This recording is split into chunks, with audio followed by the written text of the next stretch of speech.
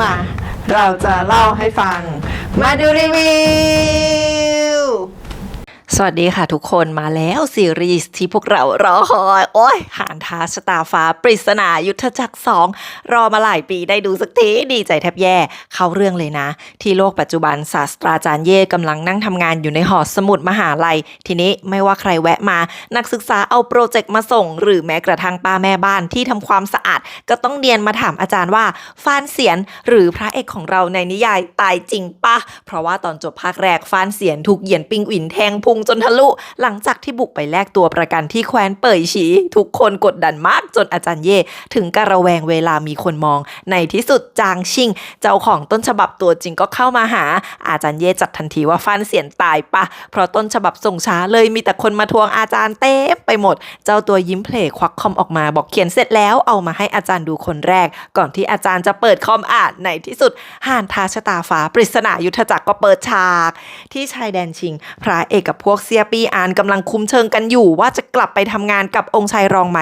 แล้วเหยียนปิงอินก็เปลี่ยนใจเอาดาบแทงพระเอกจากข้างหลังทะลุสายตาแข็งกร้าวบอกว่านี่คือสิ่งที่ตัวเองเลือกพระเอกเป็นคนมาเซฟเหยียนปิงอินคนของหน่วย4สำนักตรวจสอบหลังโดนจับได้ที่แคว้นเป่ยฉีแล้วก็เสนอให้ร่วมมือกันยึดอำนาจคืนแต่เหยียนปิงอินกลับแทงพระเอกทะลุจนพระเอกล้มลงไปนอนกองกับพื้นอาจารย์เย่อ่านแล้วถึงกับอึ้งว่าพระเอกก็ตายเหรอแต่จางชิงคนเขียนบทพูดลอยๆว่าบทพระเอกจะตายง่ายๆได้ยังไงที่แคว้นชิงกงตะโกนรายงานข่าวเรื่องพระเอกตายเต้ถึงกับเสียกิริยาวิ่งออกมาเสื้อผ้าหลุดรุ่ยลุงเฉินผิงหัวหน้าสำนักตรวจสอบที่ได้ข่าวแล้วก็ตกใจจนร่วงลงจากรถเข็นสั่งให้รีบไปรวมคนของสำนักตรวจสอบมาเดี๋ยวนี้ข่าวพระเอกทำพ่อทูลหัวทุกคนเสียจริตกันไปหมดแล้วข่าวบอกว่าพระเอกป่วยหนักจนตายกลางทางถูกเผาไปแล้วเต้โมโหมากเรียกเฉินผิงมาเข้าเฝ้าส่วนเฉินผิงก็บอกเหยียนรั่วไห่หัวหน้ากอง4พ่อของหยวนปิงหวินว่าพระเอกตายแล้วอาจจะเกิดเรื่องร้ายแรงขึ้นได้ให้ทุกคนรอตัวเองอยู่นี่ซึ่งข้างหลังก็กำลังรวมพลกันอย่างสับสนแบบไม่รู้ว่าเกิดอะไรขึ้น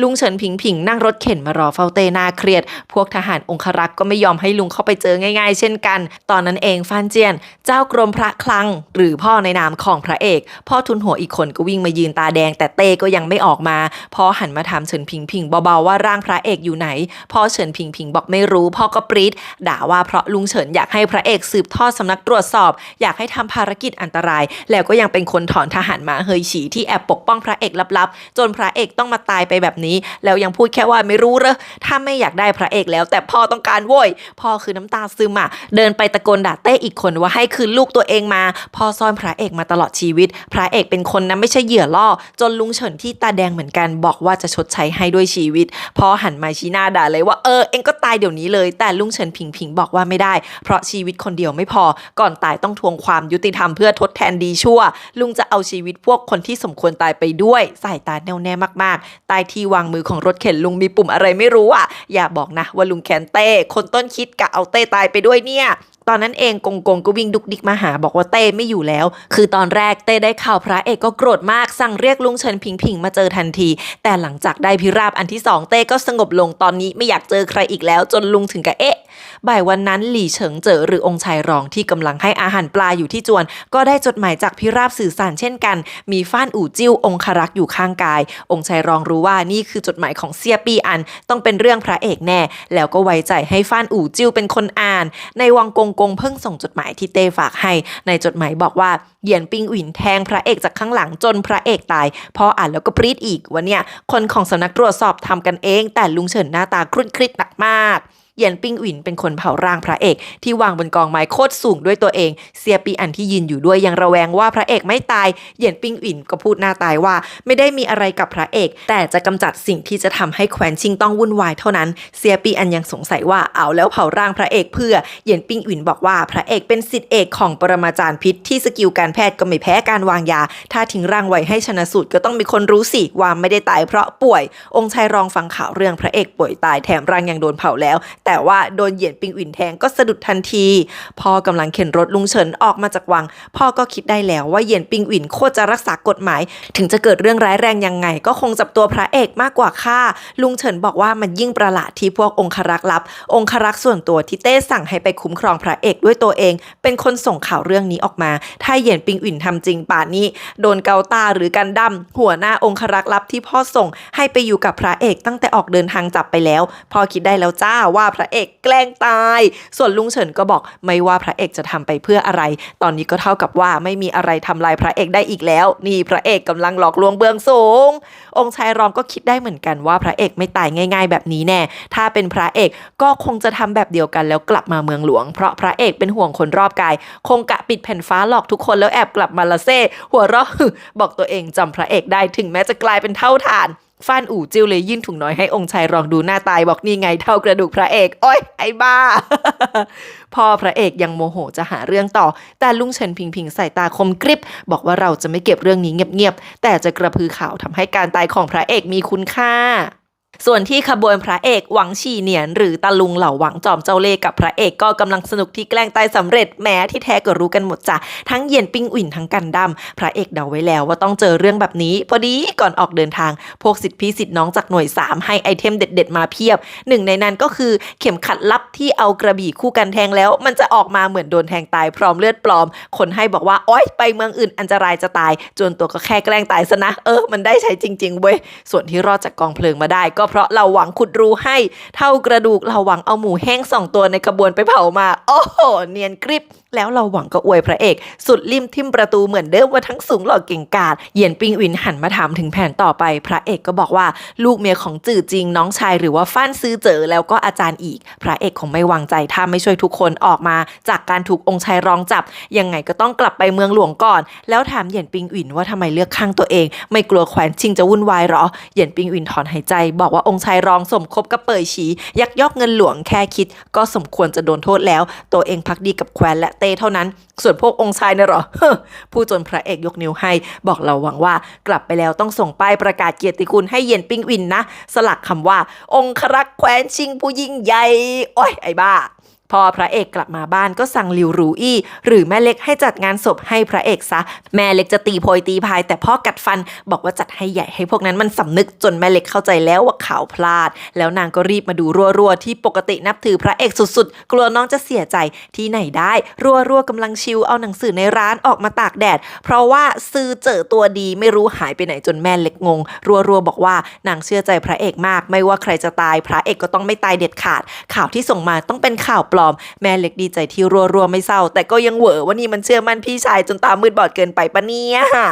พระเอกกับเราหวังปลอมตัวเข้าเมืองแล้วก็เห็นชาวบ้านกำลังจ่ายตังค์จุดธูปไหว้ป้ายวิญญาณใครสักคนอยู่นอกเมืองเลยแซะกันใหญ่ว่าสงสัยคนตายจะดังจัดคนมาเข้าคิวแถมยังมาตั้งป้ายกราบไหว้นอกเมืองได้ด้วยพอเราหวังเข้าไปเช็คก็ดันไหว้ป้ายวิญญาณพระเอกกันอยู่แบบว่าก่อนหน้านี้พระเอกท่องกลอนออกมามากมายเป็นเสาหลักนักปราชญ์ของแคว้น มีคนออกมาตะโกนว่าจุดนี้พระเอกเข้าเมืองมาพบรักด้วยนะจ่ายเงินกราบไหว้รับรองดวงความรักรุ่งก็มีคนแห่ไปจ่ายตังค์รับจบเป็นจุดเช็คอินแล้วหนึ่งพอเข้ามาในเมืองก็ยิ่งไปกันใหญ่จ้าถึงจะติดผ้าข่าวมากมายแต่บรรยากาศคลึกครื้นยิ่งกว่าตรุษจีนมีคนเอาของมาโม้ว่าเกี่ยวกับพระเอกมาขายเพียบรวมบทกวีลายเซ็นถุงเครื่องหอมสูตรลับไปยันตอนจบของเรื่องห่อแดงทั้งที่พระเอกยังไม่ออกตอนจบเลยเว้ยพระเอกถึงกับคิดหนักว่าองค์ชายรองคิดจะทำอะไรเพราะการตายของตัวเองเป็นความลับนี่นาทำไมคลึกครื้นกันขนาดนี้พ่อเองจัดให้แกแล้วเราหวังก็พาพระเอกมาบ้านลับที่แอบขุดอุโมงค์ต่อกับบ้านหลักเอาไว้แถมทางเข้าออกบ้านนี้ก็ต่อตรงกับถนนที่ออกนอกเมืองได้ทุกทิศทางถ้ามีปัญหาก็หนีสบายเราหวังนี่นะลูกเล่นแพรวๆตลอดองค์ชายรองก็นั่งรอจับพระเอกอยู่เหมือนกันถ้าเกิดจับพระเอกได้ขึ้นมาพระเอกจะโดนข้อหาหลอกลวงเบื้องสูงไปเต็มๆฟ้านอู่จิ้วไปวางกับดักล่อพระเอกรอบบ้านเหล่าหวังแล้วเพราะพระเอกไม่มีพวกอื่นนอกจากเหล่าหวังถ้ากลับไปสำนักตรวจสอบก็ยิ่งโดนจับถึงตอนนั้นก็รู้แล้วจ้าว่าใครจะเป็นคนชนะองค์ชายรองหน้าตาก็มั่นเกิ นส่วนเราหวังค่อยๆย่องกลับบ้านคืนนั้นหน้าตายิ้มแย้มบอกดีใจที่กลับบ้านแล้วแต่พอโผล่จากบ่อน้ำก็เจออีโต้บินพร้อมอาวุธลับอย่างเยอะ ก็คือเราหวังจัดไว้เองลานบ้านนี่คือจัดเต็มจนพระเอกโดดเกาะหลังเราหวังไปดีกว่าอ้อยฉันขำไม่ไหวพระเอกบอกว่ากลับไปบ้านเดิมกันดีไหมอยู่นั่นก็ได้นะแต่เราหวังบอกว่าจะถามเรื่องลูกเมียจืดจริงที่เมียตัวเองเป็นคนดูแลแล้วก็คิดถึงลูกสาวที่ไม่ได้เจอมานานแล้วโถตอนเช้าพระเอกตกใจตื่นเพราะลูกสาวตัวน้อยของเหล่าหวังเดินตาแป๋วมาปลุกเด็กน้อยอายุ5 ขวบเองน่ารักมากๆพระเอกเดินมาเจอเมียเหล่าหวังคำนับให้ก็รีบบอกว่าตัวเองนับเหล่าหวังเป็นพี่ชายไม่ต้องคำนับให้แล้วพระเอกก็ควรเรียกนางว่าพี่สะใภ้ด้วยเมียเหล่าหวังบอกว่าเหล่าหวังออกไปแต่เช้าเพิ่งจะบอกนางว่าพระเอกก็มาเลยทำได้แค่ข้าวต้มซาลาเปาง่ายๆสาวน้อยบอกว่านางชื่อว่าป้าปาพระเอกก็ตกใจทำไข่หลุดมือนึกว่าสาวน้อยกวนตีนใส่พอเมียเหล่าหวังถามเรื่องที่พระเอกมีความสัมพันธ์มากมายในเมืองพระเอกก็ตกใจอีกรอบยกมือสาบานว่าเฟกนิวส์ล้วนๆมีแต่เรื่องนางเอกเท่านั้นที่เป็นเรื่องจริงคือเมียเหล่าหวังมีชื่อเสียงว่าดุมากน้องปาป้าชักโมโหที่พระเอกทำไข่หลุดมือ2 รอบแล้วนะพอน้องปาป้าเผลอคุยกับพระเอกตอนกินก็โดนแม่ดุพระเอกก็นอยกลัวโดนทำโทษไปด้วยโอ้ยกินข้าวเสร็จพระเอกจะรีบลุกไปช่วยล้างจานเมียเหล่าหวังก็ยิ้มเย็นบอกว่าพระเอกบอกเหล่าหวังไว้ใช่ไหมว่าจะจ่ายค่าเช่าถ้างั้นก็ไม่ต้องทำงานพวกนี้แล้วให้ป้าปาอยู่คุยเป็นเพื่อนพระเอกเด็กน้อยหลอกล่อจนทำให้แม่ยอมทำเมนูหมู3 ชั้นหาว่าพระเอกชอบทั้งที่ตัวเองอยากกินเถอะแม่หนูเหยียนรั่วไห่ขังตัวเองในคุกตามน้ำเพราะข่าวที่เหยียนปิงอิ๋นแทงพระเอกตายลุงเฉินผิงผิงก็เอาข้าวมานั่งกินด้วยกันในคุกคุยกันเรื่องที่พระเอกแกล้งตายแต่ก็กลับมาที่สำนักตรวจสอบอย่างเปิดเผยไม่ได้เพราะเท่ากับหลอกลวงเบื้องสูงโทษเท่ากับตายเช่นกันเหยียนรั่วไห่บอกว่าพระเอกมีแต่ตายกับตายเฉินผิงผิงยังจะมีอารมณ์มากินข้าวต้มกับตัวเองอีกลุงเฉินบอกว่าทำไปหมดทุกอย่างที่ทำได้แล้วพระเอกต้องช่วยตัวเองเท่านั้นแล้วคราวนี้ไม่งั้นเหยียนรั่วไห่คงต้องอยู่ในคุกไปตลอดแถมยังหัวเราะเบาๆเหยียนรั่วไห่ถามอย่างจริงจังว่าถ้าพระเอกตายจริงลุงจะทำไงคราวนี้ลุงก็ตายแข่งเลยบอกว่าถ้าพระเอกตายจริงถ้างั้นก็มีอีกหลายคนที่ต้องตายตามพระเอกไปแน่นอนพระเอกนั่งขีดเขียนวาดเล่นอยู่จนป้าปาที่นั่งรอเล่นด้วยชักหน้าบูดเหล่าหวังปีนบ่อขึ้นมาหลังออกไปทำงานเมียเหล่าหวังเลยมาพาป้าปาออกไปก่อน2 พ่อลูกทักทายกันน่ารักน่าเอ็นดูไปหมดเหล่าหวังหันมาหยิบห่อผ้าอันเบิ่มส่งให้ส่วนพระเอกก็เก็บกระดาษที่เพิ่งวาดเข้าอกไปเหล่าหวังเล่าว่าข่าวเรื่องการตายของพระเอกแพร่สะพัดไปทั่วแบบนี้ชักจะไม่ดีแล้วนะพระเอกจะบอกเต้ว่าไงที่ไม่ตายจะโดนโทษหลอกลวงเบื้องสูงหัวขาดเอาพระเอกบอกว่ารู้แล้วเตรียมตัวไว้แล้วเหมือนกันบอกให้เหล่าหวังไปตามสืบเรื่องเมียกับลูกจื่อจริงต่อก่อนจะถือห่อผ้าบอกว่าจะไปหาเต้ด้วยตัวเองหน้าตามุ่งมั่นเหล่าหวังช็อกรีบห้ามเพราะกลัวพระเอกพาตัวเองไปตายแต่พระเอกไม่สนใจเลยบอกว่าไม่มีอะไรจะเสียก็ต้องลองไปดูแล้วหันมาบอกเหล่าหวังอีกว่าถ้าตัวเองตายจริงให้เหล่าหวังรีบหนีออกจากเมืองหลวงไปซะอยู่ที่นี่ไม่สนุกหรอกก่อนจะปีนลงบ่อไปเลยเหล่าหวังห่วงมากบอกเมียว่าพระเอกเนี่ยโคตรฉลาดแต่เลือกทางตายอ่ะแล้วพระเอกก็ปีนกำแพงวางใส่ผ้าปิดปากกลางวันแสกๆแล้วก็คือโดนจับทันทีค่ะแกจะให้โดนจับใช่ไหมแล้วยังขอพบโฮ่กงกงหัวหน้าขันทีคนสนิทเต้อีกตั้งห่างกงกงมาเห็นหน้าพระเอกก็เกือบเป็นลมรีบพาพระเอกออกมาพอรู้ว่าพระเอกอยากเข้าไปหาเต้ก็บอกว่าไม่ได้เด็ดขาดเพราะตอนนี้เต้โมโหมากถ้าพระเอกเข้าไปเจออาจตายได้ดีไม่ดีจะพากงกงตายไปด้วยตอนนี้ก็ให้ใส่ผ้าปิดปากซะมาทางไหนก็กลับไปทางนั้นก่อนกงกงจะวิ่งดุกหนีไปเลยพระเอกกำลังยืนอึ้งลุงเฉินผิงผิงก็เข็นรถเข็นออกมาพอดีพระเอกเลยเดินเข้าไปหาลุงมองพระเอกหัวจรดเท้าแล้วก็บอกว่าแกล้งตายหลอกลวงเบื้องสูงแบบนี้มันโง่มากแหมลุงก็โกรธไงแต่พระเอกส่วนทันทีว่าไม่งั้นจะให้ทำไงตอนที่มีคนกำลังมีอันตรายตัวเองรอไม่ได้หรอกถามว่าลุงเฉินผิงผิงอยากจะเอาชีวิตตัวเองด้วยเลยไหมตอนนี้ใครๆก็บอกว่าไปหาเตต้องตายแน่บอกให้หนีออกนอกเมืองไปซะลุงเฉินผิงผิงบอกว่าทำงั้นก็เท่ากับส่งตัวเองไปตายอยู่ดีพระเอกส่วนทันทีว่าพูดงี้ก็แปลว่าไม่มีทางไหนรอดอยู่แล้วลุงหันมาเผชิญหน้าบอกว่าใช่ดังนั้นพระเอกต้องเสี่ยงชีวิตไปเจอเต้สักครั้งลองยอมตายสักทีถ้าเต้ยอมไว้ชีวิตอาจจะมีทางรอดก็ได้แล้วก็น่าเศร้าบอกว่าจะลองพูดกับเต้ให้แต่พระเอกจะรอดไหมก็ไม่มั่นใจนะแล้วลุงก็เข็นรถมาใกล้ๆบอกว่ารู้ว่าตอนนี้พระเอกไม่ไว้ใจซึ่งก็ดีแล้วถ้าพระเอกเชื่อใจลุงอย่างไรเงื่อนไขพระเอกก็จบเฮแต่ตอนนี้พระเอกไม่มีทางเลือกอื่นก่อนลุงจะเข็นรถจากไปพระเอกเรียกลุงไว้หยิบเอาจดหมายมาฝากลุงให้ไปให้เต้ แต่พอจะเปิดลุงเฉินผิงผิงก็ห้ามบอกตัวเองไม่ต้องการรู้ว่าพระเอกเขียนอะไรพระเอกบอกว่าเซียวเอินเปิดเผยเรื่องวิหารเทพก่อนตายแต่ลุงบอกปัดทันทีว่าถ้าเต้ไม่ถามก็ไม่ต้องพูดถึงแล้วก็จำไว้ให้ดีว่าตราบใดที่พระเอกยังไม่มั่นใจว่าจะรอดปลอดภัยกลับมาได้ก็ไม่ต้องมาหาลุงเฉินผิงผิงอีกไม่ว่าใครที่พระเอกอยากจะรักษาชีวิตลุงก็จะไม่ช่วยให้คิดซะว่าไม่มีพันธมิตรที่เมืองหลวงนี้พระเอกเหลือตัวคนเดียวเท่านั้นพระเอกถามว่าถ้างั้นตัวเองจะไปที่อื่นก็ไม่ได้ใช่ไหมลุงบอกว่าอยากกลับไปสกุลฟ้านหรือมาหาลุงที่เหลือก็ให้พระเอกตัดสินใจเอาเองแล้วคราวนี้ลุงก็ไปจริงๆแล้วลุงเฉินมาเข้าเฝ้าเต้ที่นั่งซึมอยู่บนเตียงลุงบอกว่ามีข่าวดีมาบอกการตายของพระเอกทำให้เรื่องบทกวีและนักปราชญ์ของแคว้นถูกกระพือขึ้นมาอีกแล้วทำให้พวกบัณฑิตมีแรงบันดาลใจจะสร้างสรรค์ผลงานสืบต่อต้องเอาชนะเป่ยฉีในเรื่องวรรณกรรมได้แน่นอนยินดีกับเต้ด้วยเต้ฟังแล้วหนวดกระดิกบอกว่าฟังมาทั้งหมดพระเอกตายก็สมควรแล้วงั้นสิลุงเลยบอกว่าพระเอกหลอกลวงเบื้องสูงต้องโดนโทษตายอยู่แล้วแต่ถ้าพระเอกยังมีชีวิตอยู่พวกบัณฑิตทั่วลาก็เห็นพระเอกเป็นครูวรรณกรรมคนต่อไปพวกบัณฑิตที่เป่ยฉีก็เช่นกันจะว่าไปข่าวเรื่องการตายของพระเอกอาจจะพลาดก็ได้กงที่ฟังอยู่พยักหน้าตามงึก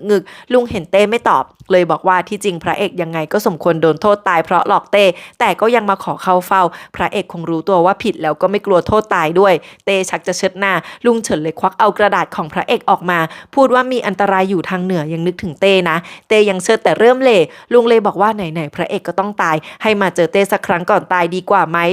กงรู้งานไปรับกระดาษมาวางไว้ข้างๆเต้ถามว่ามีอะไรอีกไหมลุงก็เลยขอตัวกลับเต้แกล้งทำเป็นไม่แคร์แต่พอลุงออกไปก็หยิบกระดาษพระเอกมาดูซึ่งที่จริงพระเอกเขียนคือแบบร่างเครื่องจักรอะไรสักอย่างแต่กรอกตาดูแล้วก็ฮึเสียงดังเอาเต้เอาไงเนี่ยในที่สุดพระเอกก็ได้เข้าเฝ้าพระเอกเดินมาหน้าตาจริงจังมาถึงก็คุกเข่าตะโกนเสียงดังเลยจ้าบอกว่ามีโทษหลอกลวงเบื้องสูงสมควรตายเป็นพันครั้งดรามาว่าเติบโตมาจากตันโจไม่มีอะไรมาถึงเมืองหลวงได้ดิบได้ดีเพราะความไว้ใจของเต้ตอนออกไปทำภารกิจก็เตรียมตัวตายไว้แล้วไม่ว่ายังไงก็จะไม่ยอมผิดต่อความไว้ใจของเต้เด็ดขาดที่มาขอพบวันนี้ก็เพื่อจะรายงานเรื่องที่ตัวเองไปสืบได้ที่เป่ยฉีบอกว่าพระคณิษฐาหลี่หวินรุ่ยกับองค์ชายรองสมคบกับพวกเป่ยฉีลับๆอาจจะก่อกบฏระหว่างทางกลับคนขององค์ชายรองเอาครอบครัวพี่น้องมาข่มขู่ให้ยอมแพ้และไปเข้าพวกด้วยพระเอกไม่มีทางอื่นนอกจากแกล้งตายหนีมาดราม่าเล่นใหญ่แต่เต้คือกริบพระเอกล็อกแรกจำได้ว่าลุงเฉินพูดว่าถ้าเต้ไม่ถามเรื่องวิหารเทพก็ไม่ต้องพูดถึงแต่พระเอกยกขึ้นมาพูดเลยค่ะบอกว่าก่อนตายเซียวเอินพูดถึงวิหารเทพด้วยว่าอยู่ทางเหนือของเป่ยฉีคราวนี้เต้ที่นอนอยู่ลุกขึ้นมามองพระเอกจากในกระจกเลยก่อนจะล้มลงไปนอนใหม่พระเอกดราม่าต่อบอกว่าพูดหมดแล้วต่อไปก็ขอไปรับความตายเสียดายแค่ไม่ได้รับใช้เต้กับแคว้นต่อพูดซะยาวแต่สุดท้ายเต้ตะโกนด่าว่าใส่หัวไปอ้าวรอดซะงั้นว่ะแล้วพระเอกก็ไปหาราชทายาทต่อพวกองครักษ์เห็นแล้วเตรียมบุกมาฆ่าแต่รัชทายาทก็ด่าว่าไซหัวไปอีกคน รัชทายาทมองพระเอกหัวจรดเท้าบอกว่าไปทำงานอยู่เป่ยฉีไม่ใช่หรอโผล่มาที่นี่ได้ยังไงพระเอกมองบ่นว่าไม่ต้องเล่นใหญ่ข้างนอกแขวนผ้าขาวให้ตัวเองทั้งเมืองอย่ามาเนียนไม่รู้เรื่องรัชทายาทบอกว่าได้ไงการโนสนโนแคร์คือการเป็นรัชทายาทที่ดีอ้อยใครบอกแกพระเอกบอกว่ายืนอยู่ต่อหน้าพูดอยู่เปล่าๆเนี่ยไม่เห็นหรอรัชทายาทยังทำตลกบอกกำลังหูหนวกตาบอดด้วยพระเอกก็เลยดึงหูมาตะโกนใส่ว่าตัวเองต้องแกล้งตายกลับมาเพราะหลี่หวินรุ่ยกับองค์ชายร้องสมคบกับพวกเป่ยฉีลักลอบแฮปเงินหลวง2คนนั้นมันไม่ใช่ตัวดีโว้ยคราวนี้รัชทายาทอึ้งสายตาเปลี่ยนเลยบอกว่าเป็นไปไม่ได้ที่หลี่หวินรุ่ยจะไปเข้าพวกกับองค์ชายร้องถามว่าพระเอกมีหลักฐานเหรอพระเอกบอกว่าได้ข้อมูลมาจากเซินจงหัวหน้าองครักษ์ของเป่ยฉีและที่เมืองฉือเจียชายแดนแคว้นเป็นที่ที่เป่ยฉีลักลอบส่งของบอกให้ไปตามสืบเอาจากพ่อค้าที่เมืองนั้นก็รู้ความจริงแล้วจนรัชทายาทยอมเลิกเล่นบทคนโง่จะส่งคนไปสืบจริงๆพอพระเอกบอกว่ายังต้องอยู่เมืองหลวงต่อรัชทายาทก็ยังใจดีบอกให้มาแอบที่จวนตัวเองก็ได้แต่พระเอกบอกว่ามีธุระอื่นต้องไปทำอยากให้องค์ชายรองรู้เรื่องที่เราเป็นพันธมิตรกันล่ะส่วนพวกองครักษ์ที่เห็นพระเอกแล้วเนี่ยรัชทายาทจะสั่งขังเอาไว้ชั่วคราวก็แล้วกันเฮ้ยไม่อยากจะเชื่อว่าวันหนึ่ง2คนนี้จะมาจับมือกันได้ภาคที่แล้วหึมห้ำใส่กันแทบตายพอพระเอกไปแล้วรัชทายาทก็เดินออกมาเรียกองครักษ์ทุกคนมาหาเดินเข้าไปตบบ่าสังวาทุกคนรับใช้ตัวเองมาหลายปีอนุญาตให้ตายอย่างสภาพศพครบก็แล้วกันเพราะพวกนี้เห็นพระเอกแอบมาหารัชทายาทแล้วโอ๊ยพี่แค่แกล้งโง่แต่ที่จริงน่ากลัวใช่ไหมอ่ะ พอพระเอกกลับมาเหล่าหวังก็แตกตื่นมากที่พระเอกทั้งไปโผล่ที่วังแถมยังไปหารัชทายาทอีกรีบลากพระเอกบอกให้หนีออกนอกเมืองกันเดี๋ยวนี้เพราะแบบนี้ไม่ต้องพูดถึงลูกเมียจื่อจริงลูกเมียฉันก็จะอันตรายไปด้วยพระเอกบอกว่าตอนนี้ไม่มีเวลาแล้วถ้าพวกคณะทูตกลับมาถึงเมืองหลวงจะยิ่งลำบากแก้ตัวยากเหล่าหวังก็ยังโมโหไม่หายถามว่ารัชทายาทจะช่วยฟื้นคืนชีพพระเอกได้ยังไงพระเอกบอกไม่ใช่แบบนั้นคือใช้รัชทายาทไปสืบเรื่องขโมยของหลวงขององค์ชายรองส่วนเราสองคนก็รับผิดชอบเรื่องลูกเมียจื่อจริงพอได้เรื่องทั้งคู่แล้วเราถึงกลับไปฝ่ายการทูตได้แต่ถ้าเลวร้ายที่สุดก็แค่ตายกันหมดนี่แหละเราหวังรายงานว่าไปสืบมาแล้วอาจารย์พระเอกออกไปทำภารกิจนอกเมืองน่าจะเซฟส่วนฟ้านซือเจ๋อน้องชายพระเอกก็ยุ่งมากออกแต่เช้ากลับบ้านมืดๆค่ำๆทุกวันไม่มีใครรู้ว่ากำลังทำอะไรอยู่แต่ดูแล้วก็ไม่น่าถูกข่มขู่แต่เมียกับลูกจื่อจริงนี่สิมีคนเห็นว่าถูกพาไปหอคณิกาชื่อว่าหอเป้าอี้พระเอกฟังแล้วโกรธจัดเลยอะลุงเฉินไปหาเหยียนรั่วไหที่ยังไม่ยอมออกจากคุกแต่สั่งคนขนข้าวของตัวเองเข้ามาทำงานที่นี่บอกไม่รู้ต้องอยู่อีกนานไหมอ้อยลุงเฉินพิงบอกว่าคงไม่นานเพราะมีคนเข้าไปหาเต้แล้วเหยียนรั่วไหรู้ทันว่าพระเอกแน่ๆลุงเฉินบอกว่าเต้อยากให้พระเอกฟื้นคืนชีพอย่างสมเกียรติเหยียนรั่วไหก็ลุกมานั่งหน้าเครียดบอกว่าพระเอกเหลือเวลาไม่มากแล้วเพราะถ้าคณะทูตกลับถึงเมืองหลวงฝุ่นหายตลบพระเอกก็หมดโอกาสซึ่งตอนนั้นกันดำก็กำลังเดินทางกลับมีเซี่ยปี้อันซุ่มสังเกตการอยู่ตลอดลุงเฉินเล่าให้เหยียนรั่วไหฟังว่าเต้เป็นคนสั่งประกาศการตายของพระเอกเองเพราะอยากให้คนที่ตามเก็บพระเอกได้เห็นว่าถ้าพระเอกตายเนี่ยยังกับว่าทั้งเมืองมาจัดงานไว้อาลัยให้ปรมาจารย์จวงยังส่งต่อสมบัติหนังสือทุกอย่างให้พระเอกนี่คือสัญลักษณ์ของโลกแห่งนักปราชญ์วรรณกรรมเต้ยังตั้งใจเตือนพระเอกด้วยว่าทำอะไรล้ำเส้นเกินไปหน่อยแล้วเหยียนรั่วไหขำถามว่าพระเอกจะเข้าใจเร่อแต่ลุงเฉินผิงบอกว่าพระเอกอาจจะเข้าใจแต่คงไม่มีวันทำตามแน่นอน ทั้งองค์ชายรองทั้งลุงเฉินต่างก็รู้กันหมดว่าถ้าพระเอกจะเคลื่อนไหวต้องไปโผล่ที่หอเปาอีแน่นอนแต่ลุงจะไปแอบช่วยก็ไม่ได้เพราะเต้จับตาดูอยู่เหยียนรั่วไหลุกมาถามว่าใครอยู่เบื้องหลังหอนี้ลุงเฉินก็ยิ้มแบบน่ากลัวอีกแล้วซึ่งที่หอนี้ไม่ใช่ว่าใครจะเดินเข้าไปก็ได้แต่ต้องมีบัตรเชิญแบบลิมิเต็ดพระเอกเซ็งบ่นว่าต้องมีเมมเบอร์ชิพสินะจนเหล่าหวังงงแต่โชคดีที่หอนี้กำลังจะจัดงานรำลึกถึงนักกวีผู้ล่วงลับหรือก็คือพระเอกนั่นแหละซึ่งก็คือการตั้งโต๊ะจัดประกวดมีกรรมการลงคะแนนใครเรียนแบบท่าทางพระเอกเหมือนจนกรรมการให้ผ่านถึงจะได้ป้ายเข้าหอเป้าอี้ไปจัดโชว์แล้วแต่ละคนก็เพี้ยนจัดพระเอกกลับมานั่งหน้านิ้วคิ้วขมวดบอกเหล่าหวังว่าถ้าโผล่เข้าไปตอนนี้น่าจะเป็นกับดักซะมากกว่าเมียเหล่าหวังที่นั่งทำงานบ้านอยู่ข้างหลังนี่ก็ดูจัดเหล่าหวังยังหงอเลยนะแต่พอพระเอกบ่นว่าอยากรู้ว่าใครอยู่เบื้องหลังหอนี้เหล่าหวังก็บอกว่าต้องไปสืบดูก่อนแต่เมียเหล่าหวังบอกทันทีว่าหยวนเมิงเป็นไงล่ะเมียรู้หยวนเมืองที่ดูแลหอนี้เคยเป็นอดีตตัวท็อปดังมาก่อนซือหลี่อีกพระเอกถึงกับอึ้งเมื่อรู้ว่าเมียเราหวังรู้เรื่องหอนางลมด้วยแต่หยวนเมืองเป็นแค่คนดูแลส่วนเจ้าของที่แท้ทรูไม่มีใครรู้ถ้าอยากรู้เรื่องเมียลูกจื่อจริงคนในนั้นอาจจะรู้เห็นก็ได้มีสาวคนหนึ่งที่เราหวังสนิทด้วยพูดแค่นี้เราหวังถึงกระทำจอกชาร่วงรีบบอกพระเอกว่าไม่จริงเอาชื่อเสียงเป็นประกันแล้วหยิบชาอีกจอกจะไปเอาใจเมียแต่เมียเราหวังพูดต่อว่าคนนั้นชื่อซางเหวินเราหวังก็ทำจอกชาร่วงอีกแก้ว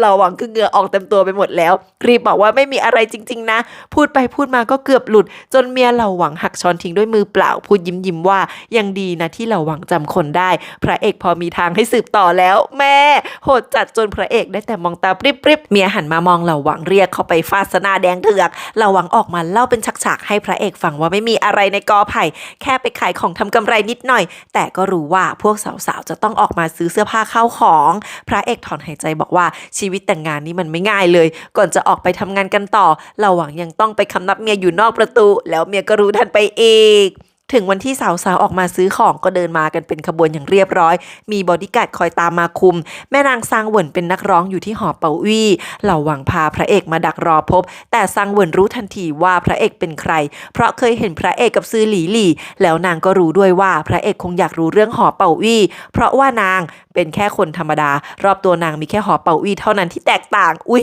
น้องทั้งสวยทั้งฉลาด ซางเหวินบอกว่าที่นี่เพิ่งเปิดได้ไม่นานแต่กลับดึงตัวดาวเด่นมาได้มากมายทั้งที่ทุกคนย่อมมีแบ็คแต่กลับพูดอะไรไม่ได้ต้องมาทำงานที่นี่แล้วยื่นตัวเงินที่พระเอกให้คืนไปบอกว่านางมีเรื่องขอร้องพระเอกเรื่องหนึ่งเช่นกันแต่ถ้านางช่วยพระเอกไม่ได้ก็จะมีพูดเรื่องที่ตัวเองต้องการออกมาพระเอกตกลงแล้วถามว่าใครเป็นเจ้าของแต่น้องก็ไม่รู้พระเอกก็เลยเปลี่ยนไปถามถึงแม่และเด็กผู้ชายอายุ 7-8 ขวบน้องก็บอกว่าไม่เคยเห็นเพราะถ้าถูกลักพาตัวมาอาจจะถูกขังอยู่นางก็ไม่รู้ว่าอยู่ที่ไหนแต่ไม่กี่วันก่อนนางสวนกับคนที่โดนลงโทษหนักชื่อว่าแม่นางจินนางอาจจะพอรู้พอดีพวกกาดมาตามบอกว่าหมดเวลาแล้วพระเอกก็เลยถามว่าเรื่องที่นางอยากขอล่ะพอซางเหวินรู้ว่าข้อมูลนางมีประโยชน์ก็ก้มลงคำนับถึงพื้นบอกว่านางอยากออกไปจากที่หอเป่าอี้ที่จริงนางมีเงินพอไถ่ตัวแล้วแต่แค่เงินก็ยังไม่พอไถ่ถอนตัวนางออกไปได้โอ้โหเบื้องหลังต้องมีอิทธิพลเบอร์ไหนพระเอกน่าเครียดบอกว่าให้รอตัวเองไปช่วยส่วนซางเหวินก็บอกว่าไม่รีบรอให้พระเอกฟื้นคืนชีพจริงๆก่อนก็ได้เพราะตอนนี้ใครๆก็คิดว่าพระเอกตายแล้วทั้งนั้นฟ้านอู่จิ้วกับองค์ชายรองดักพระเอกไม่ได้เลยแต่องค์ชายรองมันก็ร้ายบอกว่าช่วงเวลาที่งดงามที่สุดก็คือตอนที่ได้กลับมาพบกับครอบครัวแล้วสั่งให้อู่จิ้วไปพาตัวลูกเมียของเหล่าหวังมาทันทีจะได้ล่อพระเอกกับเหล่าหวังออกมาบ่ายนั้นเหล่าหวังหาวิธีลักลอบให้พระเอกแอบเข้าไปในขบวนส่งผักเข้าหอเป่าวี่ไปจนได้แถมยังหลบเข้าไปพร้อมกับเหล่าจีนลุงคนขายผักด้วยพระเอกจำเหล่าจีนได้เพราะเป็นหนึ่งในคนที่แสดงบนเวทีก่อนหน้านี้เพราะอยากเข้ามาที่นี่ที่แท้เหล่าจีนอยากเจอลูกสาวที่ยอมขายตัวเองแลกเงิน500 ตำลึงเพื่อเอามาใช้หนี้ผักให้พ่อ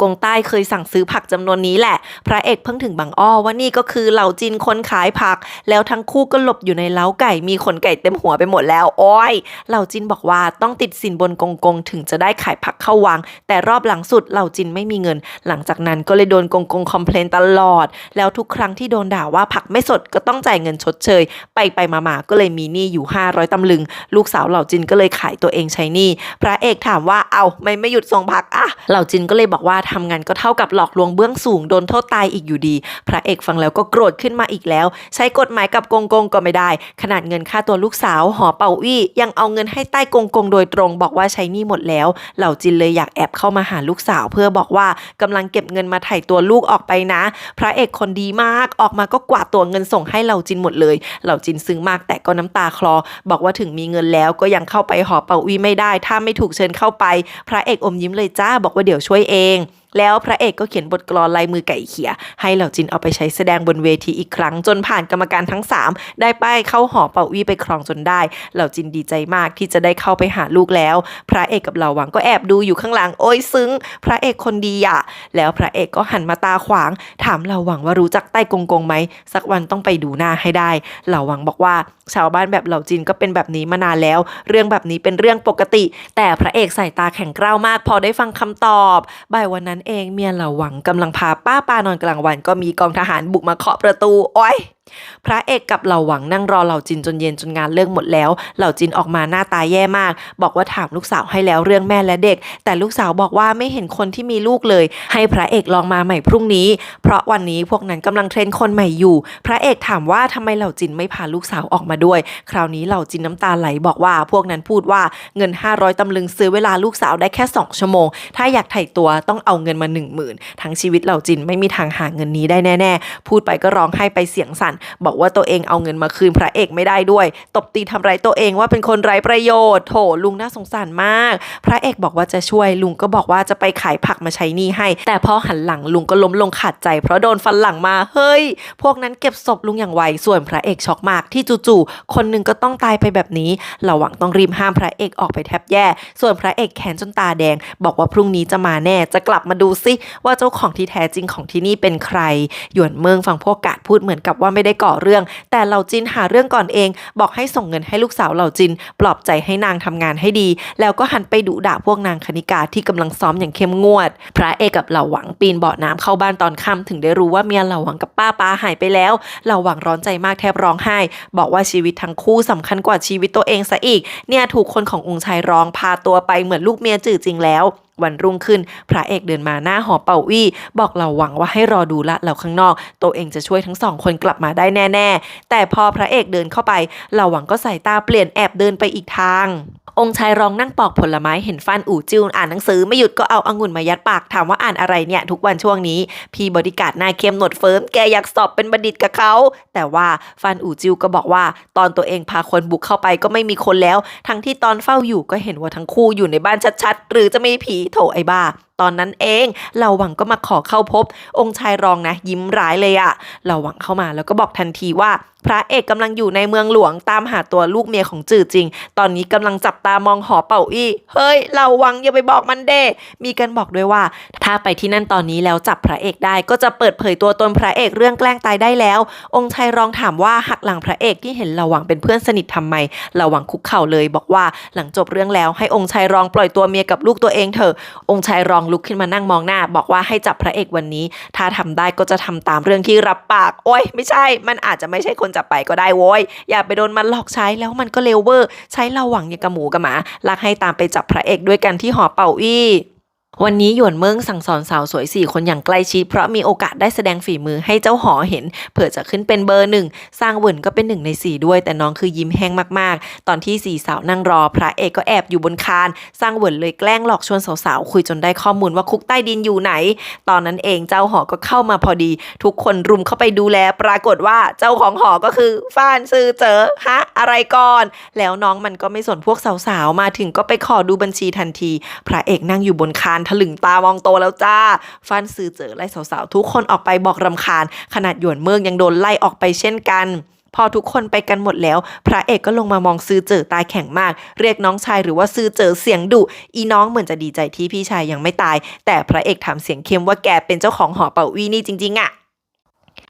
อีน้องชายก็ยังไม่รู้ตัวบอกว่าอิฐทุกก้อนหญ้าทุกต้นที่นี่เป็นของตัวเองแต่ที่บ้านไม่มีใครรู้เรื่องนี้เพราะมันกะเซอร์ไพรส์ที่ผ่านมาพระเอกไม่ยอมออกหอแดงตอนใหม่ฟานซือเจ๋อก็เลยมาสร้างธุรกิจใหม่ที่นี่คราวนี้พระเอกสติหลุดเข้าไปซ้อมน้องชายซะยับจนหน้าช้ำเลือดกำเดาไหล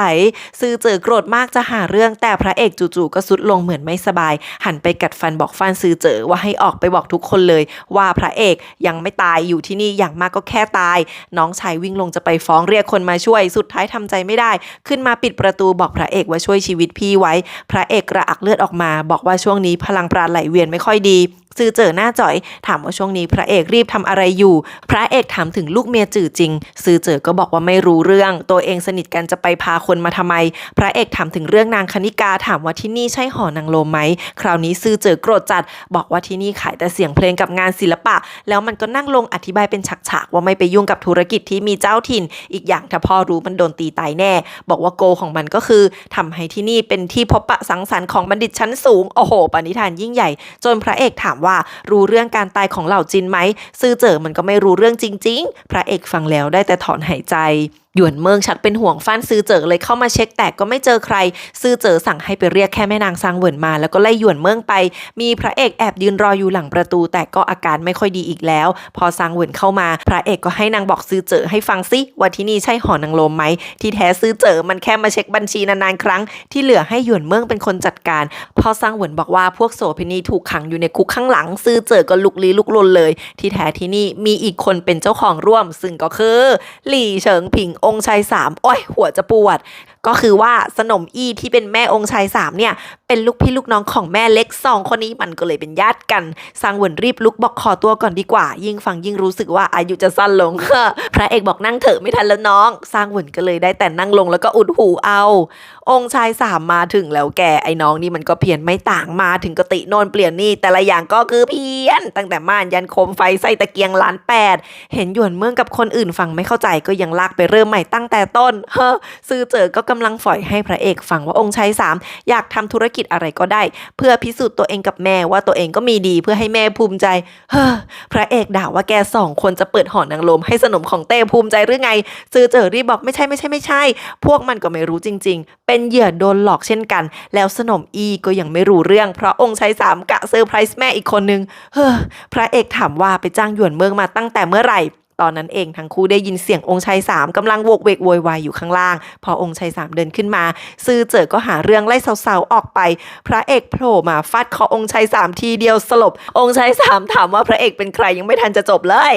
องค์ชายรองมาถึงแล้วพร้อมเหล่าหวังเห็นรถม้าอยู่หน้าหอก็เลิกคิ้วแล้วก็เรียกเหล่าหวังให้ตามไปดูพระเอกด้วยกันพาคนมาอย่างเพียบซือเจ๋อกำลังแตกตื่นว่าจะบอกองค์ชายสามยังไงที่เห็นหน้าพระเอกเข้าแล้วแต่องค์ชายรองก็บุกเข้ามาอย่างเท่เดินผมพลิ้วเข้ามากะหาเรื่องเต็มที่พระเอกสั่งให้ซือเจ๋อเปิดประตูให้องค์ชายรองเข้ามาเถอะแล้วก็ถอยไปนั่งรอพอเห็นเหล่าหวังเข้ามาก็ส่งสายตาจิกกัดให้ก่อนเลยองค์ชายรองเข้ามาก็ทักพระเอกว่าไม่เจอกันนานนะถึงจะไม่ถึงครึ่งปีแต่เหมือนหลายปีแล้วเลย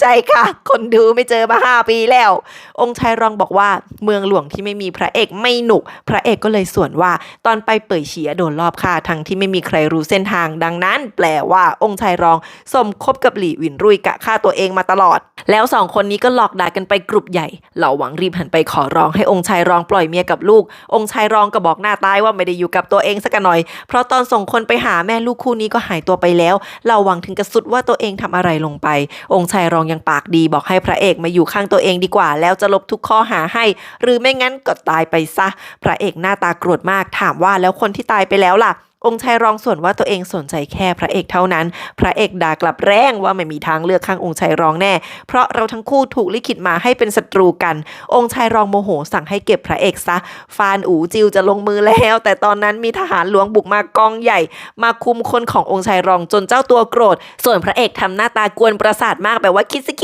ดว่าใครมารัชทายาทมาเองค่ะแต่ตอนเดินผ่านหยวนเมืองนางลบตาแปลกๆเว้ยพอรัชทายาทมาก็ทำท่าพี่น้องสามัคคีรักกันดีกับองค์ชายรองเหล่าหวังรีบหลบพระเอกยังนั่งที่เดิมแต่รัชทายาทเดินมาตบไหล่เลยค่ะนี่พี่แกแบกดีตลอดแล้วรัชทายาทก็มานั่งหน้าตายบอกว่าแค่ตามมาดูทหารทำคดีลักลอบค้ามนุษย์ที่หอนี้องค์ชายรองถามทันทีว่าอันนี้คือจะแบกให้พระเอกใช่ไหมแต่รัชทายาทบ้ากว่าบอกว่าหน้าตัวเองไม่มีใครซักคนองค์ชายรองไม่ยอมแพ้ถามว่าถ้ามันเกินควบคุมยังคิดจะปกป้องพระเอกอีกหรอแล้วคนของมันก็ชักดาบรัชทายาทบอกไม่รู้สิลองดูก็ได้นะแล้วพวกทหารหลวงก็บุกมาเยอะกว่าเว้ยรัชทายาทบอกว่าใครขัดขวางเท่ากับกบฏประหารได้ไม่เว้นองค์ชายรองกัดฟันเลยถามว่ารู้ได้ไงว่าจะมาที่นี่วันนี้ทั้งหมดนี้พระเอกกับเหล่าหวังวางแผนเอาไว้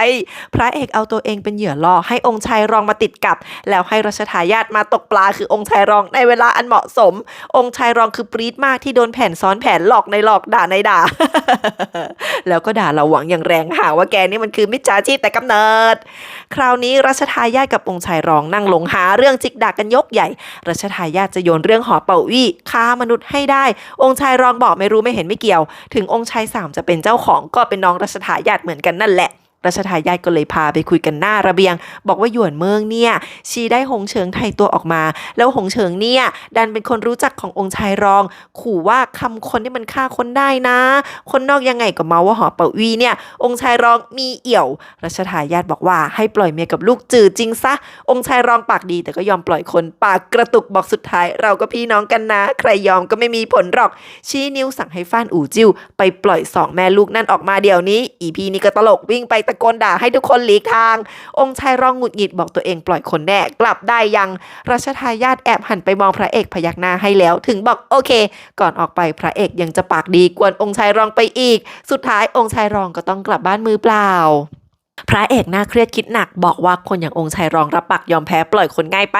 รัชทายาทบอกว่าอาจกลัวเรื่องหยวนเมืองก็ได้พระเอกบอกว่าหยวนเมืองคนนี้เป็นข้อผิดพลาดที่ใหญ่เกินไปพระเอกคิดหนักว่าองค์ชายรองส่งหยวนเมืองมาทำงานที่นี่เพื่อล่อซื้อเจอส่งจดหมายไปให้ตัวเองถึงเป่ยฉีแล้วก็จับเมียลูกจือจริงทำซะขนาดนั้นทำไมวันนี้ยอมปล่อยง่ายแบบนี้หรือว่าที่จริงแล้วองค์ชายรองมีแรงจูงใจอื่นส่วนรัชทายาทเนี่ยนะสายตาก็ไว้ใจบ่ได้เลยซึ่งตอนที่องค์ชายรองเดินออกมาหยวนเมืองก็มองตามแบบสายตามีความหมายฟ้านอู่จิ้วกลับมารายงานว่าส่งคนไปปล่อย2 แม่ลูกแล้วแต่ก็บอกว่าเราทำอะไรไม่ได้เลยนะปล่อยไปงี้จริงเดะองค์ชายรองบอกว่าตอนนี้จับพระเอกไม่ได้ก็ปล่อยไปแถมยังไม่คุ้มที่จะเอาตัวไปเสี่ยงบอกให้อดทนรอดูโชว์ของหอเป่าอีเพิ่งจะโหมโรงเท่านั้นพวกนั้นคิดว่าชนะหรอส่วนเราหวังนะหลอกตัวเองซะอยู่หมัดเลยวันนี้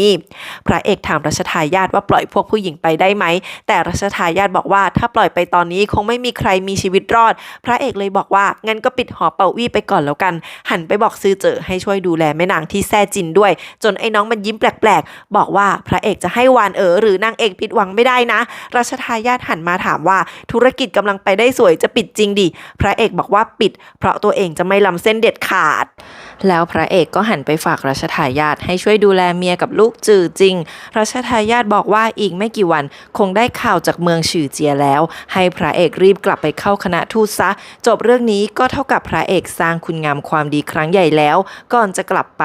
ฟ่านซือเจ๋อรีบนั่งลงเผือกบอกพระเอกว่าเรื่องขององค์ชายรองกับรัชทายาทอย่าไปยุ่งเดี๋ยวคอขาดแล้วถอนหายใจบอกว่าตอนข่าวพระเอกตายมีแต่คนส่งของมาถึงบ้านเพียบเลยพระเอกบอกว่าก็ส่งคืนไปตอนที่ตัวเองฟื้นชีพไงน้องมันก็บอกว่าได้ที่ไหนเราไม่มีใครรับคืนหรอกพระเอกงงจนเหล่าหวังบอกว่าถ้าพระเอกตายจริงพวกนั้นก็ต้องรีบส่งของมาถูกไหมแล้วถ้าไม่ตายอาจจะต้องยิ่งส่งมาเพิ่มอีกซื่อเจ๋อบ่นว่าพระเอกเนี่ยไม่รู้เรื่องไม่เหมาะจะรับราชการจริงๆพอพระเอกจะไปซื่อเจ๋อก็รีบถามว่าแล้วองค์ชายสามนี่เอาไงต่อพระเอกฟาดคอมันสลบเหมือดทีเดียวไปแล้วเนี่ยพระเอกบอกว่าก็ให้ซื่อเจ๋อจัดการเด็กไม่งั้นจะให้องค์ชายสามนั่งดูพี่ชาย2 คนทะเลาะกันหรือไงแล้วหันมาจ้องหน้าซือเจ๋อบอกว่านับแต่นี้ให้ขังตัวเองอยู่แต่ในบ้านไม่ต้องบอกใครทั้งนั้นแล้วรอตัวเองกลับมาซือเจ๋อมันก็เล่นละครเอาองค์ชายสามไปนอนที่เตียงแล้วตัวเองก็มาหลับบนโต๊ะแทนองค์ชายสามฟื้นมางงๆมันก็หลอกว่าฝันไปมันเองก็ฝันว่ามีหมา2 ตัวมาทะเลาะกันอยู่ที่นี่หลอกด่าได้ดีก่อนจะรีบส่งองค์ชายสามกลับวังเหล่าหวังกับพระเอกมาดูที่บ้านก็ยังหาเมียกับลูกไม่เจอเหล่าหวังบอกให้พระเอกรีบกลับเข้าคณะทูตไปก่อนแต่พระเอกบอกไม่จะอยู่ช่วยเหล่าหวังก่อนเหมือนกันโถพระเอกคนดีแต่ตอนนั้นเมียเหล่าหวังก็เดินออกมาจากห้องบอกว่าอยู่ในบ้านเพิ่งเอาป้าปานอนเมียเหล่าหวังเล่าว่ามีคนพาพวกนางไปปกป้องที่แท้ลุงเฉินผิงผิงส่งคนมาช่วยดูแลแล้วก็ฝากข้อความมาบอกพระเอกว่าช่วยส่งเมียกับลูกจื่อจริงไปเมืองต้านโจวแล้วถามด้วยว่าอยากเจอทั้งคู่ก่อนไหมพระเอกก้มหน้าบอกไม่ดีกว่ายิ่งอยู่ห่างตัวเองเท่าไหร่ก็ยิ่งอันตรายน้อยลงลุงเฉินรู้ว่าพระเอกต้องระแวงตัวเองหลังกลับจากเป่ยฉีแน่ๆแต่ก็จะไม่อธิบายอะไรทั้งนั้นเพราะการกระทำสำคัญกว่าคำพูดโอ้ยพระเอกหันมาหน้ามุยถามเราหวังว่าดูเฉินผิงผิงออกไหมเราหวังรีบบอกว่าโลกนี้ไม่มีใครดูผู้นำสำนักตรวจสอบออกหรอกแล้วเราหวังก็บอกลาเมียเพราะจะกลับเข้าคณะทูตกับพระเอกแล้วตอนนั้นกันดำก็กำลังหอบหิ้วโถใส่อัฐิของพระเอกไปบ่นไปแทบร้องไห้แล้วว่าพระเอกอยู่ไหนขบวนทูตจะถึงเมืองหลวงอยู่แล้วเนี่ยเสียปีอันแอบตามมาห่างๆตลอดทางเห็นแต่กันดำพูดอะไรอยู่คนเดียวแต่ไม่ได้ยินแล้วพระเอกก็ไม่โผล่มาก็เลยเลิกตามแล้วจะกลับไปหาองค์ชายรองที่บ้านพระเอกแม่เล็กก็งงว่าฟ้านซือเจ๋อทำไมเก็บตัวเงียบอยู่ในห้องหลายวันไม่ไปไหนก็เลยเข้ามาดูเองแม่ถึงก็วิ่งมาเช็คใต้เตียงในตู้เพราะนึกว่ามันเอาเสามาซ่อนซื่อเจ๋อนั่งต่อโดมิโนเล่นเซ็งๆบ่นว่าออกไปไหนไม่ได้มีคนไม่ให้ไปเกือบหลุดแล้วไหมเองพูดไปพูดมาซื่อเจ๋อก็ถามแม่ว่าพ่อพูดถึงบ้างไหมที่ไม่โผล่ไปหลายวันแม่ดันบอกว่าไม่เลยพ่อดูอารมณ์ดีมากที่มันไม่โผล่มาทำเอาซื่อเจ๋อน้อยใจบอกรู้แหละว่าพ่อไม่เคยพอใจอะไรที่ตัวเองทำหันมาถามแม่อย่างจริงจังว่าถ้าชีวิตนี้ไม่เคยทำอะไรให้พ่อภูมิใจได้สักอย่างชีวิตมันก็ล้มเหลวแล้วใช่ไหมที่จริงพ่อแอบฟังอยู่ข้างนอกส่วนแม่จับมือซื่อเจ๋อบอกว่าพ่อไม่เคยคาดหวังอะไรจากลูกเลยนะแล้วหันมาพยายามถามอีกทีว่าตกลงที่ไม่ไปไหนเนี่ยรอใครอยู่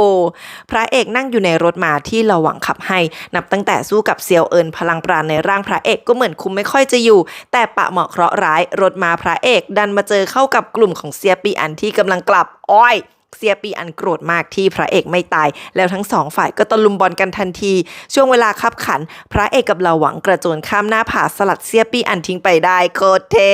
พระเอกยังหันมาบอกเซียปีอันว่าให้กลับไปรายงานองค์ชายรองว่าไปเจอกันเมืองหลวงเลยเว้ยเพราะตอนนี้ใกล้เมืองหลวงแล้วพวกเซียปีอันแอบตามคณะทูตต่อไปไม่ได้แล้วในที่สุดพระเอกกับเหล่าหวังก็กลับเข้าคณะทูตได้กันดั้มคือโคตรดีใจพระเอกเพิ่งเห็นว่าในคณะมีคนของเป่ยฉีมาด้วยคือองค์หญิงใหญ่ของเป่ยฉีก็ดันมาโดยสงานฮ่องเต้น้อยของเป่ยฉีประกาศให้มีการแต่งงานเชื่อมไมตรีกับแคว้นชิงพระเอกถามหน้าเครียดเลยว่าแต่งกับใครคำตอบก็คือองค์ชายใหญ่ที่ปกติอยู่แต่ในสนามรบพระเอกฟังแล้วก็น่าเครียดกว่าเดิมตัดภาพไปที่องค์ชายใหญ่เปิดตัวมาแบบกล้ามเป็นมัดริ้วรอยแผลทั่วร่างพี่คะจะมาดีหรือมาร้ายก่อนที่จวนองค์ชายรองก็ได้ข่าวเหมือนกันว่าองค์ชายใหญ่กำลังจะกลับเข้าเมืองหลวงแล้วมีแม่ทัพไปรับหน้าที่แทนที่ชายแดนองค์ชายใหญ่จะก ลับมาพร้อมกับองครักษ์ส่วนตัวเท่านั้นที่กลับมาทั้งที่อยู่ชายแดนหลายปีเพราะการแต่งงานกับเป่ยฉีอีก2 วันก็จะถึงเมืองหลวงองค์ชายรองยิ้มเจ้าเล่ห์ทันทีฟานอู่จิวรายงานหน้าตายว่าองค์ชายใหญ่อาจจะปะกับพระเอกก็ได้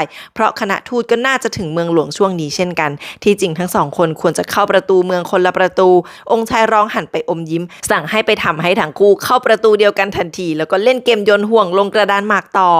คณะทูตแวะพักพระเอกก็เลยเข้ามาหาเหยียนปิงหวินที่นั่นมีแม่นางเสินน้องสาวเสินจงที่ถูกล่ามโซ่ที่ข้อเท้าอยู่ด้วยสาวน้อยคนนี้คือคนที่แอบรักเหยียนปิงหวินแล้วช่วยให้ทั้ง2 คนหนีออกมาได้เหยียนปิงหวินก็ปากบอกว่าไม่มีใจแต่ไม่ยอมฆ่านางพระเอกเข้ามาก็แซวทันทีเหยียนปิงหวินหน้าตึงบอกว่าพระเอกไม่ควรฟื้นชีพกลับมาที่แท้ตอนนี้ไม่ใช่แค่เมืองหลวงนะแต่ทั้งแคว้นชิงก็รู้ข่าวเรื่องพระเอกตายกันหมดกันดั้มแวะเมืองไหนก็มีแต่พวกบัณฑิตแย่งกันมารุมจะจ่ายตังค์ใต้โต๊ะขออัฐิพระเอกไปเป็นที่ระลึกพระเอกฟังแล้วบอกนี่มันPRชัดๆแบบนี้สำนักตรวจสอบก็ไม่น่าทำได้น่าจะเป็นฝีมือเต้เหยียนปิงหวินบอกว่าเต้คิดแล้วว่าการตายของพระเอกทำให้แคว้นชิงได้ประโยชน์พระเอกก็เลยคว้าดาบมายื่นให้เหยียนปิงหวินบอกว่าทำจริงซะเลยสิเหยียนปิงหวินทำไม่ลงแต่ก็บอกว่าไม่ใช่ตัวเองอยากเก็บพระเอกแต่พระเอกต้องตายเท่านั้นพระเอกบอกว่าตัวเองเข้าใจดีว่าต้องมีเหตุผลในการฟื้นชีพไม่งั้นก็เท่ากับหลอกลวงเบื้องสูงพระเอกคิดแล้วจู่ๆก็ถามถึงองค์หญิงใหญ่ของเป่ยฉีขึ้นมา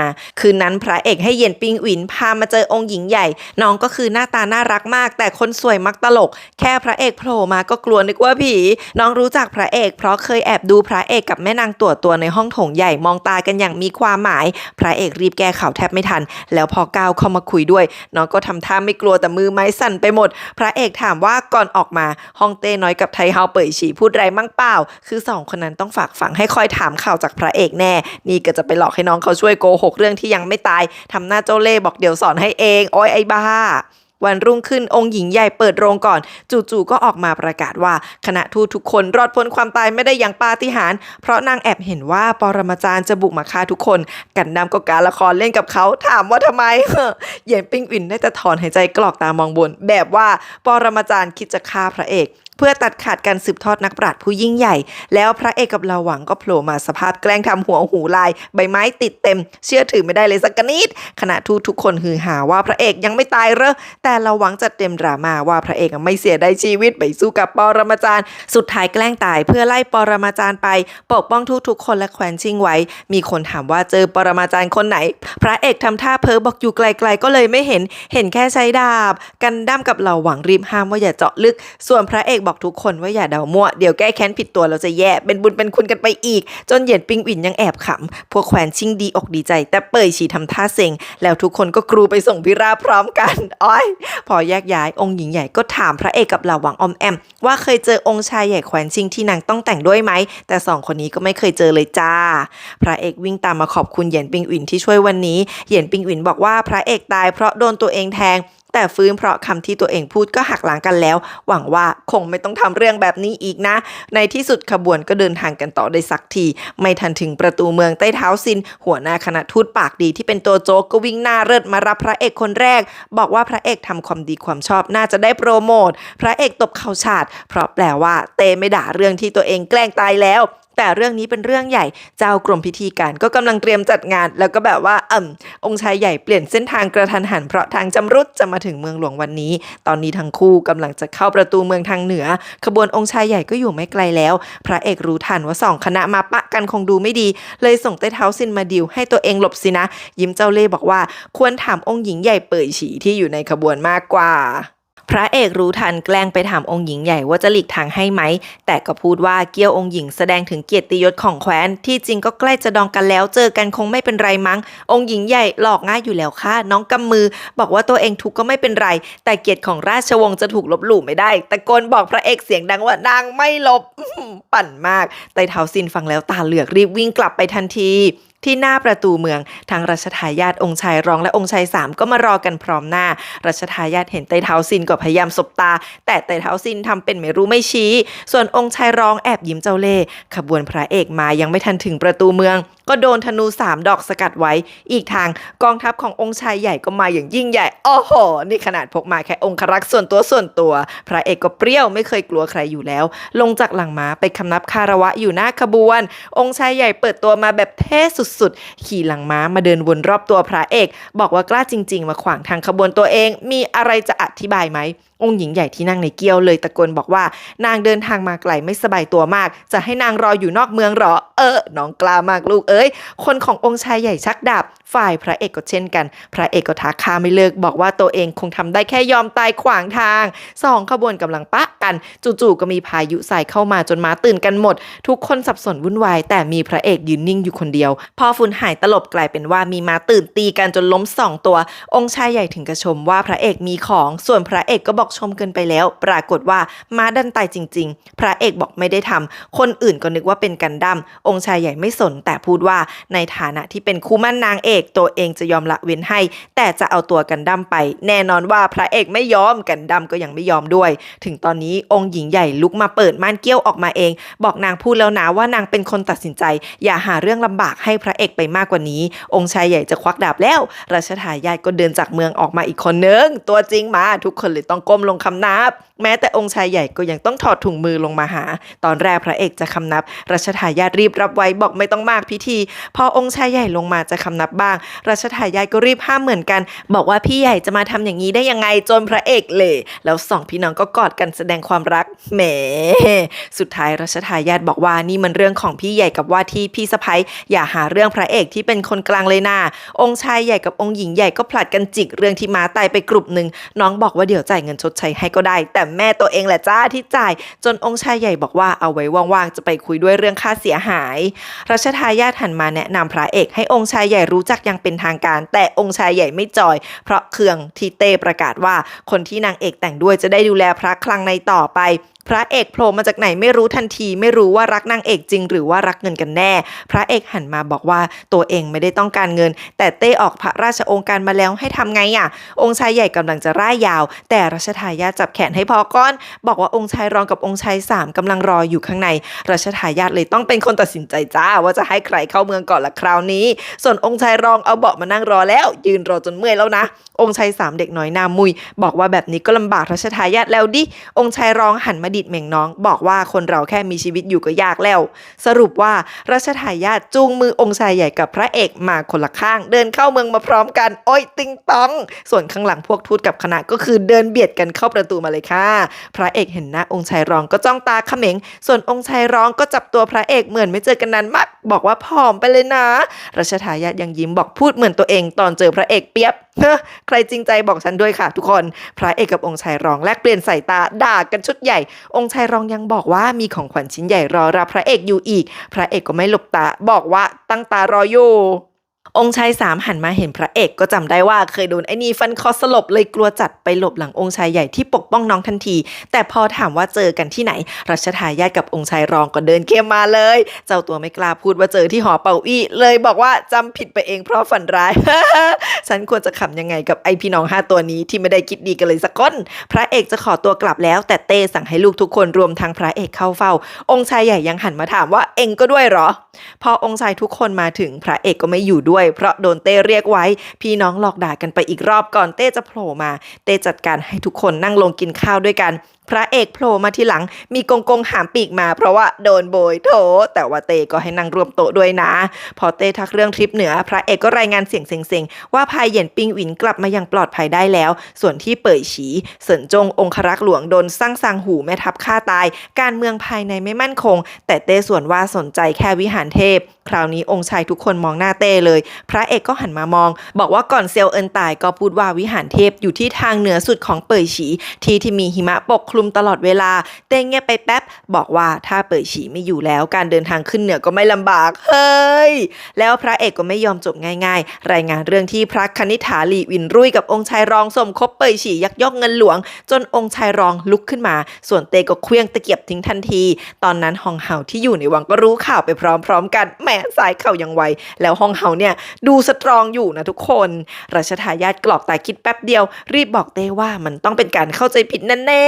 องค์ชายรองก็ก้มลงบอกตัวเองไม่ได้ทำอะไรที่ทำร้ายแควนชิงบอกว่าพระเอกไม่มีหลักฐานหรือว่าตัวเองทำอะไรแล้วพระเอกเข้าใจผิดเปล่าเต้หันมาถามพระเอกเสียงเย็นว่ามีหลักฐานหรือพยานไหมถึงกล่าวหาราชวงศ์พระเอกบอกว่าพยานคือเสินจงถึงเจ้าตัวจะตายไปแล้วก็ต้องหาหลักฐานออกมาได้แน่เต้ด่าว่าไม่มีหลักฐานแล้วกล้าพูดพระเอกบอกว่าตัวเองเป็นคนของสำนักตรวจสอบยอมมีหน้าที่กำจัดคนเลวและเรื่องชั่วร้ายควักป้ายออกมาเต้เลยสั่งให้กงกงหยิบคืนแล้วโยนลงน้ำไปเลยพระเอกหน้าตาช็อกมากส่วนองค์ชายทุกคนก็รีบลุกมาบอกว่าให้ยกโทษให้พระเอกเถอะเต้ถามว่ามีใครจะพูดอะไรอีกไหมองค์ชายร้องรีบเสนอว่าบ้านพระเอกมีแต่ทำความชอบเสนอให้ฟันรัวๆน้องสาวพระเอกที่มีชื่อเสียงว่านักปราชญ์หญิงแต่งงานกับองค์ชายจิ่งที่ชื่นชมนางมานานจะได้เป็นงานแต่งงานคู่กับงานของพระเอกกับนางเอก2คู่เชื่อมไมตรีไปเลยพระเอกหน้าตาแค้นสุดๆบอกน้องสาวยังไม่รีบร้อนแต่งส่วนเตก็รู้ทันว่าองค์ชายรองถนัดแท็กติกแบบนี้นักนะแต่ก็ดันอนุญาต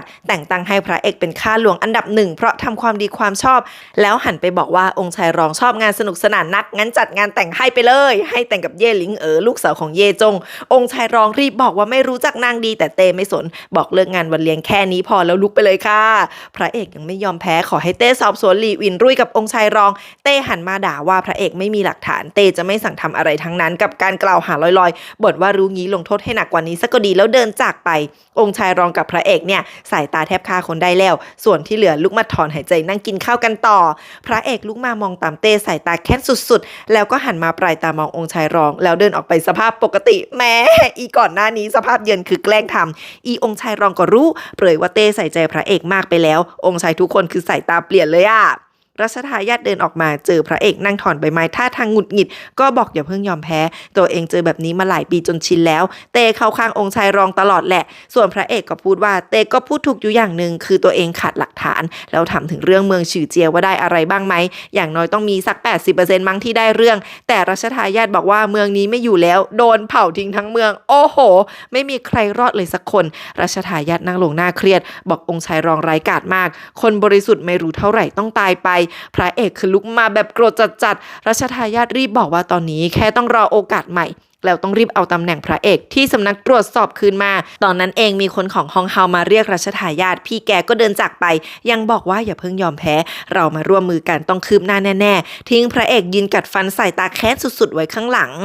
รัชทายาทเข้ามาหาแม่ในห้องที่จุดเทียนไว้เป็น100 เล่มพอฮองเฮาบอกว่าไม่ต้องมากพิธีไม่มีคนอยู่รัชทายาทก็ล้มกลิ้งแล้วถอดรองเท้าเดินทันทีบอกอยู่ในวังต้องเคร่งครัดจนตึงไปทั้งตัวแล้วเฮ้ยแต่ละคนมีปกติไหมฮองเฮานี่ก็คือเกลียดความมืดจนต้องจุดเทียนสว่างไสวแถมยังดื่มทุกวันฮองเฮาจับได้ว่ารัชทายาทวาดรูปผู้หญิงแต่ไม่มีหน้ามากมายเอามาโยนด่าลูกชายว่าเป็นถึงรัชทายาททำตัวแบบนี้ได้ยังไงรัชทายาทรีบทำตัวดีคำนับแม่บอกว่าจะเชื่อฟังไม่วาดภาพพวกนี้อีกแล้วก่อนจะค่อยๆเก็บรูปมาเผาทิ้งกับมือท่าทางใจสลายฮองเฮารู้เรื่องเมืองฉือเจียด้วยที่แท้ตอนคนของรัชทายาทไปถึงคนขององค์ชายรองก็ถอนกำลังไปหมดแล้วไม่เหลือหลักฐานอะไรรัชทายาทก็เลยเผาเมืองทิ้งซะพระเอกจะได้ไม่มีวันกลับไปเข้าไฟเดียวกับองค์ชายรองได้แล้วก็ยังอยู่ข้างตัวเองยิ้มอย่างเชื่อมั่นว่าโลกนี้คงไม่มีใครบ้าได้แบบนั้นหรอกฮองเฮาถามว่าทำไมต้องทำขนาดนี้เพื่อพระเอกรัชทายาทก็ตาแข็งบอกว่าใครไม่อยากได้คนเก่งมาอยู่ข้างกายบ้างละโอ้โหพี่แกน่ากลัวเวอร์พระเอกออกจากวังก็เจอเหล่าวังมารอรับทั้งที่พระเอกบอกให้กลับไปรอที่บ้านเหล่าวังยิ้มเพลบอกว่าเมียสั่งมาว่าทำงานกับพระเอกเงินดีแถมที่จริงพระเอกเป็นคนดีมากพระเอกมาล้างป้ายคำสั่งของแม่ที่สำนักตรวจสอบด้วยความโมโหบอกว่าตัวเองไม่ใช่คนดีทั้งโง่ขี้ขลาดแล้วก็เห็นแก่ตัวลุงเฉินออกมาพอดีก็เลยหยุดฟังพระเอกด่าตัวเองยับบอกว่าก็แค่คนธรรมดาพอเจอเหตุการณ์แบบนี้จะทำยังไงได้ลาออกแม่มเลยดีสุดตอนเนี้ยไม่เหลืออะไรให้สืบต่อแล้วไม่รู้จะทำไงต่อแล้วเว้ยนี่ก็ไม่ใช่เรื่องของตัวเองสักหน่อยด่าจนเราหวังบอกว่าอย่าพูดแบบนั้นเรื่องที่พระเอกทำเปลี่ยนแปลงผู้คนไปมากมายอย่างน้อยตัวเองก็เปลี่ยนไปเช่นกันจนพระเอกจะงักแอบซึ้งลุงเฉินอมยิ้มเข็นรถเข็นออกมาบอกว่าพระเอกไม่เข้าใจที่เต้สั่งพระเอกก็บอกว่าเข้าใจดีที่เต้ให้องค์ชายรองแต่งกับลูกของไต้เท้าเย่มีปรมาจารย์หนุนหลังแถมยังยึดตำแหน่งตัวเองคืนเต้ก็ต้องเข้าข้างลูกชายอย่างองค์ชายรองอยู่แล้ว จะให้ตัวเองไปสืบต่ออะไรยังไงดีป่าพาลงพื้นบอกลุงว่าองค์ชายรองทำเรื่องผิดกฎหมายตัวเองเสี่ยงตายมาฟ้องเต้ไม่ฟังตัวเองก็ฝ่าอันตรายไปสืบความจริงมาให้กับตายเต้ยังเปลี่ยนเรื่องไปอีกพระเอกจะไว้ใจใครในโลกนี้ได้บ้างเราหวังหรอลุงเฉินหรอลุงเฉินยิ้มบอกว่าไม่จำเป็นต้องไว้ใจลุงเลยก่อนควักป้ายผู้ตรวจสอบออกมาโยนคืนให้อ้าวลุงบอกว่าเต้แค่เอาไปโยนลงน้ำนี่นาได้บอกว่าจะยึดตำแหน่งปะพระเอกกรอกตาคิดเพิ่งเข้าใจว่าอ๋อที่แท้เต้จะให้ตัวเองแกล้งโกหกไปหาคลื่นใต้น้ำก็เลยโยนป้ายลงน้ำเ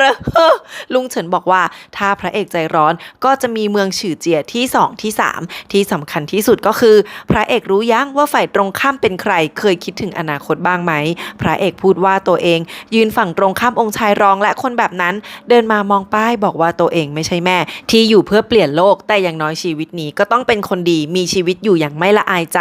พระเอกไม่อยากเห็นความอายุติธรรมแบบที่จืดจริงกับเหล่าจินต้องเจออีกแล้วลุงเฉินบอกว่าถ้างานพระเอกยิ่งต้องใจเย็นอยู่เมืองหลวงมานานแบบนี้ควรมีทีมได้แล้วบอกว่าเราหวังคนเดียวไม่พอให้พระเอกมารับตำแหน่งหัวหน้าสำนักตรวจสอบกอง1ที่ว่างอยู่ซะหน่วยเนี้ยทำหน้าที่ตรวจสอบเจ้าหน้าที่ในเมืองหลวงเป็นที่ที่มีการต่อสู้วุ่นวายมากตำแหน่งนี้แหละคือช้อยส์ที่ดีที่สุดพระเอกนั่งลงปลายตามองลุงเฉินบอกว่าได้ยินว่าชีวิตตัวเองถูกพวกลุงควบคุมอยู่จริงไหมลุงถามว่าก็แล้วเชื่อลุงปะล่ะหันไปมองไปแม่พระเอกแล้วก็ถอนหายใจพระเอกถามว่าถ้าวันหนึ่งตัวเองเลือกคนละทางกับแม่ล่ะลุงก็บอกไม่มีทางแต่ถ้ามีวันนั้นก็ต้องเลือกแม่พระเอกสิพระเอกถอนหายใจว่าที่ทุกคนช่วยตัวเองก็เพราะเป็นลูกแม่ใช่ไหมล่ะตัวเองเป็นคนละคนกับแม่นะลุงเฉินบอกว่าพระเอกกับแม่ไม่ต่างกันเลยสักนิดวันหนึ่งพระเอกก็ต้องเดินเส้นทางเดียวกับแม่และตอนนี้ลุงก็กำลังทำให้มั่นใจว่าพระเอกจะได้เดินทางที่ตัวเองเลือกพระเอกยังบอกหยอนแยงทั้งชีวิตตัวเองถูกควบคุมมาตลอด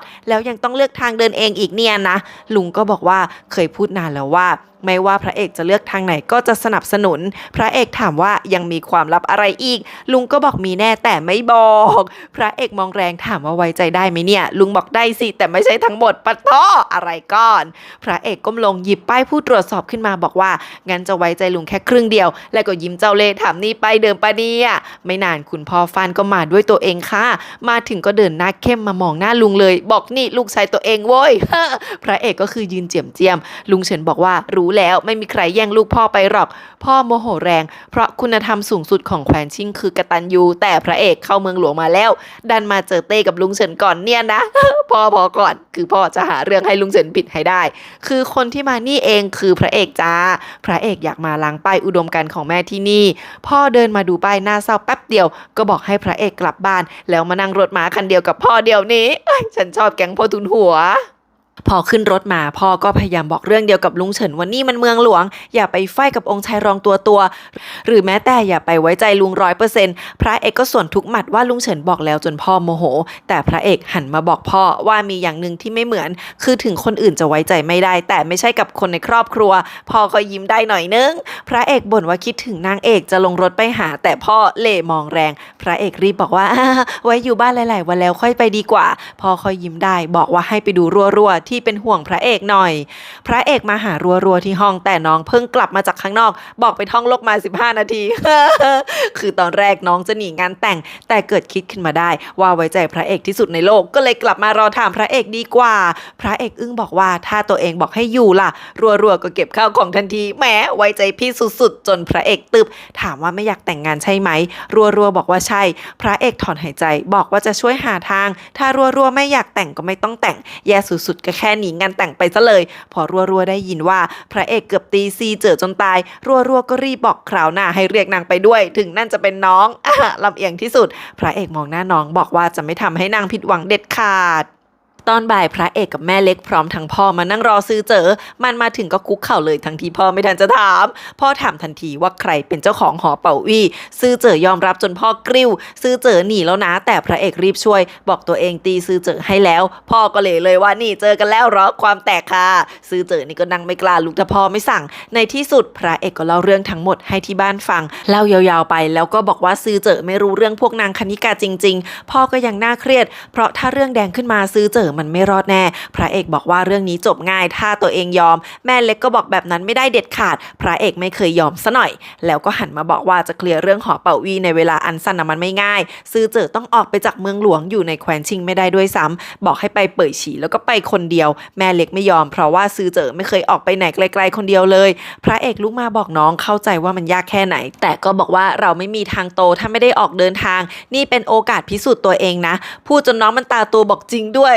ปลุกใจเก่งมากนะอีพีซื่อเจ๋อบอกพ่อแม่ว่าจะไปเองถึงจะกลัวแค่ไหนก็ต้องเติบโตพระเอกบอกว่าให้ไปคืนนี้เลยซื่อเจ๋อมันก็รีบวิ่งไปเก็บข้าวของทันทีแม่เล็กก็รีบวิ่งตามไปช่วยดูพระเอกบอกว่าซื่อเจ๋อต้องมาเอี่ยวเรื่องนี้เพราะตัวเองทั้งนั้นส่วนพ่อบอกว่าพระเอกพูดถูกลูกผู้ชายแค่ชั่วแวบเดียวก็เติบโตลูกชายคนนี้ไม่ทำให้พ่อผิดหวังพระเอกหันมาแซวว่าน่าจะไปบอกซื่อเจ๋อต่อหน้ามากกว่า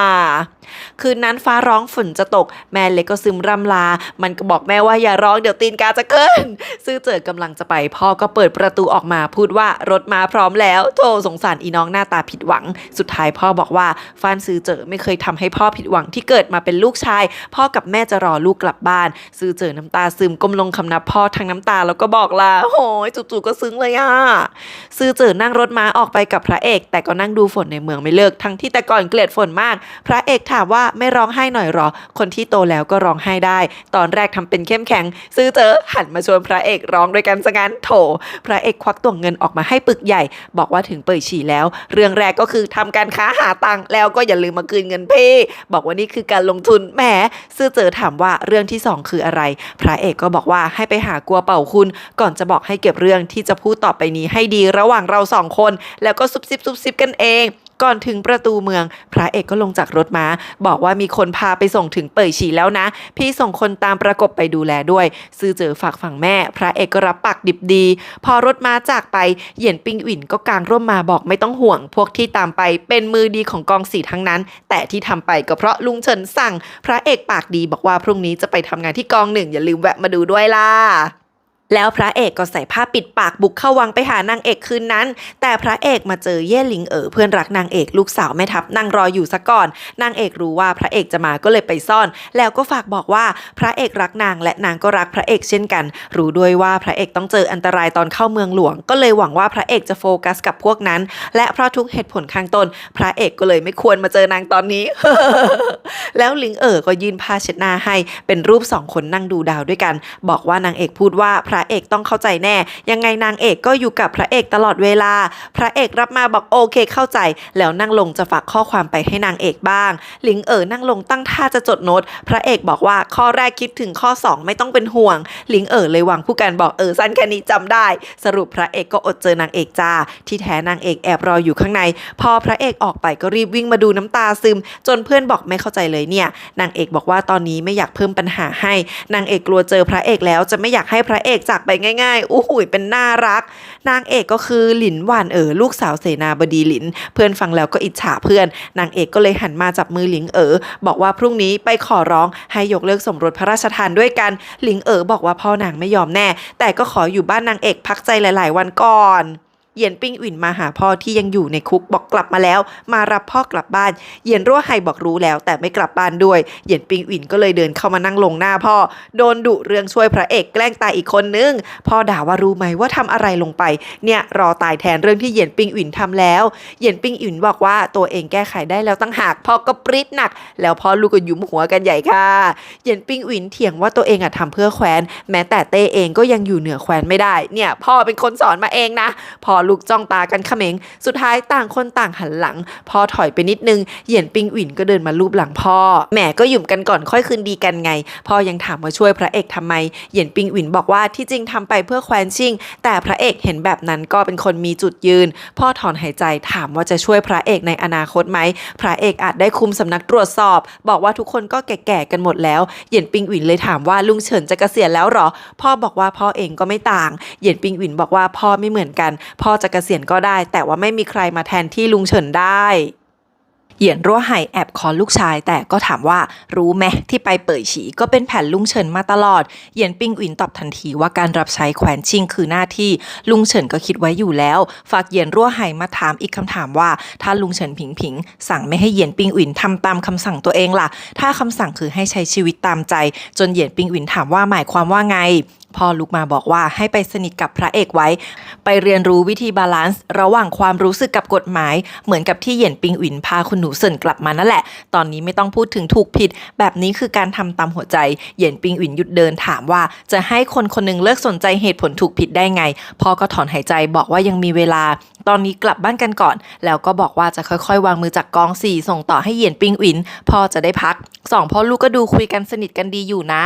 ไม่นานเหยียนปิงอินก็มาดักรอพระเอกบอกว่าลุงเฉินให้มาคอยช่วยตอนที่พระเอกกำลังมาทำงานที่กอง1รับหน้าที่แทนจูเก๋อที่ตายไปวันแรกเหยียนปิงอินก็ไม่ยอมตามไป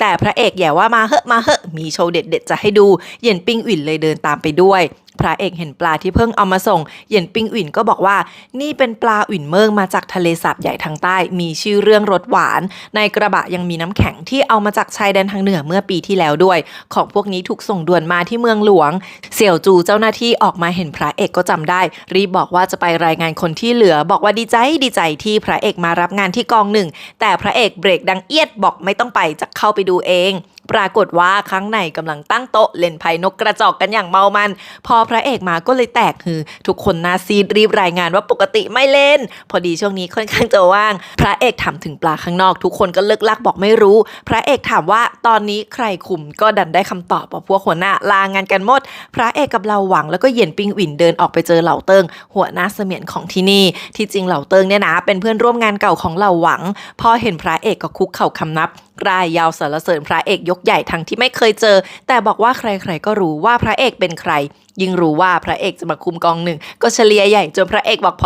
อถามว่าใครส่งปลามาที่นี่หน้าตาจริงจังเหล่าเติ้งอึกอักแต่สุดท้ายก็บอกว่ากรมตรวจสอบพืชผลกับกลาโหมส่งมาที่จริงแล้วมีแต่กระทรวงกลาโหมที่สามารถส่งปลามาเมืองหลวงด่วนแบบนี้ได้ปกติปลาต้องส่งให้กรมตรวจสอบพืชผลเช็คหลังจากคัดเกรดแล้วถึงส่งเข้าวังและเจ้ากรมทั้ง6แน่นอนว่าปกติกรมตรวจสอบพืชผักกับกลาโหมจะจิกของบางส่วนส่งมาที่กอง1พระเอกไม่มองถามต่อว่าแล้วทำยังไงเหล่าเติ้งก็ออมแอมบอกว่าบางส่วนก็เอาไปขายกลับให้กรมตรวจสอบ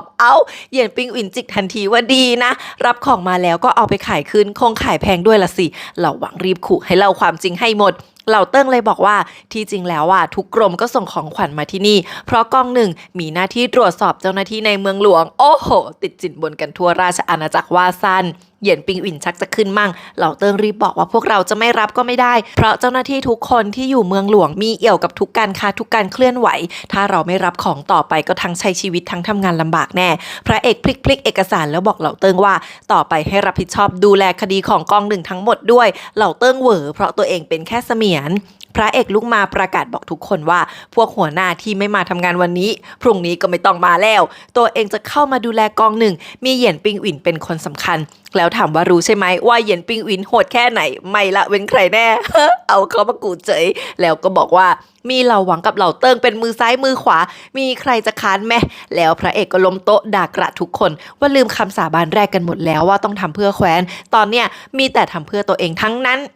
ต่อไปถ้าใครกล้าอีกก็ลองดูของขวัญทุกอย่างที่ถูกส่งมาห้ามรับถ้าใครคิดจะพูดว่าใช้ชีวิตลำบากให้ออกไปดูชาวบ้านตามท้องถนนสิว่าเคยบ่นไหมว่าชีวิตมันยากบอกคุยกับตัวเองมันง่ายแต่อย่าทำให้เหยียนปิงอินต้องลงมือกันแล้วกันเหยียนปิงอินกระซิบว่าตัวเองไม่มีสิทธิ์ยุ่งเรื่องกอง1พระเอกก็ส่วนว่าทุกคนที่สำนักตรวจสอบก็ทำงานเพื่อแคว้นชิงกันทั้งนั้น พระเอกไม่เลือกง่ายๆบอกว่าปลาที่ส่งมาข้างนอกไม่สดแปลว่านี่ดูถูกกอง1สั่งให้เหล่าเติ้งพาคนตามไปปิดกรมตรวจสอบพืชผลเดี๋ยวนี้เหล่าเติ้งเลิกลักรีบวิ่งมาบอกว่าไต้กงกงที่ดูแลอยู่เป็นคนโปรดของสนมชูแม่องค์ชายรองพระเอกรู้แต่ก็ไม่แคร์เหล่าเติ้งเหงื่อตกถามว่าแล้วจะไปปิดเขาข้อหาอะไรพระเอกก็บอกว่าจากที่กอง1ทำงานมาอย่าบอกนะว่ากรมนั้นไม่มีทำพลาดเหล่าเติ้งรีบบอกว่าเพิ่งรับงานมาวันนี้จะให้ไปหาคนจากไหนพระเอกก็หันมามองเหยียนปิงอินแทนจนเจ้าตัวหันมาถามว่าสรุปเองล่ะทำอะไรพระเอกอมยิ้มเจ้าเล่ห์บอกว่าจัดโชว์ขึ้นเวทีแล้วก็ต้องไปเชิญคนดูสิก่อนจะเดินไปเลยแล้วพระเอกก็ขนลังเปล่ามาหลอกด่าองค์ชายรองบอกว่าตามหาปลาอุ่นเมืองมาให้แต่ไม่มีส่งสายตาด่ากับเซียปีอันที่กลับมาอยู่ข้างกายองค์ชายรอง1กลุ่ม ก่อนจะเชิญองค์ชายรองไปจับปลาด้วยกันแหมคุยกันเหมือนสนิทแต่ว่าเชื่อเฉือนกันทุกคำเด้อไต้กงกงโมโหที่โดนปิดตบลูกน้องเรียงตัวที่ไม่ดูแลกองหนึ่งให้ดีพอรู้ว่าข้อหาที่โดนเล็กน้อยมากก็หัวเราะคิดว่าคนที่มาแค่หัวหน้าเสมียนไม่คู่ควรให้ออกไปดูบอกว่าถึงสำนักตรวจสอบจะมีอิทธิพลแค่ไหนแต่อำนาจนั้นก็ได้มาจากในวังไต้กงกงคือชิวจัดบอกปิดได้ก็ปิดไปให้ไปบอกพวกห้องเครื่องของสนมทั้งหลายว่าผักมีไม่พอเพราะโดนสั่งปิด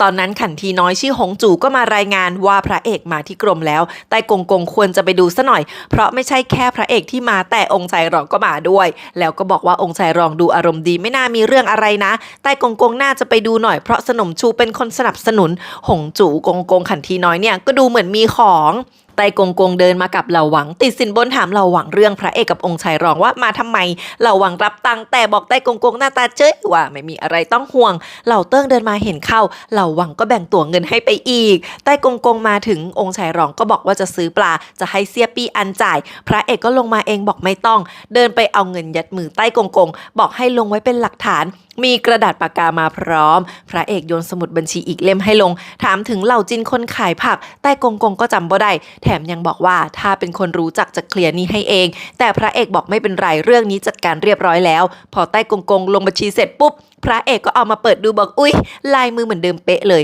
ไต้กงกงรีบยิ้มบอกตัวเองเขียนเองทั้งหมดเพราะเป็นหน้าที่ที่เต้สั่งมา พระเอกร่ายยาวว่าที่แคว้นชิงทำศึกกับเป่ยฉีทุกคนก็มีส่วนร่วมตอนแรกไต้กงกงก็งงว่าตัวเองดูแลก็แค่เรื่องเบ็ดเตล็ดในวังไปเกี่ยวอะไรด้วยวะแต่ยิ่งฟังก็ยิ่งมึนพระเอกร่ายยาวบอกว่าทำศึกใช้เงินมากท้องพระคลังว่างเปล่ากรมตรวจสอบพืชผลนอกจากจะไม่ทำอะไรยังแอบยักยอกเงินหลวงไต้กงกงรีบบอกว่าเปล่าแต่พอพระเอกเคาะสมุดบัญชีก็ไม่กล้าพูดมากขอคุยกับพระเอกส่วนตัวแล้วเอาซองจดหมายออกมาส่งให้บอกในนี้มีรายละเอียดเรื่องบัญชีอยู่พระเอกไม่สนคว้าซองมาฉีกเปิดดูต่อหน้าทุกคนซึ่งเป็นตัวเงิน 3,000 ตำลึงพระเอกก็รับเข้ากระเป๋าหน้าตาเฉยแล้วให้พวกกองหนึ่งกลับกันหมดไต้กงกงลงที่รอดไปได้ส่วนเหยินปิงหวินก็จิกด่าพระเอกว่าวางกับดักยังไงเนี่ยขุดหลุมฆ่าตัวตายมากกว่าเรื่องนี้ตัวเองต้องร้องเรียนพระเอกแน่พระเอกก็อารมณ์ดีบอกแน่นอนอยู่แล้วอย่าลืมไปกระจายข่าวบอกคนอื่นเยอะๆด้วยนะพอเหยียนปิ้งอิ่นเดินจากไปพระเอกก็เอาซองเงินยื่นให้เหล่าหวังไปส่งต่อให้ลุงเฉินเหล่าหวังเอาส่วนของตัวเองที่ใต้กงกงติดสินบนใส่ไปด้วยบอกว่าโดนเหมือนที่พระเอกคาดไว้เป๊ะพระเอกกับเหล่าหวังเดินอยู่ในเมืองเห็นคนใช้ชีวิตมากมายแต่ไม่มีใครจำเหล่าจินได้สักคนแม้แต่ใต้กงกงก็เหมือนกันพระเอกบอกว่าถ้าไม่มีใครขึ้นมาทวงความยุติธรรมแทนคนพวกนี้ทุกคนก็ต้องทุกข์ทนเงียบๆไปตลอดชีวิตพระเอกมองป้ายหอเป่าอี้ใส่ตามุ่งมั่นพูดว่าใครจะทำให้ทุกคนเห็นกฎหมายในเมื่อทุกคนไม่ทำตามแล้วกฎหมายบ้านเมืองจะมีไว้เพื่ออะไรเหล่าหวังบอกว่าอยากเห็นวันที่กฎหมายศักดิ์สิทธิ์เช่นกันพระเอกพูดเลยว่าถ้างั้นเรามาขยายขอบเขตกันดีกว่าองค์ชายรองเข้ามาเดินตลาดแบบไล่ทุกคนออกไปอีกแล้วเซียปี้แอนบอกว่าที่พระเอกเรียกองค์ชายรองไปดูตัวเองรับสินบนแบบนี้มันยังไงกันแน่องค์ชายรองก็บอกคนอย่างพระเอกคาดการล่วงหน้าไม่ได้เลยไม่แน่อาจมีแผนอื่นก็ได้ให้ทำเป็นไม่รู้ไม่เห็นเรื่องวันนี้ดีกว่าซึ่งตอนนั้นพวกเหล่าเติ้งกับลูกน้องที่เพิ่งเดินบ่นเรื่องพระเอกริบสินบนแต่หลบอยู่แถวนั้นก็ได้ยินเข้าเหมือนกันเต้นั่งเอาแบบร่างที่พระเอกส่งมาให้ลงรายละเอียดหน้าตาเหมือนเครื่องกลยิงธนูอะไรสักอย่างกงกงก็เอารายงานที่คนส่งมาร้องเรียนเรื่องพระเอกติดสินบนไม่เห็นกฎหมายในสายตามาส่งให้เตยืนแบบร่างให้ส่งไปลองทำแล้วก็สั่งให้เอาดีกาส่งไปให้พระเอกดูแต่ไม่ต้องการคำตอบกลับมาแล้วเต้ก็แอบขำกงกงเอาดีกามาให้พระเอกอ่านแต่ละคำคือด่ากันแบบไม่ไว้หน้าพระเอกอ่านไปขำไปอ่านจบแล้วก็แค่ส่งกงกงกลับกงกงทนไม่ไหวแอบถามว่าพระเอกจะเอาไงต่อกงกงคิดว่าเนี่ยไม่ใช่เรื่องเล็กถ้าเป็นปกติก็ควรส่งฎีกาแก้ต่างคืนรอให้เต้ตัดสินพระเอกสวนถามว่าแล้วถ้าไม่ตอบอะไรเลยกงกงแบบนั้นมันผิดทำแบบนั้นยิ่งเหมือนดูถูกพวกที่ร้องเรียนพระเอกก็ดันยิ้มเจ้าเล่ห์ชอบอกชอบใจจนกงกงต้องตบหน้าตัวเองบอกว่าไม่น่าจะเจือกเลยที่สำนักผู้แทนหลวงทุกคนฮือฮากันหนักมากเพราะพระเอกไม่สนไม่ตอบจู่ๆเหล่าหวังก็บุกมาพร้อมป้ายพระเอกบอกว่ามาส่งมอบของให้คนที่นี่หน้าตาขึงขังมากบอกว่าทุกคนที่ร้องเรียนพระเอกมาดูได้หมดแต่ต้องเปิดหลังตัวเองไปนะก่อนจะเพ่นแนบ องค์ชายรองได้ข่าวแล้วว่าสำนักผู้แทนหลวงเนี่ยก็กำลังเล่นงานพระเอกเรื่องรับสินบนแต่พระเอกนอกจากจะไม่ส่งหนังสือแก้ตัวยังจะส่งภาพตัวอักษรเขียนว่าหมาเห่าไม่กัดไปให้โอ้โหโคตรแสบพวกคนที่ร้องเรียนก็ยิ่งโมโหองค์ชายรองฟังแล้วก็หัวเราะชอบใจบอกเรื่องนี้ยังไม่จบง่ายๆแล้วก็บอกเสียปีอันว่ายังไม่รู้เรื่องนี้จะจบยังไงเราจะไม่ลงไปร้องเรียนด้วยหรอกนั่งรอดูโชว์อยู่เฉยๆดีกว่าไต้กงกงฟังข่าวจากหงจู่กงกงขันทีน้อยที่ตอนนี้คนทั้งสำนักผู้แทนหลวงหันมาเล็งพระเอกกันหมดแล้วไต้กงกงก็โดนไปด้วยเพราะเป็นคนติดสินบน3,000 ตำลึงตอนนี้ไต้กงกงลงเรือลำเดียวกับพระเอกไปแล้วพวกนั้นถึงกับคิดว่าไต้กงกงน่าจะมีนอกมีในกับพระเอกมานานบอกว่าไต้กงกงเห็นพระเอกเป็นพ่อบุญธรรมแหมไปกันใหญ่ไต้กงกงปรี๊ดปากกาน้ำแตกบอกตัวเองแก่กว่าพระเอกขนาดไหนแล้วเนี่ยด่าว่าพระเอกเป็นบ้าไปแล้วตัวเองทำอะไรลงไปถึงไปวุ่นวายกับพระเอกแบบนี้ได้แล้วก็นั่งลงร้องไห้แง่วันต่อมาพระเอกมาดักรอเหยียนปิงหวินนอกบ้านแต่เช้าเหยียนปิงหวินถามว่าพระเอกคิดอะไรอยู่เพราะเรื่องบานปลายใหญ่โตพระเอกก็บอกว่ามีคนช่วยเตือนว่าพระเอกกำลังดีลกับคนไม่ใช่เรื่องราวดังนั้นถึงเบาะแสขององค์ชายรองกับเป่ยฉีจะขาดตอนก็ไม่เป็นไรถามเหยียนปิงหวินว่าในเมื่อองค์ชายรองยักยอกเงินมาแล้วเหยียนปิงหวินคิดว่าเงินนั้นเอาไปใช้ที่ไหนเหยียนปิงหวินน่าเครียดบอกเลี้ยงทหารลับๆหรือไม่ก็ติดสินบนเจ้าหน้าที่ทางการเลี้ยงเส้นสายเหยียนปิงหวินเข้าใจแล้วว่าที่แท้พระเอกกำลังสืบเจ้าหน้าที่ที่คอร์รัปชันคนที่องค์ชายรองติดต่อด้วยต้องมีอยู่นอกเมืองที่กองหนึ่งเช็คไม่ถึงแน่พระเอกก็เลยหาเรื่องแบบนี้เหยียนปิงหวินรับปากจะช่วยสืบนอกเมืองให้พระเอกทำหน้าดีใจถามว่ายอมช่วยแล้วหรอเหยียนปิงหวินก็ตอบอย่างเย็นชาว่าไม่ได้ทำเพื่อแกพระเอกบอกรู้แล้วว่าทำเพื่อแควนเหยียนปิงหวินยังขอคนจากพระเอกไม่ไปขอพ่อที่คุมกอง4เพราะไม่อยากเอาเรื่องงานกับเรื่องส่วนตัวมาปนกันพระเอกยังยกนิ้วให้แล้วก็ปรบมือเรียกกันดั้มกับคนออกมาพระเอกสั่งให้กันดั้มไปช่วยเหยียนปิงหวินกันดั้มก็รับปากทันทีเหยียนปิงหวินหันมาถามว่ากันดั้มเป็นคนขององครักษ์ลับที่ทำตามคำสั่งเต้เท่านั้นนี่กันดั้มบอกว่าใช่แต่นับแต่วันนี้พวกองครักษ์ลับทั้งกองจะฟังพระเอกเท่านั้นเปรี้ยวไหมล่ะพระเอกยังบอกว่าบางทีก็ไม่รู้เหมือนกันว่าเต้คิดอะไรอยู่แล้วพระเอกก็ลุกเดินไปเลยเหล่าหวังรีบมานั่งแทนแล้วก็ทวงเงินกับเหยียนปิงหวินทันทีเพราะพระเอกสั่งไว้ว่าให้เหมาที่นี่ไว้เพราะเหยียนปิงหวินจะเลี้ยงแล้วเราหวังก็มันนึ่งซาลาเปารอขายทุกคนที่นี่เก็บตังค์หน้าบานเหยียนปิงหวินที่หน้าตึงมานานยังต้องยิ้มขำที่บ้านพ่อกับพระเอกนั่งกินข้าวอารมณ์ดีทั้งที่ดีการ้องเรียนพระเอกสูงขึ้นทุกวันพ่อบอกว่าพระเอกทำไม่สนไม่แคร์พวกนั้นก็ยิ่งโมโหเพราะเหมือนถูกลบหลู่เข้าไปใหญ่แต่พ่อดูสบายอกสบายใจมากจ้ามีแม่เล็กที่เป็นห่วงจนพระเอกขำว่าตัวจริงปะเนี่ยพูดไปพูดมาพระเอกก็บอกว่าที่จริงก็กะจะแก้ต่างเหมือนกันแต่ว่ายังไงเดี๋ยวแม่เล็กก็รู้เองพอแม่เล็กทำถึงซื้อเจอพระเอกก็บอกแค่ว่าน้องสบายดีไม่ต้องเป็นห่วงตอนนั้นซื้อเจอกำลังเดินทางก็เจออู่จิ้วพาคนมาดักรอกะฆ่าทุกคนนอกจากซื้อเจอแถมยังปลอมตัวเป็นพวกเปยฉีอีน้องจะรอดไหมพระเอกเข้ามากองหนึ่งที่วันนี้ทุกคนมีหมูกินแต่พอพระเอกมาปุ๊บทุกคนก็รีบประเลาะประจบแต่รับหลังนินทายับพระเอกไม่สนเดินเข้ามาหาเหล่าเติ้งที่นั่งกินแค่แป้งทอดทำงานอยู่ในห้องพอพระเอกมาเหล่าเติ้งก็เปลี่ยนสีหน้าจริงจังเป็นประจบเอาใจคุกเข่าคำนับพระเอกปลกแต่พระเอกสืบประวัติมาหมดแล้วว่าเหล่าเติ้งไม่เคยยอมรับสินบนหรือว่าของมีค่าเลยเงินค่าหมูวันนี้ที่จริงก็ได้มาจากเงินที่ไต้กงกงให้มาวันก่อนเหล่าเติ้งก็ไม่ยอมกินเมื่อก่อนยังเป็นคนตรงรายงานทุกเรื่องที่ผิดด้วยซ้ำพระเอกกดดันแต่ว่าเหล่าเติ้งก็ไม่กล้ายอมรับค่ะจนพระเอกพูดว่าเหล่าเติ้งมาจากครอบครัวยากจนในติ้งโจวเคยเป็นคนเลี้ยงม้าในกองทัพที่ชายแดนตอนนั้นทหารที่นั่นยักยอกเงินหลวงจากม้าเหล่าเติ้งเสี่ยงอันตรายเอาหลักฐานมารายงานจนลุงเฉินให้เหล่าเติ้งได้ทำงานที่สำนักตรวจสอบพระความซื่อสัตย์พระเอกถามว่ายังจำสมัยนั้นที่เลือดร้อนทวงความยุติธรรมไม่ได้หรอพูดจนเหล่าเติ้งปากสั่นบอกแต่ก่อนตัวเองเป็นคนโง่ที่ไม่รู้จักโลกนี้พระเอกถามว่าอะไรทำให้เหล่าเติ้งเปลี่ยนไปยอมคนแบบนี้ที่ผ่านมาเหล่าเติ้งโดนลดตำแหน่งเป็นแค่เสมียนทั้งที่เคยขึ้นถึงรองหัวหน้ากองหนึ่งเพราะความเป็นคนตรงแล้วก็บุกมาจับหน้าเหล่าเติ้งบอกว่าถ้ายอมก็ยอมทั้งใจไปสิทำไมยังเอาเงิน50 ตำลึงมาลงบัญชีทำไมไม่รับของติดสินบนทำไมยังทำตามกฎอยู่ได้ตอบมาสิว่าเป็นคนซื่อสัตย์หรือว่าแค่แกล้งทำกันแน่ พระเอกพูดจนเหล่าเติ้งน้ำตาซึมบอกตัวเองแก่แล้วอยากแค่ให้ตัวเองมีเกียรติเหลือให้ภูมิใจบ้างก็เท่านั้นคราวนี้พระเอกก็เลยดึงเหล่าเติ้งลุกขึ้นยืนบอกว่าถ้างั้นเราก็ไม่ต่างกันเท่าไหร่หรอกพระเอกก็พยายามรักษาความซื่อสัตย์กับตัวเองอยู่เหมือนกันแล้วพระเอกก็บอกว่าที่ตัวเองโมโหร้ายโวยวายอยู่ได้ทุกวันก็เพราะมีแบ็คคนเราจะรักษาเกียรติยืนหยัดเพื่อตัวเองได้ก็ต้องมีแบ็คก่อนบอกว่านับแต่นี้เหล่าเติ้งมีตัวเองเป็นแบ็คให้แล้วยังไม่เชื่อใจพระเอกก็ไม่เป็นไรเพราะพระเอกก็ดูการกระทำมากกว่าคำพูดอยู่แล้วโอ้โหเด็ดเหล่าเติ้งนี่ก็แววตาไม่โง่อยู่นะแล้วพระเอกก็สั่งให้เหล่าเติ้งเขียนคำร้องเรียนส่งเข้าวังแล้วก็มีแค่2 ประโยคกงถึงกับเหงื่อตกตอนเอามาส่งคือพระเอกเขียนมาแค่ว่าพวกขุนนางทรยศมีอำนาจข้าทำอะไรผิด ปากดีตลอดองค์ชายรองฟังข่าวไปก็อมยิ้มไปบอกว่านี่มันยังพีคกว่าจดหมายด่าคราวที่แล้วเพราะเนี่ยด่าไปถึงรากเหง้าของสำนักผู้แทนหลวงแล้วจ้า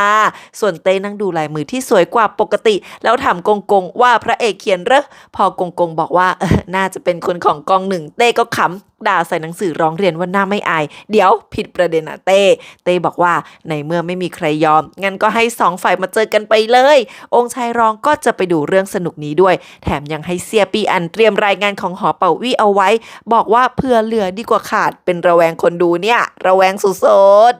คืนนั้นพระเอกกวาดใบไม้ไม่หยุดพ่อกับแม่เล็กคิดว่าพระเอกคงกำลังทำจิตใจให้สงบก่อนไปท้องพระโรงในวันรุ่งขึ้นพ่อบอกว่าตัวเองสอดมือไม่ได้เพราะอยู่กรมการคลังแต่ถ้าพระเอกมีอันตรายจะเสี่ยงชีวิตไปช่วยแน่นอนและจะทำแบบนี้กับซื้อเจอด้วยพ่อรักลูกมากนะส่วนพระเอกก็รู้ว่าเงาองครักษ์มือดีคนสนิทลุงเฉินมารออยู่บนหลังคานานแล้วเงาก็ยังปากดีกับพระเอกไม่เลิกเหมือนภาคแรกแล้วก็บอกว่าเรื่องที่พระเอกให้เหยียนปิงอินไปจัดการส่งมาถึงมือลุงเฉินแล้วพรุ่งนี้ให้ไปศาลอย่างสบายใจได้แล้วเงาก็ถามว่าท่านอาอู่จูกลับมาเมืองหลวงหรือยังพระเอกหันไปถามเลยว่าลุงเฉินฝากมาถามหรอแต่ที่จริงพี่เงาแกถามเองคำตอบก็คือพระเอกก็ไม่รู้เหมือนกันนั่นสิท่านอายังไม่โผล่มาเลยภาคนี้พระเอกมองหลังใครเงียบๆคงคิดถึงท่านอาเหมือนกันใช่ไหมวันต่อมาองค์ชายร้องมาอย่างหล่อแต่ผมหน้ามาสะบัดเหมือนเดิมจ้าในมือก็เอาดีกาเรื่องหอเป่าอี้ทำการค้ามนุษย์บังคับเป็นโสเภณีติดมาด้วยส่วนรัชทายาทมารอพระเอกอยู่ข้างหน้าพอพระเอกเดินมาคุยด้วยรัชทายาทก็บ่นว่าลงไปเล่นระดับเดียวกับพวกขุนนางพวกนั้นทำไมเดี๋ยวจะช่วยพูดแทนให้เองพระเอกบอกไม่จำเป็นแต่มีเรื่องอยากให้รัชทายาทช่วยเหมือนกันวันนี้ตัวเองมาประชุมขุนนางกับเขาเป็นครั้งแรกยังไม่รู้กฎระเบียบตอนนั้นใต้เท้าซินหัวหน้าทูตเห็นพระเอกก็พยายามเพ่นเพราะกลัวโดนทักแต่ก็ไม่รอดรัชทายาทหันมาสั่งให้ไต้เท้าซินสอนพระเอกแทนทันทีพวกผู้แทนหลวงเดินผ่านพระเอกแล้วก็ถลึงตามองเห็นไต้เท้าซินเป็นศัตรูไปด้วยอีกคนแล้วไต้เท้าซินเป็นห่วงว่าวันนี้พระเอกจะไหวไหมทุกคนคือฮึ่มห้ำมาเต็มที่ค่ะพระเอกสุดหายใจเต็มปอดถามว่าวันนี้พวกนั้นจะมากี่คนนี่ก็กะไม่ปล่อยให้พวกนั้นรอดไปได้ง่ายๆเหมือนกันพระเอกคือสายตาพร้อมรบสุดๆพร้อมบวกมากพอเดินเข้ามาพระเอกก็ไม่ยอมปล่อยใต้เท้าซินไปง่ายๆลากไปคุยด้วยเดินไปทางโน้นทีทางนี้ทีพาไปชวนเมาส์ว่าในนี้มีเก้าอี้อยู่แค่2 ที่สำหรับแม่ทัพฉินแม่ทัพเท่าเก่าแก่ตำแหน่งกลาโหมแม่ทัพทุกคนอยู่ใต้อำนาจใต้เท้าฉินทั้งนั้นและอีกที่ก็สำหรับเสนาบดีหลินหัวหน้าขุนนางฝ่ายบุญพ่อตาพระเอกที่ท่าทางดุไม่แพ้ใครขนาดแม่ทัพเท่านั่งหลับยังโดนดุเบาๆที่จริงในนี้มีเก้าอี้3 ที่อีกที่ก็คือลุงเฉินที่นั่งเก้าอี้รถเข็นก่อนลุงเข้ามาพ่อพระเอกก็เดินหน้าเข้มไปเข็นรถให้บอกว่าวันนี้ให้ช่วยปกป้องพระเอกด้วยเพราะตำแหน่งตัวเองพูดมากไม่ได้ลุงถอนหายใจบอกช่วยไม่ได้เหมือนกันพ่อพระเอกเซ็งจัดแต่พอเข็นรถเข็นลุงเฉินขึ้นทางลาดก็ติดจนหงุดหงิดไปอีกใต้เท้าไล่หมิงเฉิงคนของสำนักตรวจสอบหลวงเดินมาจิกกัดพระเอกว่าเคยชื่นชมที่เป็นนักกวีนักปราชญ์โอมตะพระเอกบอกว่าเปล่าบทกลอนพวกนั้นนักปราชญ์มาเข้าฝันจริงๆใต้เท้าไล่ก็ยังกัดไม่เลิกบอกว่าไม่ว่าจะมีใครอยู่เบื้องหลังแต่วันเนี้ยไม่ปล่อยพระเอกแน่องค์ชายรองเข้ามาห้ามทับก่อนทั้งคู่จะตีฝีปากกันแต่ก็เหมือนราดน้ำมันลงบนกองเพลิงซะมากกว่าแล้วองค์ชายรองก็หันไปทักรัชทายาทจิกกัดกันไปอีกรอบก่อนจะว่าลุงเฉินทำไมมาช้าลุงเฉินยังอยู่ที่เดิมเพราะพ่อพระเอกเข็นรถไม่ขึ้นจนหน้าแดงด่าลุงใหญ่ว่ารถเข็นเองมันมีอะไรกันแน่หนักเกินไปแล้วโว้ยลุงเฉินอมยิ้มบอกว่ามีอาวุธหนักพ่อบอกโอ๊ยพูดอะไรเชื่อถือไม่ได้ก่อนจะลงไปหอบสุดท้ายองค์ชายใหญ่เดินหล่อๆมาก็เลยช่วยเข็นลุงเฉินเข้าท้องพระโรงมาได้พระเอกเข้ามารับหน้าที่ต่อองค์ชายใหญ่ก็บอกว่าพระเอกแน่จริงๆขวางตัวเองวันแรกแล้วก็ยังกล้าชนกับพวกสำนักผู้แทนหลวงไปอีกยกนิ้วให้ด้วยพระเอกก็รู้ทันนะว่าองค์ชายใหญ่ก็มาดูละคร รกับเขาแล้วพระเอกก็เดินไปบอกพ่อที่เดินเหงื่อตกหน้าเครียดเข้ามาว่าให้วางใจเธอหน้าในที่สุดเต้ก็มาจ้าฉันเพิ่งจะเห็นเต้แต่งตัวเรียบร้อยไม่รุงรังกว่าวันนี้เต้เดินไปนั่งบัลลังก์หลังม่านพวกขุนนางเงียบกริบเต้เข้าประเด็นทันทีถามทุกคนว่าอ่านฎีกาแก้ต่างของพระเอกกันแล้วใช่ไหมพอไม่มีใครตอบเต้ก็ให้กงเดินกลางกระดาษเอามาโชว์ให้ทุกคนดู เดินแบบครบทุกคนจริงๆแกพวกองค์ชายก็ไม่เว้นไต่เท้าไล่ออกมาเปิดก่อนว่าพระเอกเป็นเจ้ากรมดนตรีรับสินบนมีพยานมากมายส่วนพระเอกออกมายืนกระต่ายขาเดียวไม่รับทุกคำเต้ให้พาใต้กงคู่กรณีเข้ามาตอนที่กำลังรอเต้ก็เรียกลุงเฉินออกมาถามว่าดูแลพระเอกคนในสังกัดยังไงคิดว่าพระเอกรับสินบนไหมลุงเฉินตอบทันทีว่าคิด ทุกคนก็คือเหลกกันใหญ่ลุงเฉินบอกว่าตั้งแต่รับตำแหน่งหัวหน้าสำนักตรวจสอบก็คิดว่าทุกคนน่าสงสัยหมดนั่นแหละคราวนี้คุณนางฮือฮาเลยจ้าเต้ถึงกับหัวเราะดังฮือลุกออกมาหน้าม่านบอกว่าสงสัยทุกคนเหรอแล้วก็เดินดูหน้าพวกองค์ชายกับคุณนางทั้งหมดไม่เว้นแม้แต่เสนาบดีหลินถามว่านี่ก็ด้วยหรือไงลุงเฉินเก๊กขรึมเข็นรถมามองหน้าเสนาบดีหลินบอกว่าเนี่ยยังน่าสงสัยที่สุดทำเอาเต้ขำไหล่สั่นสะกิดบอกเสนาบดีหลินว่าลุงเฉินล้อเล่นแล้วบอกว่าทั้งคู่สนิทกับพระเอกเชื่อไม่ได้หันไปถามแม่ทัพฉินคิดว่าพระเอกน่าจะรับสินบนไหมแม่ทัพฉินบอกว่าตัวเองรู้เรื่องในสนามรบแต่พระเอกก็ไม่เหมือนคนคอร์รัปชันนะแบบว่าลุงชอบเพราะพระเอกบุกไปช่วยคนที่เป่ยฉี่มาบอกว่าคนกล้าหาญไม่น่าทุจริตพวกทหารยอมรับนับถือพอนี่คือยืนอมยิ้มพระเอกรีบขอบคุณเสียงดังแต่แม่ทัพฉินดันถามเรื่องข่าวลือของพระเอกกับธิดาเทพหรือตัวของเป่ยฉี่ต่อพ่อตาเสนาบดีหลินปากกระตุกเลยองค์ชายทั้ง3ก็มองหน้ากันเลิกลักพระเอกรีบกระซิบบอกไม่จริงแม่ทัพฉินก็เดินไปแซวเสนาบดีหลินว่าพูดเล่นไต้กงถูกลากมาเข้าวังจนรองเท้าหลุดหงจูกงขันทีน้อยเป็นคนเดียวที่ตามมาช่วยหยิบรองเท้าให้จนใต้กงมองตามพอเข้ามาใต้เท้าไหล่ก็เข้ามายื่นดีกาจนใต้กงมือไม้สั่นพระเอกเข้ามาแย่บอกว่าเฮ้ยอย่าไปกลัวแค่ 3,000 ตำลึงเองยังไงกรมตรวจสอบพืชผลก็อยู่ใต้พวกวังหลังอยู่แล้วใต้เท้าไล่ฟังแล้วรีบตะโกนด่าว่า 3,000 ตำลึงก็แค่ที่จับได้ต้องยังมีอีกมากแน่ร่ายยาวว่าใต้กงทำเลวอะไรไว้บ้างทั้งมีสมบัติเกินตัวมีบ้านหลายหลังคิดราคาแพงขู่พ่อค้าไปจนถึงข่มขู่เอาเด็กสาวมาเป็นนางคณิกาพระเอกเหล่เห็นเต้มือกำชุดแน่นไม่พูดอะไรก็แกล้งถามว่ามีหลักฐานเหรอถึงกล่าวหาหนักขนาดนี้ไต่เท้าไล่ก็ควักดีกาใหม่ออกมายื่นแต่กงยังไม่ทันจะรับไปให้เต้ดูเสนาบดีหลินก็ลุกมาขานบอกว่าต้องตรวจสอบตามขั้นตอนจะให้เต้มาดูทุกเรื่องได้ยังไงตัวเองที่เป็นหัวหน้าทั้ง6กรมสิมีหน้าที่แบ่งเบาภาระให้เต้ไต่เท้าไล่ก็ไม่ยอมบอกว่าเนี่ยไม่ใช่ล้ำเส้นเพราะเสนาบดีหลินเป็นว่าที่พ่อตาพระเอกเดี๋ยวก็เข้าข้างกันเต้บอกว่าขอรับรองเสนาบดีหลินเองว่าซื่อสัตย์เที่ยงตรงแม่ทัพฉินก็เอาด้วยเสนาบดีหลินบอกว่างั้นไต่เท้าไล่ก็จัดการเองเตอะหันมาบอกเต้ว่าตัวเองนี่แหละที่ไม่ไว้ใจตัวเองแล้วเต้เลยสั่งให้เอาหลักฐานให้ใต้กงที่ยังนั่งตัวสั่นดูซะใต้กงได้แต่ยอมรับความผิดเต้ก็เลยสั่งให้เอาตัวไปประหารพระเอกนี่แทบโดดหนีจากใต้กงเลยค่ะไต้เท้าไล่หันมาบี้พระเอกต่อนี่ก็ไม่รับไม่รู้ท่าเดียวเต้ยังกุมขมับไต้เท้าไล่โมโหด่าว่าพระเอกรับเงินไป 3,000 ตำลึงแท้ๆจะบอกว่าไม่ได้รับได้ยังไงพระเอกหันมาเปิดเลยว่าอ๋อถ้ารับเงินเท่ากับรับสินบนถ้างั้นใต้เท้าไล่ก็กำลังใส่รายพวกองค์ชายอยู่นะชี้มือไปรัชทายาทก่อนจะปัดไปทางองค์ชายรองแทนอ้อยไอ้บ้า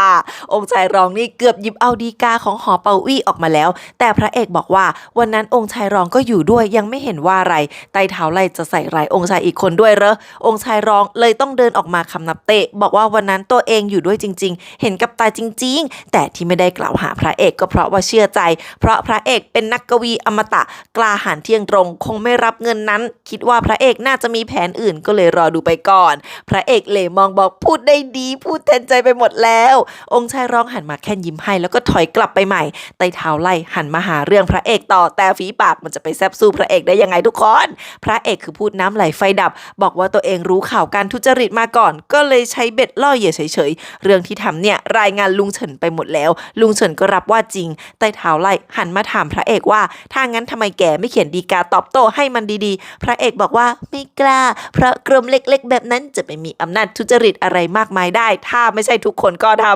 ำพระเอกบอกว่าไม่ใช่แค่สำนักผู้แทนหลวงแต่เจ้าหน้าที่ทุกคนไม่เว้นแม้แต่สมาชิกราชวงศ์พระเอกก็ไม่เชื่อทั้งนั้นไต่เท้าไล่ปรีแตก ว่าพระเอกเก็บเงินไว้ทำไมตั้งนานกลัวละสิท่าบอกว่าสำนักผู้แทนหลวงไม่กลัวอะไรทั้งนั้นอะไรที่คนอื่นไม่กล้าขุดตัวเองกล้าตรวจสอบเต้เรียกลุงเฉินออกมาทันทีลุงเฉินมาพร้อมรายชื่อผู้ต้องสงสัยทุจริตแล้วค่ะ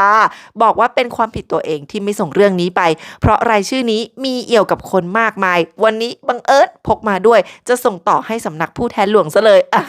แม่ทัพชินจิกทันทีว่าสำนักตรวจสอบก็กลัวเหมือนกันหรอแต่ลุงเฉินหัวเราะเบาๆบอกว่าเนี่ยต้องใช้ทั้งเวลาและกำลังคนมากมายบางคนก็อยู่ไกลแต่มีสายใกล้ชิดกับในวังองค์ชายรองหน้าเปลี่ยนแล้วแกลุงเฉินเข็นรถมาหาแม่ทัพชินตรงหน้ายื่นหนังสือให้บอกว่าดูเองเลยไหมล่ะถ้าจะถามเจาะขนาดนี้แม่ทัพชินก็รีบบอกไม่ดูลุงเฉินหันไปเปิดให้เสนาบดีหลินดูต่อแต่เจ้าตัวหลับตาใส่เผือกร้อนแบบนี้ใครมันจะไปอยากรับ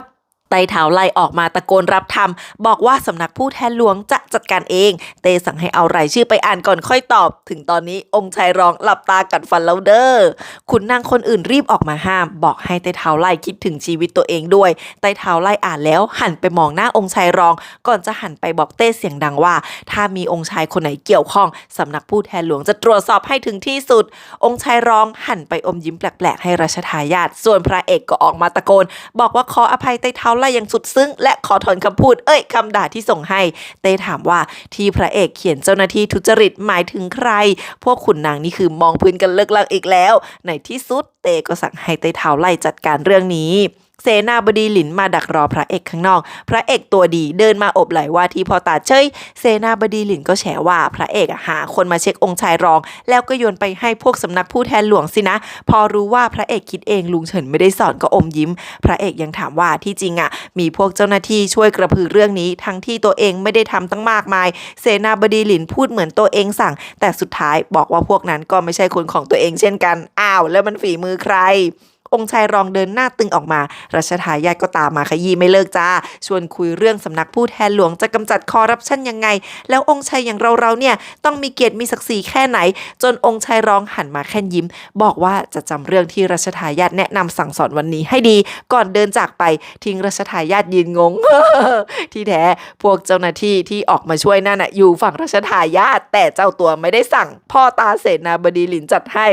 เก่งแท้เสนาบดีหลินหันมาด่าพระเอกว่าดีนักนะกลับมาตั้งนานแล้วไม่ไปหานางเอกเลยเพราะตัวละสิพระเอกรีบบอกว่ามันไม่ใช่นะมันข่าวลือจริงๆพ่อตาก็บอกเอ็งไปอธิบายกับนางเอกแทนเหอะพระเอกบอกเสียงอ่อยๆว่าคืนนี้จะไปหาพ่อตาก็หันมาถลึงตาใส่จนพระเอกเปลี่ยนคำแทบไม่ทันเสนาบดีหลินบอกว่ารีบแต่งตอนที่ตัวเองยังอยู่จนพระเอกงงรีบจับชีพจรเสนาบดีหลินบอกว่าแข็งแรงกว่าตัวเองอีกพ่อตามองหน้าบอกว่าเราไม่มีวันรู้หรอกฝ่ายเต้ก็กำลังเข็นรถของลุงเฉินเข้ามามีพ่อพระเอกเดินขากระเพลกคุยกันมาด้วยแต่ละคนชมพระเอกแล้วก็แย่งกันขิงว่านี่ลูกใครลุงเฉินอมยิ้มพูดว่าตั้งแต่พระเอกกลับมาเมืองหลวงก็ยังไม่เคยทำให้ใครผิดหวังเลยเต้ถามว่าพระเอกเนี่ยลงชื่อในสกุลฟ้านอย่างเป็นทางการแล้วยังพอรีบบอกว่าถึงจะไม่มีชื่อก็เป็นคนสกุลฟ้านแล้วก็เป็นตัวปัญหาพ่อก็เลยต้องสั่งสอนถ้ามีเรื่องพ่อจะแบกให้ลุงเฉินหัวเราะบอกเนี่ยก็เป็นงี้ตลอดมีแต่เต้ที่เข้าใจจนเต้หยุดเข็นรถลุงเฉินนี่ก็น่าเปลี่ยนเลยเช่นกัน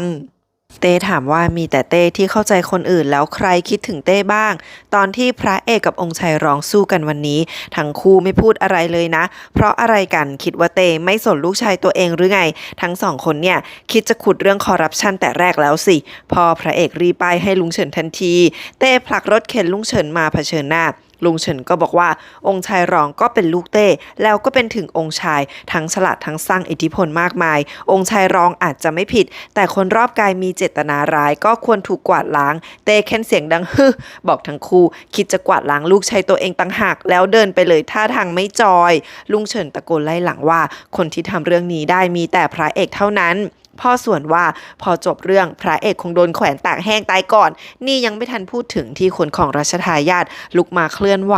ลุงเฉินก็บอกว่ารัชทายาทไม่ได้สั่งจริงๆตอนนั้นเต้ที่เดินไปไกลแล้วก็พูดขึ้นมาว่ากฎหมายแคว้นเราศักดิ์สิทธิ์นักช่างน่าภูมิใจลุงเฉินบอกพ่อพระเอกว่าวันนี้ในศาลมีประโยคหนึ่งที่ไปแตะเส้นประสาทเต้เข้าก็คือตอนที่เสนาบดีหลินพูดขึ้นมาเรื่องที่6 กรมควรช่วยแบ่งเบาภาระของเต้เนี่ยพ่อเลยรู้แล้วว่าเสนาบดีหลิน นี่แหละเป็นคนทำลุงเฉินบอกว่าเสนาบดีหลินก็อยากจะรู้เหมือนกันว่าใครจะเป็นผู้นำแขวนคนต่อไป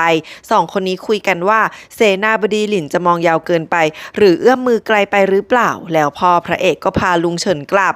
ในตลาดโดนไล่จนร้างเพราะองค์ชายรองอีกแล้วองค์ชายรองโผล่มาถามพระเอกกลางทางว่ารายชื่อคนคอร์รัปชันนั่นพระเอกเลือกมาเองกับมือมากกว่าสิพระเอกก็ยอมรับแมนๆว่าใช่แล้วไงตัวเองแค่ทำหน้าที่เล็กๆของสำนักตรวจสอบเององค์ชายรองกอดอกเดินมากัดฟันบอกว่าเลือกดีเหลือเกินในนั้นมีแต่คนของตัวเองทั้งนั้นพระเอกหันมาบอกว่าก็เพิ่งย้ายมาเมืองหลวงไม่นานจะไปรู้ได้ยังไงแล้วตบไหล่ยิ้มเหี้ยมให้บอกว่าไม่ต้องห่วงแค่เป็นเพื่อนกับคนเลวก็ยังไม่ผิดกฎหมายทำเอาองค์ชายรองถลึงตาจับไหล่พระเอกแน่นเลยก่อนจะเชิญพระเอกเดินไปที่รถมาด้วยกันข้างหน้าแล้วสองคนนี้ก็ยุมหัวกันไปตลอดทางพระเอกไม่ยอมถอยง่ายๆองค์ชายรองก็ชักหงุดหงิดที่โดนต้อนให้จนมุมบอกว่าถ้าจะมีคนตายก็ต้องไม่ใช่ตัวเองแน่เสียปีอันวาร์ปมาแบกองค์ชายรองส่วนเหล่าหวังก็ยังพลิ้วมาแบกพระเอกเหมือนกันพระเอกปากแซบบอกตัวเองไม่ได้ทำผิดกฎหมายไม่จำเป็นต้องกังวลอะไรทั้งนั้นจนองค์ชายรองขู่ว่าพระเอกเพิ่งมาเมืองหลวงไม่นานจะมีคน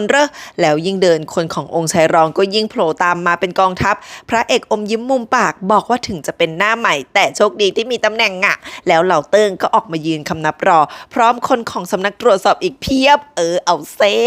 องค์ชายรองชะงักแป๊บเดียวจู่ๆก็ยกเรื่องพระเอกส่งซื้อเจอไปเปิดฉีขึ้นมาพูดเฉยแหมรู้ทุกเรื่องบอกว่าไม่อยากเห็นพี่น้องต้องพรากจากกันเลยส่งคนไปพาตัวกลับมาให้แล้วเอาไว้ค่อยคุยกันอีกทีตอนซื้อเจอมาก็แล้วกันนะแล้วก็เดินจากไปเหล่าหวังรีบเดินมากระซิบว่าถ้าพวกนั้นได้ตัวซื้อเจอไปจริงต้องวุ่นวายแน่ส่วนพระเอกก็มองตามแบบตาแข็งสุดๆองค์ชายรองเดินมาขึ้นรถม้าหันไปบอกเซียปีอันว่าตัวเองควรตอบโต้จริงๆซะด้วยบอกว่าได้ยินว่าหอเป่าวี่มีคนตายนี่นะนั่นสั่งงานอะไรอีกหลังจากนั้นไม่นานพอถึงวันฝนตกหยวนเมิงก็เดินหลบออกมาจากหอเป่าวี่แล้วก็มีคนบุกไปลากผู้หญิงในนั้นคนนึงออกมาทุบตีจนตายหน้าหอ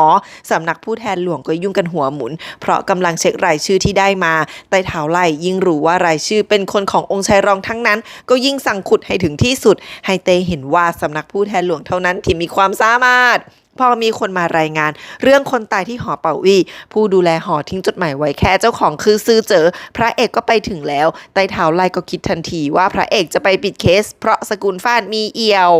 ตอนนั้นพระเอกมาถึงแล้วก็ได้รับข่าวเดียวกันบอกว่าหยวนเมิงทิ้งจดหมายโยนทุกอย่างให้ซื้อเจอบอกว่าที่นี่ค้ามนุษย์แต่พอเปิดผ้าดูศพผู้หญิงที่ถูกตีจนตายพระเอกก็เห็นว่าข้างในตัวนางมีถุงใส่กระดาษกลอนที่เคยเขียนให้เหล่าจินโอ้ยลูกสาวเหล่าจินก็ตายด้วยพระเอกโกรธมากที่นางยังอยู่ที่นี่ทั้งที่คนถูกไถ่ตัวไปแล้วเราหวังแต่ไหลพระเอกบอกว่าสาวๆพวกนี้เท่ากับมีตราบาปติดตัวแถมพ่อนางก็ตายนางก็เลยไม่มีที่ไปส่วนเหล่าเติงเล่าว่าพวกคนที่ทำมาถึงก็บุกไปหาเรื่องแม่นางจินโดยไม่ถามชื่อแล้วลากนางมาทุบตีจนตายพระเอกโกรธจนน้ำตาซึมว่านี่ฆ่าแบบเลือกหน้าหรอเราลุกขึ้นมาสั่งตามจับคนทำให้ได้บอกว่าพวกนั้นฉวยจังหวะเข้ามาฆ่าคนเห็นชีวิตคนไร้ค่าเหมือนฝุ่นผงสวรรค์ยังไม่เห็นด้วยแล้วพระเอกก็สั่งให้เหล่าเติ้งไปตามหาหยวนเมิงไต่เท้าไล่ก็ลงมือเขียนฎีการ้องเรียนสกุลฟ้านลากเอาทั้งพ่อทั้งพระเอกทั้งซื่อเจอออกมาทั้งที่ลูกน้องถามว่างานก็เยอะอยู่แล้วนะแต่ไต่เท้าไล่ไม่สนบอกว่าถ้าทำผิดก็ต้องโดนร้องเรียนหมดทุกคนลุงคะเลือดร้อนมากค่ะองค์ชายรองก็คือไม่รู้ไม่สนไม่แคร์จริงๆว่าใครคือคนตายแค่สังฆาเพื่อหาเรื่องพระเอกแค่นั้นแถมยังถามเสียปีอันลอยๆว่าหลังฝนตกครั้งนี้จะมีมดตายกี่ตัวเสียปีอันตอบว่าทุกอย่างจัดไว้หมดแล้วถ้าฆาตกรที่รุมฆ่าสาวคณิกาโดนจับได้เมื่อไหร่พระเอกต้องถึงจุดจบแน่ๆพระเอกกลับบ้านมาก็เจอจิ่งซื่อจื่อมายืนรอเพื่อมาบอกว่าไม่รู้จริงๆว่าหยวนเมิงหายไปไหนตัวเองไม่เกี่ยวนะเรื่องนี้พระเอกส่วนว่าไม่ต้องห่วงเดี๋ยวจะสืบเองจิ่งซื่อจื่ออึกอักพยายามบอกว่าอย่าพูดเรื่องความสัมพันธ์ของตัวเองกับหยวนเมิงออกไปได้ไหมเพราะไม่อยากให้ชื่อเสียงเฉาโฉ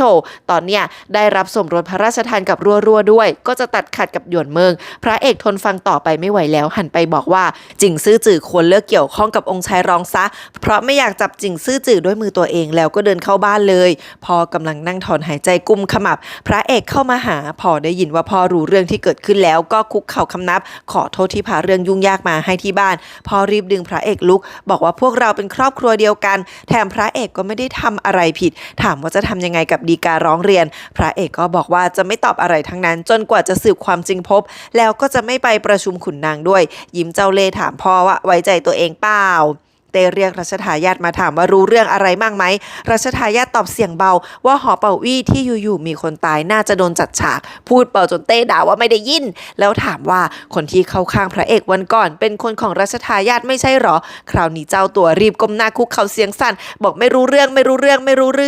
เต้เซ็งเดินไปหักขาเก้าอี้ข้างนึงมาสั่งให้รัชทายาทนั่งเสร็จแล้วก็ถีบจากข้างหลังจนรัชทายาทหน้าหงายกวนมากเต้สอนรัชทายาทเสียงนิ่มว่าจำไว้ว่าต้องหนักแน่นโดยเฉพาะเมื่ออยู่ในตำแหน่งนี้คราวนี้จะเลิกแกล้งโง่กี่โมงกลับไปถามแม่ไปแล้วเต้ก็เดินไปเลยทิ้งรัชทายาทกรอกตาอยู่ที่พื้นพอฮองเฮาเห็นหน้าลูกชายก็แซะว่าเต้ไม่เคยมาคงจำหน้าเมียแต่งคนนี้ไม่ได้แล้วบอกว่าที่ส่งรัชทายาทมาเนี่ยเพราะลูกไม่เข้าใจที่เต้พูดละสิไหนพูดสิว่าเต้พูดว่าอะไรบ้างซึ่งตอนนี้ฝั่งบ้านพระเอกก็ลาป่วยยาวๆปิดประตูบ้านไม่รับแขกสำนักผู้แทนหลวงก็ทำอะไรบ่ได้แต่เท้าไรก็ไม่ยอมแพ้จ้าบอกจะรอดูกันซิว่าจะป่วยไปตลอดชาติได้ไหมไม่ว่าจะพวกคอร์รัปชันหรือค้ามนุษย์ตัวเองจะจับให้หมดฝ่ายองค์ชายรองที่ตามข่าวก็ให้เสียปีอันส่งหมอหลวงไปสกุลฟ้านแบบถ้าป่วยการเมืองจะได้โดนข้อหาหลอกลวงเบื้องสูงเพิ่มฮองเฮาฟังเรื่องราวแล้วก็ถามว่ารัชทายาทปกป้องพระเอกทำไมเขาสัญญาว่าจะทำงานให้แล้วให้พระเอกกับองค์ชายรองสู้กันไปแล้วรอดูเงียบๆก็ได้นี่รัชทายาทบอกว่ายังไงพระเอกก็เป็นพันธมิตรฮองเฮาบอกว่านี่แหละคือที่เต้บอกคือให้รัชทายาทดูอยู่ห่างๆไม่ต้องไปมุงด้วยถ้ามีจังหวะค่อยฉวยโอกาสเนี่ยเต้สอนกันเป็นรัชทายาทที่ดีให้นะแหมเต้ก็ไม่พูดตรงๆล่ะทุกคนพูดเหมือนกันหมดว่าจิตใจเต้ได้ยากแท้อย่างถึงรัชทายาทบอกว่าที่จริงเต้ก็รู้ว่าตัวเองไม่ได้ส่งคนไปสนับสนุนพระเอกแค่เรียกมาคอนเฟิร์มเท่านั้นรัชทายาทก็รู้เหมือนกันจ้าว่าเป็นฝีมือเสนาบดีหลินเต้ก็ต้องรู้อ้าวที่จริงรัชทายาทมันฉลาดรู้ทันหมดที่เต้สอนมันก็รู้แม่ถามว่าเราจะแกล้งโง่เพื่อมันบอกว่าการแกล้งโง่คือความฉลาดของรัชทายาทโอ๊ยฉันละหัวจะปวดฮองเฮาบอกว่าที่จริงรัชทายาทเหมือนเต้มากนะแต่รัชทายาทสายตาเย็นชาบอกว่าวันหนึ่งต้องมีคนเสียใจให้กับความโชคร้ายของสายเลือดตัวเองแน่แม่บอกว่าวันหนึ่งลูกต้องเสียใจมันก็ลุกมาหัวเราะร้ายบอกว่านั่งตำแหน่งรัชทายาทเหนือคนทั้งปวงมีแต่พี่น้องริษยามีอะไรต้องทนทุกข์ด้วยหรอพระเอกนึ่งขนมให้เหล่าหวังเหล่าเติ้งกินเหล่าหวังกินอย่างอร่อยแต่เหล่าเติ้งไม่ยอมกินเพราะว่าตามกฎห้ามกินของข้างนอกระหว่างทำงานแหมลุงแกก็สตริกเกินแต่ก็เทิดทูนพระเอกมากที่ใช้กลยุทธ์เหนือชั้นปาดเรื่องคอร์รัปชันไปให้พวกสำนักผู้แทนหลวงจนได้พระเอกถอนหายใจบอกว่าที่จริงลุงเฉินช่วยออกหน้าหรอกแต่เหล่าเติ้งก็ยังเทิดทูนพระเอกอยู่ดีรัววิ่งมาหาบอกว่าหมอหลวงโผล่มาแล้วเพราะองค์ชายรองส่งมาด้วยความเป็นห่วงสุขภาพของพ่อกับพระเอกที่ลาป่วย หมอหลวงจะไปถึงห้องพ่ออยู่แล้วแต่พระเอกชิวจัดบอกไม่ต้องห่วงพ่อป่วยแน่นอนในมือนี่ก็ทุบฝ่าไม้อันเบิ่มไปด้วยสั่งให้เหล่าเติ้งออกไปกระจายข่าวตามที่สั่งพ่อได้ยินเสียงแม่เล็กมาแต่ไกลแม่เล็กพยายามตะโกนคอแทบแตกจะได้เตือนพ่อเพราะไม่มีใครมาขวางซักกับคนตอนแรกก็ดีๆอยู่นะแต่พอหมอมาถึงพ่อคือสภาพป่วยหนักมากแม่เล็กเป็นงงที่แท้พระเอกวางยาพ่อจ้าตามม่วงลิ้นม่วงไปหมดแล้วพระเอกเป็นลูกศิษย์อาจารย์ยอดฝีมือวางยาอันดับหนึ่งไงก็เลยทำยาพิษให้พ่อเป็นพิเศษพระเอกบอกรัวๆว่าไม่มีใครหน้าไหนจะเชื่อว่าพระเอกลูกชายแท้ๆจะเลวพอวางยาพ่อตัวเองได้หรอกอ้อยพูดจบก็เพิ่งรู้ว่าด่าตัวเองอยู่แป๊บเดียวแม่เล็กก็ตะโกนเรียกมาแต่ไกลว่าหมอหลวงมาแล้วพระเอกเล่นหนักนั่งรถเข็นออกมาเลยค่ะสภาพเหมือนลูกแมวป่วยสุดๆเราหวังเล่นบทดราม่าเหมือนเคยหมอเช็คชีพจรแล้วก็บอกพระเอกป่วยหนักจริงๆชีพจรพลังปราณสับสนวุ่นวายไปหมดเนี่ยก็ทำเหมือนสติสตังไม่มีสักนิดฉันดูแล้วก็คือขำไม่ไหวแล้วทุกคนงานที่เราเติ้งออกไปทำก็คือส่งคนเป็นชาวบ้านไปแพร่ข่าวลือเรื่องหอเป่าอี้เรื่องซื้อเจอเรื่องหยวนเมืองเป็นคนของจริงซื่อจื่อให้ทั่วเมืองตัวเองก็ไปด้วยเหมือนกันองค์ชายรองฟังข่าวจากหมอหลวงแล้วก็รู้ทันทีว่าพระเอกวางยาพ่อมันแน่ๆแต่อาการป่วยของพระเอกนี่สิมาจากไหนตอนนั้นรัวๆก็มาถามพระเอกเหมือนกันพระเอกบอกแค่ว่าตัวเองฝึกวรยุทธ์ก็เลยเฟกเรื่องพวกนี้ได้น้องฟังแล้วก็เชื่อทันทีบอกว่าอีพี่โคตรเก่งที่จริงพระเอกบาดเจ็บภายในจริงๆองค์ชายรองคิดหนักว่าใครทำจนตกเก้าอี้พอพระเอกส่งยาแก้พิษให้รัวๆก็รีบวิ่งไปหาพ่อน้องเกือบลืมแล้วลูกว่าต้องรักษาพ่อด้วยพระเอกกระอักเลือดอีกแล้วเราหวังบ่นเพราะเป็นห่วงตั้งแต่พระเอกกลับมาเมืองหลวงพลังปราณก็ไม่ปกติมาตลอดแต่พระเอกก็ไม่รู้จะไปให้ใครช่วยเหมือนกันที่จริงอาการบาดเจ็บนี้อาจทำให้พระเอกเสียกำลังภายในทุกอย่างไปเลยก็ได้หลิงแวะมาดูว่าพระเอกป่วยจริงไหมเพราะนางเอกฝากมาพระเอกรีบลุกมาพูดว่าปกติดีฝากบอกนางเอกว่าคิดถึงมากหลิงมองแบบเดียวแล้วก็กลับเลยเราหวังรีบให้พระเอกนั่งแทบไม่ทัน เหล่าเติ้งกลับมารายงานพระเอกว่าออกไปกระจายข่าวเรียบร้อยแต่หน้าตาไม่สบายอย่างแรงเพราะถึงพวกชาวบ้านจะอยู่ข้างพระเอกแต่ยังมีเจ้าหน้าที่หาว่าพระเอกใช้อำนาจส่วนตัวจนทำให้พวกสำนักผู้แทนหลวงไปตรวจสอบคนที่คอร์รัปชันซึ่งเป็นคนขององค์ชายรองทั้งนั้นคือถ้าพระเอกทำกับองค์ชายรองได้คนอื่นก็โดนได้เช่นกันคราวนี้เจ้าหน้าที่ทั้งเมืองจะเห็นพระเอกเป็นศัตรูพระเอกลุกมาบอกว่าให้แก้เกมด้วยกันให้คนอื่นคิดว่าพระเอกก็แค่ยังเด็กเป็นพวกมุทะลุใจร้อนแล้วพระเอกก็เดินออกจากบ้านหน้าตาเฉยบอกจะไปหานางเอกที่เป็นคู่มั่นตัวเองให้พวกนั้นคิดว่าเป็นแค่คนบ้าในเมื่อพวกนั้นอยากได้เจ้าหน้าที่ทั้งเมืองเป็นพวกพระเอกก็จะเอาชนะใจประชาชนเองเหล่าเติ้งตอนแรกก็วิ่งมาขวางแต่พอฟังจบก็รีบวิ่งไปกระจายข่าวต่อทันทีค่ะส่วนองค์ชายรองฟังข่าวไปก็คิดไปมันก็ฉลาดรู้ว่าพระเอกกระจายข่าวอะไรตัวเองก็ทำเหมือนกันกับพวกเจ้าหน้าที่แหมทันกันเหลือเกินแล้วองค์ชายรองก็บอกว่าจะออกไปหาญาติสักหน่อยบอกเสียปีอันว่าข้อดีของตัวเองคืออะไรรู้ไหมคือถนัดเตะตูดคนที่กำลังล้มพระเอกมาหานางเอกเจอหลิงเพื่อนรักนางเอกกำลังนั่งพ่นเหล้านั่งรับมีดอยู่นอกลานบ้านส่วนนางเอกอยู่ข้างในพร้อมการครบทุกคนเพราะข้างในนั้นองค์ชายรองมันมาหานางเอกอยู่จ้านางเอกกำลังนั่งกลืนน้ำลายพยายามเชิญองค์ชายรองกลับเพราะคนที่อยากฆ่าองค์ชายรองก็คือหลิงที่นั่งอยู่นอกบ้าน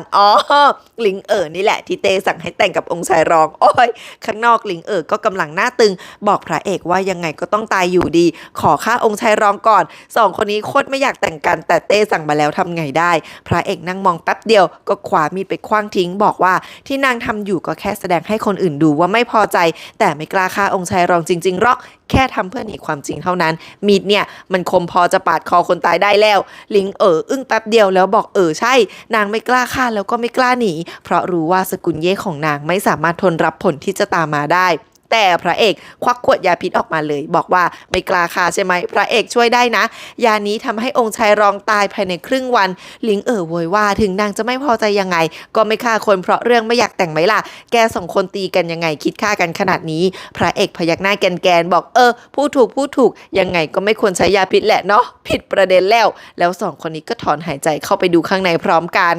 องค์ชายรองกำลังแกล้งพูดดีบอกนางเอกเรื่องหอเป่าวี่ว่าพระเอกไม่ใช่คนเปิดแล้วที่ส่งซื่อเจอออกไปนอกเมืองก็เพราะเป็นห่วงน้องชายถามว่าพระเอกได้มาหานางเอกมั่งยังตอนนั้นพระเอกก็เอาเก้าอี้รถเข็นที่เอาติดมือมาด้วยตั้งแต่แรกโยนฟาดไปทางองค์ชายรองที่หลบพ้นวุดวิดดังโครมองค์ชายรองทำท่าตกอกตกใจส่วนพระเอกตาแข็งบอกอุ๊ยโทษทีมือมันลั่น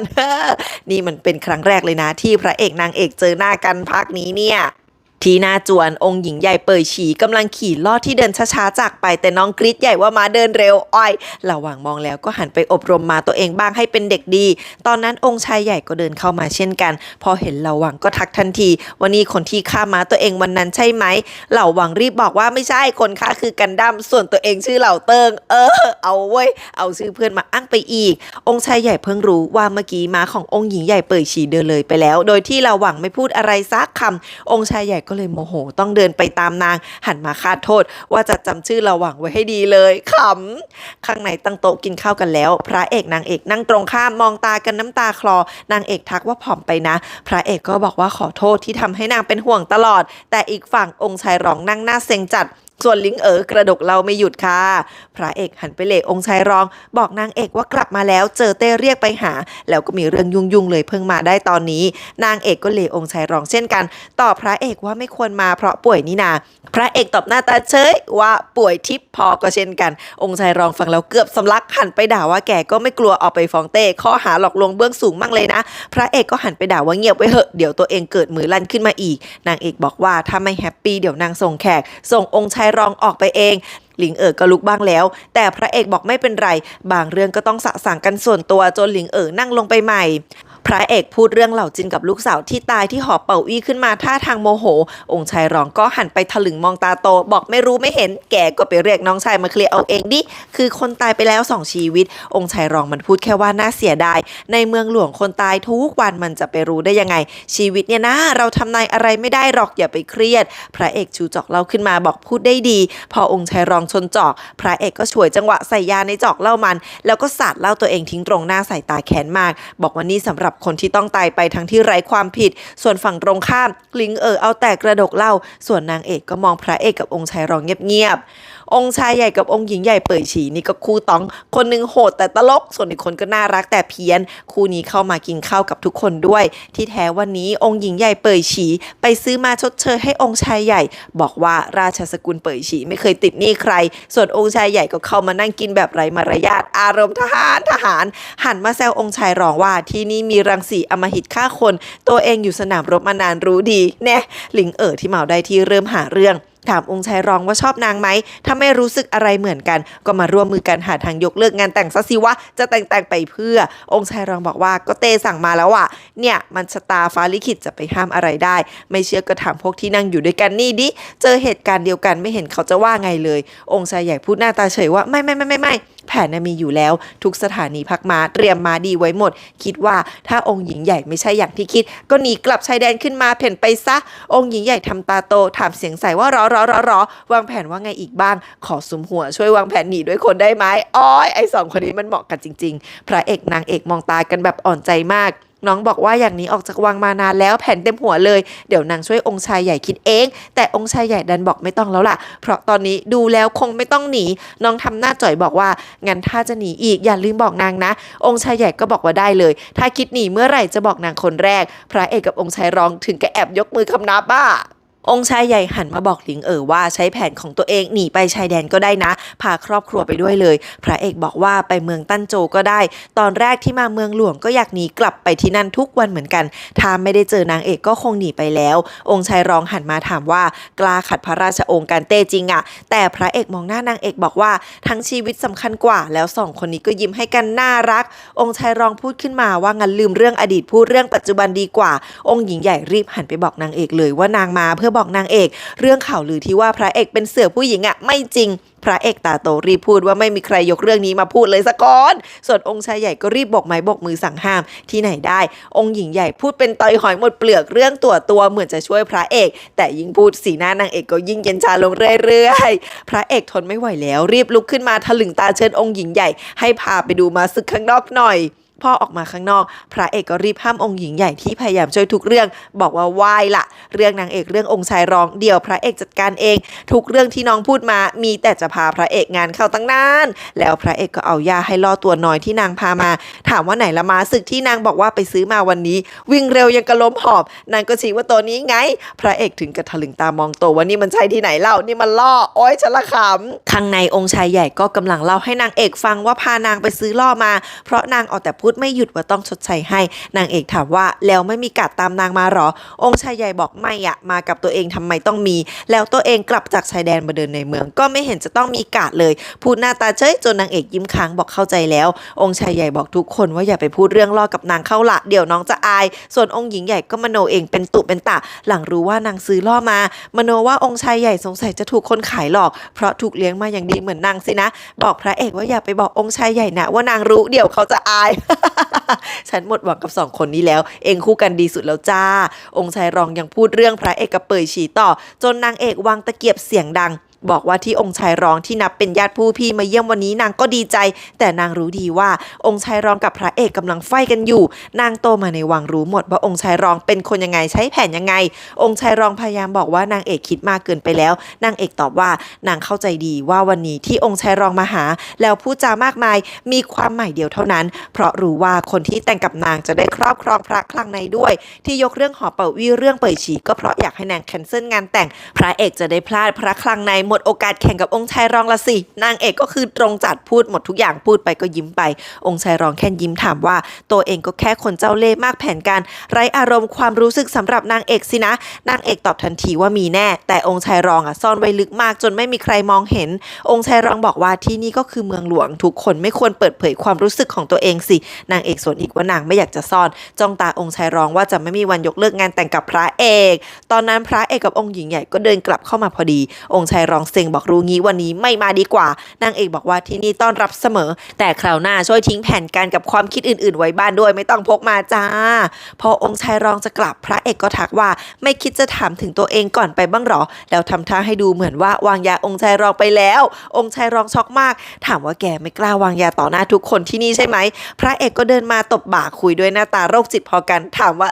แล้วคิดว่าไงล่ะชีวิตก็แค่เรื่องราวที่คาดหมายไม่ได้ในเมืองหลวงมีคนตายทุกวันเหมือนที่องค์ชายรองพูดไงแล้วก็หัวเราะบอกล้อเล่นแต่หยิบยามาส่งให้เม็ดหนึ่งบอกว่าถ้าพูดว่านี่คือยาแก้พิษจะเชื่อปะล่ะองค์ชายรองหน้าตาทั้งโกรธทั้งกลัวส่วนพระเอกหุบยิ้มเดินไปจูงมือนางเอกบอกว่าเราอย่าไปรบกวนทุกคนดีกว่านางเอกอึ้งเหมือนกันแต่ก็ตามพระเอกไปส่วนองค์หญิงใหญ่ยิ้มกว้างบอกวันนี้สนุกจังองค์ชายใหญ่ก็ลุกมาบอกว่าจะไปส่งตอนเดินผ่านองค์ชายร้องรีบจับแขนองค์ชายใหญ่ไว้หน้าตาขอความช่วยเหลือสุดๆองค์ชายใหญ่ถอนหายใจบอกให้ไปเคลียร์กับพระเอกให้ดีถ้าจบไม่ได้ก็ให้ยอมจำนนแล้วก็ตบบาเดินนี้ไปเลยหลิงคนสุดท้ายเดินมาบอกว่ายาพิษของแท้เพราะก่อนหน้านี้พระเอกบอกนางแต่ที่จริงนางก็ไม่มั่นใจองค์ชายร้องยิ่งเครียดไม่รู้ว่าโดนวางยาในเหล้าแล้วนี่ยาแก้พิษหรือว่าเม็ดนี้แหละที่เป็นยาพิษกันแน่นานแล้วที่ชีวิตมันไม่ได้แขวนอยู่บนเส้นได้แบบนี้องค์ชายร้องเสยะยิ้มมองยาในมือหน้าตาโคตรโหดพระเอกก็แน่มากทำได้ขนาดนี้เลยในที่สุดองค์ชายรองก็ตัดสินใจกินยาเม็ดนั้นบอกให้หลิงไปส่งหน่อยถ้าตายกลางทางก็ฝากเก็บศพตัวเองด้วยส่วนพระเอกก็นั่งเจียมมาในรถม้ากับนางเอกเราหวังรู้งานรีบบอกว่านี่กำลังพาไปบ้านลุงเฉินเพราะพระเอกบาดเจ็บภายในยังไม่หายดีนางเอกที่นั่งนิ่งมานานถึงหันมาชวนคุยพระเอกดีใจรีบกระโดดไปนั่งไกลๆพูดน้ำไหลไฟดับว่าเขาหรือไม่จริงตัวเองไปเปื่อยฉี่เกือบตายตั้งหลายครั้งให้สาวเห็นใจแหมแต่นางเอกท่องกลอนของพระเอกที่ดันมีชื่อตัวขึ้นมาถามว่าพระเอกแต่งใช่ไหมพระเอกรีบบอกว่าไม่ใช่ลอกมาจากในฝันจริงๆจะไม่ลอกมาอีกแล้วนางเอกเลยบอกว่าอ๋อถ้างั้นกวีบทนี้ก็เป็นชิ้นสุดท้ายมาสเตอร์พีซเลยสินะ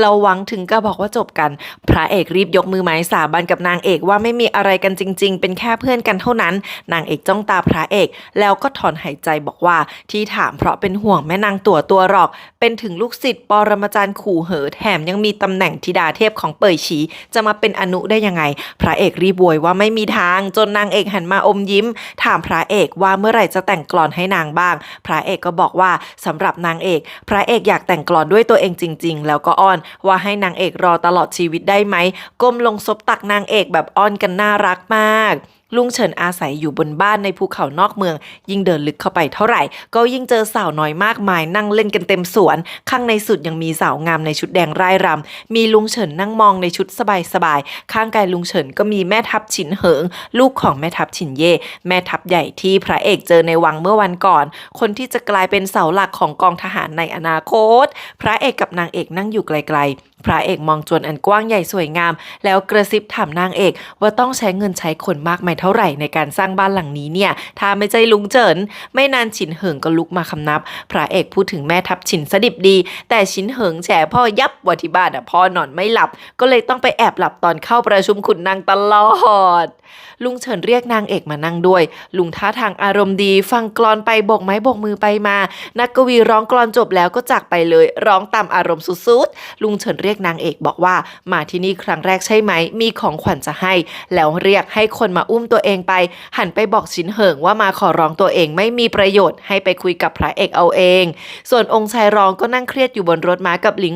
ในที่สุดก็ไม่ตายฟีลแบบเพิ่งรอดมาจากการเล่นเกมดวลตายมาเลยทีเดียวหลิงหันไปถามว่าองค์ชายรองมีเอี่ยวเรื่องหอเป่าอี้อย่างที่พระเอกพูดจริงไหมองค์ชายรองเงยหน้ามาบอกว่าถึงตัวเองจะพูดว่าไม่เกี่ยวนางก็ไม่เชื่ออยู่ดีเอาไว้รอให้จับฆาตกรได้ก็แล้วกันสายตาแปลกมากๆบอกว่าเดี๋ยวพวกนั้นต้องโดนจับแน่เพราะทุกคนมีชะตาชีวิตของตัวเองฉินเหิงพูดน้ำไหลไฟดับแต่ก็ดูจริงใจคือพยายามจะขอให้พระเอกละเว้นบ้านตัวเองเพราะที่ผ่านมาสกุลฉินรู้จักแต่รบดังนั้นปกติก็เลยผูกมิตรกับทุกฝ่ายรวมถึงองค์ชายรองด้วยที่ผ่านมาก็มีไปหามีส่งของขวัญให้บ้างแต่ว่าไม่ใช่คนขององค์ชายรองแน่ๆ พระเอกปลายตามองบอกว่าคนที่จัดการเรื่องคอร์รัปชันคือพวกสำนักผู้แทนหลวงมาพูดกับตัวเองก็ไม่มีผลฉินเหิงก็ยังบอกว่าทั้งหมดเนี่ยมันเกิดขึ้นเพราะพระเอกจริงๆนี่นาพระเอกบอกว่าที่ตัวเองทำเนี่ยไม่ใช่ว่าจะเก็บพรรคพวกขององค์ชายรองแต่เก็บพวกทุจริตตั้งหากสกุลฉินไม่เป็นไรแน่ตราบใดที่ไม่ได้คอร์รัปชันฉินเหิงก็เลยลุกมาคำนับพระเอ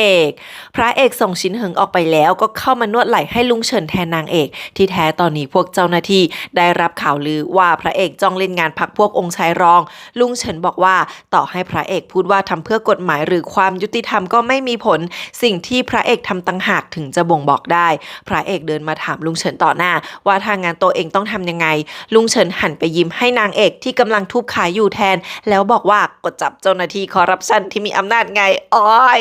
ลุงเพิ่งเอาของขวัญราคาแพงให้นางเอกที่แท้ลุงเฉินบอกให้พระเอกจับตัวเองซะเพราะที่เนี่ยมีแต่ของขวัญอัญมณีมีค่าควรเมืองผิดกฎหมายใดๆมาตั้งนานแล้วถ้าพระเอกจับลุงเฉินรับรองว่าไม่มีคนคอรหาว่าทำเพื่อแก้แค้นองค์ชายรองแน่ๆพระเอกอึ้งตาโตถามว่าแล้วลุงจะเคลียร์ตัวเองยังไงลุงก็ยังบอกว่าให้พระเอกจัดการตามใจได้เลยที่เหลือลุงจะดีลกับเรื่องที่เกิดขึ้นเองพระเอกเกือบซึ้งแล้วลุงรีบโบกมือไว้อย่าเพิ่งแล้วก็เอาจดหมายที่กองหนึ่งเพิ่งส่งมาให้ตัวเองไม่นานนี้มาให้ดูว่าเหล่าเติงจับพวกฆาตกรฆ่าลูกสาวเหล่าจินที่หอเป่าอี้ได้แล้วลุงยังให้คนเอาเก้าอี้รถเข็นมาให้พระเอกนั่งบอกป่วยก็นั่งเยอะๆพระเอกจะแกล้งไปนั่งเก้าอี้ลุงเฉินแทนแต่ลุงก็ห่วงมากจนพระเอกแซวว่าเก็บสมบัติสำคัญไว้หรือไงพระเอกนั่งลงเล่นแป๊บเดียวลุงก็บอกว่าอย่าเอาไปเคลื่องใส่ใครอีกล่ะทำเอาพระเอกนางเอกอึ้งลุงขำถามว่าตกใจอะไรกันจากที่ทั้งสองคนมีความสัมพันธ์กันขนาดนี้ลุงก็ต้องมีหูมีตาในเรือนนางเอกไว้ปกป้องนางบ้างจนพระเอกขอบคุณ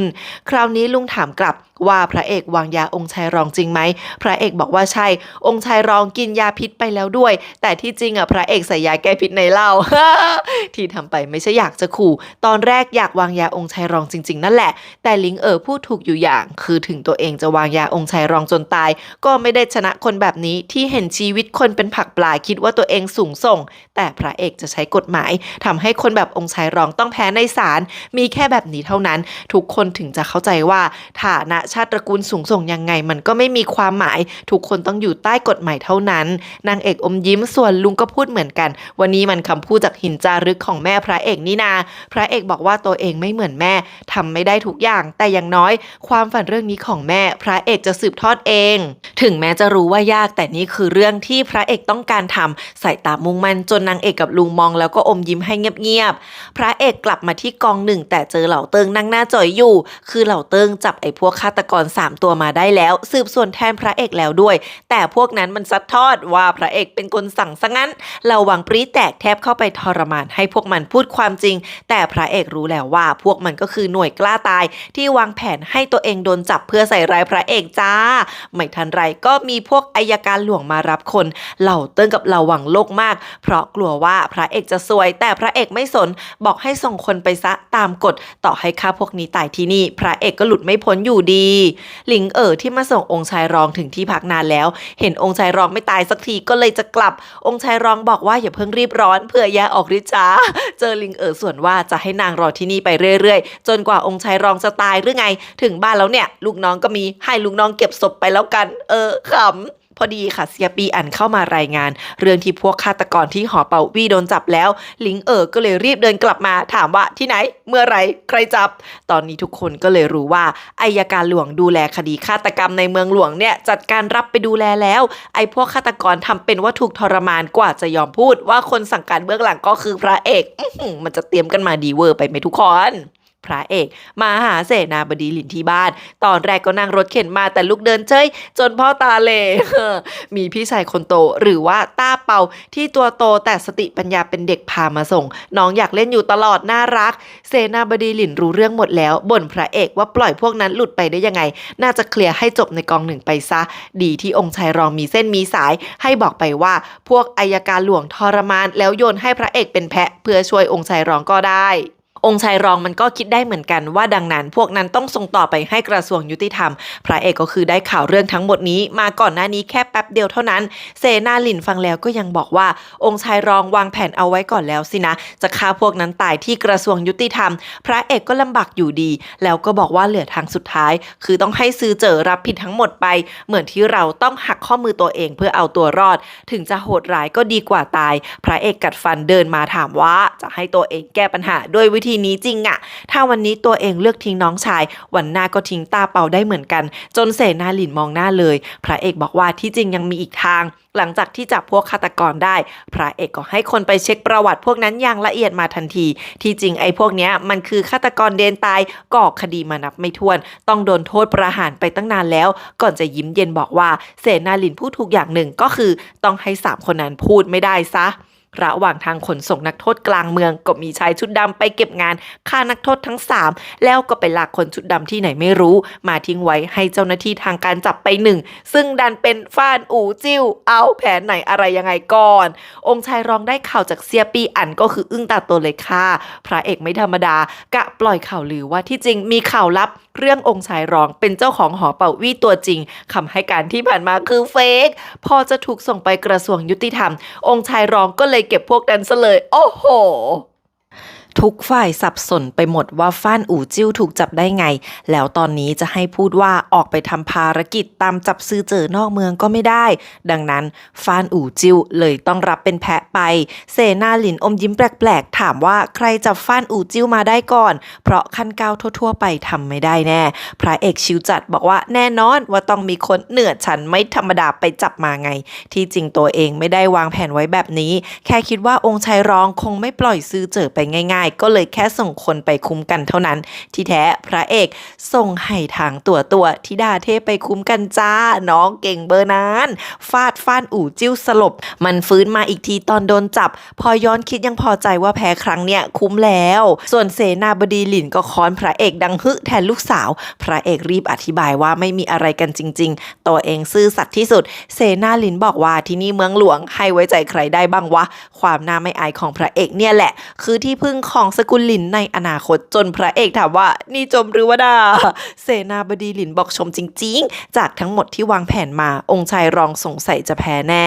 เซียปีอันมาหาฟ่านอู่จิ้วในคุกถามว่าเกิดอะไรขึ้นฟ่านอู่จิ้วเล่าให้ฟังหมดเปลือกแล้วถามว่าตัวเองต้องทำยังไงเซียปีอันถอนหายใจบอกว่าที่จริงพวกที่ตายคือคนที่องค์ชายรองกะโยนความผิดไปให้พระเอกแต่ตอนนี้ฟ่านอู่จิ้วโผล่มาเรื่องมันก็เปลี่ยนแล้วข้อแรกห้ามพูดเรื่องออกไปฆ่าซื้อเจอข้อ2ห้ามเอ่ยชื่อองค์ชายรองเด็ดขาดเซียปีอันถามว่ามีอะไรอยากพูดไหมเพราะเวลาเหลือน้อยแล้วฟ่านอู่จิ้วหน้าโหดเข้ามาถามเซียปีอันไกลๆว่าการสอบที่จะมาถึงตัวเองคงไม่มีสิทธิ์แล้วใช่ไหมน้ำตาคลอเลยแล้วก็ขอหนังสือเล่มหนึ่งเท่านั้นบอกเล่มไหนก็ได้เซียปีอันถอนหายใจหยิบออกมาให้ทันทีบอกว่าองค์ชายรองคิดไว้อยู่แล้วก็เลยให้เอามาด้วยฟ่านอู่จิ้วตบไหล่เซียปีอันแน่นน้ำตาคลอฝากไปบอกองค์ชายรองว่าขอบคุณที่อย่างน้อยยังให้ตัวเองเคยได้มีความหวังโอ้ยเป็นเศร้าแล้วพอได้หนังสือฟ่านอู่จิ้วก็ไม่พูดอะไรอีกเลยทำไมฉันสงสารองค์ชายรองฟังข่าวว่าไหถังตัวเป็นคนจับฟ่านอู่จิ้วแล้วยังถูกพวกสำนักผู้ตรวจสอบส่งกลับมาก็แปลว่า2พวกเนี่ยอยู่ฝ่ายพระเอกก็เพราะว่าพระเอกคือคนที่จะดูแลพระคลังในต่อไปในอนาคตที่เมืองช่างจริงเมืองหลวงของเป่ยฉีไหถังตัวที่เพิ่งช่วยซื้อเจอมาถึงนี้ไม่ทันไรซื้อเจอมันก็มโนเองอีกแล้วว่าตัวเป็นพี่สะพ้ายแอบเรียกว่าอาซอแถมยังแซวว่ารู้ดีไม่ต้องให้พี่ชายเล่าไหถังพูดยังไงมันก็ไม่เชื่อไม่ฟังนางได้แต่โมโหอุดปากซื้อเจอแล้วลากมาที่ร้านขายน้ำมันของแคว้นชิงในเมืองนี่คือที่พระเอกให้ไหถังพาซื้อเจอมาเพราะเป็นที่รวบรวมและควบคุมสายลับแคว้นชิงซื้อเจอเห็นนางรู้เรื่องเยอะเบอร์นี้ก็ยิ่งเชื่อว่าทั้งคู่เป็นแค่เพื่อนที่ดีต่อกันจริงๆฉันละอ่อนใจแทนโอ้ยซื้อเจอเข้ามาเจอกัวเป่าคุณที่ดูแลที่นี่แล้ว2คนนี้ก็ขิงกันใหญ่ว่าใครเจ๋งกว่าถึงอยู่ที่นี่ได้กลัวเป่าคุณเบ่งว่าคนอย่างหยวนปิงเหยียนยังพลาดตอนนี้ตัวเองนี่แหละที่ดูแลสายลับแขวนจริงทั้งหมดที่นี่แหมอวดใหญ่ ไหทางกำลังกินขนมลูกแพรกับโยเกิร์ตหลังเถาสิทธิ์พี่สุดโหดก็โผล่มาแย่งกินหน้าตาเฉยบอกว่าฮ่องเต้น้อยของเปยฉีฝากมาบอกว่าชอบคนฉลาดอย่างกัวเป่าคุณไม่อยากให้กัวเป่าคุณต้องกลับไปคือฮ่องเต้กับคุณนางทุกคนรู้กันหมดจ้าว่าร้านขายน้ำมันที่นี่ที่จริงทำอะไรที่ว่าฉลาดนี่คือประชดหรือเปล่าก่อนไหทางกรอกตามมองบนบอกว่าง่ายนิดเดียวก็แกล้งทำไม่รู้ซะสิหลังเถาล้มลงนอนบอกยากไปแกล้งทำไม่รู้ไม่เห็นความผิดสุดเพี้ยนที่ใหญ่มากๆเนี่ยมันยากเกินไหทางบอกไม่เป็นไรหรอกพิจารณาแล้วกัวเป่าคุณน่าจะได้อยู่ที่นี่แหละกัวเป่าคุณกำลังโม้น้ำไหลไฟดับให้ซื้อเจอฟังว่าเปยฉีก็งันตัวเองดูแลที่นี่มานานไม่เคยโดนเข้ามาเช็คสักครั้งเก่งปะล่าเดี๋ยวเอาติ้งครั้งหน้าพี่จะพาซื้อเจอไปดูแบบว่าที่นี่งานเครียดห่างบ้านก็เลยออกไปเอาติ้งกันบ้างแกก็ไม่กลัวสายทั้งหมดโดนเก็บเลยหรือไงทั้งโง่ทั้งบ้าเลยเนี่ยซื้อเจอเลยบอกว่าพระเอกส่งตัวเองมาบอกให้กัวเป่าคุณกลับได้แล้วตอนแรกกัวเป่าคุณไม่ยอมแต่พอได้ยินว่าพระเอกฝากมาบอกว่ากัวเป่าคุณเคยฝากให้ช่วยพ่อไงตอนนี้เหมาะสุดมันก็รีบคว้าตะกร้าออกมาขุดดูข้าวของแล้วบอกให้รีบไปเลยก่อนคนที่นี่จะรู้ตัวซึ่งที่จริงไหทางกับหลางเถาก็รู้ข่าวทันทีจ้าว่าสองคนนั้นกำลังเพ่นกลับแกวนจริงไหทางถามว่าจะเอายังไงหลางเถาบอกไม่รู้เพราะฮ่องเต้น้อยบอกว่าเรื่องสองคนนี้ให้ไหทางตัดสินใจได้เลยน้องยิงเซงบอกอะไรก็โยนให้นางแต่ก็กะจะปล่อยไปเพราะสองคนนี้อยู่มันก็ไม่ช่วยอะไรอยู่ดีหลางเถายังบอกว่าฝากไหทางเขียนจดหมายทวงตอนต่อไปของเรื่องหอแดงกับพระเอกด้วยนะน้องก็กรอกตามมองบนบอกทหารว่าปล่อยสองตัวนั้นไปแล้วกันหลางเถายังเข้าใจว่าไหทางกับพระเอกมีซัมติงไม่ต่างจากทุกคนไหทางได้แต่โมโหซื่อเจอกับกัวเป่าคุณอยู่ด้วยกันก็คือไม่มีตัวดีไม่มีฉลาดเลยแม้แต่น้อยทำอะไรก็เผยพิรุธไปหมดจนชาวบ้านสงสัยให้ทางต้องให้คนของตัวเองตามกลบร่องรอยมันก็ยังมโนกัน2 คนว่ามันเกิดมาเป็นสายลับมืออาชีพ ไม่ไหวจะเคลียร์มากค่ะเช้าวันต่อมาเหล่าหวังวิ่งมารายงานข่าวให้พระเอกฟังเรื่องแรกฟ้านอู่จิ้วสารภาพแล้วแต่ก็บอกว่าตัวเองทำเองไม่เกี่ยวกับองค์ชายรองบอกว่าตอนแรกโยนความผิดให้พระเอกแต่พอดีมีข่าวหลุดมาถึงตัวก็เลยต้องตามมาฆ่าสุดท้ายเลยเคลียร์พระเอกไปเรื่องนี้ที่จริงพวกกระทรวงยุติธรรมก็รู้แหละว่าเนี่ยมันไม่ใช่เรื่องจริงแต่ก็ปิดตาข้างนึงลืมมันไปข่าวอีกเรื่องคือไต้เท้าไล่มาเจอพระเอกด้วยตัวเองไต้เท้าไล่ถือห่อยามาเยี่ยมพระเอกแต่เห็นโจรสกุลฟ้านใหญ่ก็คิดจะเดินวัดอีกเพราะเจ้าหน้าที่แต่ละตำแหน่งมีกำหนดอาณาเขตบ้านไว้ชัดเจนถ้าใหญ่เกินกฎจะได้ร้องเรียนแม่ลุงสตริกเกินไต้เท้าไล่ซื้อพุทราแดงมาฝากเพราะว่ามันช่วยให้เลือดลมไหลเวียนดีพระเอกก็คือนั่งรถเข็นเป็นแมวป่วยอีกแล้วแต่ที่บ้านมีพุทราแดงเพียบไต้เท้าไล่มาถึงก็บอกว่า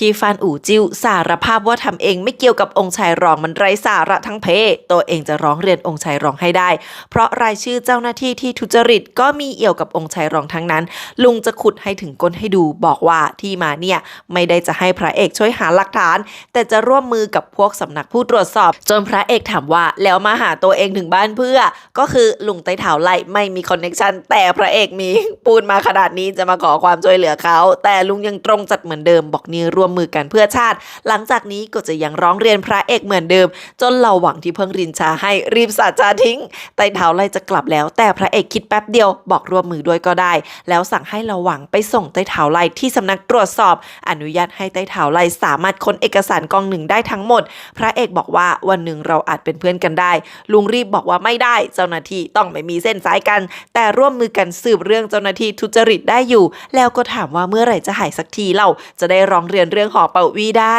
พระเอกถามว่าจะอ่านเอกสารเสร็จวันไหนลุงบอกว่าวันเดียวก็พอพระเอกก็เลยบอกว่างั้นวันมะรืนตัวเองไปประชุมเช้าแน่นอนเอากับเขาค่ะเสร็จแล้วพระเอกกับพ่อก็มาประชุมจริงๆพ่อเดินบ่นปอดแปดมาตลอดทางว่าพระเอกหาเรื่องใส่ตัวหาเหาใส่หัวแต่ก็บอกคนอย่างตัวเองไม่กลัวเรื่องโกหกอยู่แล้วจะยุ่งยากแค่ไหนก็ไม่แคร์ลุงไต้เท้าไล่เห็นพ่อลูกมาก็เสียยิ้มมาทักทันทีพ่อยังบอกว่าลุงเนี่ยนะตั้งแต่รับทำคดีก็ไล่กับคนยังกระหมาวันนี้อากาศก็ไม่ดีเหมือนฝนจะตกเลยงานจะเข้าก่อนไหมวันนี้ทุกคนใช้ห้องหนังสือเล็กที่เต้ใช้ประจำเป็นที่ประชุมเพราะเต้บอกว่าพระเอกที่โดนร้องเรียนเป็นแค่เจ้าหน้าที่ตัวเล็กๆไม่คู่ควรให้ใช้ห้องโถงประชุมใหญ่โถพระเอกเจอไต้เท้าซินตัวตลกที่อุตส่าห์หลบพระเอกแทบตายอีกแล้ว แล้วประชุมวันนี้ไม่ได้บังคับด้วยนะแต่เสนาบดีลิ้นแม่ทัพชินองค์ชายมากันหมดขนาดนี้ใครมันจะกล้าขาดคะทุกคนพอเต้มาเริ่มประชุมไต่เท้าไล่อ้าปากจะร้องเรียนพระเอกแต่พระเอกส่วนว่ามีเรื่องจะร้องเรียนก่อนแล้วควักเอากล่องของขวัญที่ลุงเฉินให้นางเอกวันก่อนขึ้นมาบอกว่าได้มาจากเจ้าหน้าที่คนหนึ่งที่มีบ้านบนเขาและเงินทองมากมายเกินหน้าเกินตาขอร้องเรียนให้ตรวจสอบเฉินผิงผิงเจ้าหน้าที่ทุกคนก็ฮือฮากันใหญ่ส่วนเต้มีแอบอมยิ้มพระเอกฟ้องร้องเรื่องของขวัญลุงเฉินบอกมีนิดหน่อยเองของมีค่าก็เต้ให้มาพระเอกถามเรื่องบ้านลุงเฉินบอกว่าตัวเองแค่อาศัยที่เนี่ยเป็นของราชวงศ์ต่างหากถ้าไม่เชื่อก็ตรวจสอบบัญชีตัวเองได้เลยจนเต้หันไปถามพระเอกว่าพอใจยังพอพระเอกโอเคแล้วเต้ก็เลยโบกมือให้กลับเข้าที่กันไปได้ขุนนางที่เหลือได้แต่กรอกตามองไม่มีใครกล้าพูดอะไรเลยลุงไต้เท้าไล่ออกมาร้องเรียนพ่อกับพระเอกเรื่องที่ซื้อเจอเป็นเจ้าของหอเป่าอี้ทำการค้ามนุษย์เป็นแหล่งโสเภณีต่อพ่อก็ลุกมาบอกว่าตัวเองบกพร่องอบรมซื้อเจอไม่ดีเองแต่ลูกชายก็รู้ตัวปิดหอเป่าอี้ไปนานแล้วพอจัดการลงโทษตามกฎตระกูลส่งไปนอกเมืองใต้เท้าไล่โวยว่ากฎหมายต้องมาก่อนกฎบ้านพ่อก็บอกว่าก็ลูกชายไม่ได้เป็นเจ้าหน้าที่ถึงจะไม่สมควรแต่ไม่ได้ทำผิดกฎหมายลุงใต้เท้าไล่ก็ไม่ยอมบอกว่างั้นถ้าญาติคุณนางทุกคนทำผิดก็ไม่ต้องรับโทษอะไรงั้นสิสองพ่อลูกเนี่ยสมควรต้องรับผิดชอบเรื่องที่ซื่อเจ๋อทำให้ปลดตำแหน่งลงโทษซะเต้เหล่เสนาบดีหลินถามว่าคิดว่ายังไงเสนาบดีหลินลุกมาบอกว่าเรื่องคนตายที่หอเป่าอี้ยังไม่มีใครพูดถึงเลยชีวิตคนสำคัญกว่าแม่ทัพฉินก็ลุกขึ้นมาหนับหนุนจนเต้บอกว่างั้นมาพูดเรื่องคดีคนตายกันก่อนเรื่องสกุลฟ้านเอาไว้ค่อยว่ากันทีหลังพระเอกคะไปหลบหลังชั้นหนังสือรอดูว่าเวทีนี้มันจะเป็นยังไงต่อ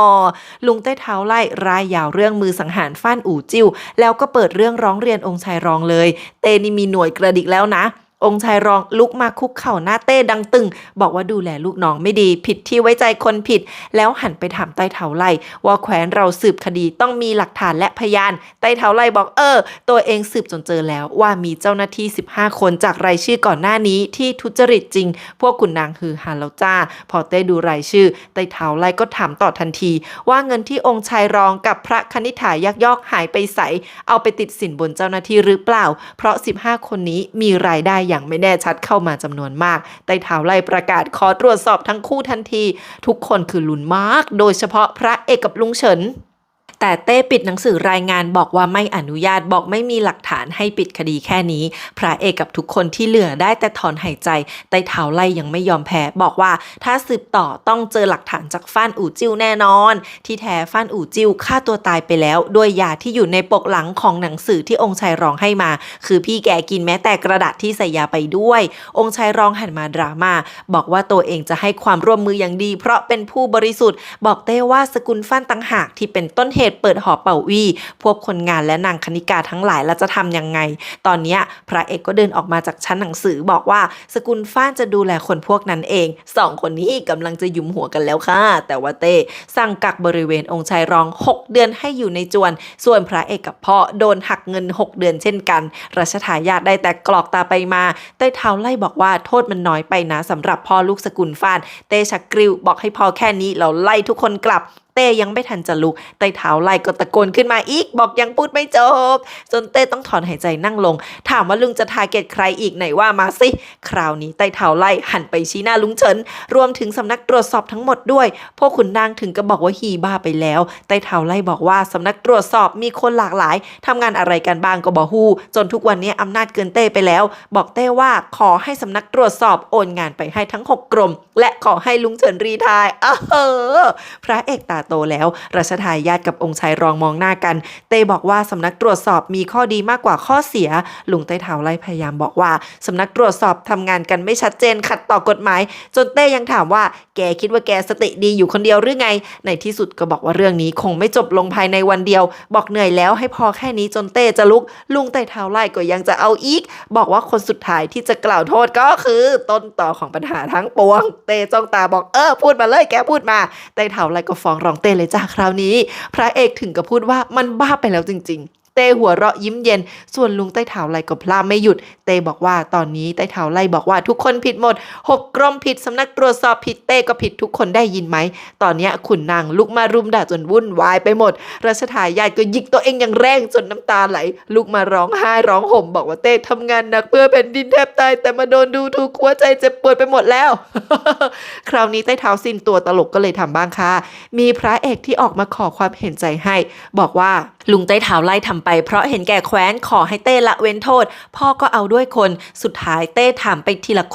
นแล้วบอกว่าตัวเองควรให้รางวัลใต้เท้าไล่แทนการลงโทษลุงเฉินบอกว่าให้เอารางวัลตัวเองไปเต้ก็บอกว่าน้อยเกินเสนาบดีหลินบอกว่าให้จารึกชื่อในประวัติศาสตร์เต้หัวเราะเลยบอกว่าดีงั้นก็ลากไปเคี่ยนซะรับรองว่าได้จารึกชื่อไปทั่วล่าแน่ๆเต้ไม่แคร์ว่าใครจะคิดว่าตัวเองเป็นคนยังไงเพราะประวัติศาสตร์ก็คงไม่เขียนไว้อยู่ดีแล้วพวกทหารก็วิ่งมาลากตัวใต้เท้าไล่ไปพระเอกรีบวิ่งสวนมาขอความเห็นใจบอกว่าถึงยังไงใต้เท้าไล่ก็เป็นคนตรวจสอบเรื่องทุจริตนะเต้ปลายตาแวบเดียวบอกว่าถ้าพระเอกใส่ใจนักงั้นแกก็ไปควบคุมการลงโทษซะเลยแล้วเต้ก็จากไปทิ้งพระเอกยืนอึ้งกัดฟันรับคำสั่งสายตาทั้งโกรธทั้งแค้นแล้วพระเอกก็รีบวิ่งออกมาทั้งที่ฝนตกหนักกว่าจะมาเจอใต้เท้าไล่กับโหกงเจ้าตัวก็โดนโบยเลือดอาบไปแล้วพระเอกไม่ยอมกางร่มด้วยซ้ำพอพระเอกถามว่าต้องโดนโบยกี่ทีถึงเพิ่งรู้ว่าที่เต้สั่งให้มาคุมะเท่ากับโบยเรื่อยๆไปไม่หยุดพระเอกจะวิ่งกลับไปถามเต้ก็ไม่ทันแล้วใต้เท้าไล่ขาดใจตายไปซะแล้วโธ่ลุงพระเอกทำได้แค่คว้าร่มขึ้นมากางให้ลุงที่ไม่มีลมหายใจน้ำตาไหลด้วยความโกรธอยู่เงียบๆระหว่างทางออกจากวังผ่านสำนักตรวจสอบลุงเฉินกับเงามารอข้างหน้าแต่พระเอกบอกว่าไม่อยากเจอใครทั้งนั้นให้เราหวังขับรถม้าไปเลยเงาไม่ยอมปล่อยไปง่ายๆออกมาดักทางจนพระเอกต้องเข้ามาคุยกับลุงเฉินพาพระเอกมาดูห้องลับที่ตัวเองเอาไว้ส่งคำสั่งให้กับทั้ง8 กองโดยตรงบอกว่านี่คือสมบัติที่แม่พระเอกทิ้งไว้ให้แต่พระเอกอารมณ์บอดจอยสุดๆไม่เข้าใจว่าทำไมเต้สั่งโบยใต้เท้าไล่จนตายลุงเฉินบอกเต้ไม่ว่าที่ใต้เท้าไล่ทาร์เก็ตเต้แต่เต้ไม่โอเคที่ไปแตะเส้นตายซึ่งก็คือการฟื้นฟูแคว้นชิงผ่านสำนักตรวจสอบพระเอกยังไม่เข้าใจจนลุงเฉินถามว่าใต้เท้าไล่มาหาพระเอกใช่ไหมแล้วทั้ง2 คนก็ทำคดีร่วมกันใช่เปล่าพระเอกอึ้งตอบว่าใช่แต่ว่าแฟ้มคดีก็แชร์กันได้นี่นาลุงเฉินบอกว่าสำนักตรวจสอบเป็นอิสระจากขุนนางทั้ง6 กองเพื่อป้องกันไม่ให้คนอื่นยื่นมือมายาวเกินไปพระเอกก็ยิ่งเสียใจคิดว่าเพราะตัวเองทำให้ใต้เท้าไล่ต้องตายลุงเฉินก็บอกว่าผิดแล้วแค่ใต้เท้าไล่คิดจะมาหาพระเอกก็เท่ากับกำหนดโทษตายให้ตัวเองไปแล้วถามว่ารู้ไหมทำไมเต้ถึงให้พระเอกเป็นคนคุมการลงโทษพระเอกยังนับถือใต้เท้าไล่ใช่ไหมแต่พวกสำนักผู้แทนหลวงทุกคนตอนเนี้ยเกลียดพระเอกเข้ากระดูกต่อไปนี้พระเอกจะไม่มีพันธมิตรในสำนักผู้แทนหลวงอีกแล้วพระเอกช็อกจนเซลุงบอกว่าต่อไปพระเอกจะได้ดูแลทั้งพระคลังในและสำนักตรวจสอบซึ่งไม่เคยมีใครทำได้มาก่อนเลยในประวัติศาสตร์อำนาจกษัตริย์มากมายสุดจะคาดความในใจยิ่งลึกสุดใจยิ่งกว่าเหวบอกให้พระเอกจำประโยคนี้เอาไว้ให้ดีพระเอกแค่นหัวเราะทั้งน้ำตาถามว่าระหว่างกษัตริย์กับประชาชนใครสำคัญกว่ากันแน่ลุงด่าเลยว่าให้เก็บคำนี้ไว้ในใจห้ามพูดออกมาอีกพระเอกตาขวางบอกว่ารู้คำตอบแล้วก็จะไม่ถามอีกลุงเฉินบอกว่าเคยมีคนคิดคนละทางกับเต้พระเอกก็หันมาบอกทันทีว่าแม่ตัวเองละสิแล้วตอนนี้แม่ตายแล้วไงลุงเฉินสะท้อนใจบอกว่าใช่พระเอกสวนว่าเส้นทางยังคงอยู่แล้วก็ยืนน้ำตาไหลด้วยความแค้นอยู่เงียบๆลุงเฉินไม่ตอบบอกให้พระเอกกลับไปพักเถอะวันนี้เหนื่อยมากแล้วพระเอกมานั่งพักใจที่ห้องรัวๆน้องคือขนหนังสือการแพทย์พระเอกมาอ่านเพียบเลยแถมยังอ่านไปแล้วครึ่งนึงบอกว่าได้แรงบันดาลใจจากตอนที่พระเอกวางยาพ่อต่อไปเผื่อนางมีความรู้จะได้ทำได้บ้างถ้าพระเอกไม่อยู่พอเห็นพระเอกซึมๆเซ็งๆก็บอกว่าลาออกจากการเป็นขุนนางดีแม้ไปเที่ยวทุกวันให้สบายใจก็ได้ถ้าไม่มีตังนางเลี้ยงเองจะเลี้ยงทั้งพี่ชายแล้วพี่สะใภ้เลยน้องน่ารักเวอร์จนพระเอกยิ้มได้แล้วพระเอกก็ไปเอาเป็ดมาพร้อมกับอุปกรณ์บอกว่าวิธีเรียนเรื่องยาคือต้องลงมือทำบอกให้ผ่าท้องแล้วก็ค่อยเย็บปิดเริ่มด้วยขวดแรกก็คือยาชาโอ้ยสอนอะไรเนี่ย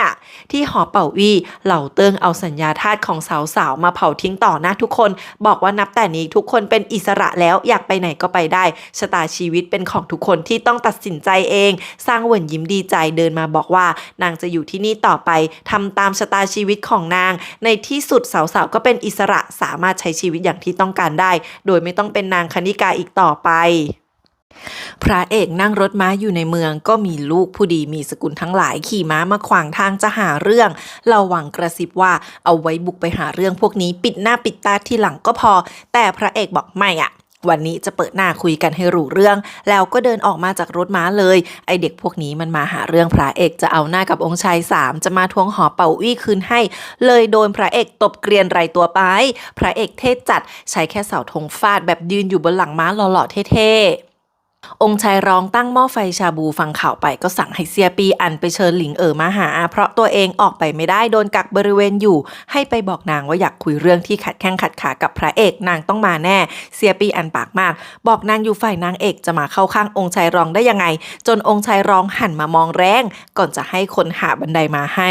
ฝ่ายพระเอกแป๊บเดียวเหล่าเติ้งก็พาคนตามมาเคลียร์พอเห็นหน้าพระเอกกับเหล่าหวังเหล่าเติ้งที่ตอนแรกรู้จักเด็กพวกนี้ว่าเป็นลูกใครหลานใครก็รีบเปลี่ยนคำเป็นบ่ฮู้จักแล้วสั่งจับไปขังคุกก่อนจะถามว่าแน่ใจนะเราหวังกระซิบบอกพระเอกว่าสงสัยองค์ชายรองจะส่งไอ้พวกนี้มาทำให้พระเอกกับองค์ชาย3แตกกันแง่พระเอกบอกว่าใช่อย่าไปตกหลุมพรางก็พอแล้วกลับไปกอง1กันต่อแต่แป๊บเดียวก็บอกให้ไปวังดีกว่าหลิงมาถึงก็เจอองค์ชายรองกำลังนั่งรออยู่บนหลังคาพร้อมผลไม้และขนมแป๊บเดียวน้องก็วาบตามมานั่งข้างๆถามว่าเรียกนางมาทำไมองค์ชายรองบอกว่าที่จริงตัวเองกับพระเอกเข้าใจกันผิดแต่ถึงจะเชิญพระเอกมาก็คงไม่ยอมเพราะที่ผ่านมาเข้าใจกันผิดลึกเกินไปแล้วบอกว่าให้หลิงมองตาตัวเองสินี่ไม่ได้ทำจริงๆนะแต่โดนบีบบังคับเอาเกียรติยศราชวงศ์เป็นประกันโอ้ยฉันไม่เชื่อใครเลยแกเรื่องนี้หลิงแค่หัวเราะบอกใครจะบังคับองค์ชายได้องค์ชายรองก็บอกว่าเต้ไงบังคับให้มียศศักดิ์ตั้งแต่13บังคับให้เข้าประชุมขุนนางตั้งแต่15ถึงจะอยากออกจากเมืองหลวงก็ทำไม่ได้แล้วยังเปิดโอกาสให้ตัวเองมีเจ้าหน้าที่เป็นพันธมิตรต่อให้ไปบอกรัชทายาทว่าไม่ได้อยากจะแข่งขันด้วยใครจะไปเชื่อล่ะใช่ไหมก่อนจะหัวเราะแบบแกนๆบอกว่าตัวเองก็ทำได้แค่เดินไปตามทางเท่านั้นไม่งั้นก็ต้องตายอย่างน่าอนาถหลิงตกใจถามว่าแล้วเล่าให้นางฟังเพื่อองค์ชายรองบอกว่าไหนๆเราก็ต้องแต่งกันต้องเผชิญชะตากรรมแบบเดียวกันไปตลอดชีวิตถ้าต้องหาใครเปิดอกคุยด้วยก็ต้องเป็นนางเท่านั้นองค์ชายรองบอกว่าตอนนี้หลิงควรจะเชื่อได้แล้วว่าตัวเองไม่ได้คิดร้ายกับพระเอกอยากให้หลิงส่งจดหมายแนะนำพระเอกเข้าวังให้ตัวเองหน่อยก่อนจะทำท่าเหมือนมีแผนเนี่ยมันแผนหรือว่าเรื่องจริงก่อนทุกคนเต้กำลังนั่งเล่นแร่แปรธาตุกับดินปืนอยู่ลุงเฉินก็มารายงานเรื่องที่พระเอกโดนพวกลูกขุนนางที่ศาลมาดักขวางกลางถนนจะทำร้ายแต่ก็โดนพระเอกสวนกลับจับไปไว้ที่กอง1แล้วเต้บอกว่ามาหาตัวเองที่นี่จะมาหลบพวกพ่อมันที่มาขอร้องละซี่ไปหาพระเอกโน่นไปลุงเฉินก็เลยบอกว่าพระเอกก็มาหลบอยู่ในวังเช่นกันพระเอกกำลังอยู่กับองค์ชาย3ที่โดนแม่สวดเรื่องหอเป่าวี่พอองค์ชาย3โดนสั่งคุกเข่าพระเอกก็รีบเตะเบาะรองเข่าไปให้โถสนมอี้โกรธลูกชายมากแต่พระเอกแอบช่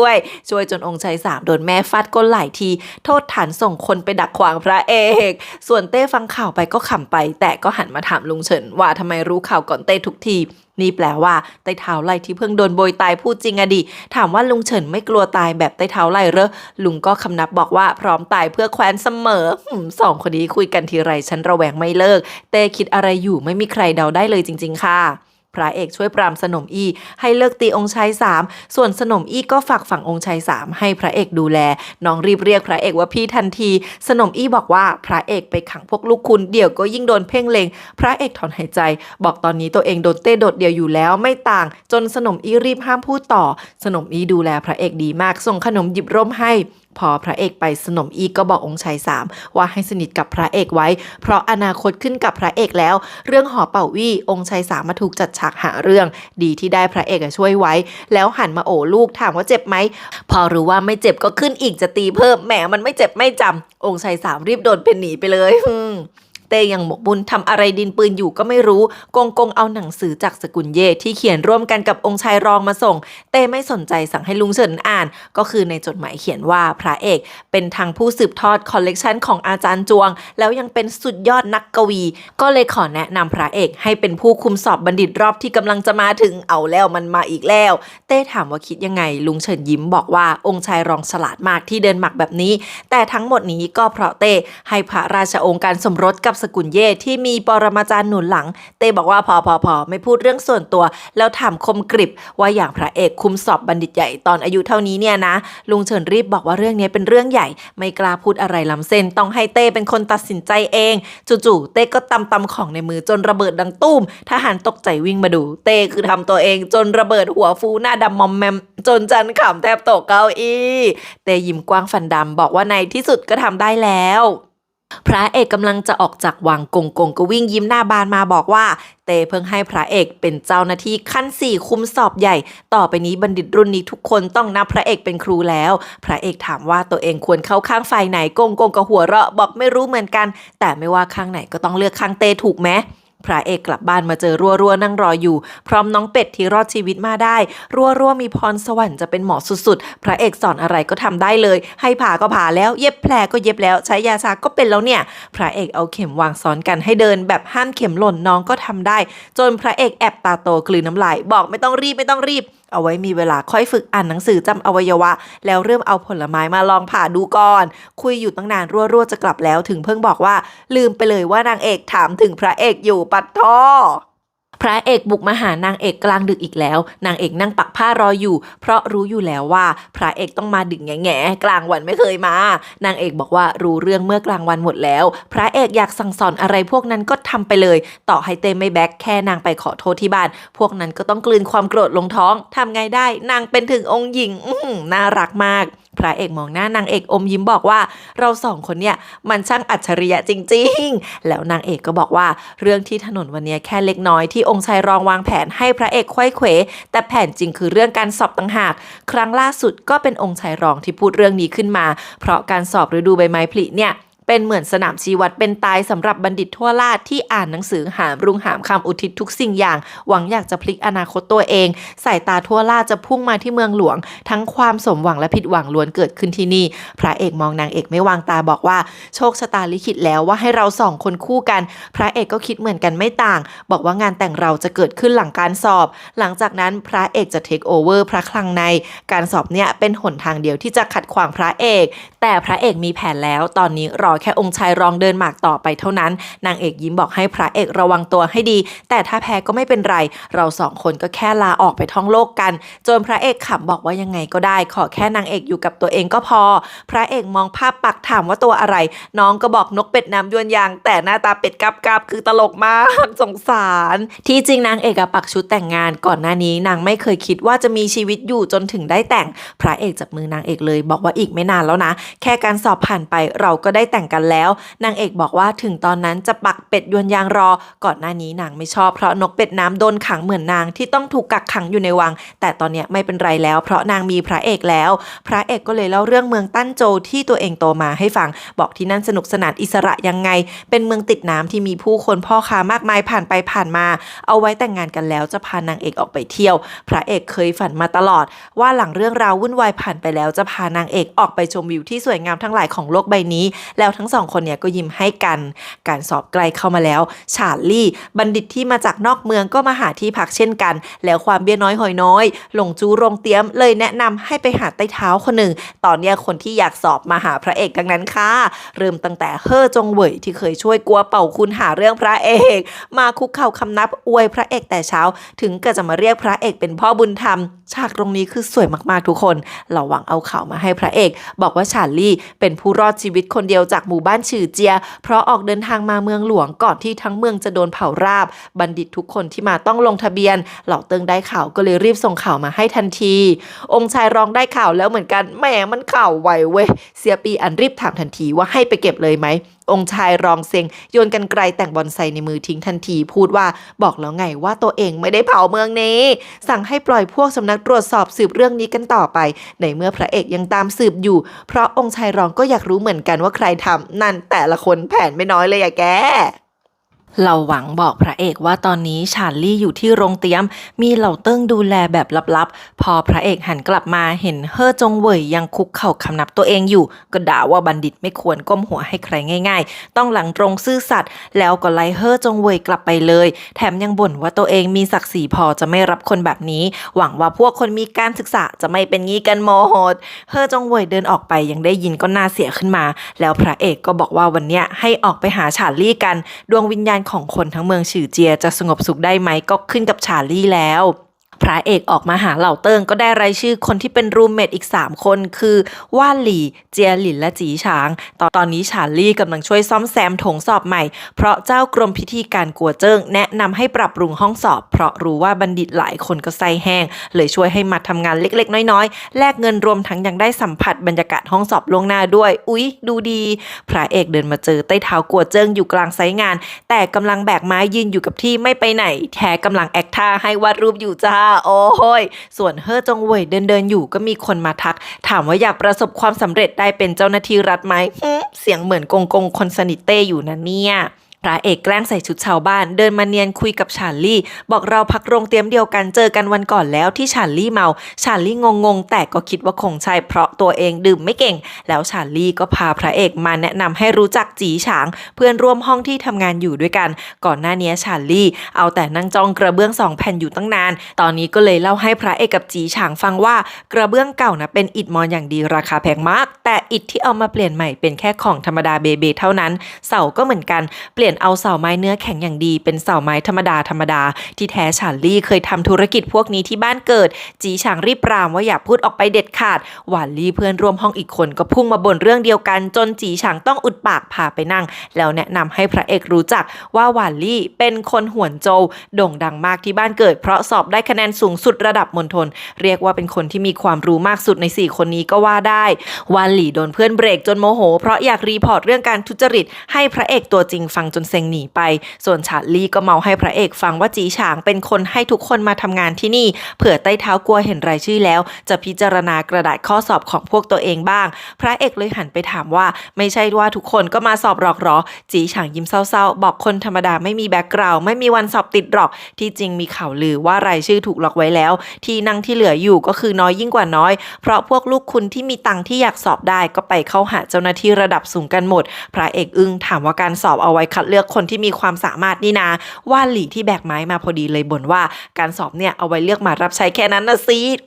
ปากพระเอกหน้าตาหงุดหงิดบอกนี่มันโกงนี่ว่านหลี่ก็บอกว่าความยุติธรรมมีที่ไหนแต่พวกเราจะเปลี่ยนแปลงอะไรพวกนี้ได้ก็ต้องสอบให้ติดก่อนพระเอกเดินไปหากัวเจิงที่นั่งหลับอยู่ในไซต์งานพร้อมกับรูปวาด 2-3 อันนี่มันหัวหน้าคนคุมสอบเลยนะพระเอกเดินเข้าไปถามเรื่องวัสดุราคาถูกทันทีกัวเจิงรีบลุกมาบอกว่าประทับใจเรื่องที่พระเอกสืบเรื่องคอร์รัปชันก็เลยไม่กล้าทำอะไรล้ำเส้นแน่นอนพวกวัสดุมีราคาถูกเก็บไว้ในคลังของกรมพิธีการเงินส่วนที่เหลือจากงบก็อยู่ในบัญชีทั้งหมดไม่เชื่อก็เช็คได้เลยพระเอกเลยถามว่างั้นจะซ่อมทั้งหมดนี่ไปทำไมกัวเจิงบอกว่าในฐานะขุนนางก็ต้องแสดงออกอะไรบางอย่างเพื่อสนับสนุนเซ่พระเอกก็เลยบอกอ๋อนี่มันละครการเมืองสินะกัวเจิงยังบอกว่าเงินที่ลงบัญชีพวกนั้นก็เพราะเจ้าหน้าที่หลายคนต้องกินต้องใช้บ้านก็อาจมีต้องซ่อมแต่รับรองว่าตัวเองไม่ได้ทำอะไรผิดกฎแน่นอนพระเอกอมยิ้มถามว่าไม่คิดว่าพวกบัณฑิตที่ทำงานวันนี้จะรู้เห็นแล้วฟ้องร้องเอาหลังสอบผ่านหรือไงกัวเจิงบอกว่าโอ้ยตัวเองน่ะแม่นมากไม่ผิดกฎหมายแน่นอน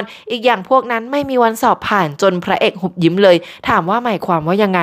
กัวเจิงก็หัวเราะบอกว่าพวกนี้ฉวยโอกาสอยากมาทำให้ตัวเองประทับใจให้ผ่านไม่ได้อยู่แล้วพระเอกหน้าตึงมากจนกัวเจิงรีบบอกว่าในเนี้ยมีคนของพระเอกหรอพระเอกตอบแค่ว่าไม่อยากให้ทุกคนเสียโอกาสกัวเจิงดูทิศทางลมแล้วก็รีบวางรายชื่อไว้บอกว่ายังไงก็แล้วแต่พระเอกคิดจะจัดการยังไงตัวเองก็เอาด้วยอยู่แล้วพระเอกก็เลยเอารายชื่อมาเผาทิ้งต่อหน้าในขณะที่พวกหนุ่มๆบัณฑิตกำลังช่วยกันแบกไม้แล้วก็พยายามตะโกนบอกชื่อจีฉางอย่างฮึกเหิมอยู่ข้างหลังเพราะอยากสร้างความประทับใจให้กัวเจิงโถพระเอกกับเราหวังเดินอยู่ในเมืองทุกมุมเต็มไปด้วยคนที่อยากมารอสอบไม่ว่าจะหนุ่มหรือแก่ทั้งนั่งทั้งเดินกันเต็มไปหมดบางก็เปิดหน้าร้านเล็กๆหาเงินประทังชีพเพราะการสอบเนี่ยคือจุดเปลี่ยนชีวิตของทุกคนพระเอกถามเราหวังว่าเคยได้ยินเรื่องการทุจริตสอบบ้างไหมเราหวังรีบเปลี่ยนเรื่องทันทีแต่พระเอกก็รู้ทันบอกว่าแค่ถามชิวๆตอบมาสบายๆก็พอเราหวังก็เลยเอียงหัวมากระซิบว่าก่อนถึงการสอบก็จะมีพวกลูกขุนเข้าหาเจ้าหน้าที่และผู้สูงศักดิ์ทั้งหลายไปเสนอตัวรับใช้เพื่อการันตีที่นั่งตัวเองตั้งแต่การสอบยังบ่เริ่มการสอบมันก็แค่ฉากหน้าเท่านั้นพระเอกหันไปมองบัณฑิตในเมืองทั้งหลายถามว่าคนพวกนี้ล่ะเราหวังบอกว่าพวกเขาก็ไม่ได้เกิดมามียศถาบรรดาศักดิ์นี่นาพระเอกถามว่าสำนักตรวจสอบรู้เห็นไหมเราหวังก็บอกว่าเรื่องนี้ทางยากแล้วก็มีอิทธิพลเบื้องหลังมากมายจนมันยากเกินไปที่จะตรวจสอบกฎที่ทุกคนรู้กันเนี้ยมีมานานหลายปีใครๆก็ชินแล้วพระเอกน่าเครียด บอกว่าทั้งที่นี่มันคือโอกาสยิ่งชีวิตของทุกคนเลยนะมันไม่แฟร์พระเอกก็คืออยากเปลี่ยนแปลงโลกใบนี้กดห่วยๆนี้จริงๆองค์ชายรองฟังข่าวว่าพระเอกไปหาชาลีที่ไซต์งานแล้วแต่ไม่รู้คุยอะไรกันที่แน่ๆไม่น่าจะบอกเรื่องที่เมืองฉือเจียที่เผาราบไปหมดแล้วองค์ชายรองทำหน้าครุ่นคิดส่วนพระเอกก็บอกเราหวังว่าเอาไว้ให้การสอบผ่านไปแล้วค่อยว่ากันเรื่องเมืองฉือเจียยังไงตอนนี้กองหนึ่งก็แอบดูแลชาลี่อยู่เราหวังบอกว่าพระเอกไม่เหมือนคนอื่นเลยที่คิดถึงคนอื่นแบบนี้พระเอกถอนหายใจเบาๆบอกว่าอย่างน้อยเราก็ควรปฏิบัติต่อพวกผู้เข้าสอบด้วยความเคารพหน่อยไหมหน้าบ้านสกุลฟานมีคนมารุมส่งของให้เต็มไปหมดแม้แต่ใต้เท้าซินกับขุนนางบางคนก็ใส่ชุดธรรมดาเอาของขวัญมาส่งกับเขาพระเอกก็เลยได้แต่หลบเข้าบ้านทางประตูหลังซึ่งรัชทายาทก็มาทางประตูหลังเช่นกัน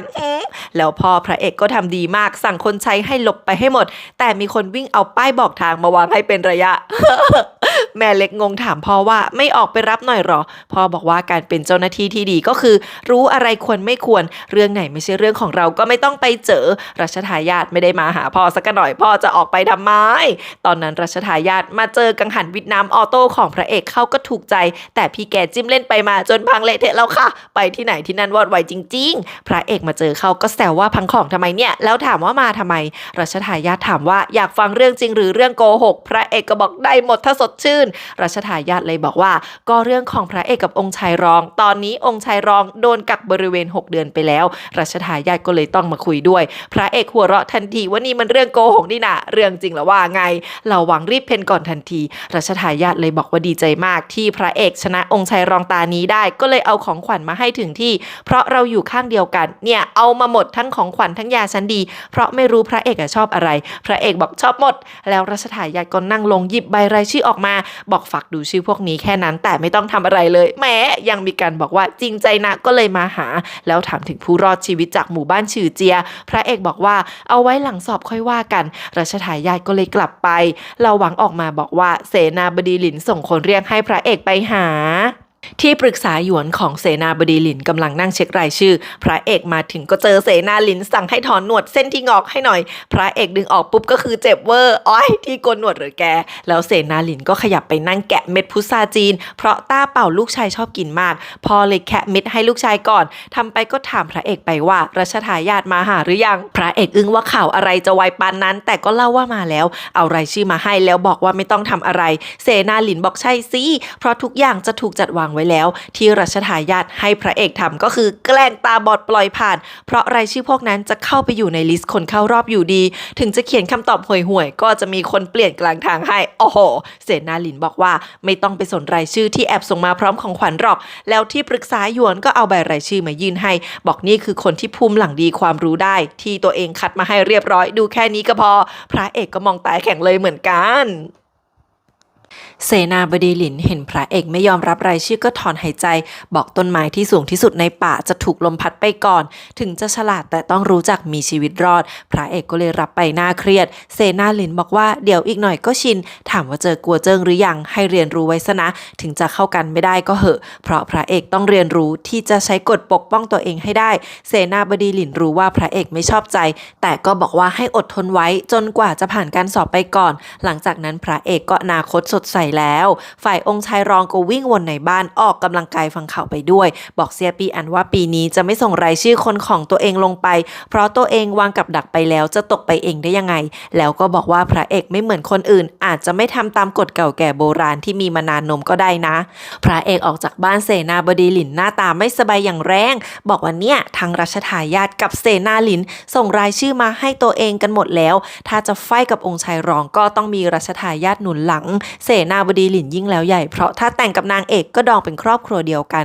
แต่พระเอกไม่อยากทำตามพวกนั้นเลยเราหวังบอกว่าพระเอกไม่มีทางเลือกอื่นแล้วพระเอกก็บอกว่าเสนาบดีหลินก็พูดว่าใครๆก็ชินกับกฎนี้แล้วทั้งนั้นเดี๋ยวก็ชินไปเองในเมื่อทุกคนก็ทำกันแล้วทำไมพระเอกต้องแข็งขืนด้วยทั้งที่จะมีพายุใหญ่รออยู่พระเอกลงจากรถออกมาตะโกนถามเราหวังว่าทำไมตัวเองต้องเป็นคนแบกรับเรื่องนี้ต้องทรยศความรู้สึกตัวเองบอกว่าตัวเองก็เป็นแค่คนธรรมดาไม่ได้ ได้กล้าหาญซื่อสัตย์กว่าใครทั้งนั้นแหละบอกว่าตัวเองสติดีมาตั้งแต่แรกและไม่ใช่คนที่ผิดมาตั้งแต่ต้นพระเอกเดินไปตะโกนพูดอยู่ริมน้ำคนเดียวท่าทางโมโหมากคืนนั้นพระเอกมาหาฉานลี่ที่โรงเตรียมก็เจอว่านหลี่นั่งอยู่ริมพื้นอ่านหนังสืออยู่พระเอกเลยเลี้ยงเนื้อกับเหล้าถามว่าอยากเป็นเจ้าหน้าที่เพื่อให้ที่บ้านภูมิใจหรอว่านหลี่บอกว่าไม่ใช่แต่เพราะตัวเองทนได้แล้วตั้งหากใครๆในโลกนี้ก็รู้เรื่องการทุจริตที่ไม่ยุติธรรมแต่ก็ปิดปากเงียบกันหมดถ้าตัวเองทำบ้างงั้นหนังสือที่อ่านอยู่ทุกวันก็แค่ขยะแล้วบอกโลกนี้ต้องมีคนลุกขึ้นสู้ถ้าตัวเองสอบผ่านก็จะเสียงดังจนมีคนได้ยินนี่ก็คือเหตุผลพระเอกฟังแล้วตาวาวแต่บอกว่าคิดแบบนี้มีแต่พาชีวิตไปทางตันนะเว้ยว่านหลีบอกก็รู้ดีแต่ตัวเองประสาทกลับเพราะอ่านหนังสือเยอะเกินไปเรียบร้อยแล้วยังไงก็จะไม่เปลี่ยนจุดยืนแน่พระเอกก็เลยหันมาคารวะเล่าให้เลยถึงจะเป็นแค่แสงเทียนแต่ก็นับว่าเป็นแสงสว่างแล้วพระเอกก็ให้ระวังพากลับไปที่สำนักตรวจสอบระวังแอบนินทาแต่พระเอกได้ยิน พระเอกบอกว่าจะไปดูศิลาจารึกของแม่อีกครั้งว่านหลีอ่านหนังสือไปส่วนฉานลี่ล้างจานไปก็อ่านไปเช่นกันพระเอกไปยืนดูศิลาจารึกคิดถึงเรื่องที่ผ่านมาคิดถึงที่ว่านหลีพูดวันนี้ว่านหลีก็รู้นะว่ามันมีรายชื่อล่วงหน้าพวกตัวเองไม่มีวันสอบติดหรอกแต่ทำยังไงได้ลุงเฉินออกมาบอกให้พระเอกดูสิที่เนี่ยทุกคนเห็นการสอบเป็นความหวังทั้งนั้นพระเอกบอกว่าเมื่อก่อนแม่ก็คงอยากเปลี่ยนโลกลุงเฉินบอกว่านอกจากโลกใบนี้แม่พระเอกยังอยากจะเปลี่ยนแปลงหัวใจคนแม่พระเอกเคยเป็นเหมือนดวงดาวส่องนำทางที่ลุกไหม้ร้อนแรงส่องแสงแขวนชิงด้วยแสงสว่างที่ต่างออกไปพระเอกก็สวนว่าแต่แม่ก็ตายอยู่ดีลุงเฉินบอกว่าถึงอย่างนั้นแสงสว่างของแม่พระเอกก็ทิ้งร่องรอยไว้บางคนเปลี่ยนไปเพราะนางพระเอกบอกเคยคิดเหมือนกันว่าแม่มีความสามารถทำอะไรมากมายขนาดนั้นวันนี้ก็ยังแทบไม่มีใครจำได้แม่จะเสียดายบ้างไหมลุงเฉินบอกไม่มีทางถึงลุงจะไม่ได้อยู่กับวินาทีสุดท้ายแต่แม่ต้องไม่มีวันสำนึกเสียใจแน่นอนพระเอกถามว่าแม่เคยกลัวบ้างไหมลุงก็ตอบว่าเคยกลัวแสงตัวเองจะไม่สว่างพอพระเอกถอนหายใจลุกขึ้นมาพูดว่าไม่คิดเลยจริงๆว่าวันหนึ่งจะต้องเป็นคนมารับไม้ต่อหันไปบอกลุงชิวๆว่าคงต้องก่อปัญหาแล้วล่ะลุงก็ตอบทันทีว่าเอาเลยเดี๋ยวจะรับทุกคำด่าไว้ให้เองพระเอกบอกได้ที่ไหนตัวเองมีเกราะที่ดีกว่าลุงเป็นเกราะที่ดีที่สุดในโลกเลยนะก่อนจะหันไปมองบัณฑิตทุกคนในเมืองพี่ฟานพี่มีแผนอะไรก่อนฉันลุ้นมากกงมานวดให้เต้พร้อมบอกว่าพระเอกอยากถูกเรียกเข้าวังเต้ก็สั่งเรียกทันทีตอนพระเอกเดินมากับกงกลางดึกทั้งคู่ก็ยังผ่านผู้บัญชาการองครักษ์หลวงกงเตียนด้วยกงเตียนเห็นพระเอกก็แอบตามมาเพราะตามกฎห้ามเจ้าหน้าที่เข้าวังยามวิกาลกงบอกว่าก็บัญชาของเต้ก็คือกฎหมายแล้วไง พระเอกมาเจอเต้กำลังนอนเคเก้อยู่มาถึงก็บอกว่าเตรียมยาทาภายนอกและยากินแก้ผงระเบิดที่เต้โดนวันก่อนมาให้ เต้บอกว่าตัวเองโดนระเบิดตั้งหลายวันแล้วเพิ่งจะมาเนี่ยนะไม่ต้องมาทำเป็นห่วงแล้วอยากถูกเรียกตัวมามันเรื่องอะไรก่อนพระเอกถามว่าเชื่อใจตัวเองไหมแล้วก็เล่าเรื่องที่ตัวเองได้รับกระดาษโน้ตรายชื่อผู้ควรจะสอบผ่านล่วงหน้าว่อนไปหมดพระเอกอยากสร้างความยุติธรรมให้การสอบนี้เต้ก็เลยถามว่าแล้วจะมาหาตัวเองเพื่อพระเอกบอกว่าตัวคนเดียวคงไม่ไหวเต้เท่านั้นที่จะปกป้องคลื่นลมให้ตัวเองได้จนเต้ค่อยๆเอาผ้าปิดหน้าลง หน้าเต้คือมีแต่แผลตกสะเก็ดโอ้ยทำถึงโคตรเต้ถามว่าอยากให้ตัวเองเป็นเกราะให้เหรอพระเอกก็ยังบอกว่านี่ไม่ใช่เพื่อตัวเองแต่เพื่อปกป้องแคว้นชิงจนเต้แค่หัวเราะบอกว่านี่ฟังเหมือนไต้เท้าไหลแล้วนะแต่เต้ก็กรอกตาไปมาบอกว่าในฐานะที่พระเอกตรงไปตรงมาก็จะบังลมให้ก็แล้วกันพระเอกฟังแล้วขอบคุณก่อนจะวางยาทิ้งไว้จะกลับเต้บอกเฮ้ยแกมาทายาให้ฉันก่อนองค์ชายรองได้ข่าวเรื่องเต้เรียกพระเอกเข้าวังก็ลุกขึ้นมาเลยกงเตียนส่งข่าวมาเพราะคิดว่ามันแปลกมากแต่ก็ไม่มีใครรู้ว่าคุยอะไรกันเพราะว่าโหกงยังไม่ได้เข้าไปข้างในด้วยองค์ชายรองรีบสั่งให้หยุดการติดต่อกับกงเตียนไปก่อนยกเว้นว่ามีเรื่องด่วนจริงๆเท่านั้นองค์ชายรองคิดหนักบอกถึงไม่รู้จะคุยอะไรกันแต่นี่มันแปลว่าเต้ใส่ใจพระเอกมากเลยนะแล้ววันต่อมาพระเอกก็เอารายชื่อมาคืนรัชทายาทที่ถามถึงเรื่องเข้าวังเมื่อคืนนี้พระเอกบอกใช่แต่เต้ไม่ได้พูดอะไรก่อนจะบอกว่าการสอบครั้งนี้ทุกคนต้องพึงความสามารถรัชทายาทบอกว่าแน่นอนที่เราคุยวันนี้มันก็ไม่เคยเกิดขึ้นแล้วฉีกรายชื่อ ทิ้งทันทีฉีกยิ้มให้ด้วยพอเดินออกจากวังชินเหิงก็มาดักรอพระเอกยื่นรายชื่อให้อีกคนพระเอกไม่รับพูดว่าสอบครั้งนี้ทุกคนต้องพึ่งความสามารถชินเหิงถามว่าเมื่อคืนเต้เรียกพระเอกไปหาใช่เปล่าพระเอกบอกใช่แต่เต้ไม่ได้พูดอะไรชินเหิงรีบเก็บรายชื่อเข้าอกบอกเข้าใจที่ถามว่าเนี่ยไม่เคยเกิดขึ้นแล้วพระเอกก็เอารายชื่อมาคืนเสนาบดีหลินอีกคนบอกขอโทษจริงๆแต่เราต้องทำตามกฎพ่อตาก็อีกคนที่รู้ข่าวแต่พ่อตารู้ทันว่าอย่างเต้เนี่ยนะวางกับดักที่ยาวเป็นกิโลไม่เคยให้ใครรู้ทันหรอกดังนั้นที่เรียกพระเอกเข้าวังเนี่ยพระเอกทำเองใช้เต้เป็นเกราะแน่ๆเจ๋งว่ะพระเอกยิ้มแห้งพยายามเปลี่ยนเรื่องว่าไม่มีใครรู้ใจเต้เท่าพ่อตาแต่เสนาบดีหลินบอกว่าเต้ก็คือคนที่เดาใจยากที่สุดในโลกหันมาด่าพระเอกว่าอย่ามาเปลี่ยนเรื่องทำงี้ไปทำไมเนี่ยพระเอกบอกว่าแค่อยากให้การสอบครั้งนี้เป็นไปอย่างยุติธรรมแค่สักครั้งหนึ่งเสนาบดีหลินเริ่มของขึ้นถามว่าแกไม่กลัวโดนเปิดโปงเหรอพระเอกบอกไม่หรอกเพราะว่านางเอกอยากแต่งกับตัวเองไงเดี๋ยวเราก็เป็นครอบครัวเดียวกันแล้วนะ พ่อตาถึงกับปรี๊ดว่าอย่างมากก็แค่หาสามีใหม่ให้ลูกสาวก็ได้โว้ยพระเอกรีบเอาใจใหญ่ก็โดนด่าว่าทำไมนางเอกถึงชอบคนอย่างพระเอกไปได้ถามว่าทำให้การสอบมันยุติธรรมแล้วพระเอกจะได้อะไรงั้นหรอพระเอกบอกว่าที่เสนาบดีหลินสอนน่ะพระเอกเข้าใจทั้งหมดถึงกับเคยคิดว่าก็แค่ไหลไปตามคลื่นไม่พอใจอะไรก็ทนไว้แต่ว่าทำไม่ได้จริงๆเพราะมีคำบางคำทำให้พระเอกนอนไม่หลับก็คือนี่มันไม่ยุติธรรมเลยโอ้ยขนลุกอ่ะพระเอกคือดีมากถ้ามันไม่ถูกต้องไม่ยุติธรรมแต่ใครๆก็ทำกันแปลว่ามันเป็นสิ่งที่ถูกงั้นหรอแล้วความพยายามของคนมากมายล่ะพ่อตาถอนหายใจหันมาจิกพระเอกเรื่องใช้คำผิดแม้ยังจะขายขำแล้วถามว่านี่คิดว่าโลกนี้มันยุติธรรมหรอพระเอกบอกว่ามันก็ไม่ทั้งหมดแต่ก็มีส่วนจนพ่อตางงว่าเฮ้ออะไรนะพระเอกบอกว่าโลกนี้มันก็ไม่ยุติธรรมทั้งหมดอยู่แล้วบางคนเกิดมาก็คาบช้อนเงินช้อนทองบางคนก็เกิดมายากจนแต่การสอบนี้มันเป็นโอกาสเดียวที่จะพลิกชีวิตถ้ามันยังไม่ยุติธรรมอีกโลกนี้มันไม่ตลกเกินไปหรือไงในที่สุดพ่อตาก็ฉีกกระดาษรายชื่อทิ้งบอกว่าถ้างั้นก็ให้โลกนี้มันยุติธรรมสักครั้งจนพระเอกคำนับยาวเสนาบดีหลินบอกว่าให้กลับไปเจอกัวเจิ้งอีกครั้งเดี๋ยวพ่อตาจัดให้เพราะพระเอกต้องเรียนรู้กฎการสอบทั้งหมดให้ละเอียดจะได้ไม่ตกไปในกับดักของตัวเองก่อนพระเอกกลับเสนาบดีหลินถามว่าถ้าโลกนี้มันก็ตลกเลวร้ายมาแต่แรกอยู่แล้วล่ะพวกเราจะทำยังไงแต่ก็บอกว่าไม่ต้องตอบให้พระเอกกลับไปถามตัวเองดูเสนาบดีหลินยอมนะแต่ก็ดูไม่จอยเท่าไหร่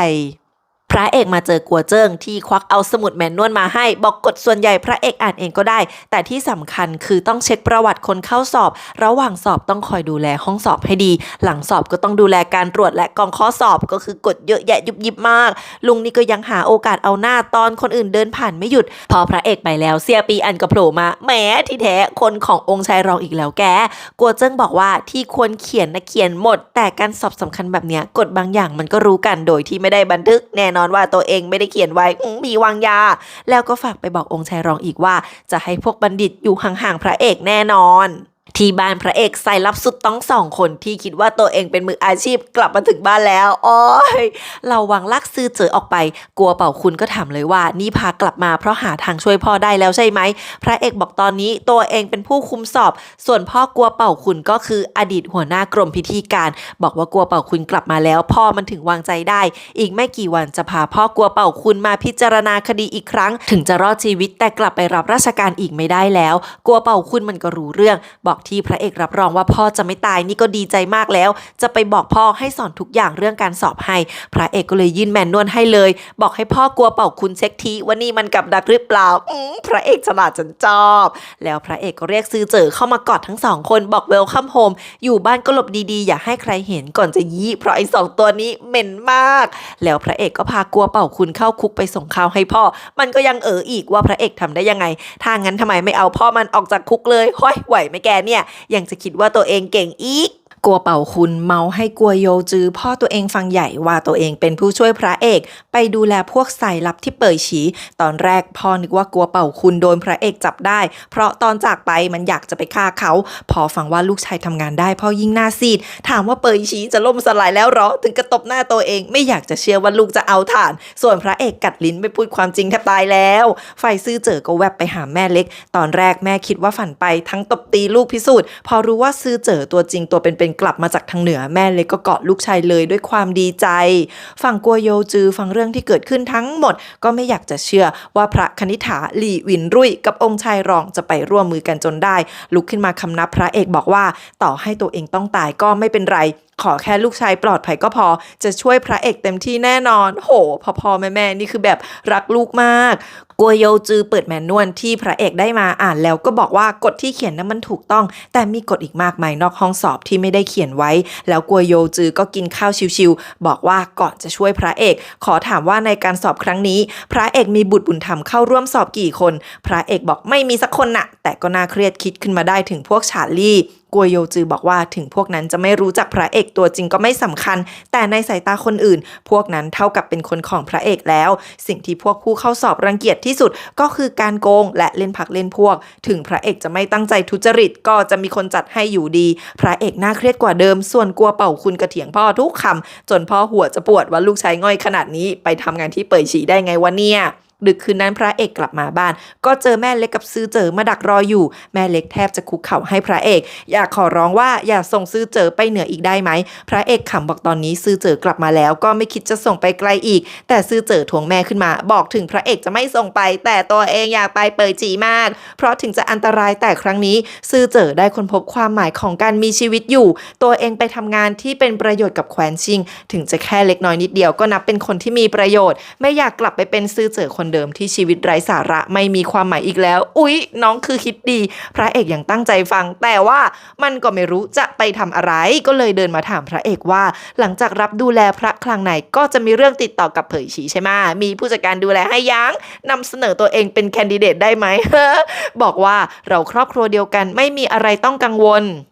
พระเอกเลยบอกว่าต้องถามแม่เล็กก่อนพอซื่อเจ๋อหันไปมองหน้าแม่เล็กก็ได้แต่ถามว่าจะไปเมื่อไหร่นี่แม่อนุญาตแล้วแม่เองก็อยากเห็นลูกชายโตขึ้นเหมือนกันอีน้องดีใจจะไปเก็บของทันทีพระเอกรีบเบรกว่าไปหลังงานแต่งตัวเองก็ได้งานแต่งจะมีขึ้นหลังการสอบผ่านพ้นไปแล้วมันก็ถามทันทีว่าเราสอบเมื่อไหร่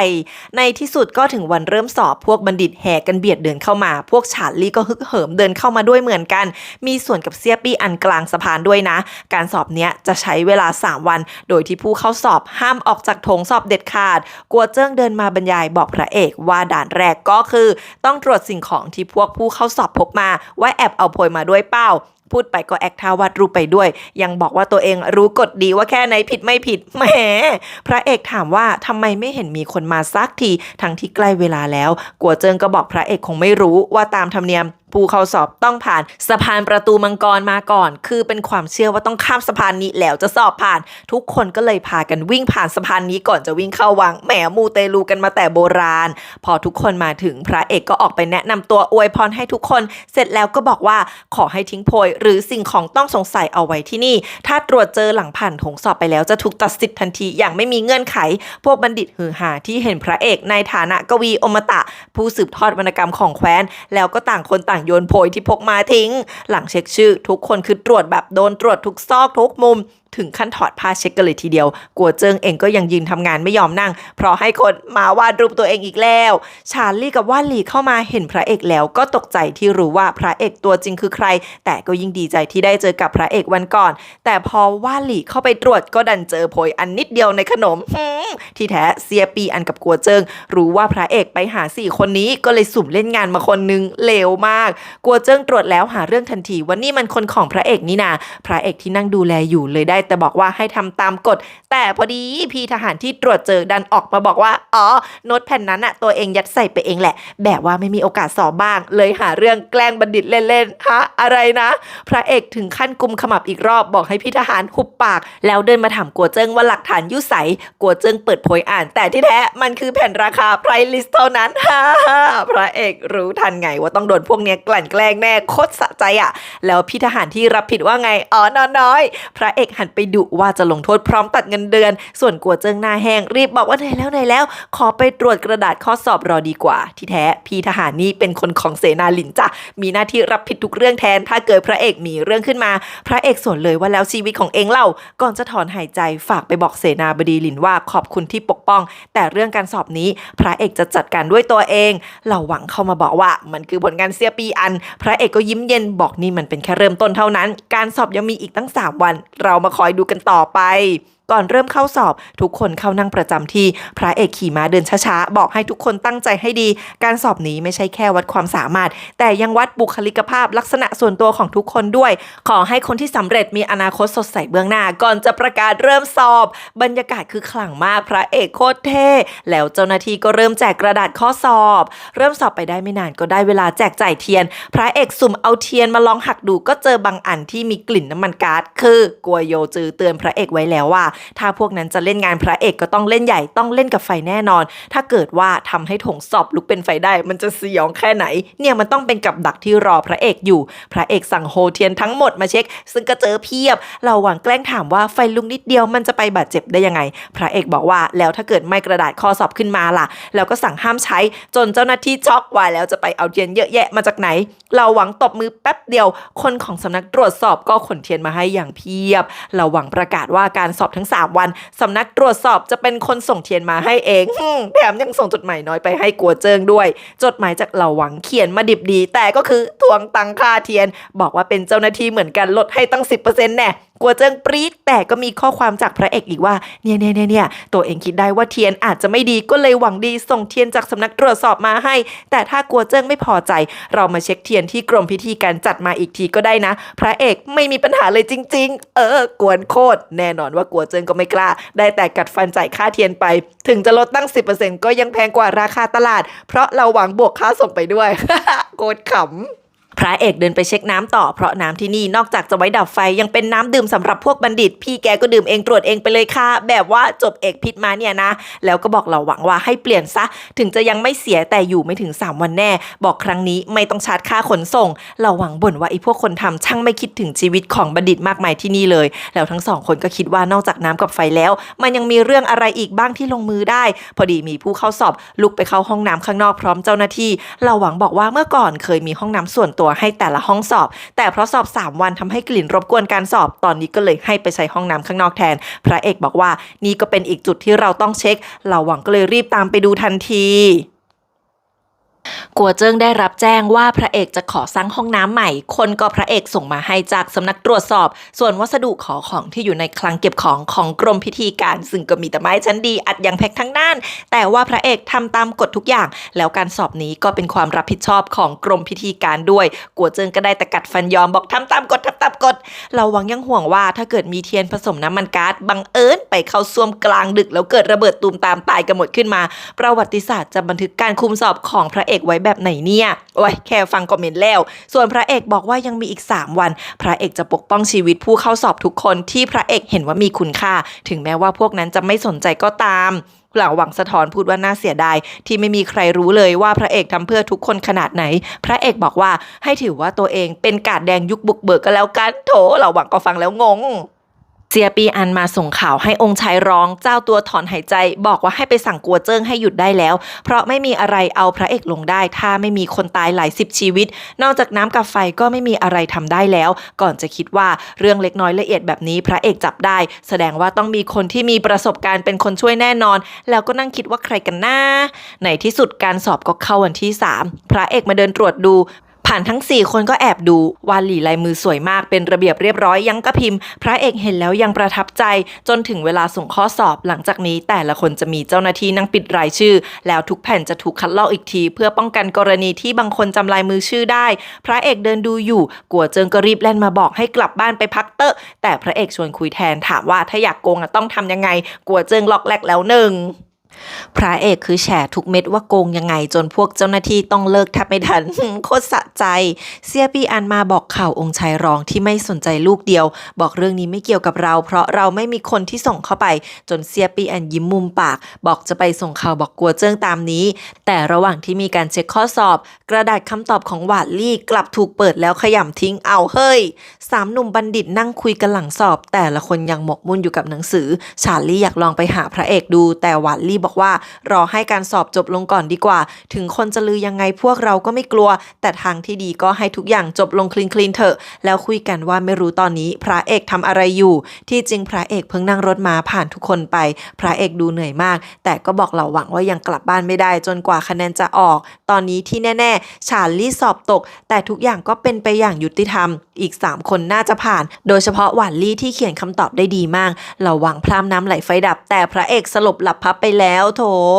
เหล่าเติงย่องมาดูเหล่าหวังกำลังเก็บกับข้าวพระเอกอยู่แต่เหล่าหวังเก็บเอาไปแต่เนื้อบอกลูกสาวชอบพระเอกหลับอยู่เหล่าหวังก็เลยขโมยเนื้ออ้อยแถมยังคีบลูกกระตาปลาให้เหล่าเติงกินเป็นเพื่อนร่วมชะตากรรมด้วยเหล่าเติงเอารายชื่อออกมาบอกว่าการให้คะแนนเสร็จสิ้นแล้วจะเอามาให้พระเอกดูเหล่าหวังรีบบอกว่าให้พระเอกนอนก่อนกินเถอะนะพระเอกออกมาพอดีเหล่าหวังเคลี้ยงตะเกียบทิ้งมองหน้าเพื่อนเหมือนเหล่าเติ้งผิดคนเดียวแต่พระเอกจับโป๊ะได้เพราะปากเหล่าหวังยังเปื้อนโยเกิร์ตของพระเอกอยู่เลยปะโท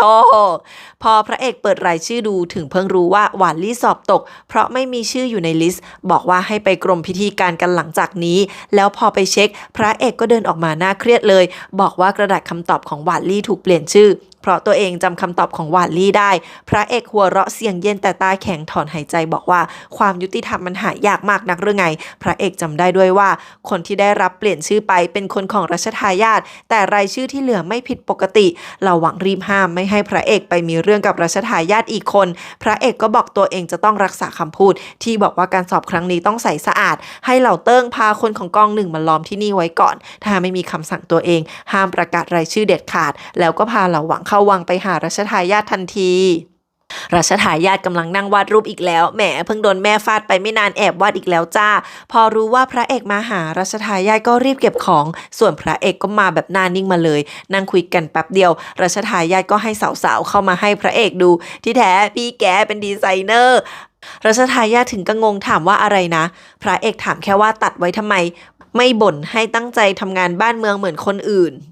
รัชทายาทยอมรับว่ารายชื่อนั้นคือคนของตัวเองแต่ว่าไม่รู้เรื่องจริงๆพระเอกบอกว่าเชื่อเพราะถ้ารัชทายาททำจริงคงแค่ใส่ชื่อแต่ไม่เอาหวานลี่ออกคนที่ทำเหมือนอยากให้ทั้งคู่แตกกันมากกว่าองค์ชายรองที่รู้เรื่องก็อึ้งเพราะไม่ได้ทำเช่นกันรัชทายาทบอกว่างั้นเอาไว้ให้หวานลี่ได้เข้าปีหน้าโอเคป่ะพระเอกส่วนว่าถ้าให้รัชทายาทโดนกล่าวหาว่าทุจริตการสอบแล้วรอปีนึงจะเอาไหมจ้องตาบอกว่าจะปล่อยเรื่องนี้ผ่านไปไม่ได้รัชทายาทก็เลยถามเลยว่าแล้วแกจะทำยังไง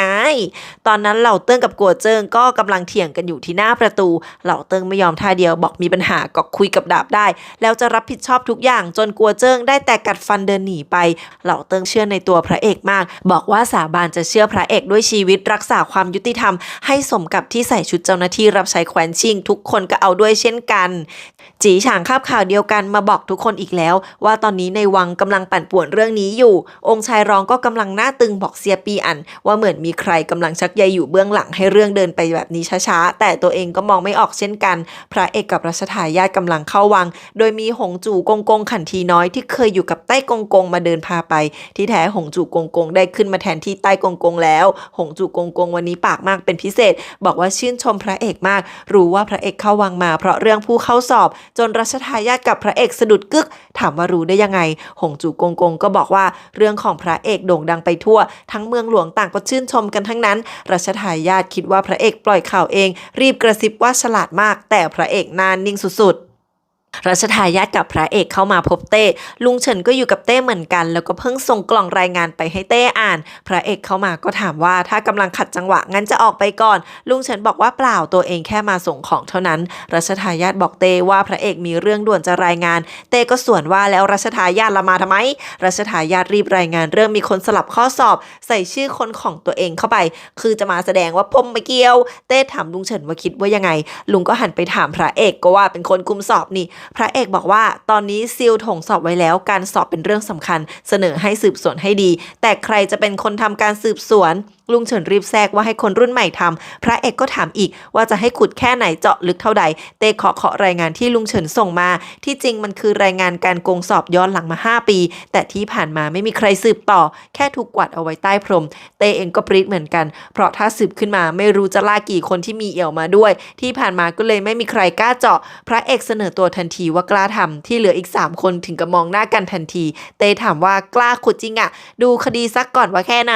พระเอกก็ยืน นยันจนเต้ยิ้มมุมปากบอกงั้นเองเอาไปสืบเลย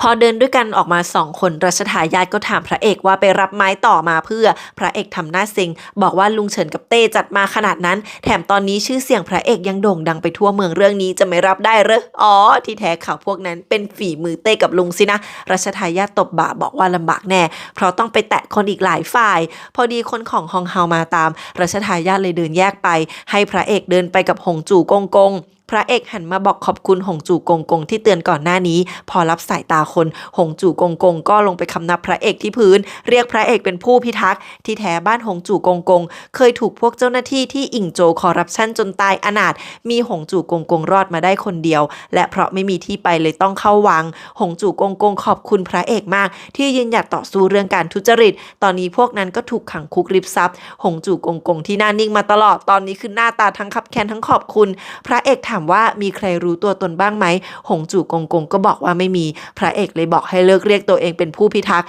แล้วให้เก็บทุกอย่างเอาไว้ในใจซะรัชทายาทเล่าให้ฮองเฮาฟังเรื่องที่เกิดขึ้นฮองเฮาก็ไม่ค่อยพอใจเพราะพระเอกได้รับคำสั่งจากเต้แบบนี้ก็เท่ากับว่าคนของรัชทายาทที่เคยโกงข้อสอบเข้าไปก็จะโดนด้วยชื่อเสียงของรัชทายาทอาจจะเสียหายแต่เจ้าตัวมันไม่สนพระเอกกลับมากองหนึ่งกับเหล่าหวังก็สั่งให้ไปบอกเหล่าเติ้งให้รีบประกาศรายชื่อบอกว่าต้องรีบเอาชื่อว่าหลี่ใส่เข้าไปใหม่เหล่าหวังเพิ่งรู้ตัวว่างานเข้าเพราะต้องเป็นคนเขียนรายชื่อประกาศทั้งผืนเหล่าเติ้งก็ไม่ช่วยเพื่อนเลยแถมยังคอยกวนประสาทเป็นระยะเราวังโลกจนเหงื่อแตกส่วนพระเอกมาหากัวโยจือในคุกใต้ดินของกองหนึ่งที่พระเอกพาย้ายออกจากกระทรวงยุติธรรมมาที่นี่กัวเป่าคุณก็อยู่กับพ่อที่นี่ด้วยมาคอยดูแลรับใช้รินชาให้พระเอกยังงงว่าเราหวังปล่อยมันเข้ามาได้ยังไงเนี่ยกัวเป่าคุณบอกว่าก็ตัวเองต้องหลบผู้คนไม่ให้ใครรู้ว่ากลับเมืองหลวงแล้วนี่นาอีกอย่างก็รู้ว่าพระเอกจะไม่ฆ่าตัวเองกับพ่อเพราะรู้ว่าพระเอกไม่ใช่คนแบบนั้นแหมโจรกระจอกกลับใจกัวโยจืออ่านกองเคสเรื่องทุจริตการสอบที่พระเอกเอามาให้แล้วบอกว่าตัวเองก็พอรู้พระเอกจะสืบก็ได้นะแต่คงดึงคนลงมาได้ไม่มากหรอกเพราะพวกองค์ชายทั้งหลายพระคณิษฐาหลี่หวินรุยลุงเฉินเสนาหลินหรือแม่ทัพฉินพวกนี้ทำไรไม่ได้หรอกพระเอกบอกตัวเองก็ไม่ได้โง่ขนาดนั้นไม่คิดจะดึงพวกคนใหญ่คนโตลงหลุมไปด้วยกันเพราะแตะไม่ได้อยู่แล้วแต่ยังมีพวกเจ้าหน้าที่อีกมากที่รับสินบนอย่างน้อยเล่นงานพวกนี้ก็น่าจะทำให้หลายคนเข็ดหลาบไม่กล้ารับสินบนทุจริตการสอบไปได้สัก 2-3 ปีกัวโยจือบอกว่าที่จริงมีพวกผู้เข้าสอบที่โดนใส่ร้ายน่าสงสารพวกที่โดนกลั่นแกล้งหรือโดนสวมรอยจนพลาดการสอบไปพระเอกหันมาขอบคุณที่เตือนกัวโยจือลุกมาบอกว่าพวกบัณฑิตพวกนั้นต่างหากที่ต้องขอบคุณการที่พระเอกลุกมาทวงความยุติธรรมให้มันควรค่าต่อการสดุดีก็จะโค้งคำนับพระเอกยาวๆไปกัวเป่าคุณก็ลุกมาทำแบบเดียวกันเรื่องนี้พระเอกน่านับถือจริงๆนะถึงจะเจออุปสรรคอะไรก็บุกไปข้างหน้าแบบไม่มีถอย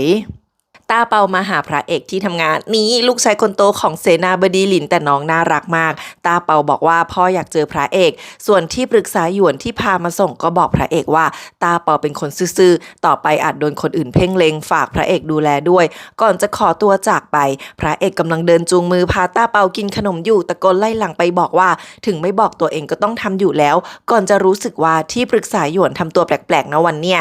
เสนาบดีหลินเจอหน้าพระเอกก็พูดตรงเรื่องเคสทุจริตเลยว่าให้เริ่มสอบสวนที่ตัวเองก่อนแทนที่จะไปหาว่าจะเริ่มจากใครดีตัดปัญหายุ่งยากเพราะตัวเองก็ส่งคนเข้าไปไม่น้อยพ่อตาจะเตรียมรายชื่อไว้ให้พระเอกน้ำตาคลอบอกพ่อตาช่างเป็นเหมือนเทียนที่เผาไหม้ตัวเองส่งทางให้พระเอก ไอ้บ้าโดนด่าว่าไร้สาระไปซะแต่พระเอกก็ยิ้มพูดว่ายังไม่ได้ขอบคุณที่พ่อตาดูแลช่วงการสอบเลยเสนาหลินพาพระเอกเดินเล่นบอกว่าที่จริงพระเอกไม่ต้องขอบคุณก็ได้เพราะไม่ได้ใช้อะไรที่ตัวเองเตรียมไว้ให้ตอนนี้ตัวเองนับว่ามีอำนาจเป็นอันดับ2ของแผ่นดินก็ต้องทำทุกอย่างเพื่อปกป้องพระเอกตอนที่ยังทำได้จนพระเอกหยุดเดินหันมามองหน้าเสนาหลินบอกว่าพระเอกยังต้องใช้เวลาในการเติบโตเป็นต้นไม้ใหญ่กว่าจะแผ่กิ่งก้านสาขาปกป้องสกุลหลินได้พระเอกคำนับขอบคุณบอกว่าจะไม่ทำให้พ่อตาผิดหวังแล้วทั้งสองคนก็นั่งลงดูกระดานหมากแป๊บเดียวพ่อตาก็หาเรื่องบลัฟพระเอกเรื่องสาวๆที่มีเอวกับพระเอกอีกแล้วจนพระเอกรีบโวยว่าไม่ใช่จริงๆที่ปรึกษาหยวนที่บอกว่ามีธุระที่จริงแล้วตอนอยู่ในเมืองมีสาวน้อยคนนึงมาหาจริงๆทำใส่ตายแค้นๆมาด้วยแฮะ คืนนั้นเหล่าหวังเล่นละครว่าทำงานหนักมากเขียนรายชื่อจนขาเปลี่ยไปหมดแล้วมาหาพระเอกรู้ทันวางเงินก้อนให้ทันทีจนเหล่าหวังยิ้มออก เอาทุกเม็ดพระเอกไม่กลับไปดูรายชื่อเลยด้วยซ้ำบอกว่าไว้ใจเหล่าหวังเริ่มเฉลี่ยอีกแล้วจนพระเอกบอกพอเหล่าหวังยิ้มแห้งก่อนรายงานเรื่องเมืองอิงโจวว่าสกุลเฉินของหงจูกงโดนกำจัดเรียบจริงๆส่วนข่าวเรื่องพระเอกดูแลการคอร์รัปชันการสอบเนี่ยมันก็แพร่กระจายไปในหมู่ชาวบ้านตอนนี้ได้ชื่อว่าเป็นผู้พิทักษ์โลกและแสงสว่างอมตะไปแล้วพระเอกงงว่ามันมากไปไหมเนี่ยเต้น่าจะเป็นคนสั่งให้ลุงเฉินทำไม่รู้ว่าทำให้ขุนนางที่โดดเดี่ยวคนนึงแบกรับชื่อเสียงขนาดนี้เต้กำลังคิดอะไรอยู่ถอนหายใจบอกเหล่าหวังว่าที่จริงตัวเองอยากส่งไม้ต่อเรื่องนักปราชญ์แห่งแคว้นให้คนอื่นแต่ดูเต้ไม่ออกจริงๆว่าต้องการอะไรลุงเฉินกำลังคุยกับเต้ในวังถามว่าให้พยานในคดีทุจริตปรากฏตัวเลยไหมเต้บอกว่าอย่าไปรบกวนการประกาศรายชื่อลุงเฉินก็เลยบอกว่างั้นจะส่งออกมาหลังการประกาศเสร็จสิ้นเต้ลุกมาถามว่าทำไมลุงเฉินแม่แนะนำพระเอกลุงเฉินยิ้มปลอมๆบอกว่าก็เต้ไม่ได้สั่งเต้มองสายตาคมกริบบอกว่าลุงเฉินทำตัวเป็นตุ๊กตาทำตามคำสั่งไปตั้งแต่เมื่อไหร่ลุงก็บอกว่าเป็นมาตลอดเต้เลยเดินมาหยิบลูกศรที่ใช้โยนลงกระบอกไม้มาส่งให้สั่งให้ลุงเฉินโยนให้ลงเดี๋ยวนี้ลุงน่าเครียดแต่แทนที่จะโยนลูกศรกลับผลักรถเข็นไปวางลูกศรในกระบอกใกล้ๆก่อนจะหัวเราะบอกเต้ว่าลงแล้วนะเต้ก็หัวเราะตามแบบปลอมๆแปลกๆพอลุงเฉินออกไปได้ก็น่าเครียดอีกรอบส่วนเต้หยิบดูลูกศรแล้วก็พูดว่าภรรยาที่ซื่อสัตย์ก็แค่น่ารำคาญเท่านั้นก่อนจะระเบิดทำลายกระบอกไม้พร้อมลูกศรทิ้งไปเลยคือเต้เองก็เหมือนอยากจะให้ลุงเฉินเปิดใจบ้างแต่ลุงเฉินก็ยืนยันให้เต้เป็นเจ้านายกับลูกน้องเหมือนเดิมใจเต้คิดอะไรไม่เคยมีใครรู้เหมือนอยากให้ลูกน้องสนิทสนมจริงใจแต่เต้ก็พร้อมลงดาบฆ่าคนได้ตลอดเวลาคนลุกฉันละกลัวใจเต้ว่าจะเป็น last bossในที่สุดก็ถึงวันประกาศผล3หนุ่มตื่นเต้นมารวมตัวเหมือนทุกคนเจียหลินยังคงหายไปไม่เห็นหน้าเหมือนเคยคนที่มาซุบซิบกันว่าว่านหลี่สอบติดแต่โดนแกล้งทุจริตพอพระเอกรู้เลยจัดการทุกอย่างให้ว่านหลี่มีชื่อติดอีกครั้งข่าวลือมั่วไปถึงขนาดที่ว่าเต้เป็นคนเขียนรายชื่อว่านหลี่กลับไปด้วยตัวเองในที่สุดเหล่าเติงก็พาคนแบกรายชื่อประกาศผลออกมาท่าทางขึงขังผลออกมาก็มีคนที่ทั้งดีใจแล้วก็มีคนผิดหวังแต่ครั้งนี้เหมือนว่าการสอบจะยุติธรรมจริงแล้วจีฉางก็มีรายชื่อสอบติดเช่นกันเจียหลิงก็ด้วยแต่ฉานลี่สอบไม่ติดเจ้าตัวหน้าเสียเดินออกไปเลยเพื่อนๆก็ปลอบใจแล้วก็ชวนกันไปหาพระเอกสักครั้งทั้ง3คนมาคำนับพระเอกอึกอักพระเอกก็เตรียมจดหมายแนะนำเอาไว้ให้ก่อนแล้วก่อนจะให้ฉานลี่รออยู่ก่อนตอนที่ว่านหลี่กับจีฉางเดินออกมาก็สวนกับเฮ่อจงเหวยที่เดินเข้าไปพร้อมผู้หญิงคนหนึ่งในจดหมายพระเอกเขียนไว้แค่ไม่กี่คำคือเป็นคนดีเป็นเจ้าหน้าที่ต้องซื่อสัตย์แค่นั้นแหมเขียนคนไว้ก่อนหน้าเจ้าหน้าที่ด้วยนะส่วนพระเอกกับฉานลี่พระเอกถามฉานลี่ว่าจะเอายังไงต่อฉานลี่บอกว่าจะกลับบ้านเกิดพระเอกก็บอกว่าคงเป็นไปไม่ได้แล้วเพราะเมืองฉือเจียถูกเผาจนราบเป็นหน้ากองก่อนจะเอาบันทึกรายงานส่งให้บอกว่าเพลิงไหม้ครั้งนี้ไม่น่าจะเป็นอุบัติเหตุด้วยฉานลี่นี่คือช็อกเลยเหล่าหวังมาพอดีบอกเฮ่อจงเหวยมาหาพระเอกก็เลยให้เหล่าหวังดูแลฉานลี่ไปก่อนเฮ่อจงเหวยเข้ามาบอกว่าตัวเองไม่ได้เข้าสอบทั้งที่มุ่งมั่นอ่านหนังสือมาหลายปีเพราะมีเรื่องสำคัญยิ่งชีพเข้ามาก่อนจะให้ผู้หญิงเข้ามาผู้หญิงคนนี้ก็คืออดีตภรรยาม่ายของบัณฑิตที่เคยโดนโกงแย่งที่นั่งในการสอบไปสามีรู้เรื่องเขาก็ไม่ยอมจนโดนทำร้ายจนตายเฮ่อจงเหวยบอกว่าพอรู้เรื่องก็รีบออกตามหานาง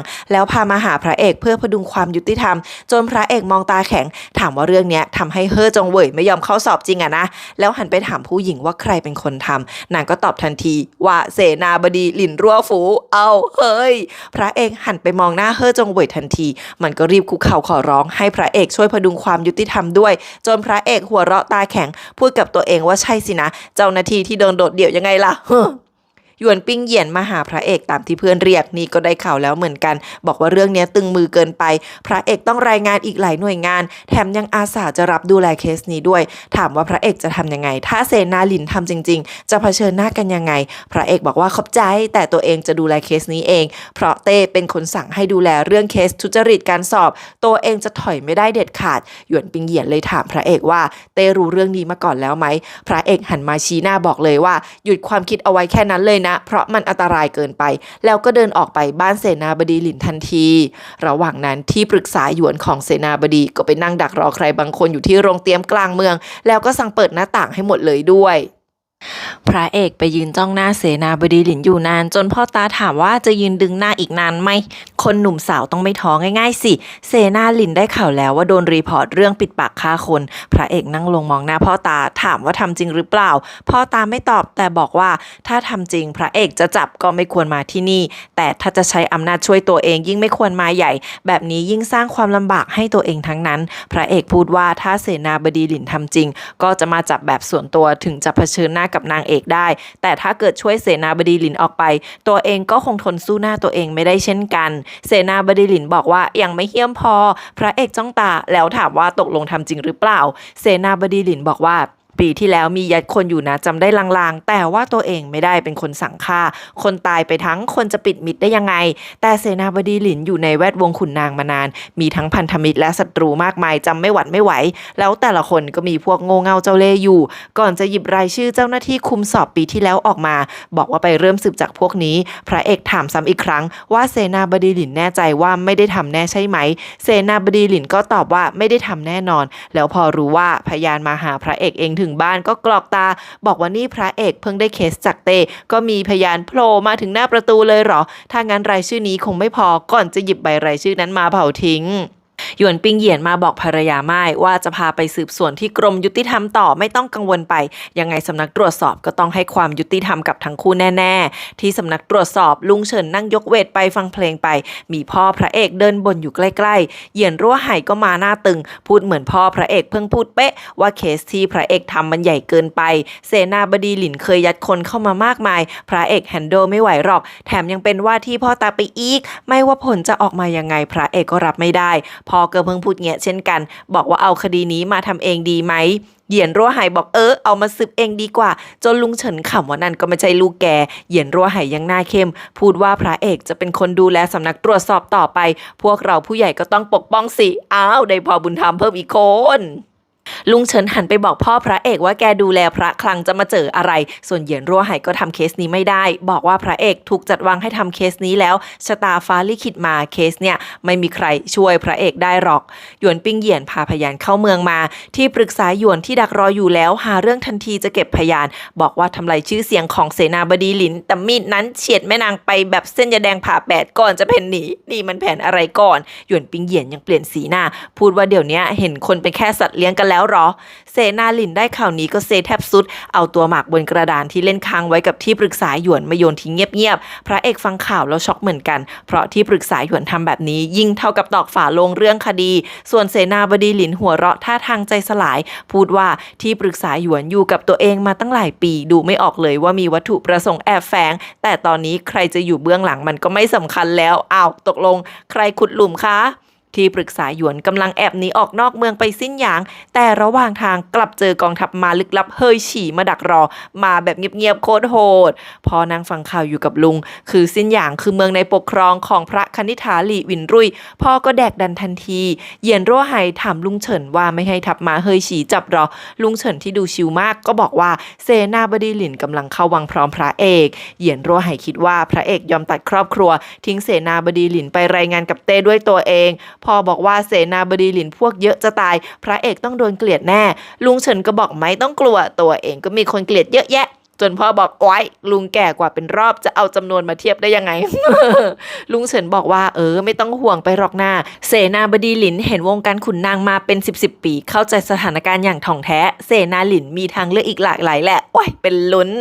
ตอนเดินเข้าวังเสนาบดีหลินบอกพระเอกว่าเดี๋ยวตัวเองพูดอะไรพระเอกไม่ต้องตอบรับทั้งนั้นทำเหมือนไม่ได้ยินก็พอแต่พระเอกต้องอยู่ที่นั่นด้วยพระเอกถามว่าแค่จับที่ปรึกษาหยวนมารับทุกอย่างก็ใช้ได้แล้วนี่นาเสนาบดีหลินก็บอกว่าสำนักตรวจสอบคงจับที่ปรึกษาหยวนไปนานแล้วถ้าตั้งใจจะจับจริงจนพระเอกคิดตามโหกงที่เดินมาด้วยถึงกระบ่นว่าตัวเองยังอยู่นี่นะทุกคนเสนาบดีหลินก็บอกว่าให้บอกเต้ทุกคำพูดตามนี้ได้เลยเพราะคนซื่อสัตย์ไม่จำเป็นต้องปิดบังคำพูดใด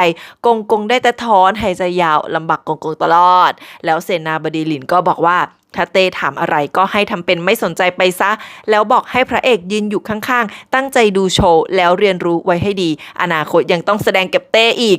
กงถึงขั้นอุดหูเดินแล้วแกพอมาถึงเสนาบดีหลินก็ลงไปคุกเข่าคำนับที่พื้นจนพระเอกตาโตรีบทำตามเ ต้รีบเดินมายิ้มเต็มหน้าบอกว่านี่มีแต่ดีกาพูดแต่ความรุ่งเรืองของแคว้นเป็นความดีความชอบของเสนาบดีหลินทั้งนั้นเลยนะกงกงรีบเอาเก้าอี้มาให้แต่เสนาบดีหลินเตะทิ้งทันทีพระเอกตาโตอีกแล้วส่วนเสนาบดีหลินแกล้งทำเป็นว่าอุ๊ยบังเอิญชนกงกงต้องเอามาวางใหม่ให้นั่งเสนาบดีหลินเล่นละครเป็นคนแก่บอกว่าทำผิดต่อให้ตาย100 รอบก็ชดใช้ไม่หมดเต้คือเลือกตีหน้ายิ้มเดินไปนั่งเสนาหลินบอกว่าแก่แล้วทั้งเจ็บป่วยอยากจะขอลาออกกลับไปพักผ่อนอยู่กับบ้านเต้ก็เลยสั่งให้พระเอกเช็คทันทีเพราะแกเรียนพิษมานี่นาพระเอกไม่รู้จะตอบยังไงก็เลยบอกว่าพอใช้ได้เสนาหลินรีบบอกว่าตาไม่ดีแล้วจริงๆอยากกลับไปพักผ่อนอยู่กับบ้านแล้วก็เล่นละครต่อ2 คนนี้ทันกันทุกเม็ดเต้พูดเหมือนไม่อยากให้เสนาหลินไปแต่ทางนี้ก็จะไปให้ได้พอเต้ถามว่าจะเอาใครมาแทนดีเสนาบดีหลินก็ไม่รู้ไม่เห็นบอกว่าเต้ทำดีเลือกดีหมดทุกอย่างสายตาดีกว่าตัวเองตั้ง100 เท่าให้เต้ตัดสินใจเองแล้วเสนาบดีหลินก็จะขอกลับบ้านเดิมทันทีไม่อยู่ร่วมงานแต่งนางเอกกับพระเอกด้วยฝากฝั่งต้าเปาลูกชายไว้กับพระเอกบอกว่าจะส่งไปบ้านพระเอกตั้งแต่พรุ่งนี้เอาเงินค่ากินอยู่ยัดใส่มือพระเอกบอกว่าเต้เป็นพยานด้วยนะจนเต้เดินออกมาส่งที่หน้าห้องหนังสือพอพระเอกกับเสนาบดีหลินเดินออกไปเต้ก็แค้นเสียงดังบอกกงกงว่าเสนาบดีหลินนี่มันจิ้งจอกเท่าจะไปแล้วก็ยังวางกับดักเอาไว้อีกส่วนเสนาบดีหลินก็เดินหัวเราะออกมาอย่างสบายใจบอกพระเอกว่าทั้งหมดเนี้ยเต้จัดฉากเองทั้งหมดที่ให้พระเอกเป็นคนคุมการสอบครั้งนี้ให้ได้ก็เพราะว่าเต้ทาร์เก็ตตัวเองนี่เองอยากให้ตัวเองลงจากตำแหน่งมานานแล้วองค์ชายรองก็แค่ถูกผลักมารับหน้ามีเต้ที่วางแผนทั้งหมดแยบยลเนียนกริบอยู่เบื้องหลังบอกว่าพระเอกต้องเรียนรู้จากเต้ไว้พระเอกอึ้งทำหน้าเซ็งบอกนี่มันยากไปใครจะไปตามเต้ทันเสนาบดีหลินบอกว่าเรื่องมันง่ายๆความสัมพันธ์ระหว่างคุณนางกับฮ่องเต้ก็เหมือนละครเวทีบนเวทีต้องเล่นให้ดีแต่ในใจต้องมั่นคงก็แค่นั้นแล้วสอนพระเอกต่อว่าที่เต้ขอรายชื่อพันธมิตรแต่ตัวเองไม่ให้ก็เพราะคอนเน็กชันพวกนั้นคือรากฐานของตัวเองถ้ายังอยู่กับมือวันหนึ่งก็ยังมีโอกาสกลับเมืองหลวงส่วนที่ทิ้งต้าเปาไว้กับพระเอกเพราะว่าเต้ตั้งใจจะโดดเดี่ยวพระเอกให้ได้ที่ผลักพระเอกออกมารับหน้าคดีพวกพันธมิตรของเสนาบดีหลินต้องแค้นพระเอกแน่แล้วก็ไม่มีทางจะอธิบายให้ฟังง่ายๆเลยแต่แค่ทิ้งต้าเปาไว้ก็ไม่จำเป็นต้องพูดอะไรทั้งนั้นพระเอกอึ้งอีกรอบบอกเข้าใจแล้วเสนาบดีหลินก็ดุว่าไม่รอกแกไม่เข้าใจเดิมพันกับเต้ก็เหมือนเดินหมากแต่ที่มันน่าตื่นเต้นที่สุดก็คือทำให้เต้มาเดินหมากด้วยนี่แหละแล้วก็หัวเราะเสียงดังลั่นวังบอกหมากตานี้แพ้แล้วต่อไปเป็นตาพระเอกเล่นกับเต้แล้วพอพระเอกถามเรื่องคดีฆ่าคนล่ะเสนาบดีหลินยิ่งขำบอกว่าคดีอะไรมันไม่มีคดีมาตั้งแต่แรกแล้วโว้ยโอ้ยหัวจะปวดแต่ละคนวางแผนกันเก่งเหลือเกินจู่ๆกงกงก็ขี่ม้ามาขวางทางหยวนปิงเหยียนกับทุกคนมาประกาศราชโองการให้เฮ่อจงหยวนที่พาคนมาส่งบอกว่าฉลาดเฉลียวมีความสามารถให้เข้ารับตำแหน่งเจ้าหน้าที่ในสำนักผู้แทนหลวงได้เลยโดยไม่ต้องสอบนี่ก็หมักอีกตัวสินะเฮ่อจงเหวยดีใจมากพอหยวนปิงเหยียนเข้ามาดุเสียงเย็นว่าให้ไปทำคดีต่อเฮ่อจงหยวนกับผู้หญิงคนนี้ก็ลงมาบอกทันทีว่าไม่ฟ้องร้องแล้วเพราะว่าเสียใจเกินไปอะไรวะปิดคดีไปแบบนี้เลยอะนะคนที่พยายามฆ่าก็ไม่เอาเรื่องอีกด้วยทหารม้าเฮยฉี่ที่ตามมาที่ปรึกษาหยวนก็ได้รับสัญญาแล้วจากไปกันทั้งหมดลุงเฉินให้เหยียนรั่วไหช่วยซ่อมล้อรถเข็นบงเบ้งบอกไม่ไว้ใจให้คนอื่นทำจนพ่อพระเอกจิกอีกแล้วว่ามีความลับอะไร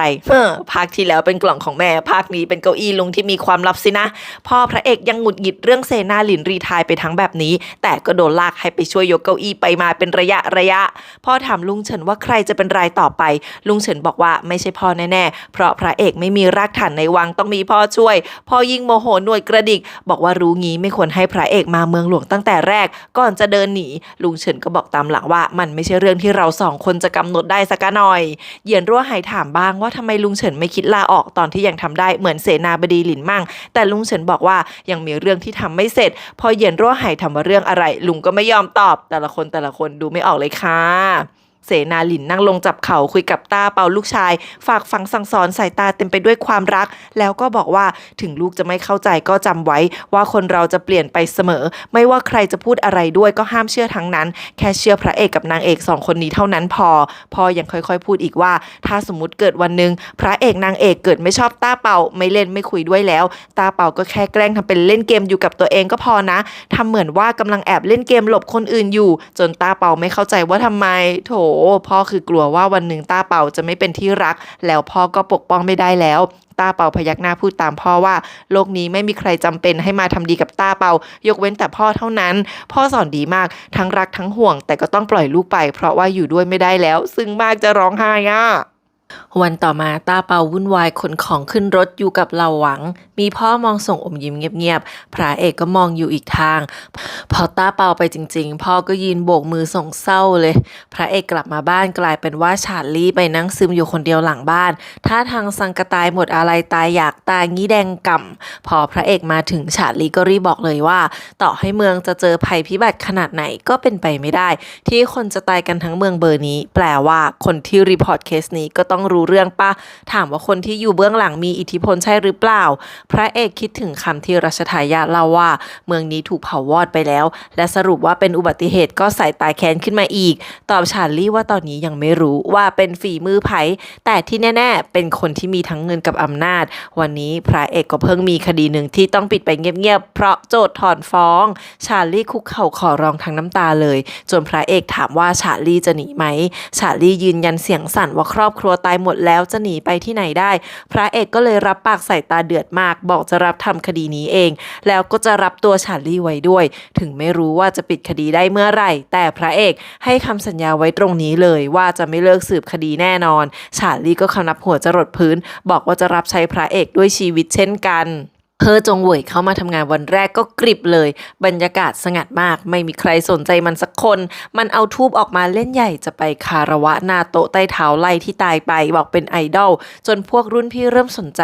แล้วมันก็แกล้งทำเป็นไม่รู้ว่าเกิดอะไรขึ้นพอได้ยินว่าใต้เท้าไล่ตายเพราะร้องเรียนพระเอกแถมยังโดนพระเอกดูแลการลงโทษมันก็ทำหัวร้อนบอกจะไปหาเรื่องพระเอกเดี๋ยวนี้แหมทำเป็นเข้มแต่มาถึงก็ขอร้องให้พระเอกช่วยตีมันหน่อยเพราะว่าตอนนี้ทุกคนที่สำนักผู้แทนหลวงเกลียดพระเอกเข้าไส้ถ้ามาหาเรื่องพระเอกแล้วได้แผลกลับไปพวกนั้นจะได้เห็นมันเป็นพวกแล้วมันจะได้เป็นสายคอยส่งข่าวให้พระเอกปรี๊ดจัดบอกให้ชาร์ลี่ส่งแขกหน้าตาหงุดหงิดสุดๆเฮอจงเหวยเดินออกมาก็แสะไปถามชาร์ลี่ว่าเป็นผู้ติดตามพระเอกหรอชาร์ลี่ตอบว่าแค่ตัวเองสอบตกพระเอกยืนมองอยู่ไกลๆลุงเฉินก็มาหาบอกว่าพระเอกยังเด็กไปเฮอจงเหวยก็คือพยายามจะสร้างคอนเนคชั่นแหละแต่ล้ำเส้นไปมากลุงเฉินบอกว่ามาตั้งนานแล้วแต่พอดีพระเอกยุ่งก็เลยไม่เข้าไปขัดจังหวะ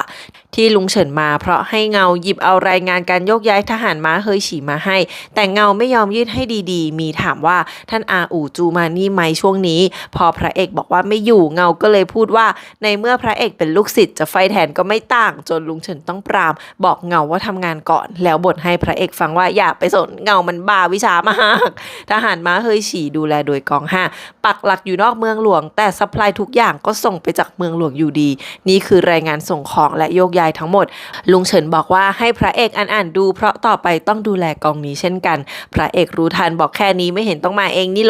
ลุงมองหน้าบอกว่าทหารม้าเฮยฉีอยู่นอกเหนือพวกทหารมีแค่คนเดียวเท่านั้นที่สั่งการได้ไม่นับรวมตัวเองด้วยนะเตไงอะลุงก็จะใบ้อะนะยังถามเรื่องเสนาบดีหลินรีไทยกลับบ้านแล้วก็เปรยๆว่าไม่ได้มีแค่คนเดียวนะที่ทำงั้นก่อนจะหันมาบอกให้พระเอกอ่านรายงานดีๆใส่ใจหน่อยแล้วลุงก็กลับพระเอกตังหงิดว่านี่มันอะไรวะปริศนาใหม่หรือว่าข้อสอบแล้วก็นั่งอ่านจนมืดค่ำแต่ก็คิดไม่ออกจนต้องทำเราหวังว่าทำไมลุงเฉินไม่บอกมาตรงๆเลยว่าเนี่ยเราหวังบอกสงสัยเป็นเรื่องที่พูดในที่สาธารณะไม่ได้มั้งพระเอกก็เปิดอ่านแล้วหน้ามุ้ยต่อไปเสนาบดีหลินกำลังเดินทางออกนอกเมืองพระเอกก็มาดักรอจนเสนาหลินด่าว่าเราตกลงกันว่าจะไม่มาส่งงี้พระเอกก็เลยบอกว่าขอติดรถไปด้วยคนพอขึ้นมาก็บอกว่าเสนาบดีหลินออกจากเมืองเงียบไปนะพ่อตาเลยบอกว่างานเลี้ยงอำลาเหนื่อยจะตายแล้วถามถึงต้าเปาพระเอกก็บอกอยู่ดีกินดีมากน้ำหนักขึ้นแล้วเนี่ยจนเสนาบดีหลินหัวเราะอารมณ์ดีพระเอกก็ไม่ได้บอกต้าเปาด้วยว่าเสนาบดีหลินจะออกเดินทางตามที่พ่อตาสั่งไว้แต่ก็ยังพูดว่าคิดว่าเสนาบดีหลินคงอยากเห็นครอบครัวอีกสักครั้งก่อนเดินทางไกลตอนนั้นต้าเปากับนางเอกกำลังชมทุ่งดอกไม้กันอยู่ต้าเปาเล่นสนุกแต่นางเอกตั้งตารอสุดๆพอเห็นรถม้าพระเอกมาจอดนางเอกก็ชวนต้าเปาไปก้มลงคารวะโหยพระเอกใส่ ส่ใจมากเสนาบดีหลินเปิดบ้านมาก็เห็นนางเอกกับต้าเปาคำนับให้อยู่ไม่ไกลนางเอกสายตาเศร้าเหมือนกันส่วนต้าเปาก็เล่นใหญ่ตามนางเอกไปพองี้น้ำตาซึมเลยส่วนคนดูคือแบบร้องแล้วพอพระเอกจะลงจากรถเสนาบดีหลินก็จับมือพระเอกไว้จ้องตาอวยพรให้พระเอกนางเอกอยู่ด้วยกันอย่างมีความสุขตลอดไปพระเอกก็จับมืออวยพรให้เสนาบดีหลินเดินทางปลอดภัยเช่นกันพระเอกลงมาหานางเอกกับต้าเปานางเอกก็จับมือพระเอกไว้บอกดีแล้วที่พ่อได้เกษียณกลับบ้านเสนาบดีหลินได้แต่มองส่งลูกๆสุดสายตาเช่นกันทหารม้าเฮยฉีมาดักรอคนอีกแล้วฉันละกลัวเสนาบดีหลินจะโดนเก็บสุดๆส่วนพระเอกเอาสมุดมานั่งอ่านต่อจนนางเอกยังถามถึงพระเอกก็เลยส่งให้ดูแต่นางเอกไม่ยอมอ่านบอกว่าการเคลื่อนย้ายของทหารม้าเฮยฉีเป็นความลับพระเอกคิดขึ้นมาได้แล้วว่าบันทึกการยกย้ายนี้ไม่ควรมาอยู่ในสมุดนี้ง่ายๆก็เลยวิ่งมาหาเหล่าหวังว่าพาคนมาเท่าไหร่แล้วช่วงนี้มีใครเกษียณกลับบ้านอีกไหมเหล่าหวังบอกว่ามีไต้เท้าเหมยหัวหน้าหน่วยของอัยการหลวงได้ข่าวว่าถูกโจรฆ่าตายไปแล้วปรากฏว่าวันนั้นทหารม้าเฮยฉีก็ถูกเคลื่อนย้ายเช่นกันพระเอกกระโดดขึ้นม้าตามรถเสนาบดีหลินเลยส่วนเหล่าหวังก็วิ่งตามบอกว่าถ้าเจอพวกทหารม้าเฮยฉีเราจะรอดเหรอพระเอกบอกต้องลองดูก่อนเหล่าหวังนี่คือวิ่งไวโคตรพระเอกมาเจอกับองค์ชายใหญ่ที่พาพวกองครักษ์หลวงมาฝึกแถวนี้พอดีลุงเฉินแนะนำมา พระเอกแค่หัวเราะเลยว่าลุงเนี่ยนะแล้วพระเอกก็ชวนองค์ชายใหญ่กับคณะไปด้วยพี่แกก็เอาด้วยทันทีเช่นกันทหารม้าเฮยฉีเพิ่งจะลงมือแต่พระเอกกับองค์ชายใหญ่ตามมาขวางซะก่อนพระเอกเคลื่องป้ายผู้ตรวจสอบมาก่อนตัวเลยค่ะจนหัวหน้าทหารมาต้องเก็บดาบพระเอกเดินออกมาแนะนำตัวเองแถมด้วยองค์ชายใหญ่เติมให้ด้วยว่าเป็นแม่ทัพใหญ่อยู่ชายแดนมาหลายปีและอย่างน้อยก็ยังมียศองค์ชายนะลามไปแนะนำเหล่าหวังที่ตอนนี้ไปนั่งคุมรถม้าให้เสนาบดีหลินแล้วด้วยพระเอกเสนอว่าให้เราถอยคนละก้าวแยกย้ายเอาป้ายในมือไปซะแล้วพระเอกจะรับผิดชอบเองตอนแรกหัวหน้าทหารม้าเฮยฉีไม่ยอมดีลด้วยบอกว่าต้องมีคำสั่งทหารเท่านั้นพวกตัวเองถึงจะออกจากแคมป์มาได้และคำสั่งทหารก็ถือเป็นเด็ดขาดแต่สุดท้ายก็บอกว่าเดินทางมาเพราะคำสั่งกอง5พระเอกเป็นรองแค่ลุงเฉินงั้นก็ถือว่าให้กลับนี่เป็นคำสั่งก็แล้วกันพอสั่งให้ทุกคนกลับแล้วหัวหน้าทหารม้าเฮยฉีก็ลงจากหลังม้าส่งสัญญาณให้พระเอกลงมาสะบัดหน้าจนหน้ากากหลุดแล้วพระเอกยังไม่ยอมลงจนต้องเชิญ ที่แท้พี่แกเป็นแฟนพันธุ์แท้จะไม่ขอลายเซ็นจะขายขำเพื่อพระเอกไม่มีปากกาพี่แกเกือบจะกรีดเลือดแล้วสุดท้ายได้ทั้งผู้กันแท่นฝนหมึกกับน้ำจากเสนาบดีหลินว้ายหัวหน้าจิงนี่คือกรีดเลือดรอแล้วนะทำไมฉันต้องมาขับกับอะไรแบบนี้ตะกี้มันอยากจะฆ่ากันอยู่ไล่พระเอกจะจรดปากกาทั้งหัวหน้าจิงทั้งองค์ชายใหญ่มามุงพระเอกลายมือไก่เขียเหลือจะกล่าวจนทุกคนอึ้งไปตามๆกันก่อนจากกันหัวหน้าจิงยังบอกว่าดีใจที่พระเอกไม่ตายที่จริงพี่แกไม่เข้าใจบทกวีหรอกแต่การที่พระเอกปรากฏตัวขึ้นที่แคว้นชิงเป็นตัวแทนนักปราชญ์เป็นผู้นำโลกกวีที่แคว้นชิงขาดหายมานานถือว่าเป็นความโชคดีของแคว้นทำให้แม้แต่คนที่ไม่เข้าใจบทกวียังประทับใจโอ้โหหัวหน้าจิงเลยดีใจมากจริงๆพระเอกขึ้นมาหาเสนาบดีหลินบอกว่าจะไปส่งถึงบ้านเกิดแต่พ่อตาถอนหายใจบอกว่าดูเจตนาเต้ผิดไปที่จริงสิ่งที่เต้ต้องการคือยกเลิกตำแหน่งเสนาบดีเพราะตำแหน่งนี้มีอำนาจมากมายจนอันตรายเกินไปก่อนจะหยิบรายชื่อพันธมิตรและเส้นสายออกมาให้พระเอกบอกว่าให้เอาไปให้เต้ทีฝากไปบอกเต้ด้วยว่าพอถึงบ้านเกิดแล้วจะเขียนฎีการ้องเรียนเรื่องข้อเสียของตำแหน่งเสนาบดีมาให้เองโดยที่เต้ไม่ต้องมามีเอี่ยวด้วยพระเอกยังกลัวว่าพ่อตาจะเป็นอันตรายแต่เสนาบดีหลินตอบว่าตราบใดที่พระเอกส่งรายชื่อไปให้ตัวเองก็จะปลอดภัยดีบอกว่าทหารม้าเฮยฉีไม่ได้มาเพื่อฆ่าพระเอกตอบทันทีว่ามาเพื่อเตือนแล้วก็ขู่ไปด้วยเต้ทำแบบนี้มันไม่สวยเอาซะเลยเสนาบดีหลินหัวเราะบอกว่าถ้าวันหนึ่งพระเอกได้ปกครองทั้ง6กรมและทหารหลวงก็อาจทำเรื่องบ้าๆไม่ต่างกันหรอกพระเอกแทบอุดปากพ่อตาว่าอย่าพูดเสนาหลินบอกว่าเรื่องที่ยากที่สุดของเต้คือไม่มีใครบอกได้ว่าเต้จะทำอะไรเดินหมากยังไงต่อทั้งหมดนี้เต้อาศัยการวางแผนควบคุมสถานการณ์ฉวยจังหวะให้พระเอกกับองค์ชายรองตีกันจนนำไปสู่การสอบจนมาถึงจุดที่เสนาหลินลาออกทุกอย่างถูกวางไว้อย่างเหมาะเจาะโดยไม่มีใครรู้เลยว่าจริงๆแล้วเต้ต้องการอะไรโอ้โหเต้วางหมากยาวมากเป็นกิโลเสนาหลินสอนให้พระเอกจำไว้ให้ดีว่าห้ามไว้ใจเต้เต็มร้อยเป็นอันขาดห้ามคิดว่ามองเต้ทะลุแล้วจนกว่าจะถึงวินาทีสุดท้ายพระเอกยิ้มบอกว่ายังก็ตัวเองจะไปแข่งกับเต้งั้นแหละเสนาหลินขำเบาๆบอกเรื่องนั้นมันไม่ได้ขึ้นอยู่กับพระเอกซะหน่อยจนพระเอกยิ้มค้าง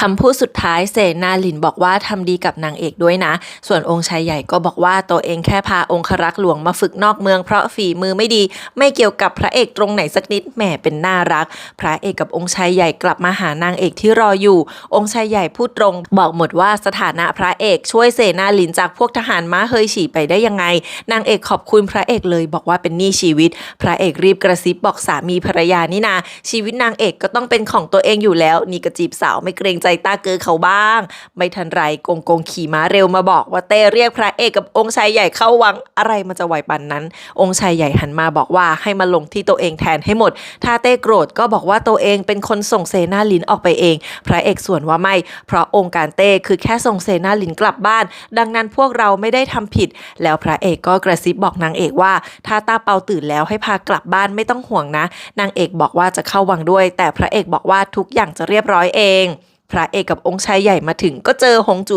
กงรออยู่เตเรียกทั้งคู่ไปห้องสมุดองค์ชายใหญ่เลยบอกยังไม่ใช่เรื่องใหญ่วางใจได้อยู่พระเอกก็ดูชิลจัดจนองค์ชายใหญ่ยังจิกหงจูกงอาศัยจังหวะแกล้งล้มกระซิบบอกพระเอกว่าเต้เป็นยังไงหลังฟังข่าวบอกดูเหมือนจะไร้อารมณ์แล้วยังกินขนมไปนิดหน่อยปกติถ้าเต้โกรธจะไม่แตะขนมเลยจนพระเอกยังแค่นหัวเราะว่าหงจูกงนี่ก็ช่างกล้าจริงๆเต้ให้องค์ชายใหญ่เข้ามาก่อนพระเอกกับองค์ชายใหญ่สบตากันแวบหนึ่งพอเข้าไปเต้ก็ถามเลยว่าเจอกับพระเอกบ่อยหรือไงช่วงนี้นี่มาเพื่อแก้ตัวให้ใครตัวเองหรือว่าพระเอกฮะองค์ชายใหญ่ตอบว่าทั้งคู่เพราะเห็นพระเอกแล้วพอใจเต้หัวเราะสั่งให้มานั่งใกล้ๆถามว่าเพราะอะไรเหรอองค์ชายใหญ่บอกว่าพระเอกให้ความสำคัญกับมิตรภาพไม่เหมือนคนอื่นโหกงบอกว่าพอฟานเสียนมาขอพบเต้ก็ให้รอข้างนอกไปก่อนแล้วหันมาถามองค์ชายใหญ่ว่ารู้ไหมว่าทำไมคนอื่นถึงไม่เหมือนกันบอกว่าองค์ชายใหญ่เป็นคนซื่อสัตย์ภักดีไม่รู้ว่าทำไมก็ดีแล้วองค์ชายใหญ่รีบลุกมาคำนับบอกตัวเองอยู่ชายแดนมาหลายปีไม่มีตาเอง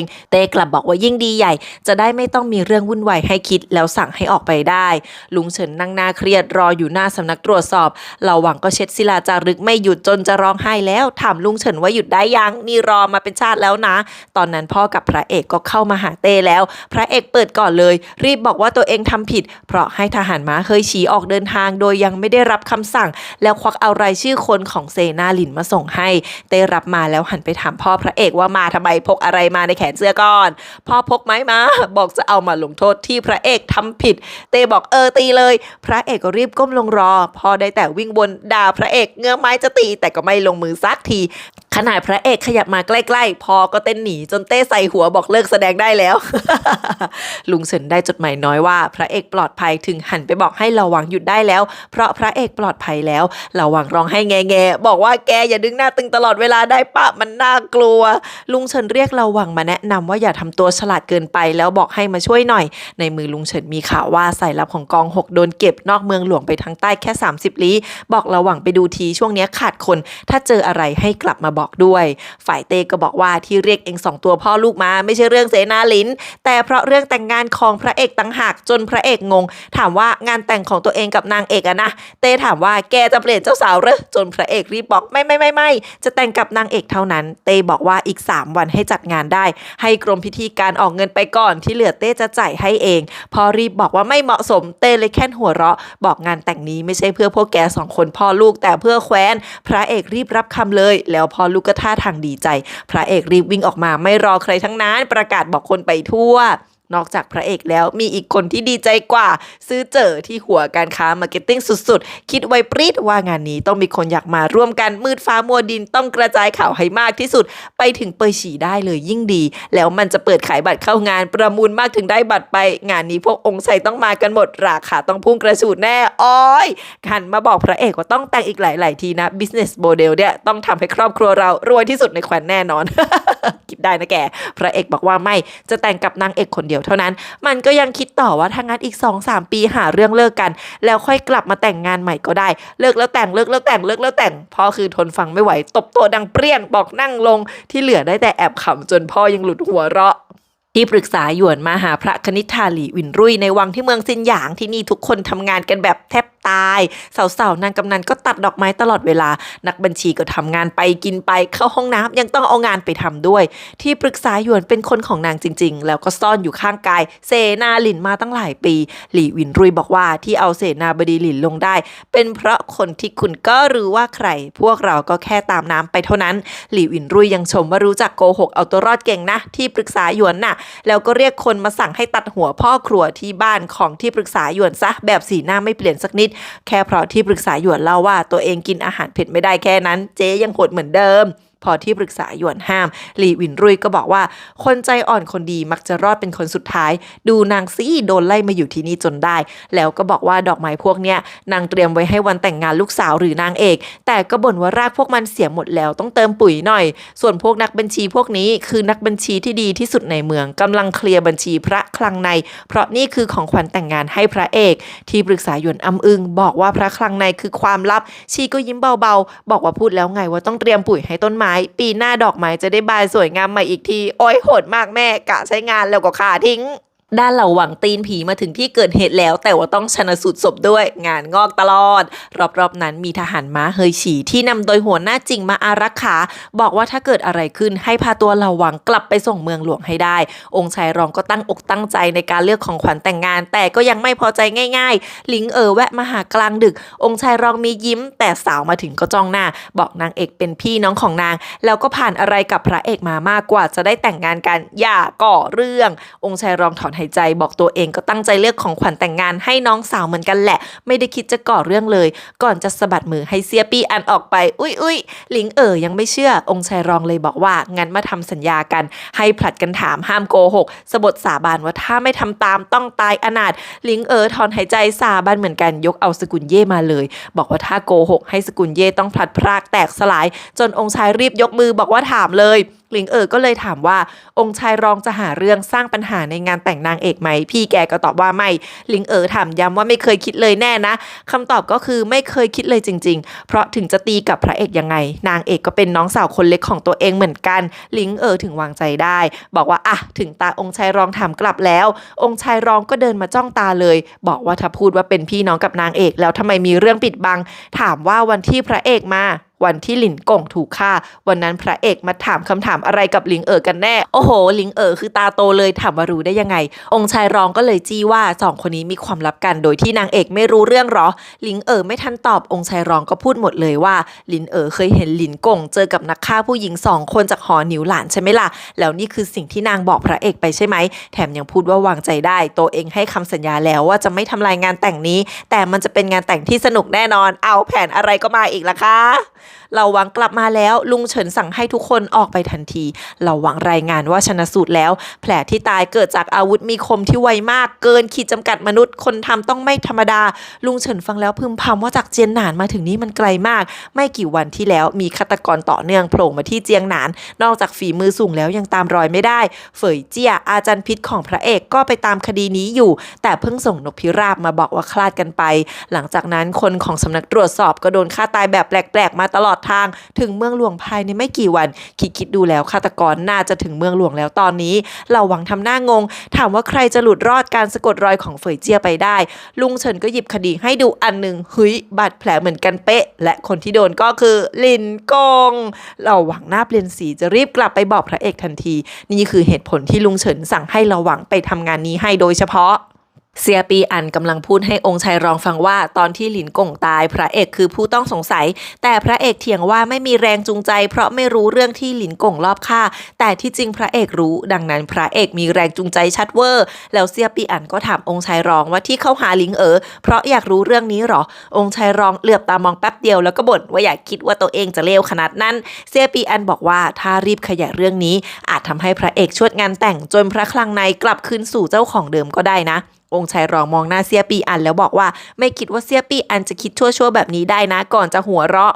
เราหวังเล่าเรื่องหลินกงให้พระเอกฟังตอนแรกพระเอกกำลังตอกอะไรอยู่ป๊อกๆนี่สะดุดเลยเพราะตอนนั้นคนที่เก็บหลินกงไปและทำให้เกิดบาดแผลแบบนั้นได้คือท่านอาอูจู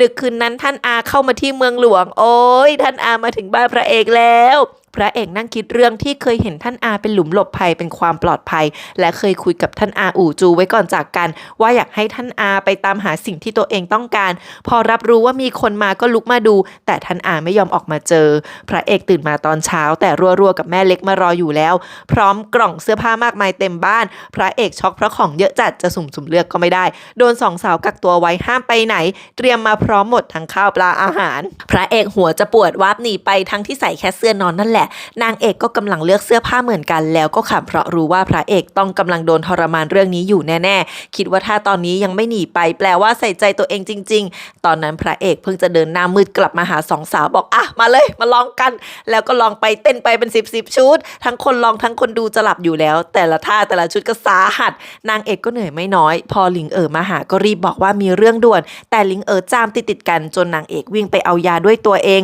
ระหว่างนั้นมีคนทำเสียงดังอยู่ในห้องหลิงก็เดินตามเข้าไปดูเลยว่าใคร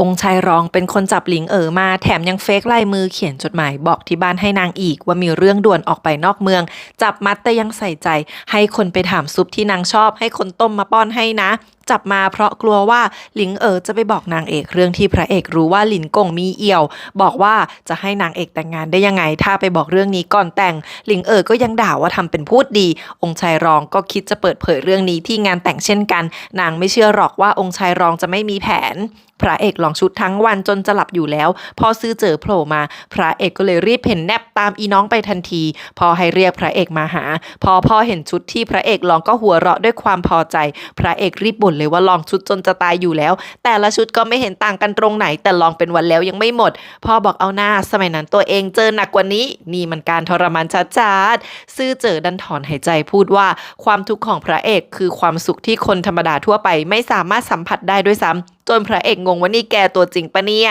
ซื่อเจอเห็นโลกมากขึ้นตอนไปเป่ยฉีได้รู้ว่าแคว้นชิงถึงจะดูร่ำรวยก็ยังมีคนจนที่ยังทุกข์ยากซื่อเจอเลยอยากเปิดร้านให้เยอะๆจะได้จ้างคนมาทำงานอย่างน้อยก็จะมีคนหิวน้อยลงพ่อฟังแล้วยังชมว่าลูกโตแล้วนะถึงคิดแบบนี้แล้วพ่อก็บอกข่าวเรื่องพระเอกแต่งงานดังมากเพราะพระเอกเป็นทั้งนักกวีอมตะเป็นผู้คุมสอบงานนี้เต้ยังสั่งจัดให้ด้วยตัวเองบ้านเรานะมันเล็กไปที่จะรับแขกทั้งหมดไอคนที่ได้มานะไม่เท่าไหร่ไอคนที่มาไม่ได้นี่สิอาจจะไม่พอใจหาเรื่องแทงข้างหลังวันหน้าเอาได้ซื้อเจอยังอยากจะเจอประมูลขายบัตรพระเอกหันไปบอกพ่อว่าจะเชิญใครก็ไม่ต่างกันงั้นไม่เชิญใครเลยจัดงานเลี้ยงเฉพาะครอบครัวหน้าตาพระเอกเจ้าเล่ห์มากรถม้าประดับดอกไม้สีสวยสดงดงามเข้าเมืองมาแล้วมีแต่คนฮือฮาเพราะโปรยกลีบดอกไม้มาตลอดทางตั้งแต่สินอย่างเลยจ้าทั้งวันทั้งคืนไม่หมดเราหวังยังบอกว่าไม่รู้ต้นไม้ตายหมดภูเขาไปกี่ต้นพระเอกก็รู้ว่านี่เป็นของขวัญของหลี่วินรุ่ยสายตาคมกริบไม่ไว้ใจนางเหมือนเดิมพอรถดอกไม้มาถึงหลี่วินรุ่ยก็ชี้นิ้วออกมาเรียกพระเอกเข้าไปหาพระเอกก็ไม่กลัวเลยค่ะแค่หัวเราะขึ้นไปหาทันทีบอกว่านี่ขัดกับพระราชโองการเต้ที่สั่งห้ามนางออกนอกสินหยางหลี่วินรุ่ยก็บอกว่าใช่รีพอร์ตนางไปเลยสิกลับมาเพราะมีของขวัญแต่งงานมาให้พระเอกไงแล้วก็ยื่นสมุดบัญชีของพระคลังในที่อยู่ในกล่องส่งให้บอกว่านี่เป็นของขวัญที่จริงใจสุดๆเลยนะ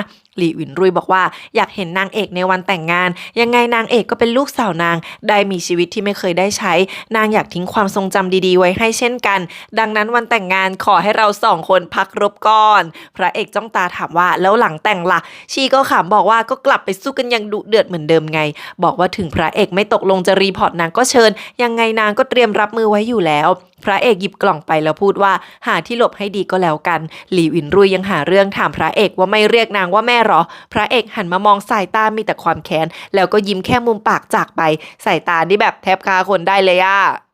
ลุงเฉินอ่านบันทึกรายการบัญชีที่พระเอกเอามาให้ถอนหายใจบอกว่าการก่อตั้งพระคลังในเป็นตำนานที่ไม่อาจลอกเลียนแบบได้เลยพระเอกพูดว่าอย่างน้อยก็เคยเป็นองค์กรที่ยิ่งใหญ่ที่สุดในแคว้นลุงยังส่วนว่าพระเอกต้องพูดว่าเป็นองค์กรที่ยิ่งใหญ่ที่สุดที่เคยมาในประวัติศาสตร์ตั้งหาก แม่พระเอกฉลาดมากที่ขยายสาขาไปทั่วโลกแล้วยังมีราชวงศ์สนับสนุนแต่ตอนเนี้ยเป็นหนี้อยู่20 ล้านตำลึงหลีอินรุ่ยนี่ควรถูกตัดสินโทษตายด้วยซ้ำถามว่าพระเอกไม่เซอร์ไพรส์เลยหรอพระเอกบอกว่าพอจะคิดได้อยู่ต่อให้ก่อนนี้ไม่มีหนี้พอมาถึงมือตัวเองต้องมีหนี้มหาศาลแน่ลุงเฉินเขียนจดหมายเรียกคนมาหาด่วนคนหนึ่งดูท่าพระเอกก็รู้เหมือนกันว่านี่เป็นกับดักแต่ทำไงได้กับดักเนี้ยมันต้องมาพร้อมกับงานแต่งที่ตัวเองรอคอยลุงเฉินยิ้มบอกว่าแม่พระเอกก็รอวันนี้เช่นกันแล้วก็บอกในเมื่อหลิวอินรุ่ยกลับมาอย่างพาเผยบัญชีพวกนี้พระเอกก็ต้องจัดการอย่างตรงไปตรงมาให้กอง8จัดการคัดลอกซะแล้วให้พระเอกเอาจดหมายไปส่งผ่านระบบสั่งงานที่ลุงเคยพามาดู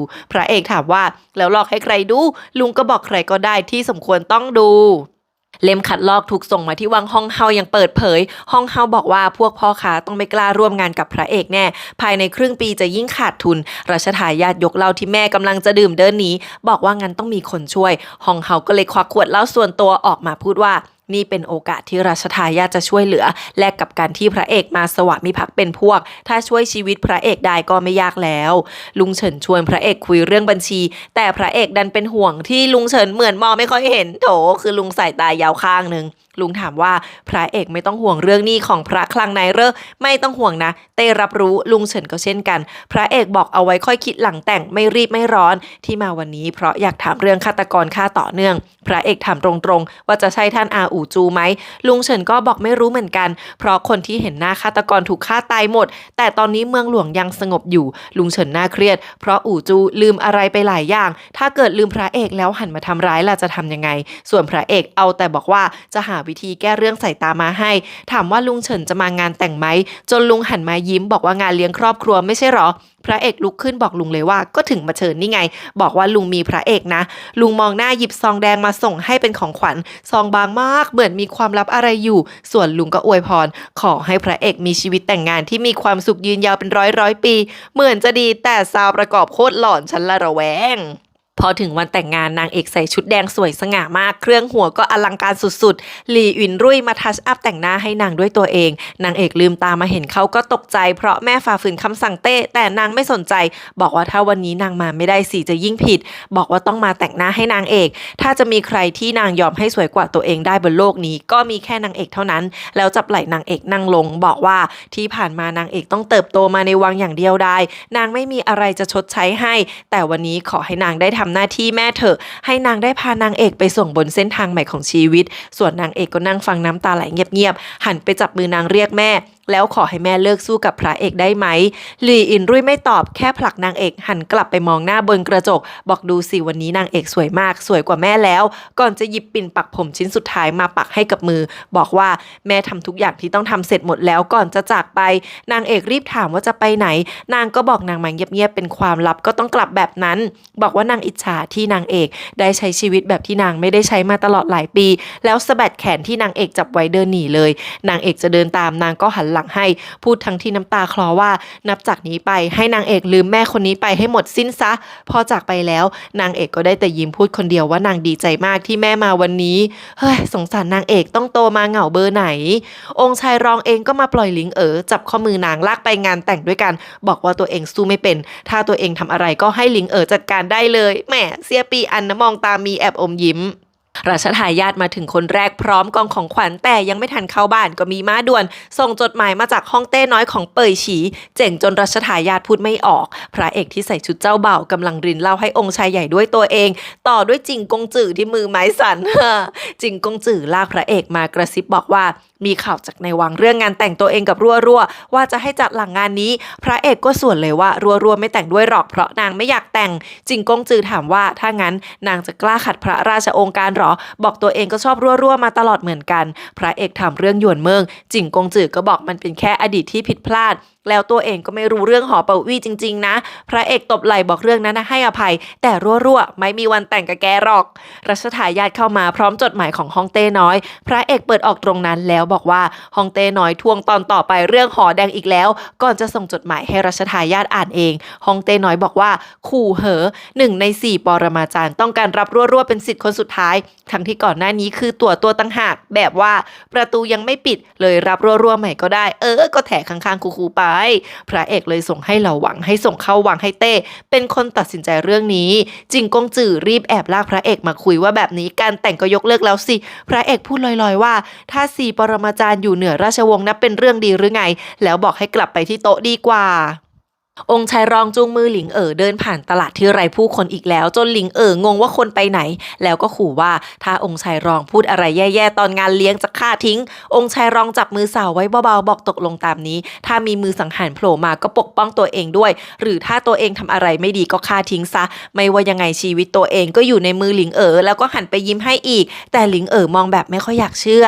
รัชทายาทยกเรื่องนี้20 ล้านตำลึงขึ้นมาโยงไปถึงว่าเป่ยฉี่ไม่ควรมามีเอี่ยวเพราะเห็นพระเอกสนิทกับฮองเต้น้อยจนองค์ชายใหญ่ต้องปรามว่านี่มันวันแต่งอย่าเพิ่งพูดเรื่องนี้รัชทายาทบอกก็แดะดีนะที่องค์ชายรองโดนกักบริเวณเหล่าหวังก็รีบวิ่งมารายงานตอนนี้จ้าว่าองค์ชายรองมาแล้วที่หน้าจวนสกุลฟานเนี่ยเต็มไปด้วยกาดของรัชทายาทยืนล้อมมีชาวบ้านมุงอยู่รอบนอกอีกทีจนองค์ชายรองเปรยว่าดีนะที่ไม่เอาคนมาด้วยไม่งั้นคงไม่มีที่ยืนตัวเองไม่กลัวตายหรอกกลัวที่สุดคืองานที่ไม่สนุกต่างหากไม่งั้นมันจะน่าเบื่อเกินเหล่าหวังเข้ามาเชิญองค์ชายรองเข้าไปบอกวันนี้วันดีทุกคนได้รับเชิญตอนที่เดินเข้ามาจิ่งกงจือก็แอบหลบออกไปเช่นกันองค์ชายรองมาถึงก็จิกกัดเน็บแนมกับรัชทายาทเล่นละครเป็นพี่น้องที่รักกันสุดขั้วหัวใจอีกแล้วมีพระเอกทำหน้าเซ็ง องค์ชายรองเอากล่องของขวัญมาวางให้บนโต๊ะบอกให้เปิดทันทีปรากฏว่าเป็นตั๋วเงินเป็นปึก500,000 ตำลึงที่เหลือนี่คือมองตากันเลยองค์ชายรองบอกว่าเอามาช่วยเรื่องนี้ติดต่อพวกพ่อค้าในคอนเนคชั่นไว้แล้วด้วยพระเอกก็บอกว่าสมกับเป็นพี่น้องกันจริงๆรัชทายาทก็เพิ่งเป็นห่วงเรื่องเดียวกันแล้ว2 คนนี้ก็จิกกัดเน็บแนมหลอกด่าสัตว์โคลนใส่กันอีกแล้วคือรัชทายาทก็อยากจะดึงพระเอกเป็นพวกบลัฟใส่องค์ชายรองยับทางนี้ก็ส่วนเช่นกันพระเอกหงุดหงิดจนปาตะเกียบไปปักกลางหัวหมูบนโต๊ะพอดีเป๊ะบอกอุ๊ยหลุดมือหลิงยังตาโตแล้วพระเอกก็หยิบตั๋วเงินมาใบเดียวบอกว่ารับไว้แค่นี้แล้วกันไม่งั้น500,000 ตำลึงเนี่ยต้องทำให้มีฎีการ้องเรียนปลิวว่อนแน่ๆหันมาบอกรัชทายาทว่าหลังแต่งจะไปฮันนีมูนกับนางเอกสักพักคงไม่ว่างไปหาที่วังตามที่รัชทายาทนำเหนอให้ไปคุยเรื่องแก้ไขปัญหาหนี้พระคลังในคือพระเอกปฏิเสธทั้งคู่ประกาศว่าไม่อยากพูดเรื่องนี้อีกแล้วในวันแต่งในที่สุดก็ถึงฤกษ์มงคลรัวเดินหน้าทำหน้าที่แม่สื่อเพราะน้องก็ตื่นเต้นด้วย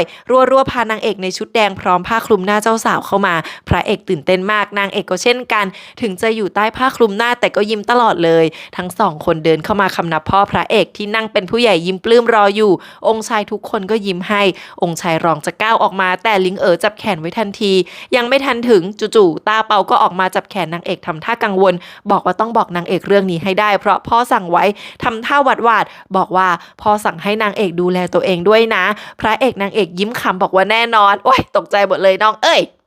ในที่สุดพิธีการก็เริ่มต้นทั้งคู่คำนับฟ้าดินพอถึงเวลาคำนับพ่อแม่พระเอกก็ให้แม่เล็กมานั่งคู่กับพ่อไม่สนใจที่แม่เล็กเป็นแค่อนุผิดธรรมเนียมเลยแม้แต่น้อยพระเอกให้ค่ากับความรู้สึกและคนในครอบครัวมากนางเอกยังแอบอมยิ้มในที่สุดทั้งสองก็คำนับกันและกันครั้งที่3พ่อกับแม่เล็กน้ำตาซึมด้วยความดีใจองค์ชายรองยิ้มแต่พอหันมาเห็นหน้าลิงก็เก๊กขรึมต่อพิธีคำนับเสร็จสิ้นทั้งคู่ก็นับเป็นสามีภรรยากันแล้วนางเอกกับพระเอกก็อมยิ้มน้ำตาซึมทั้งคู่เลยกงเอาองค์การของขวัญจากเต้มาให้เป็นป้ายลายมือจากเต้อวยพรให้ครองรักกันเป็น100 ปีทุกคนมองอมยิ้มแต่ไม่รู้เลยว่าในใจแต่ละคนคิดอะไรอยู่พระเอกเองก็จ้องป้ายนี้เช่นกันหลิงเดินกลับมาพร้อมองค์ชายรองนางอดขอบคุณองค์ชายรองไม่ได้ที่ไม่ก่อเรื่ององค์ชายรองบอกว่ายังไงนางเอกก็เป็นน้องสาวคนเล็กของตัวเองเช่นกันหลิงจะกลับบ้านแล้วแต่เปลี่ยนใจไปส่งองค์ชายรองที่มาคนเดียวแทนองค์ชายรองเลยบอกก็ดียกชีวิตให้อยู่ในมือหลิงอีกทีก็แล้วกันคู่นี้เคมีดีแปลกๆเป็นความรักแบบหวาดระแวงระวังหลังดีอยู่นะเนี่ยในห้องหอพระเอกนางเอกนั่งกันอยู่2 คนท่าทางเขินๆพระเอกตบใต้โต๊ะลากซื้อเจอออกมาไล่ไปนอกห้อง โดนจับได้ แล้วหนึ่งพระเอกกำลังจะเอื้อมมือไปเปิดผ้าคลุมหน้านางเอกบอกว่าตื่นเต้นรอมาทั้งวันอยากเห็นหน้านางเอกแล้วแต่ก็จับได้ว่าตาเปามาแอบดูที่หน้าต่างอีกคนโดนจับได้แล้วสองตาเปาบอกว่าแค่จะมาดูพระเอกนางเอกจูบกันแล้วค่อยไปนางเอกต้องล่อว่าถ้าไม่กลับไปเดี๋ยวมีคนมาขโมยพุทราแดงของพ่อนะตาเปารีบกลับเลยพระเอกยิ้มเอ็นดูแต่ก็เหลือบไปเห็นท่านอาอู่จูยืนอยู่บนหลังคาพร้อมอาวุธในมือเฮ้ยพระเอกรีบเดินมาขอโทษนางเอกบอกต้องรีบออกไปก่อนแล้วจะกลับมาอธิบายให้ฟังทุกอย่างเองท่านอาอู่จูเล่าว่าไปสู้กับปรมาจารย์ขู่เหอมาเพื่อพระเอกแล้วก็ไปถามเรื่องราวในอดีตที่ตัวเองลืมไปแล้วแต่ปรมาจารย์ขู่เหอไม่ยอมพูดเรื่องการตายของแม่พระเอกเลยบอกว่าแม่มาจากวิหารเทพทางเหนือในอดีตขู่เหอกับพวกเคยไปเจอแม่ออกมาจากที่นั่นพระเอกถามว่าหรือท่านอาก็ออกมาจากวิหารเทพเช่นกันแต่ท่านอาจำไม่ได้แล้วพอพระเอกบอกว่าเอาไว้เราไปตามหาวิหารเทพด้วยกันท่านอาก็บอกว่าไม่เพราะพระเอกแต่งงานแล้วพระเอกเพิ่งคิดว่าถ้าท่านอามางานก็จะคำนับท่านอาอู่จูด้วยถ้าไปทางเหนือก็พานางเอกไปด้วยกันท่านอาอู่จูบอกไม่ถามหน่อยเหรอว่าตัวเองไปสู้กับปรมาจารย์ขู่เหอที่ไหนมาคือท่านอาไปทางใต้มานะลุงเฉินเข้ามาในเมืองคืนนั้นแล้วก็ได้แต่ถอนหายใจเพราะเงากับเฟยเจี้ยแอบมานั่งกินข้าวริมทางแต่คนนึงหัวหน้ากอง3อีกคนหัวหน้ากอง6ลุงด่าว่าเป็นกระดูกสันหลังของสำนักตรวจสอบมากินอะไรข้างทางหน้าอายแบบนี้ฮะ เงาหันไปยุ้มหัวกับเฟยเจี้ยแต่โดนลุงเฉินหาเรื่องก่อนคือเงาจะไปบ้านพระเอกเพราะรู้ว่าวันนี้ท่านอาอู่จูต้องกลับมาแน่อยากจะไปท้าสู้เลยโดนเฟยเจี้ยขวางไว้บอกไปก็ทิ้งชีวิตเปล่าเงาที่บ้าวิชัยก็ยั้งจะบอกว่านี่แหละวิธีเจ้ายุทธถึงต้องตายก็ไม่เสียดายถ้าได้สู้กับอู่จูลุงเฉินหันไปหาเรื่องเฟยเจี้ยต่อถามว่ากลับมาเมื่อไหร่ทำไมไม่ไปรายงานกับตัวเองเฟยเจี้ยบอกเพิ่งมาถึงข้าวปลาก็ยังไม่ได้กินแล้ววันนี้วันแต่งลูกศิษย์อย่างพระเอกก็ต้องมาดูพระเอกก่อนสิจริงไหมโถอาจารย์แอบมาปกป้องอยู่ห่างๆลุงเฉินเลยถามว่าเท่าที่ตามมาอู่จูใช่ฆาตกรไหมเฟยเจี้ยบอกว่าไม่เห็นหน้าเอาจริงคิดว่าอู่จูไม่น่าฆ่าคนเป็นผักปลาแต่ใครจะมีความสามารถแบบนั้นแถมอู่จูก็อยู่เจียงหนานพอดีท่านอาอู่จูกำลังเล่าให้พระเอกฟังว่ากลับไปเดินตามรอยที่ตัวเองเคยไปกับแม่พระเอกที่เจียงหนานแต่ก็ยังจำอะไรไม่ได้อยู่ดีท่านอาบอกว่าตัวเองไม่ได้ทำแต่ศพพวกนั้นถูกฆ่าด้วยความสามารถระดับปรมาจารย์แถมยังไม่ได้ใช้พลังปราณด้วย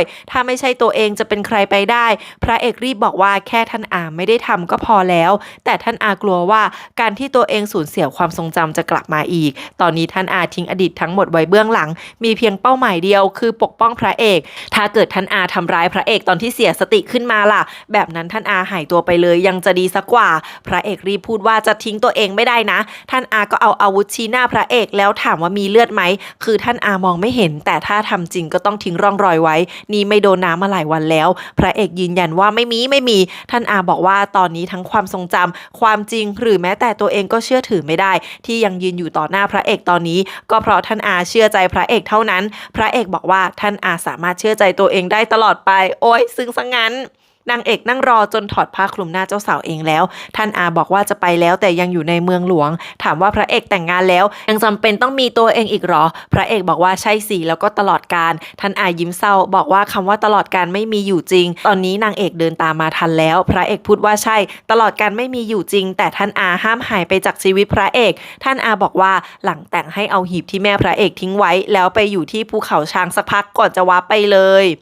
พระเอกหันมาเจอนางเอกก็บอกนั่นคือท่านอาอู่จูแล้วขอโทษที่ทำให้วันนี้วุ่นวายหยิบผ้าคลุมหน้ามาคลุมให้นางเอกอีกครั้งเพื่อมาเปิดผ้าคลุมหน้าท่ามกลางดวงดาวเพราะพระเอกจำได้ว่าดวงดาวคือเพื่อนของนางเอกยามเหงาบอกว่านับแต่นี้นางเอกไม่ต้องโดดเดี่ยวอีกแล้วนะแล้วก็หยิบแหวนคู่ที่ทำด้วยตัวเองออกมาให้นางเอกยังงงว่าคืออะไรพระเอกก็เอาใส่ให้คู่กันเลยบอกว่าจากโลกในความทรงจำของพระเอกใช้สิ่งนี้ในงานแต่งแล้วต่อไปพระเอกจะค่อยๆเล่าให้นางเอกฟังทุกอย่างบอกว่าให้ดวงดาวเป็นพยานนับแต่นี้ไปเราจะไม่เดินคนเดียวอีกแล้วก่อนจะนั่งกอดกันดูดาวแล้วพระเอกก็จูบนางเอกท่ามกลางแสงดาวค่ะเฮ้ยดีใจในที่สุดพระเอกนางเอกเขาก็ได้อยู่ด้วยกันสักที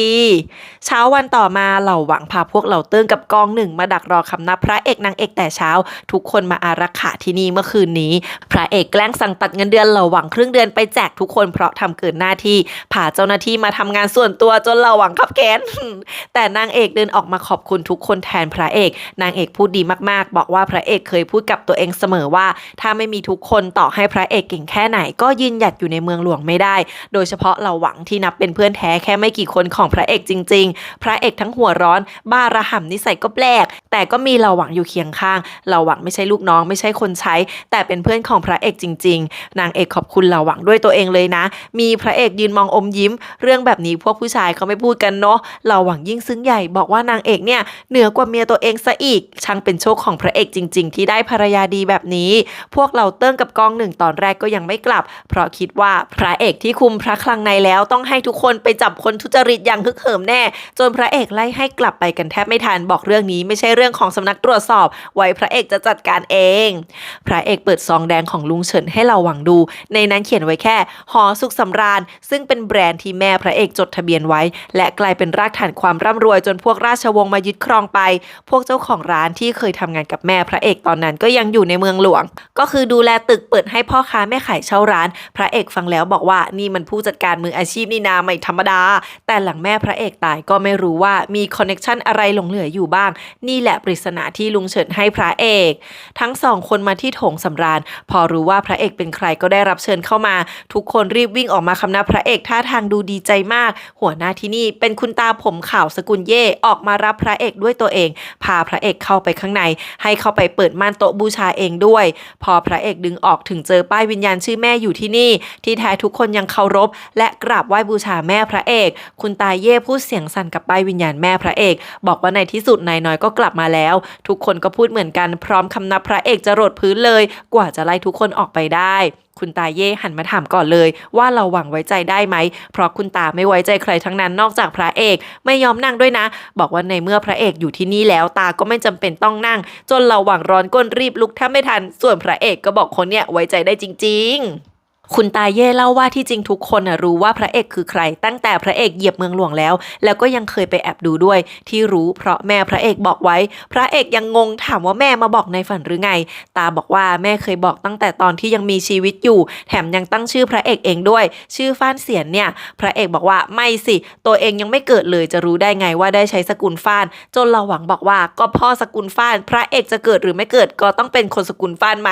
คุณตาบอกว่าแม่ยังเคยพูดอีกว่าอาจจะอายุไม่ยืนถ้าอายุยืนก็ยังไม่แน่ว่าพระเอกจะแซ่อะไรแต่ถ้าแม่ตายไปจริงๆพระเอกก็จะได้ชื่อว่าฟ้านเสียนแน่นอนพระเอกคิดตามไม่นานก็ถามว่าแม่ตายได้ยังไงคุณตาเย่เล่าต่อว่าหลังแม่บอกเรื่องนี้ไม่นานก็ส่งต่อธุรกิจให้กับพวกราชวงศ์แล้วตาก็ไม่ได้เจอแม่อีกเลยแม่พระเอกตายยังไงก็ไม่แน่ใจเช่นกันที่ไม่เคยมีใครไปหาพระเอกเพราะถูกจับตามองตลอดเวลาพวกในวังที่เคยกลัวแม่พระเอกยังไงก็ยังคงกลัวอยู่ไม่เปลี่ยนถึงแม่จะตายไปแล้วก็ยังให้คนมาจับตาดูคนที่เคยทำงานให้แม่แต่ทุกคนที่เนี่ยรู้ข่าวความเคลื่อนไหวของพระเอกตลอดพระเอกถามว่าแม่เป็นคนยังไงคุณตาก็บอกว่าแม่เป็นคนที่เปล่งประกายที่สุดเรียกได้ว่าเพอร์เฟกต์แม่รู้จักคลื่นลมรู้จักปรากฏการณ์บนท้องฟ้าแล้วก็ยังแต่งกลอนด้วยคุณตาก็ยังได้กลอนมาบทหนึ่งซึ่งเอามาจากเพลงปลุกใจโอ้ยพระเอกฟังแล้วยิ้มแย่แม่ก็เกรียนพอกันคุณตาเย่หันมาบอกว่าพวกเราที่นี่เตรียมพร้อมเรื่องการขาดทุนของพระคลังในมานานแล้วจนเราหวังตกใจถามว่าที่นี่มีเงินเยอะขนาดนั้นเลยเหรอคุณตาบอกว่าพวกเราไม่มีแต่ร้านค้าในเมืองหลวงเป็นเจ้าของเงินพวกนั้นถ้ารวมเอาทุกร้านในเมืองหลวงมารับรองว่าหาเงินได้ครบแน่ทุกคนที่นี่ทำงานอย่างหนักไม่เคยเห็นแก่ตัวแทรกซึมอยู่แทบทุกร้านเรียกได้ว่าชื่อร้านดังร้านไหนมาทุกคนที่นี่รู้ดีกว่าเจ้าของแน่นอนขอเวลา10 วันรับรองว่าจะรวบรวมเงิน20 ล้านตำลึงมาเป็นของขวัญแต่งงานให้พระเอกได้แน่ๆโอ้โหคนลุกพระเอกอึ้งเดินหน้าเครียดออกมาเลยบอกว่าจะไม่ยอมทำแบบนั้นต่อให้คุณตากับทุกคนยอมตายถวายชีวิตยอมลาออกแลกกับการไปขู่พวกเจ้าของร้านพระเอกก็ไม่ยอมพูดว่าถ้าแม่ยังอยู่ก็ไม่ทำแบบนี้ต่อให้เจอทางตันแม่ก็คงไม่ยอมจำนนเช่นกันบอกว่าเรื่องนี้ของพระคลังในพระเอกจะจัดการด้วยตัวเองในฐานะลูกชายจะไม่ทำให้ชื่อเสียงแม่แปดเปื้อนเด็ดขาดคุณตาเป็นห่วงมากแต่พระเอกก็บอกว่าต้องการให้คุณตาลิสต์รายชื่อเจ้าของร้านทุกคนให้แล้วก็คำนับทุกคนก่อนจากไปเราหวังยังบอกว่าไอเดียคุณตาเย่ดีมากนะถ้าพวกเราจะโดนทำร้ายก็ให้คนของกองหนึ่งมาคอยแอบปกป้องก็ได้นี่แต่พระเอกบอกว่าถ้าเราผลักใครสักคนไปที่ปลายเหวเราค่อยดึงขึ้นมาสถานการณ์ก็จะเปลี่ยนไปทันทีคุณตาเย่ก็พึมพำบอกทุกคนว่าคิดว่าหลังแม่พระเอกตายไปแสงสว่างจะดับลงคิดไม่ถึงเลยว่าวันนี้แสงนั้นจะได้รับการสืบทอดต่อไปจริงๆโอ้ยดีใจแทนพระเอกมากอ่ะ หลุยอินรุ่ยมาหลบอยู่บ้านองค์ชายรองนี่เองห้องที่นางอยู่มีแต่ดอกไม้เต็มไปหมดเพราะนางเอามาให้แต่พระเอกไม่รับแล้วก็บอกว่าต้องขอบคุณองค์ชายรองเพราะยังไงนางก็ไม่อยากให้อะไรมาทำลายงานแต่งของลูกสาวขอบคุณที่องค์ชายรองไม่ปากโป้งเรื่องหลินกงถามว่าที่ไม่ทำอะไรเพราะจะสงบศึกกับพระเอกแล้วหรอองค์ชายรองยิ้มเย็นบอกว่าตอนนี้พระเอกเป็นที่โปรดปรานของเต้ต่อให้ไม่แต่งกับนางเอกก็คงได้ดูแลพระคลั่งในอยู่ดีส่วนเรื่องหลินกงก็ต้องเก็บไว้ใช้ยามฉุกเฉินสถานการณ์ชี้เป็นชี้ตายเท่านั้นส่วนเหมือนกันว่าหรือท่านอาหลี่หวินรุ่ยจะสงบศึกส่งบัญชีพระคลังในให้พระเอกเร็วขนาดนี้ตอนนี้ทุกคนลือกันหมดแล้วว่าพระเอกไม่รับพระคลังในไปรอกเพราะเป็นหนี้มหาศาลหลี่หวินรุ่ยแค่นเสียงเบาๆบอกว่าพระเอกที่ดูเป็นคนปกติแต่ที่จริงข้างในเป็นคนบ้าไม่ต่างจากนางหรอกนางจะยังอยู่เมืองหลวงคอยดูว่าเรื่องนี้จะจบลงยังไงถ้าจำเป็นนางก็จะช่วยผลักเรื่องนี้ให้เององค์ชายรองก็เสียยิ้มเหมือนกันบอกว่าเรื่องความบ้าตัวเองก็ไม่แพ้ท่านอาหลี่หวินรุ่ยหรอกพระเอกกลับถึงบ้านก็ได้รายชื่อจากท่านตาเย่เรียบร้อยแล้วทำงานไวมากลุงเฉินมาดักรอพระเอกที่บ้านเช่นกันพอรู้ว่าเหล่าหวังก็รู้แล้วว่าที่หอสุขสำราญมีเบื้องหลังที่แท้จริงคือใครก็น่าตึงจนเหล่าหวังรีบเห็นที่จริงแล้วลุงเฉินกับเต้เป็นคนวางหมากเรื่องเงินแก้ไขหนี้สินเอาไว้ให้เป็นของขวัญชิ้นใหญ่จากเต้ในการรับสืบทอดพระคลังในพระเอกก็ยืนยันว่าทำแบบนั้นทุกคนที่นั่นก็จบเหแม่ก็คงไม่ทำเช่นเดียวกันแล้วจะให้ตัวเองทำได้ไงลุงเฉินถอนหายใจบอกว่าน่ายกย่องแต่จะหาเงินมาจากไหนฮะพระเอกบอกว่าเดี๋ยวหามาให้เองน่ะแต่ว่าต้องไปฮันนีมูนก่อนจนลุงเฉินถามว่าไปไหนพระเอกมาลางานไปฮันนีมูนกับเต้ในวังเต้อยู่กับลุงเฉินพอพระเอกมาก็บอกว่าไปนานๆได้เลยยิ่งนานยิ่งดีจนพระเอกงงเต้เดินมาตบบ่าบอกว่าเปลี่ยนใจเรื่องพระคลังในแล้วพระเอกรู้ทันว่าเต้ก็คงคิดว่าพระเอกหาเงิน20 ล้านตำลึงมาไม่ได้ใช่ไหมล่ะเต้บอกว่าแคว้นเราเพิ่งรบกับเป่ยฉี่จนกระเป๋าแห้งตอนนี้มีภัยพิบัติทุกที่ไม่สามารถออกเงินเติมส่วนนี้ได้หรอกอย่าโดดลงไปในหลุมนี้เลยลุงเฉินก็บอกให้พระเอกพอแค่นี้เพราะนี่ไม่ใช่เรื่องเล่นๆเต้จะออกคำสั่งเลยนะแต่พระเอกก็ไม่ยอมเช่นกันจ้าลงไปคุกเข่าคำนับถึงพื้นบอกว่าคำสั่งเต้จะเปลี่ยนง่ายๆได้ยังไงขอทำหน้าที่เดิมให้ถึงที่สุดเต้ขู่จะขังคุกจะให้พระเอกคิดอีกรอบพระเอกก็ไม่สนเลยเต้หันมาถามลุงเฉินว่าพระเอกไปเอาความมั่นใจมาจากไหนวะลุงบอกว่าสงสัยได้มาจากภูเขาช้างแม่พระเอกอาจจะทิ้งโชคเอาไว้ให้พระเอกก็ได้มั้งเต้บอกว่า2 คนนี้เหมือนกันมากปล่อยพระเอกไปตามใจก็แล้วกันพระเอกกับนางเอกออกเดินทางกับเหล่าหวังก็เจอหัวหน้าจิงมาดักรอเพราะลุงเฉินให้ทหารม้าเฮยฉี่มาร่วมเดินทางไปส่งนางเอกห่วงว่ายังหาทางแก้เรื่องขาดทุนไม่ได้แล้วจะมาเที่ยวได้ยังไงพระเอกก็ยิ้มเลยบอกต้องออกมาสิถึงจะคิดหาทางได้แล้วก็ไปนั่งข้างนางเอกยิ้มแป้นแหมซื้อเจองอแงอยู่ในรถม้ากับรั่วคันหลังบอกว่าตั้งแต่พระเอกมารั่วก็เปลี่ยนไปจากกุลสตรีเพียบพร้อมอันดับ1กลายเป็นคนประหลาดคือรั่วเอากบมาฝึกผ่าท้องบนรถด้วยบอกจะได้ฝึกมือให้นิ่งซื่อเจ๋อบ่นว่าพระเอกมาฮันนีมูนแล้วพาเรามาทำไมรัวก็ยั้งบอกว่าถ้าอยากรู้ก็ไปถามพระเอกเองไปซื่อเจ๋อได้แต่ขอบคุณพี่สาวที่ไม่ได้ช่วยอะไรเลยโธ่แป๊บเดียวพระเอกก็เรียกซื่อเจ๋อให้เข้ามาหาที่รถม้าบอกว่าเนี่ยนางเอกเป็นห่วงเรื่องขาดทุนมากซื่อเจ๋อเซ็งบอกว่าจะให้มาจัดประมูลอะไรงานแต่งจบไปแล้วเนี่ยพระเอกก็โยนรายชื่อเจ้าของร้านในเมืองให้ไปเลยบอกว่าให้ไปเชิญทุกคนมาชมวิวที่ภูเขาช้างเดี๋ยวนี้ซื่อเจ๋อหน้าตาบิดเบี้ยวถามว่าพวกนั้นจะมาทำไมพวกพ่อค้าที่ได้บัตรเชิญต่างคนต่างก็ดูถูกพระเอกกันใหญ่เพราะคิดว่าโดนเรียกไปรีดเงินแน่นอนแต่จะไม่ให้อะไรเด็ดขาดแล้วยังคับข่าวไปฟ้องสำนักผู้แทนหลวงที่ฮึกเหิมกันมากกะจะร้องเรียนพระเอกให้ราบคาบเลยคราวนี้เฮ่อจงเหวยฟังแล้วก็ยิ้มมุมปากอยู่คนเดียวพวกพ่อค้าออกเดินทางกันแล้วซื่อเจ๋อวุ่นวายเตรียมงานหาคนมาทำอาหารรอพระเอกโผล่มาซื่อเจ๋อก็รีบบอกว่าเฮอจงหวยส่งข่าวมาบอกว่าพวกสำนักผู้แทนหลวงกำลังจ้องพวกเราตาเป็นมันกะจะร้องเรียนถามว่าพระเอกกะปล้นพวกพ่อค้าหรือไงพระเอกบอกว่าจะทำให้พวกนั้นยื่นเงินให้เราเองกับมือจนซื่อเจ๋อบอกว่าถ้าไม่ใช่พวกนั้นเสียสติก็ต้องเป็นพระเอกเนี่ยแหละที่เสียสติไปแล้วที่คิดว่าจะหาเงิน20 ล้านออกมาได้พระเอกก็ไปเล่าไอเดียอะไรไม่รู้ให้ซื้อเจอฟังไอ้น้องบอกว่าโอ้โหที่จริงมันปังมันคือเลิศมากแต่พวกนั้นไม่ซื้อหรอกบอกพระเอกไม่เข้าใจเมืองหลวงดีพอแต่ว่าลองก่อนก็ได้ถ้าไม่ไหวให้เรียกตัวเองออกไปช่วยมันบอกว่าต้องให้พระเอกช่วยซื้อเวลาเพราะต้องการของบางอย่างจากเมืองหลวงแต่ไม่บอกนะว่าจะเอาของอะไรมามันเป็นความลับ พวกพ่อค้ามารวมตัวกันแล้วแต่ละคนแอบซุบซิบกันว่าถ้าพระเอกรีดตังค์จะไม่ให้แค่ของขวัญแต่งงานพอได้แป๊บเดียวพระเอกสั่งปิดม่านหมดเหลือแต่ไฟข้างในแล้วพระเอกก็เดินขึ้นเวทีมาประกาศเลยว่าการแต่งงานตัวเองจบลงไปแล้วไม่รับของขวัญใดๆพระเอกรู้ด้วยว่าทุกคนเป็นห่วงเรื่องหนี้ของพระคลังในแต่ไม่ต้องห่วงเรื่องนั้นพระเอกจะจัดการเองพวกพ่อค้าก็ยังไม่ค่อยไว้ใจว่าแล้วจะเชิญทุกคนมาเพื่อพระเอกบอกว่าตอนนี้ทุกคนมีโอกาสได้สัมผัสความมหัศจรรย์ที่กำลังจะเกิดขึ้นตอนที่ยังมีชีวิตอยู่มีสิ่งดีๆก็เลยอยากแบ่งปันให้ทุกคนวันนี้เริ่มต้นแบบขายตรงมากๆแล้วสิ่งที่พระเอกเปิดตัวก็คือพันธบัตรรัฐบาลผ่ามแกคิดได้เนาะตอนนั้นจู่ๆท่านอาอู่จูก็มาหารัวๆบอกว่าตอนนี้ทุกคนฟังพระเอกอยู่ในห้องโถงเป็นโอกาสที่เหมาะสมที่สุดแล้วพระเอกกำลังบรรยายใจความสำคัญอยู่บนเวทีบอกว่าทุกคนที่ซื้อพันธบัตรไปจะเป็นเจ้าหนี้ของพระคลังในเมื่อครบกำหนดก็ได้รับดอกเบี้ยแถมพันธบัตรนี้ก็ยังซื้อขายแลกเปลี่ยนกันได้รวมทั้งไถ่ถอนตามกฎได้อีกด้วยพวกพ่อค้าทำท่าไม่เชื่อถือพระเอกก็มาพร้อมพรีเซนเทชันทำมือบรรยายต่อว่าความร่ำรวยคืออะไรพูดถึงเรื่องเงินเฟ้อเงินฝืดพวกพ่อค้าก็ยังมึนๆงงๆก่งๆกันอยู่ค่ะ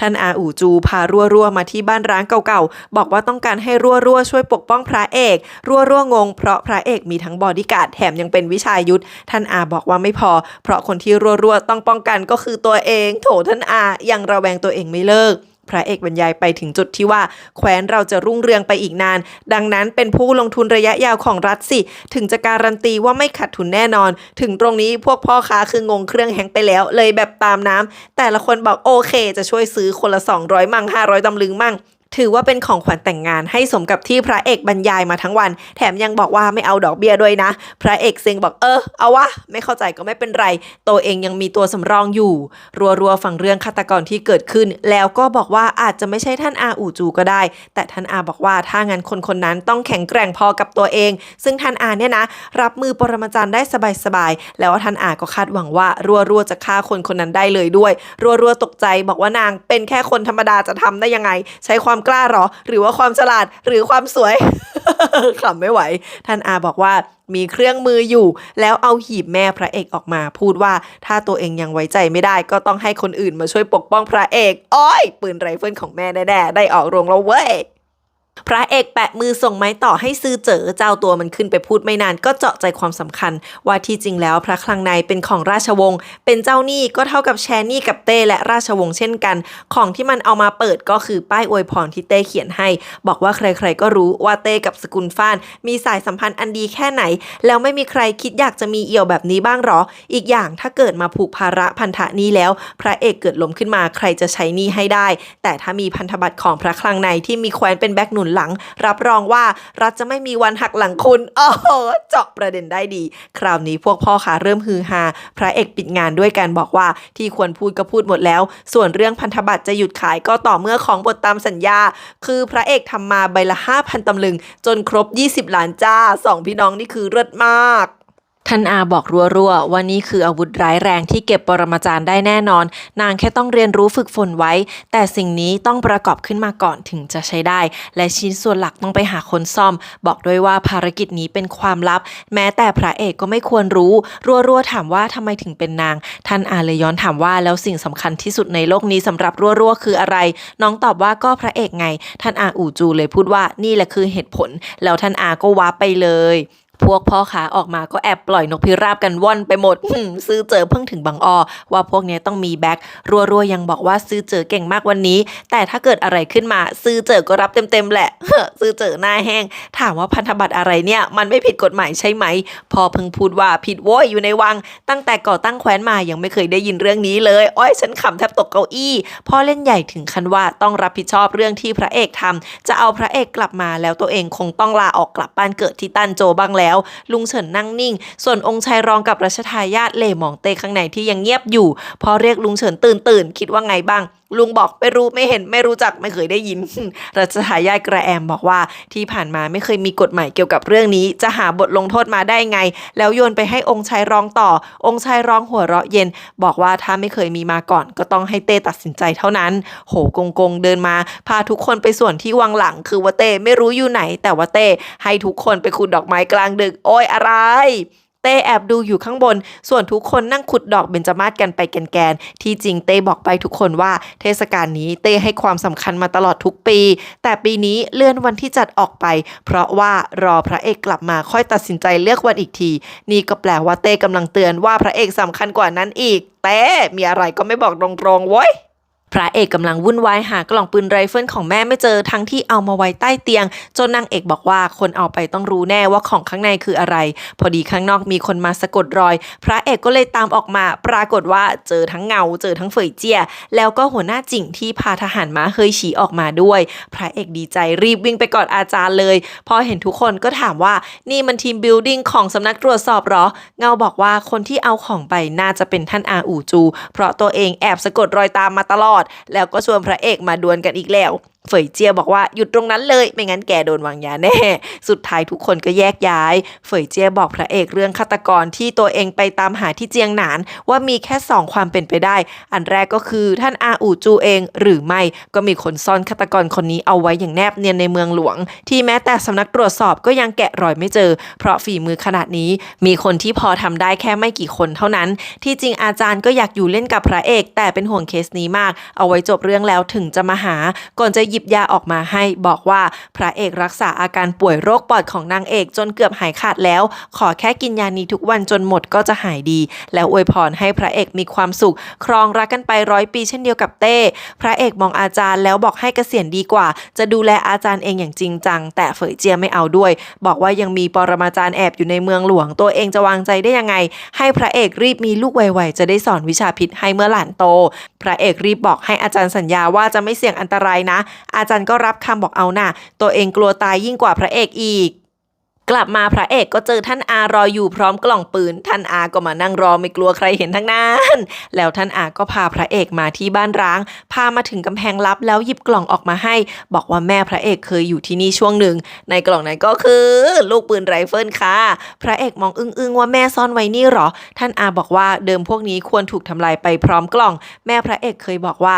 อะไรที่ยังไม่พร้อมสำหรับโลกตอนนี้ก็ไม่ควรดำรงอยู่แต่สุดท้ายก็ไม่ถูกทำลายที่นี่อยากใหญ่ขึ้นมากมายฝุ่นเพียบเต็มไปด้วยของทันสมัยวัสดุอุปกรณ์ต่างๆท่านอาหันกลับมาบอกว่าอะไรที่ก้าวหน้าเกินไปไม่เหมาะกับประวัติศาสตร์ก็ควรถูกทำลายแต่พระเอกคือความผิดพลาดจนพระเอกร้องฮะท่านอาบอกว่าพระเอกเป็นคนของทั้งโลกใบนี้และโลกอดีตเป็นความผันแปรเป็นตรรกะที่ผิดปกตินี่คือสิ่งที่แม่พูดไว้พระเอกถามว่าความทรงจำของตัวเองมาจากวิหารเทพใช่ไหมท่านอาก็ไม่รู้เหมือนกันบอกให้พระเอกซ่อมสิ่งที่แม่เหลือไว้ให้ดีแล้วจะมีโอกาสพลิกเปลี่ยนชะตาชีวิตได้พระเอกถามว่าซ่อมยังไงท่านอาก็บอกว่าให้พระเอกไปร้านเวิร์กช็อปยิ่งใหญ่ที่3ที่เจียงหนาน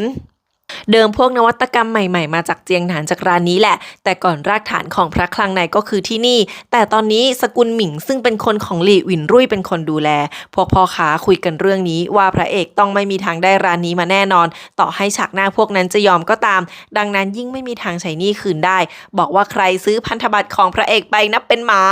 ส่วนท่านอาก็บอกพระเอกว่า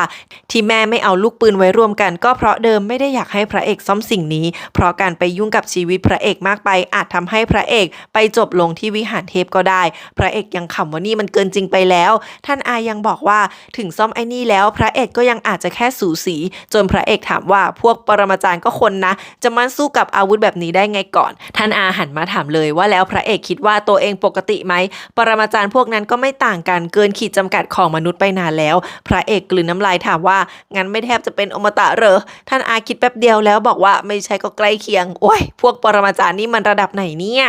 เช้าวันต่อมาคนรับใช้ของพวกพ่อค้าขี่ม้าเร็วมากันให้ว่อนมาส่งข่าวจากในวังว่าเต้เรียกตัวให้พระเอกกลับไปจัดการเรื่องเทศกาลดอกเบญจมาศแต่เรื่องพันธบัตรไม่ได้เอ่ยถึงแค่นี้ทุกคนก็เก็ตรีบวิ่งไปสอยพันธบัตรของพระเอกทันทีโอ้โห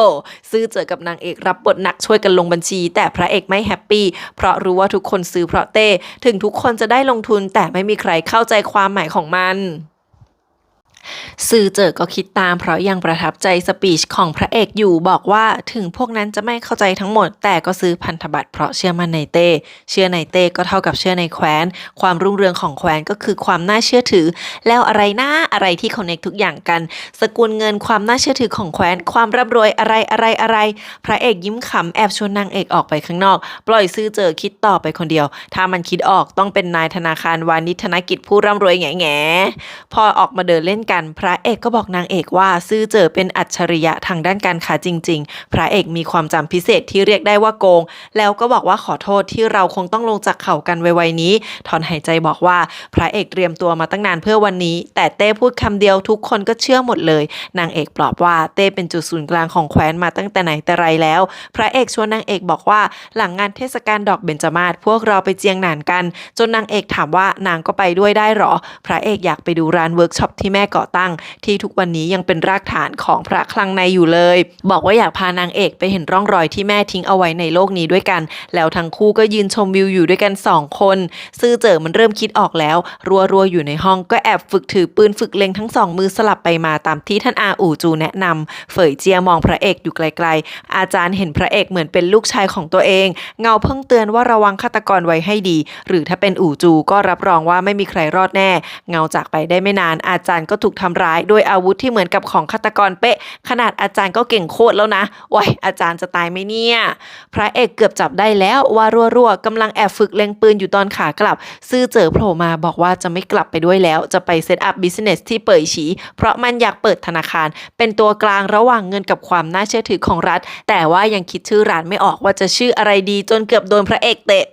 ที่ไปเป่ยฉีเพราะว่าที่นั่นเพิ่งแพ้สงครามมีโอกาสมากกว่าคือในที่สุดน้องชายมันก็หาเป้าหมายในชีวิตเจอจนได้พระเอกยิ้มยังอ่อนใจแต่สายตาก็ภูมิใจดีใจไปด้วยไม่น้อยระหว่างทางกลับกงเตี่ยนพาคนมาดักรอพระเอกหัวหน้าจิ๋งก็ไม่น้อยหน้าบอกว่าทหารม้าเคยฉี่ไม่เคยแพ้ใครและเป็นกองกำลังที่แข็งแกร่งที่สุดเราหวังหัวจะปวดว่ามันไม่ใช่แบบนั้นโว้ยทำร้ายพวกองครักษ์หลวงมีโทษหนักรู้ไหม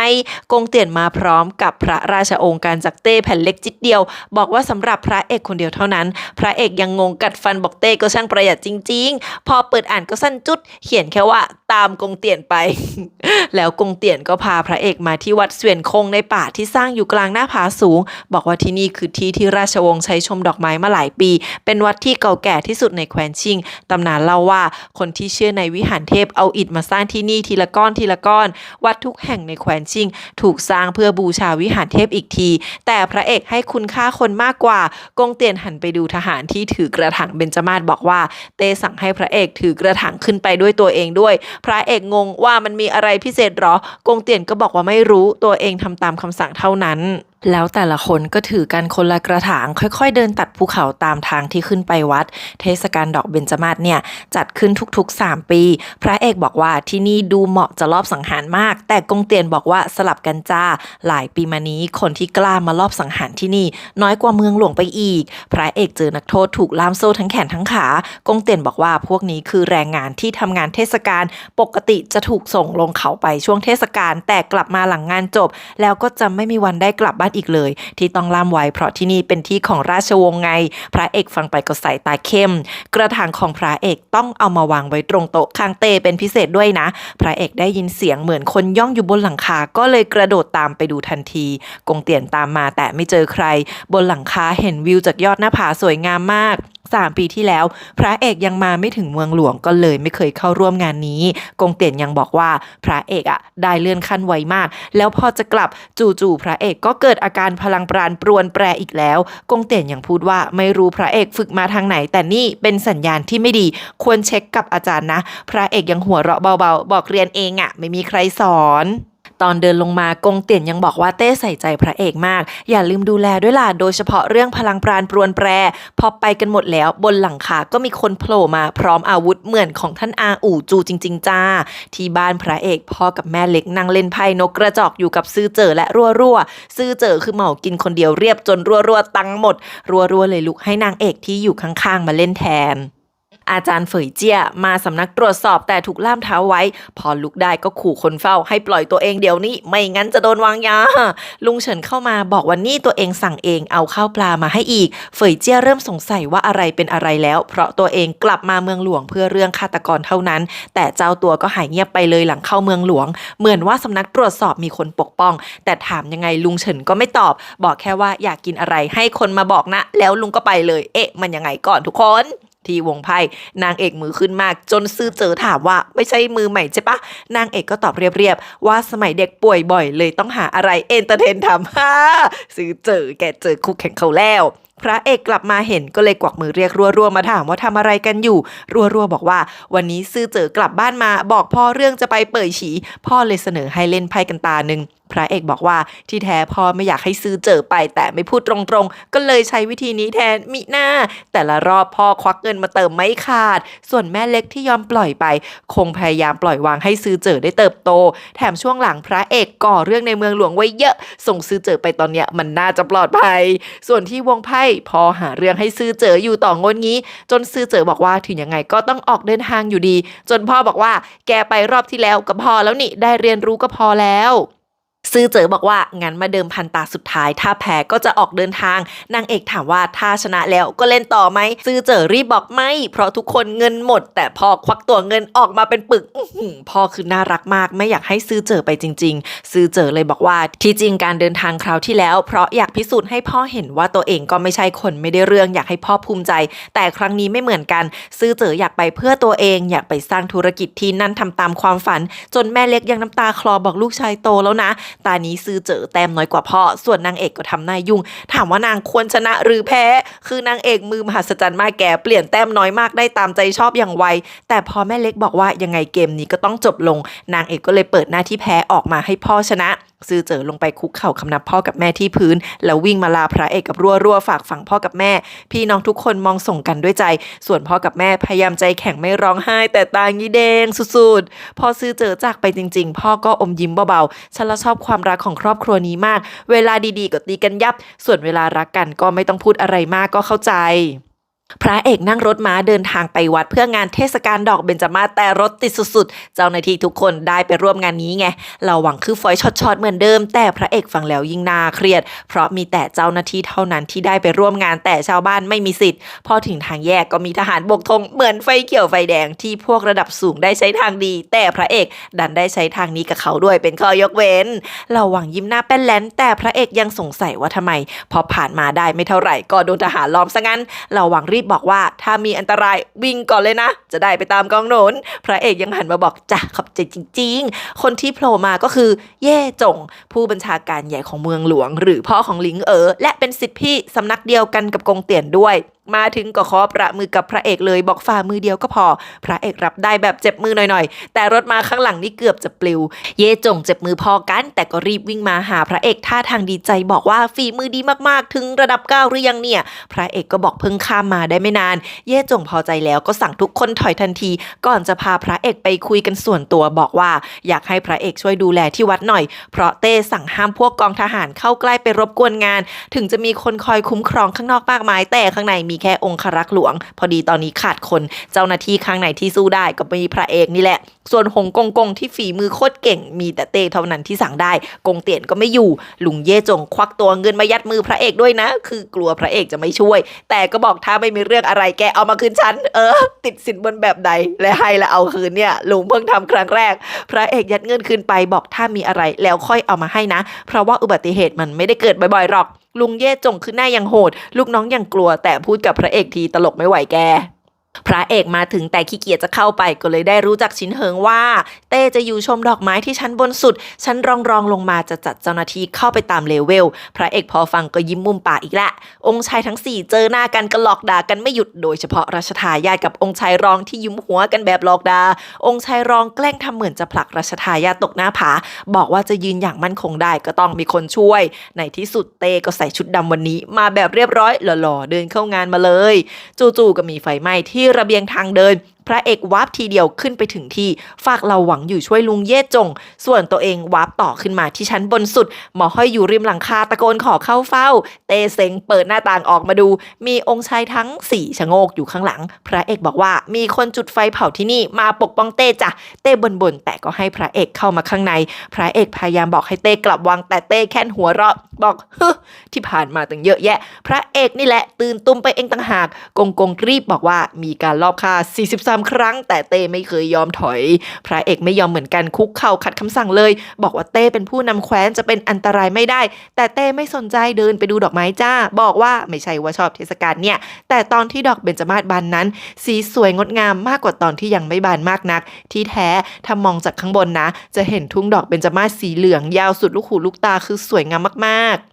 พระเอกไม่ยอมเปลี่ยนเรื่องง่ายๆพอเต้ถามว่าทำไมพ่อแกมีลูกแบบนี้ได้นะพระเอกก็บอกว่าตัวเองโตมาที่ตั้นโจไม่มีผู้ใหญ่สอนเต้หันมาบอกว่าตั้งแต่กลับมาเมืองหลวงเส้นทางพระเอกก็ราบรื่นดีผู้ใหญ่คงไม่ต้องห่วงแล้วก่อนจะให้พระเอกลุกขึ้นบอกว่าแกเลิกทำลายบรรยากาศก่อนวันนี้วันดีให้มาดื่มกันดีกว่าลูกๆทั้ง5เนี่ยได้ดื่มเหล้าพร้อมกับพ่อเว้ยเต้กวักมือเรียกพระเอกมากระซิบถามว่ากักบริเวณองค์ชายรอง6 เดือนพอใจเป้าพระเอกก็ตอบแค่ไม่กล้าเต้สั่งให้พระเอกไปดื่มกับองค์ชายรองซะซึ่ง2 คนนี้ก็จิกกันตาต่อตาฟันต่อฟันเหมือนเดิมเต้เดินกลับไปนั่งที่ไม่ยอมฟังพระเอกรายงานอะไรต่ออะไรตอนนั้นเองก็มีมือสังหารที่ปลอมตัวเป็นทหารองครักษ์บุกเข้ามาทำร้ายเต้ขันทีที่รับใช้แถวนั้นก็เอาด้วยแล้วยังมีมือสังหารชุดขาวอีกคนนึง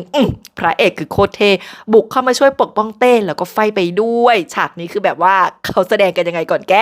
องค์ชายใหญ่หันไปช่วยสู้รัชทายาทวิ่งจนล้มส่วนองค์ชายรองจิบเหล้าชิวๆเฉยมือสังหารชุดขาวหนีไปได้แต่ก็บอกให้ว่าซื่อกูเจี้ยนมีน้องชายคนหนึ่งให้ไปตามสืบมาเดี๋ยวนี้พระเอกหันไปดูเห็นว่าขันทีที่บุกไปทำร้ายเต้โดนเก็บไปแล้วทั้งที่ตอนนั้นไม่มีใครอยู่ใกล้เต้เลยเอาละเว้ยแล้วพระเอกก็รีบตามมือสังหารไปพอพระเอกเห็นเขาก็วิ่งปรุดเดียวมาหาเต้นี่คือตบโต๊ะทีเดียวพลิ้วมาถึงปลายระเบียงจนลูกทุกคนอึ้งเต้มีของเต้เก่งพอพระเอกวิ่งมาก็ถามเลยว่าทำไมพระเอกถึงได้ตามมือสังหารไปคนเดียวจนเต้เพลียถามว่าแกไม่ห่วงข้าบ้างหรือไงบอกว่าข้างล่างมีทหารเต็มภูเขามาดูวิวดอกไม้กันดีกว่าส่วนพระเอกก็กำลังไล่ตามมือสังหารชุดขาวอยู่ท่ามกลางดงดอกไม้จนเข้าไปในป่าไผ่วิชาตัวเบาก็คือสุดติ่งทั้งคู่ตามกันจนผ่านแม่น้ำเข้าไปในดงเจดีจนเจ้าตัวถามว่าพระเอกไม่เหนื่อยหรือไงพระเอกถามไปถามมาก็รู้แล้วว่าไอ้คนเนี้ยมันซ่อนตัวอยู่ในเมืองหลวงตลอดรู้วิธีหลีกเลี่ยงทหารหลวงด้วยพระเอกถามว่าใช่น้องชายของซื่อกูเจี้ยนไหมแต่มันรู้แล้วว่าพระเอกใช้ระเบิดยาพิษเข็มลับอะไรก็หมดแล้วเหลือแต่มีดสั้นอันเดียวพระเอกถอดแหวนเก็บอย่างดีแล้วก็เปิดฉากสู้กันอีกทั้ง2 คนไม่มีใครยอมถอยสู้กันระยะประชิดได้ไปคนละหลายแผลที่จริงสู้กันตัวแบบเนี้ยคือจุดอ่อนพระเอกเลยตอนที่พระเอกกำลังจะใช้พลังปราณซัดแต่ดันเกิดพลังแปรปรวนขึ้นมาจนโดนแทงไปที่หน้าอกเต็มๆจนล้มลงอ้อยพระเอกฉันโดนแทงอีกแล้วเฮ้ยนี่มันตอน30ดีนะแกถ้าตอน36ฉันระแวงมากจบตรงนี้ใช่ป่ะผู้กำกับยังไปต่อพระเอกถูกหามกลับมาที่ศาลาร้างๆมีหมอหลวงคนที่เคยจับชีพจรมาตรวจสภาพพระเอกแย่มากข้างหลังเต้มายืนรออยู่คนเดียวหมอหลวงเช็คแป๊บก็ไปรายงานเต้ว่าพระเอกถูกแทงครั้งเดียวก็จริงแต่มีดอาบยาพิษแล้วหลังการต่อสู้กับเซียวเอินพระเอกก็ควบคุมพลังปราณไม่ได้เลยตอนนี้ทุกอย่างประเดประดังถ้าจะช่วยก็มีวิธีเดียวเท่านั้นคือหาคนที่มีพลังปราณเหมือนพระเอกมาดึงพลังปราณออกช่วยปรับสมดุลทั้งหมดขึ้นมาใหม่แบบนี้อาจทำร้ายพลังปราณคนนั้นแต่ช่วยชีวิตพระเอกได้เต้บอกว่าโลกนี้ไม่น่ามีคนแบบนั้นหรอกถ้าพระเอกไม่รอดหมอก็รอไปร่วมเดินทางกับพระเอกหลังความตายเถอะเต้เดินไปดูพระเอกใกล้ๆแล้วก็ได้แต่เดินวนไปวนมาถอนหายใจหนวดกระดิกสุดท้ายพอจับมือแป๊บเดียวพระเอกก็กระซิบบอกให้ตามรัวๆมานางเอกกับรัวๆมาถึงแล้วหมอหลวงทำอะไรรัวๆก็บอกทำไม่เป็นทั้งสิ้นมีแต่พระเอกที่ช่วยตัวเองได้ที่มานี่ก็เพื่อช่วยให้พระเอกมีสติตั้งหากแล้วรัวๆก็ลงมือฝังเข็มจุดที่พระเอกเคยสอนว่าช่วยให้ฟื้นคืนสติได้ทั้งที่น้องไม่เคยทำจริงสักครั้งเลยขนลุกว่ะนางเอกก็บอกให้น้องลงมือเช่นกันเพราะถ้าไม่ทำพระเอกก็ยากที่จะฟื้น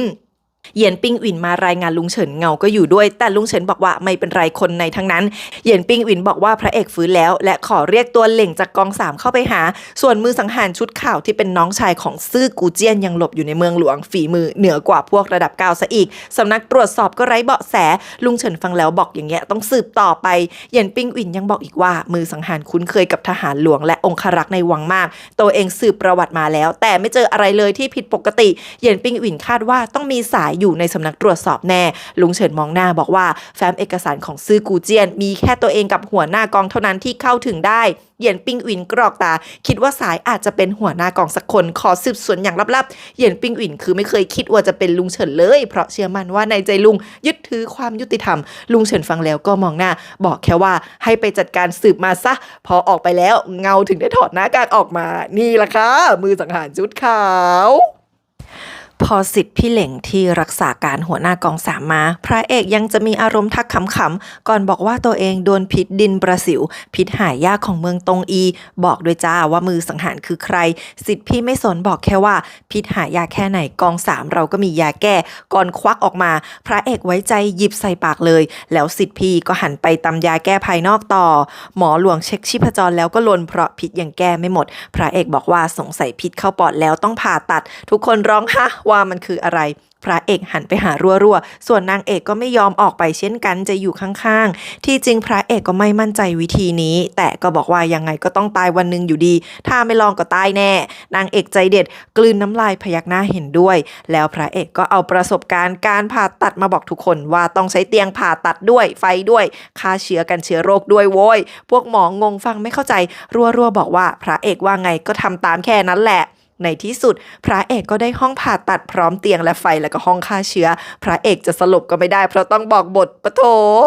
รัวๆน่าเครียดไม่แพ้กันท่าทางไม่ค่อยมั่นใจแต่ละคนมือใหม่ทั้งนั้นฉันทั้งเครียดทั้งขำรัวๆไม่กล้าลงมีดแรกเพราะเคยผ่าแค่ผลไม้ไม่รู้ว่าผิวหนังมนุษย์ลึกแค่ไหนพระเอกหัวเราะแห้งๆบอกน่าจะให้ลองผ่าหมูเต้มาจากไหนไม่รู้มาหยิบมีดไปจากมือแล้วตวัดทีเดียวลงมีดแรกให้ก่อนจะขึ้นไม่ชิวๆสงสารพระเอกมากค่ะแต่อย่างน้อยการผ่าก็ทำต่อไปได้องค์ชายทุกคนรออยู่ข้างนอกแบบห่วงองค์ชาย3ง่วงแล้วแต่ไม่กล้าไปนอนนางกำนันวิ่งเข้าวิ่งออกพร้อมถังเลือดมากมายพอพระเอกน่าเครียดไม่สบายใจด้วยความเป็นห่วงอยู่ที่บ้านเพราะเข้าวังไปไม่ได้พอได้แต่ปลอบใจตัวเองว่าทุกอย่างต้องไม่เป็นไร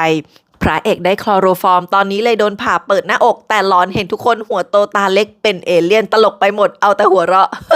แล้วก็เพ้อถึงโลกปัจจุบันเห็นเต้เป็นเหล่าซื้อส่วนที่เหลือก็ได้แต่งงมือก็เตรียมโปะยาแก้แพ้รัวๆก็รอเย็บแผลไปด้วยลุงเฉินมาขอพบเต้พอเต้มาก็พูดถึงเรื่องที่พระเอกกำลังผ่าอยู่ลุงเฉินรีพูดว่าถ้าความสามารถทางการแพทย์เนี่ยสืบทอดไปได้ก็ดีเต้หันหลังไปถามว่าแปลกนะถ้าพระเอกไม่บาดเจ็บหนักขนาดนี้ก็คงไม่รู้ว่าพระเอกเก่งการแพทย์ขนาดไหนนี่ก็คือได้แม่มาทั้งนั้นอย่าบอกนะวันนี้คือแผนลุงเฉินส่วนลุงเฉินฟังเราหน้าแข็งบอกว่าถึงพระเอกจะเก่งยังไงก็ทำทุกอย่างเพื่อเต้พระเอกยอมตายปกป้องเต้อะไรมันจะสำคัญไปกว่าชีวิตคนคนหนึ่งได้อีกเต้ฟังแล้วก็บอกมีเหตุผลเรียกลุงเฉินตามเข้าไปในห้องหนังสือคืนนั้นท่านอาอู่จูมาปักหลักรออยู่เหนือหลังคาวังแล้วจู่ๆท่านอาก็เหมือนเครื่องช็อตรู้สึกอะไรบางอย่างก็จะวาร์ปลงมาเลยพระเอกหลับไปแล้วหลังเย็บแผลหมอหลวงเช็คชีพจรแล้วบอกว่าอาการพระเอกคงที่ทำเอาทุกคนแทบเป็นลมด้วยความโล่งใจหมอหลวงหันมาฝากฝังขอให้รัวๆถ่ายทอดวิชาให้ทีเพื่อเป็นประโยชน์ต่อคนรุ่นหลังรัวๆเพิ่งโล่งใจว่าตัวเองไม่พลาดก็บอกเอาไว้จะถามพระเอกให้หลังตื่นหมอคือเกือบจะปลุกพระเอกมาทำแล้วจ้าแต่เจอสิทธิ์พี่เลี้ยงห้ามไว้ลากหมอออกไปเฮ้ยรัวๆเพิ่งเห็นว่านางเอกเครียดจนเผลอกัดปากเลือดไหลรัวๆเองก็เพิ่งมือสั่นเพราะกลัวตอนนี้แล้วสองสาวก็จับมือให้กำลังใจกันแม่เล็กวิ่งมารายงานพ่อที่ตื่นเต้นจนชาหกบอกว่าอาการพระเอกคงที่แล้วพ่อนี่คือโล่งแต่ยังทำเป็นพูดดีบอกแม่เล็กว่าเห็นปะล่ะจะตื่นเต้นไปทำไมทุกอย่างต้องเรียบร้อยดีชานี่หกกระจายแล้วพ่อเช้าวันต่อมาลุงเฉินมาดูพระเอกที่ยังนอนอยู่บนเตียงลุงก็มาได้พอดีเวลามากเวอร์พระเอกเพิ่งฟื้นพอลุงถามว่าเป็นยังไงพระเอกก็บอกเจ็บแล้วก็บอกพลังปราณหายไปหมดแล้วลุงบอกดีแค่ไหนแล้วที่เองรอดมาได้พระเอกก็ถามว่าแล้วจะเอาคืนมาได้ไหมลุงบอกว่าปรมาจารย์ขู่เหอมีวิชาลับที่ลือกันว่าช่วยฟื้นฟูรากฐานของคนคนหนึ่งได้แต่ไม่เคยส่งต่อให้คนนอกพระเอกเซ็งบอกก็ไม่น่าคิดเลยลุงเฉินเล่าว่ารู้ตัวมือสังหารแล้วทหารที่ทำเป็นชาวเผ่าหูที่เคยแพ้แคว้นชิงแล้วก็อยู่ในกองทหารจนมาเป็นองครักษ์หลวงได้ไงก็ไม่รู้แต่คนที่รับเข้ามาตายไปแล้วเรื่องนี้ก็เลยสืบต่อไม่ได้ส่วนกงคนนั้นใกล้กับพระเอกยิ่งกว่าตอนแม่พระเอกตายเกิดคดีสังหารหมู่คนจำนวนมากคนที่เกี่ยวข้องถูกทหารม้าเฮยฉีเก็บกวาดกงคนเนี้ยเป็นสายเลือดของหวังอ๋องที่รอเวลากลับเข้าวังมาเป็นขันทีเพื่อแก้แค้นลุงบอกว่าแรงแค้นนี่แหละมีอำนาจมากที่สุดเติบโตในใจคนจนกลายเป็นจุดมุ่งหมายเดียวในชีวิตลุงพูดไปก็จ้องตา าไปจนพระเอกถามว่าทำไมอินเบอร์นี้หรือว่าลุงก็มีความหลังลุงเปลี่ยนเรื่องบอกแค่วิเคราะห์ให้ฟังเฉยๆพระเอกถามถึงชายชุดขาวลุงก็บอกว่าเป็นน้องชายของซื่อกูเจี้ยนจริงๆที่จริงคนที่อยากฆ่าซื่อกูเจี้ยนที่สุดก็คือน้องชายคนนี้แล้วมือสังหารที่ลงมือกันทั้ง3ก็ไม่เกี่ยวข้องกันซะงั้นบอกทั้ง3คนนี้แค่บังเอิญลงมือพร้อมกันอย่างกระเทพบันดาลมาไม่มีใครทำนายได้ไม่มีใครรู้ล่วงหน้ามีเว้ยคนเขียนบทพระเอกล้มลงไปนอนพูดว่าเรื่องบังเอิญแบบนี้มันไม่มีใครทำได้แต่ลุงทำได้แน่ลุงพูดทันทีว่าตัวเองไม่มีความสามารถแบบนั้นพระเอกก็ส่วนเช่นกันว่าคนที่แทงตัวเองคือเงาโอ้ลุงคือเงียบกริบพระเอกโคตรฉลาดพระเอกลุกมาบอกว่าเคยโดนมาก่อนถ้าใช้แค่กระบี่พระเอกไม่มีทางรู้แต่นี่ใช้มีดสั้นพระเอกรู้ทันหมดแล้วก่อนจะมองลุงหน้าตารู้ทันบอกว่าเทพคนนั้นน่ะนั่งรถเข็นแล้วสิ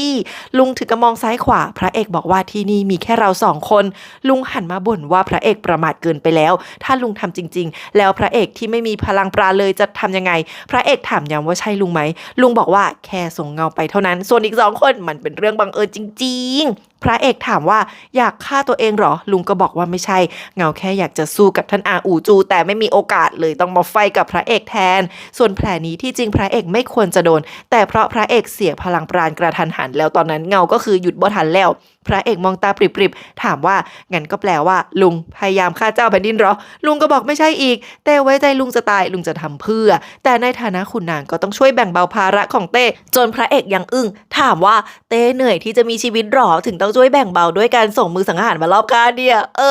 อุตุกลุงเลยยกเรื่องไฟไหม้ขึ้นมาบอกว่าหาตัวคนทำไม่เจอสืบก็ไม่พบแต่ที่ประหลาดสุดคือพอรายงานเต้กลับไม่ถามสักคำพระเอกเริ่มเก็ตว่าเต้วางเพลิงเองนี่หว่าลุงบอกว่าเต้ไม่เคยลงมือโดยไม่มีวัตถุประสงค์แต่ไฟแค่นั้นไม่มากพอพระเอกก็เลยต้องถูกเงาแทงซะพระเอกเต็มไปด้วยคำถามว่ามันไม่พอตรงไหนวะทั้งไฟไหม้ทั้งมือสังหารเต้ต้องการอะไรกันแน่ลุงถอนหายใจบอกว่าการลอบสังหารและเพลิงไหม้ทำให้สภาขุนนางแตกตื่นและเรื่องนี้ต้องมีคนรับผิดชอบนี่แหละก็คือผลลัพธ์ที่เต้ต้องการที่แท้คนที่จะโดนก็คือกงเตี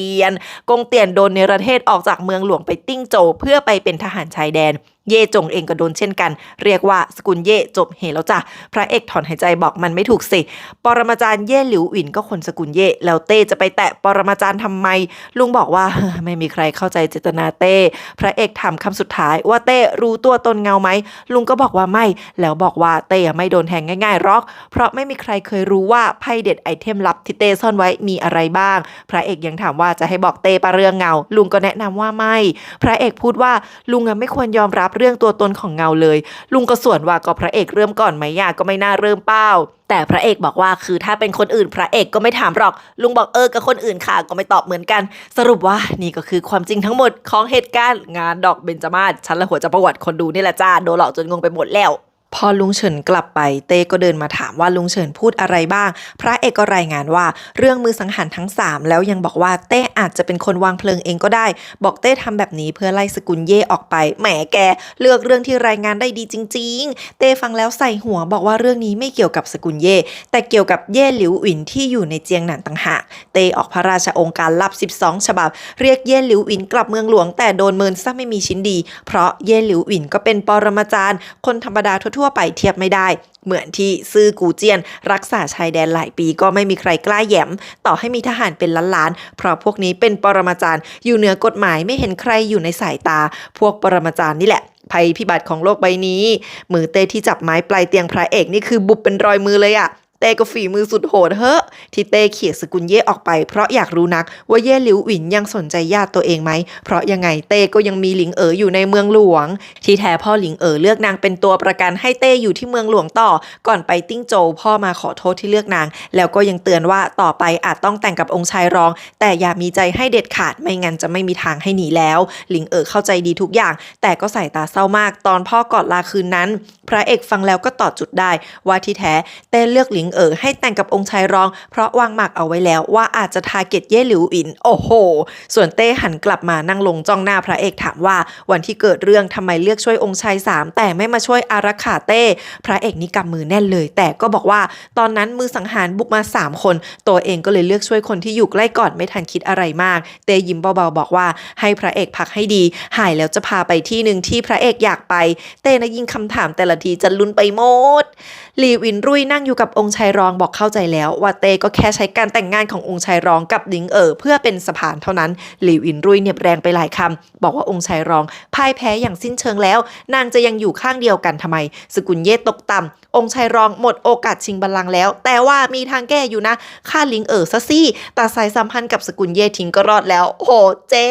องค์ชายรองฟังแล้วเรียกเซี่ยปี้อันไปส่งข้อความให้หลิงทันทีบอกว่าในเมื่อเรามีพันธะมั่นหมายกันองค์ชายรองจะช่วยทำทุกทางเพื่อให้สกุลเย่กลับมาเมืองหลวงให้ได้นี่องค์ชายรองมันยังมีความเป็นคนมากกว่าท่านอาจารย์แล้วองค์ชายรองก็ถามกลับว่าท่านอาหลิวอินรุ่ยเคยคิดจะช่วยตัวเองจริงๆบ้างไหมนางตอบว่าแค่อยากเห็นพื้นนองเลือดเท่านั้นแล้วบอกพรุ่งนี้จะกลับสิ้นอย่างแล้วเพราะไม่มีโชว์อะไรให้นางเอนจอยแล้วนี่วันต่อมามีข่าวลือในเมืองว่าพระเอกเป็นลูกของเย่ชิงเหมยแม่พระเอกที่เคยมีชื่อเสียงมากๆแถมพ่อแท้ๆก็คือฮ่องเต้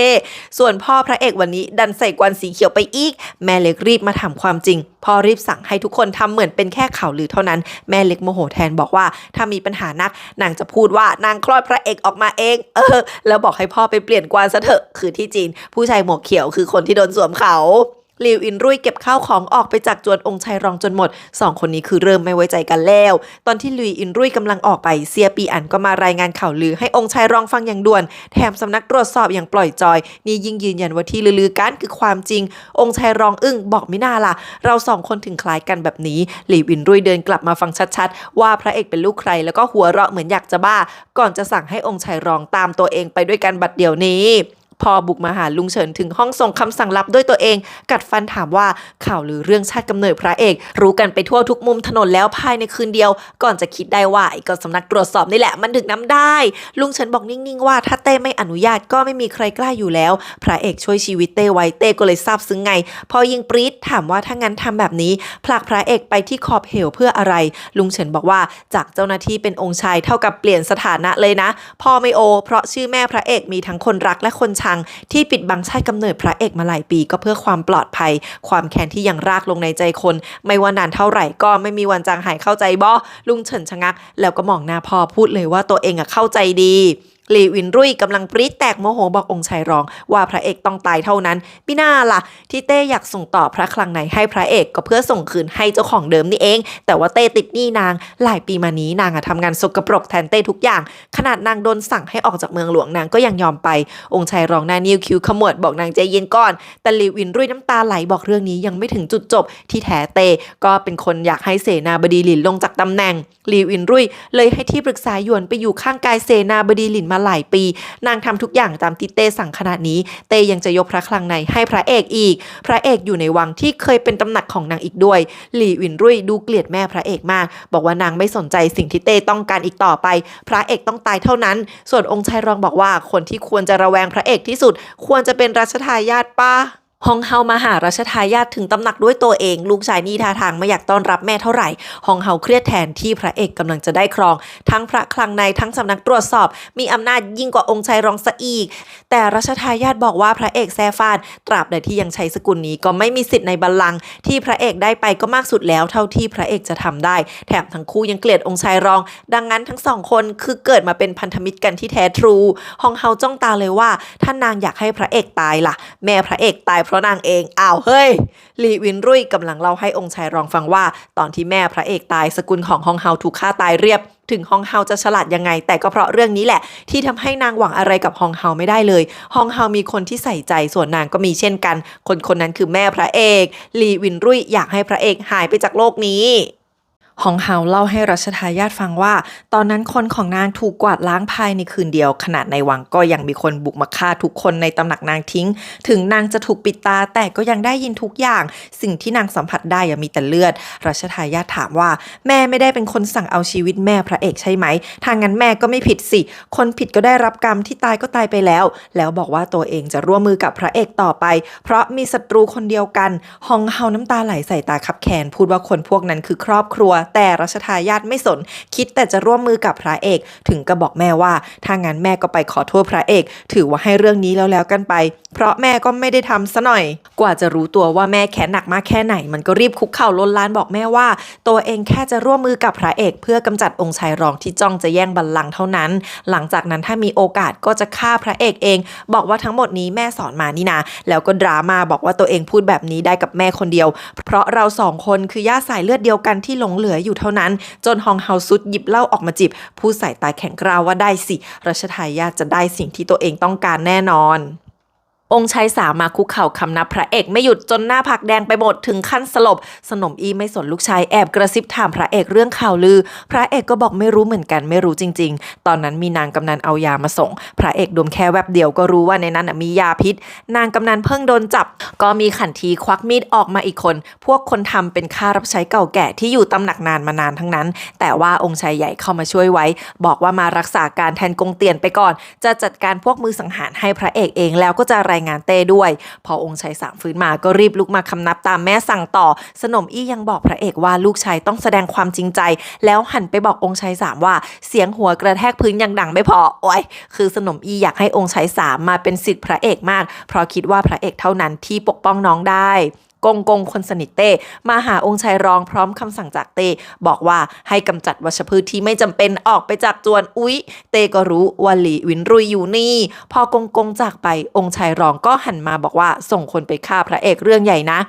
แต่หลีวินรุยบอกว่านางไม่ได้ทำถึงนางจะบ้าแต่ไม่ได้โง่พระเอกเชี่ยวชาญเรื่องพิษขนาดนั้นเดี๋ยวพระเอกต้องไปร้านเวิร์กช็อปที่เจียงหนานแน่ถ้าจะรับพระคลังในต่อดักฆ่าพระเอกสะดวกกว่าหาคนไปฆ่าที่เมืองหลวงตั้งเยอะตอนนี้ปรมาจารย์เย่หลิวอินก็อยู่เจียงหนานองค์ชายรองฟังแล้วถึงกับหัวเราะเย็นถามว่านางสั่งปรมาจารย์ได้ด้วยหรอเป็นพันธมิตรกันมาตั้งนานนางมีความลับอะไรอีกบ้างที่ไม่บอกตัวเองหลีวินรุยลุกขึ้นบอกนางจะกลับสิ้นอย่างแล้วต่อไปนี้องค์ชายรองก็ตัวคนเดียวไปแล้วกันองค์ชายรองก็บอกว่าถ้าตัวเองฆ่าพระเอกได้หลีวินรุยก็คงวางใจบอกว่าตัวเองก็ไม่ได้โง่ส่วนนางเอกกำลังเก็บของอยู่ที่บ้านเพราะพระเอกคงต้องพักอยู่ในวังอีกสักพักแม่เล็กเข้ามาถามว่าได้ข่าวแล้วใช่ไหมพระเอกต้องเข้าไปอยู่ในวังหรือเปล่านางเอกใส่หน้าบอกว่าถึงนางไม่รู้ว่าเรื่องที่ลือกันจริงไหมแต่พระเอกต้องกลับบ้านแน่วันแต่งงานพระเอกก็พูดแล้วว่าตัวเองอยู่สกุลฟ้านที่นี่คือครอบครัวของพระเอกนางไม่ต้องถามก็รู้ว่าพระเอกจะเลือกยังไงคู่นี้เขารักกันเชื่อใจกันเข้าใจกันดีจริงๆระหว่างกลับเข้าวังองค์ชายรองก็บุกมาหานางเอกถึงรถม้าบอกว่าพระเอกกับคนของพระเอกฆ่าหลินกงพี่ชายคนรองของนางบอกตอนนั้นพระเอกรู้ความจริงตลอกลวงทุกคนหลิงก็รู้เรื่องนางเอกหันมาถามว่ารู้ได้ยังไงแล้วถ้ารู้ตั้งนานแล้วทำไมเพิ่งมาบอกนางตอนนี้แต่องค์ชายรองส่วนว่าหรือนางไม่คิดจะแก้แค้นให้พี่ชายบ้างหรอแล้วก็วางมิดสั้นไว้บอกว่าอย่าลืมนะว่านางเอกใช้แส้หลินก่อนจะลงไปองค์ชายสามอยู่ข้างกายพระเอกนี่เรียกเหล่าซื้อทุกคำแถมก็เชื่อทุกอย่างเพราะว่าแม่สั่งไว้พระเอกลายมือไกลเขียยังจบไปอีกพระเอกให้ไปส่งจดหมายที่สำนักตรวจสอบบอกให้ส่งไปให้ทั้งตัวที่เป่ยฉี่ก็ทำหน้าทะเลนบอกเข้าใจแล้วพอนางเอกมาก็ทำท่าลับๆล่อๆเพ่นออกไปนางเอกเข้ามาถามพระเอกก็บอกความจริงทุกอย่างว่าเขียนไปถามเรื่องที่ปรมาจารย์ขู่เหออาจารย์นางมีข่าวลือว่าครอบครองวิชาลับที่ช่วยฟื้นฟูรากฐานได้พระเอกอยากรู้ว่าจะขอเรียนวิชานี้แลกกับอะไรได้บ้างดีกว่าไม่ทำอะไรเลยแล้วนางเอกก็ควักมีดสั้นออกมาแต่เอามานั่งลงปอกผลไม้ข้างๆบอกไม่ต้องเล่าก็ได้พระเอกก็เคยพูดว่าสัญญากันแล้วว่าจะไม่โกหกกันแต่นางเอกนั่งปอกสาลี่ท่าทางหงุดหงิดสุดๆนางเอกถามเรื่องหลินกงขึ้นมาตอนนั้นนางเอกเคยถามพระเอกแล้วว่ารู้เรื่องไหมพระเอกอึ้งใส่ตาเปลี่ยนเช่นกันนางเอกถามอีกครั้งว่าพระเอกเป็นคนฆ่าใช่ไหมแต่พระเอกบอกว่าไม่ใช่นางเอกถามต่อว่ารู้ไหมว่าใครที่จริงพระเอกรู้เพราะท่านอาอู่จูเป็นคนไปเก็บหลินกงแล้วค่อยกลับมาบอกตอนนั้นพระเอกโกรธมากถามว่าใครให้ทำแบบนั้นท่านอาอู่จูยังบอกว่าสิทธิที่แม่พระเอกให้ตัวเองเป็นคนปกป้องพระเอกไงพระเอกกัดฟันบอกว่ารู้จนนางเอกถามต่อว่าใช่คนข้างกายไหมพระเอกก็บอกว่าใช่นางเอกสายตาเจ็บปวดหยุดมีดในมือไม่ได้พูดว่าตอนนั้นพี่ชายอยากฆ่าพระเอกพระเอกก็แค่ตอบโต้โทษพระเอกไม่ได้แต่เหตุผลมันก็ไม่สามารถใช้กับทุกเรื่องในโลกนี้ได้เช่นกันนางเอกน้ำตาไหลบอกว่าตอนนางยังเล็กป่วยหนักมีหลินกงคนเดียวที่เข้ามาหามาเล่นกับนางมาดูว่านางยังไม่เป็นไรนางเอกอดเกลียดพระเอกเรื่องนี้ไม่ได้พระเอกก็บอกว่าเข้าใจดีเฮ้ยฉันสงสารนางเอกว่ะหันสาลี่ในมือทิ้งเละจนไม่เหลือแล้วก่อนจะหันมาร้องไห้ถามพระเอกว่าทำไมไม่โกหกนางต่อยังไงนางก็เชื่อพระเอกอยู่แล้วต่อให้มีหลักฐานมากมายนางจะเชื่อแค่คำของพระเอกเท่านั้นแต่พระเอกน้ำตาซึมพูดได้แค่ว่าขอโทษส่วนนางเอกก็ฟุบหน้าร้องไห้โฮเลย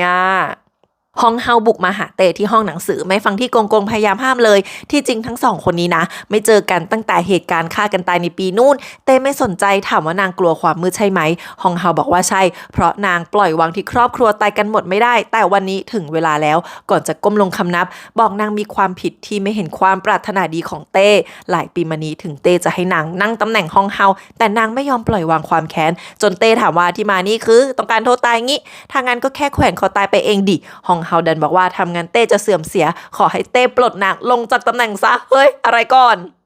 ส่วนนางเอกร้องไห้โฮแล้วก็ยังลุกมาบอกพระเอกว่านางก้าวผ่านเรื่องนี้ไปไม่ได้ถามว่าคนทำใช่ท่านอาอู่จูไหมท่านอาก็อยู่กับพระเอกมาตั้งแต่เด็กเหมือนกันถ้ามีคนมาทำร้ายท่านอาอู่จูบ้างล่ะพระเอกเสียงสั่นบอกเข้าใจดีและไม่ว่านางเอกจะตัดสินใจยังไงตัวเองก็เข้าใจ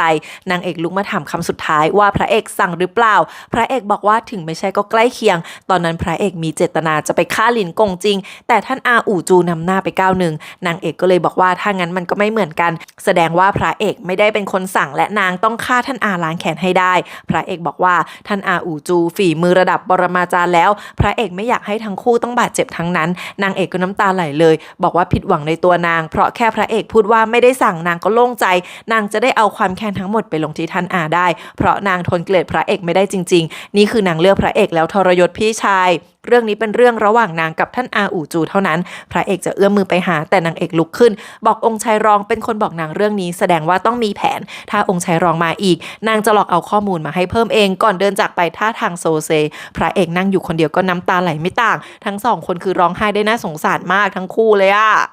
ฮองเฮายังบอกเต้ว่าเพราะนางสั่งสอนคนในตำหนักไม่ดีพอถึงกล้าลอบฆ่าพระเอกได้เต้ฟังแล้วหัวเราะแบบไม่เชื่อแม้แต่น้อยฮองเฮายังพูดว่าก่อนตายขอเจอพระเอกสักครั้งบอกว่าพระเอกน่าสงสารที่เสียแม่แต่เด็กก็เลยอยากขอโทษพูดไปกัดฟันไปเต้ยังสงสัยว่าโอ้โหอย่างฮองเฮาเนี่ยน่าจะขอโทษพระเอกฮองเฮาบอกว่าที่ผ่านมาหลี่หวินรุ่ยเป็นคนทำนางก็สมควรโดนลงโทษบอกว่าที่ขอก็เพื่อความยุติธรรมนางยอมลงจากตำแหน่งนี้เตจะได้ไม่ต้องลำบากระหว่างทั้งคู่ส่วนหลีวินรุ่ยก็สมควรลงจากตำแหน่งเพื่อตัดเส้นสายขององค์ชายรองนางทำทั้งหมดเพื่อรัชทายาทที่ไม่เกี่ยวข้องอะไรนอกจากเคารพเต้เท่านั้นบอกว่าเรื่องนี้นางทำเองทั้งหมดรัวๆออกมาหาพระเอกเพราะนางได้ยินหมดแล้วนางแอบฟังเพราะเผื่อไว้ว่านางเอกจะทำอันตรายพระเอกในมือนางมีแค่มีดผ่าตัดกับเข็มชุบคลอโรฟอร์มจ้าพระเอกทั้งเครียดทั้งห่วงบอกสองคนนี้พอการหยุดเถอะคนนึงก็จะไปสู้กับท่านอาอูจูด้วยมีดสั้นอีกคนก็จะใช้เข็มผ่าตัดสู้กับนักฆ่ารัวๆเถียงว่าเข็มยาของนางเทสกับพวกหมอหลวงมาแล้วพวกหมออยากเรียนวิชาแพทย์จากนางมากพระเอกได้แต่ถอนหายใจบอกว่าเลิกคิดปกป้องตัวเองเถอะรัวๆบอกแค่ว่ารู้แล้วนะก่อนจะเอาเข็มที่มียาสลบคนช้าให้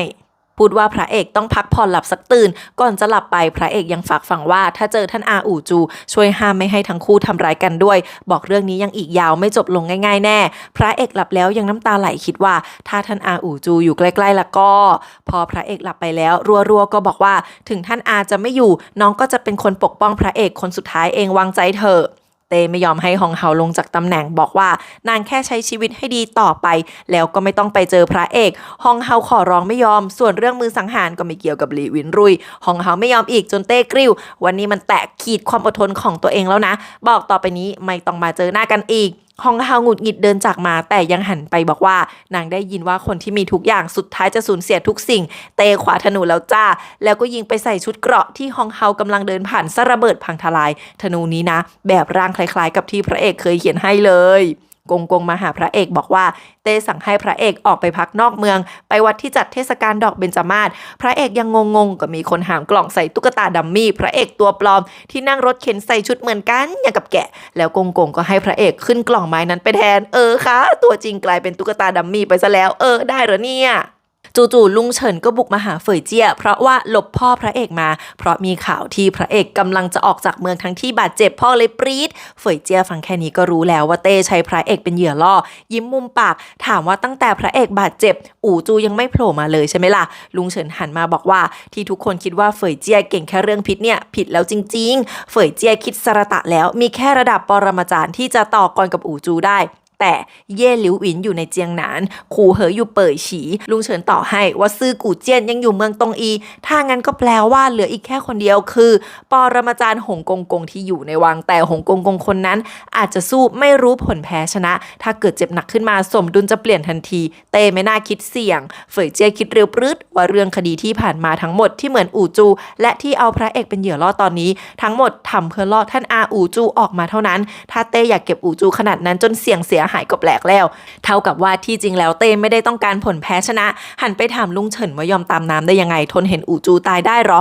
ลุงเฉินถอนหายใจบอกว่าหลายปีมานี้วิหารเทพก็ตามล่าอู่จูมาตลอดไม่ใช่แค่วันนี้ส่วนผลลัพธ์วันนี้ทำได้แค่เชื่อมั่นในตัวอู่จูเท่านั้นเฟยเจียหันมาถามหน้าตาสงสัยเลยว่าตกลงลุงอยู่ฝ่ายไหนก่อนท่านอาอู่จูกำลังตามปกป้องพระเอกดัมมี่อยู่แล้วก็โดนดักรอจริงๆคนนี้คือแต่งตัวเหมือนกันเดะแต่ถอดผ้าปิดตาออกเห็นลูกตาสีเหลืองทองท่านอารู้เลยจ้าว่ามาจากวิหารเทพส่วนคนที่มาก็บอกว่าท่านอาเป็นแค่ตัวแถมไม่สมควรคงอยู่ให้ตามตัวเองกลับไปท่านอาก็บอกว่าได้วิหารเทพอาจช่วยให้ตัวเองจำเรื่องราวต่างๆได้เช่นกันแต่ผู้แทนวิหารเทพถามหาแม่พระเอกพอรู้ว่าตายแล้วก็ถามถึงพระเอกต่อบอกว่านางและเรื่องราวที่นางหลงเหลือไว้ก็ไม่สมควรจะคงอยู่ผู้แทนเนี่ยนะท่าทางจะโรบอทเทอร์มิเนเตอร์เหมือนกันจ้าท่านอาอู่จูฟังเสียงโรบอทผู้แทนที่บอกว่าน่าจะเคยเจอพระเอกแน่นอนก็บอกว่าการคุยกันจบลงแค่นี้แล้วบุกไปไฟเลยทั้งคู่สู้กันสูสีสุดๆท่านอาบอกว่าปกป้องพระเอกคือภารกิจของตัวเองแล้วก็ไฟกันจนภูเขาแทบถล่มท่านอาเดินผ่านเขานี่หินร่วงเพราะแค่ไหลปัดผ่านแก้สุดทหารองครักษ์รอบๆนั้นเห็นแล้วก็เลยบุกมาตั้งการยิงธนูมายังกระรัวลูกปืน2คนนี้ก็วิ่งหลบไปสู้กันไปสุดท้ายท่านอาแทงกลางอกของผู้แทนวิหารเทพได้เลือดที่ไหลออกมาเป็นสีเหลืองทองแต่ท่านอาเองก็โดนแทงที่หน้าอกไซเช่นกันโอ๊ยลุ้นไม่ไหวแล้ว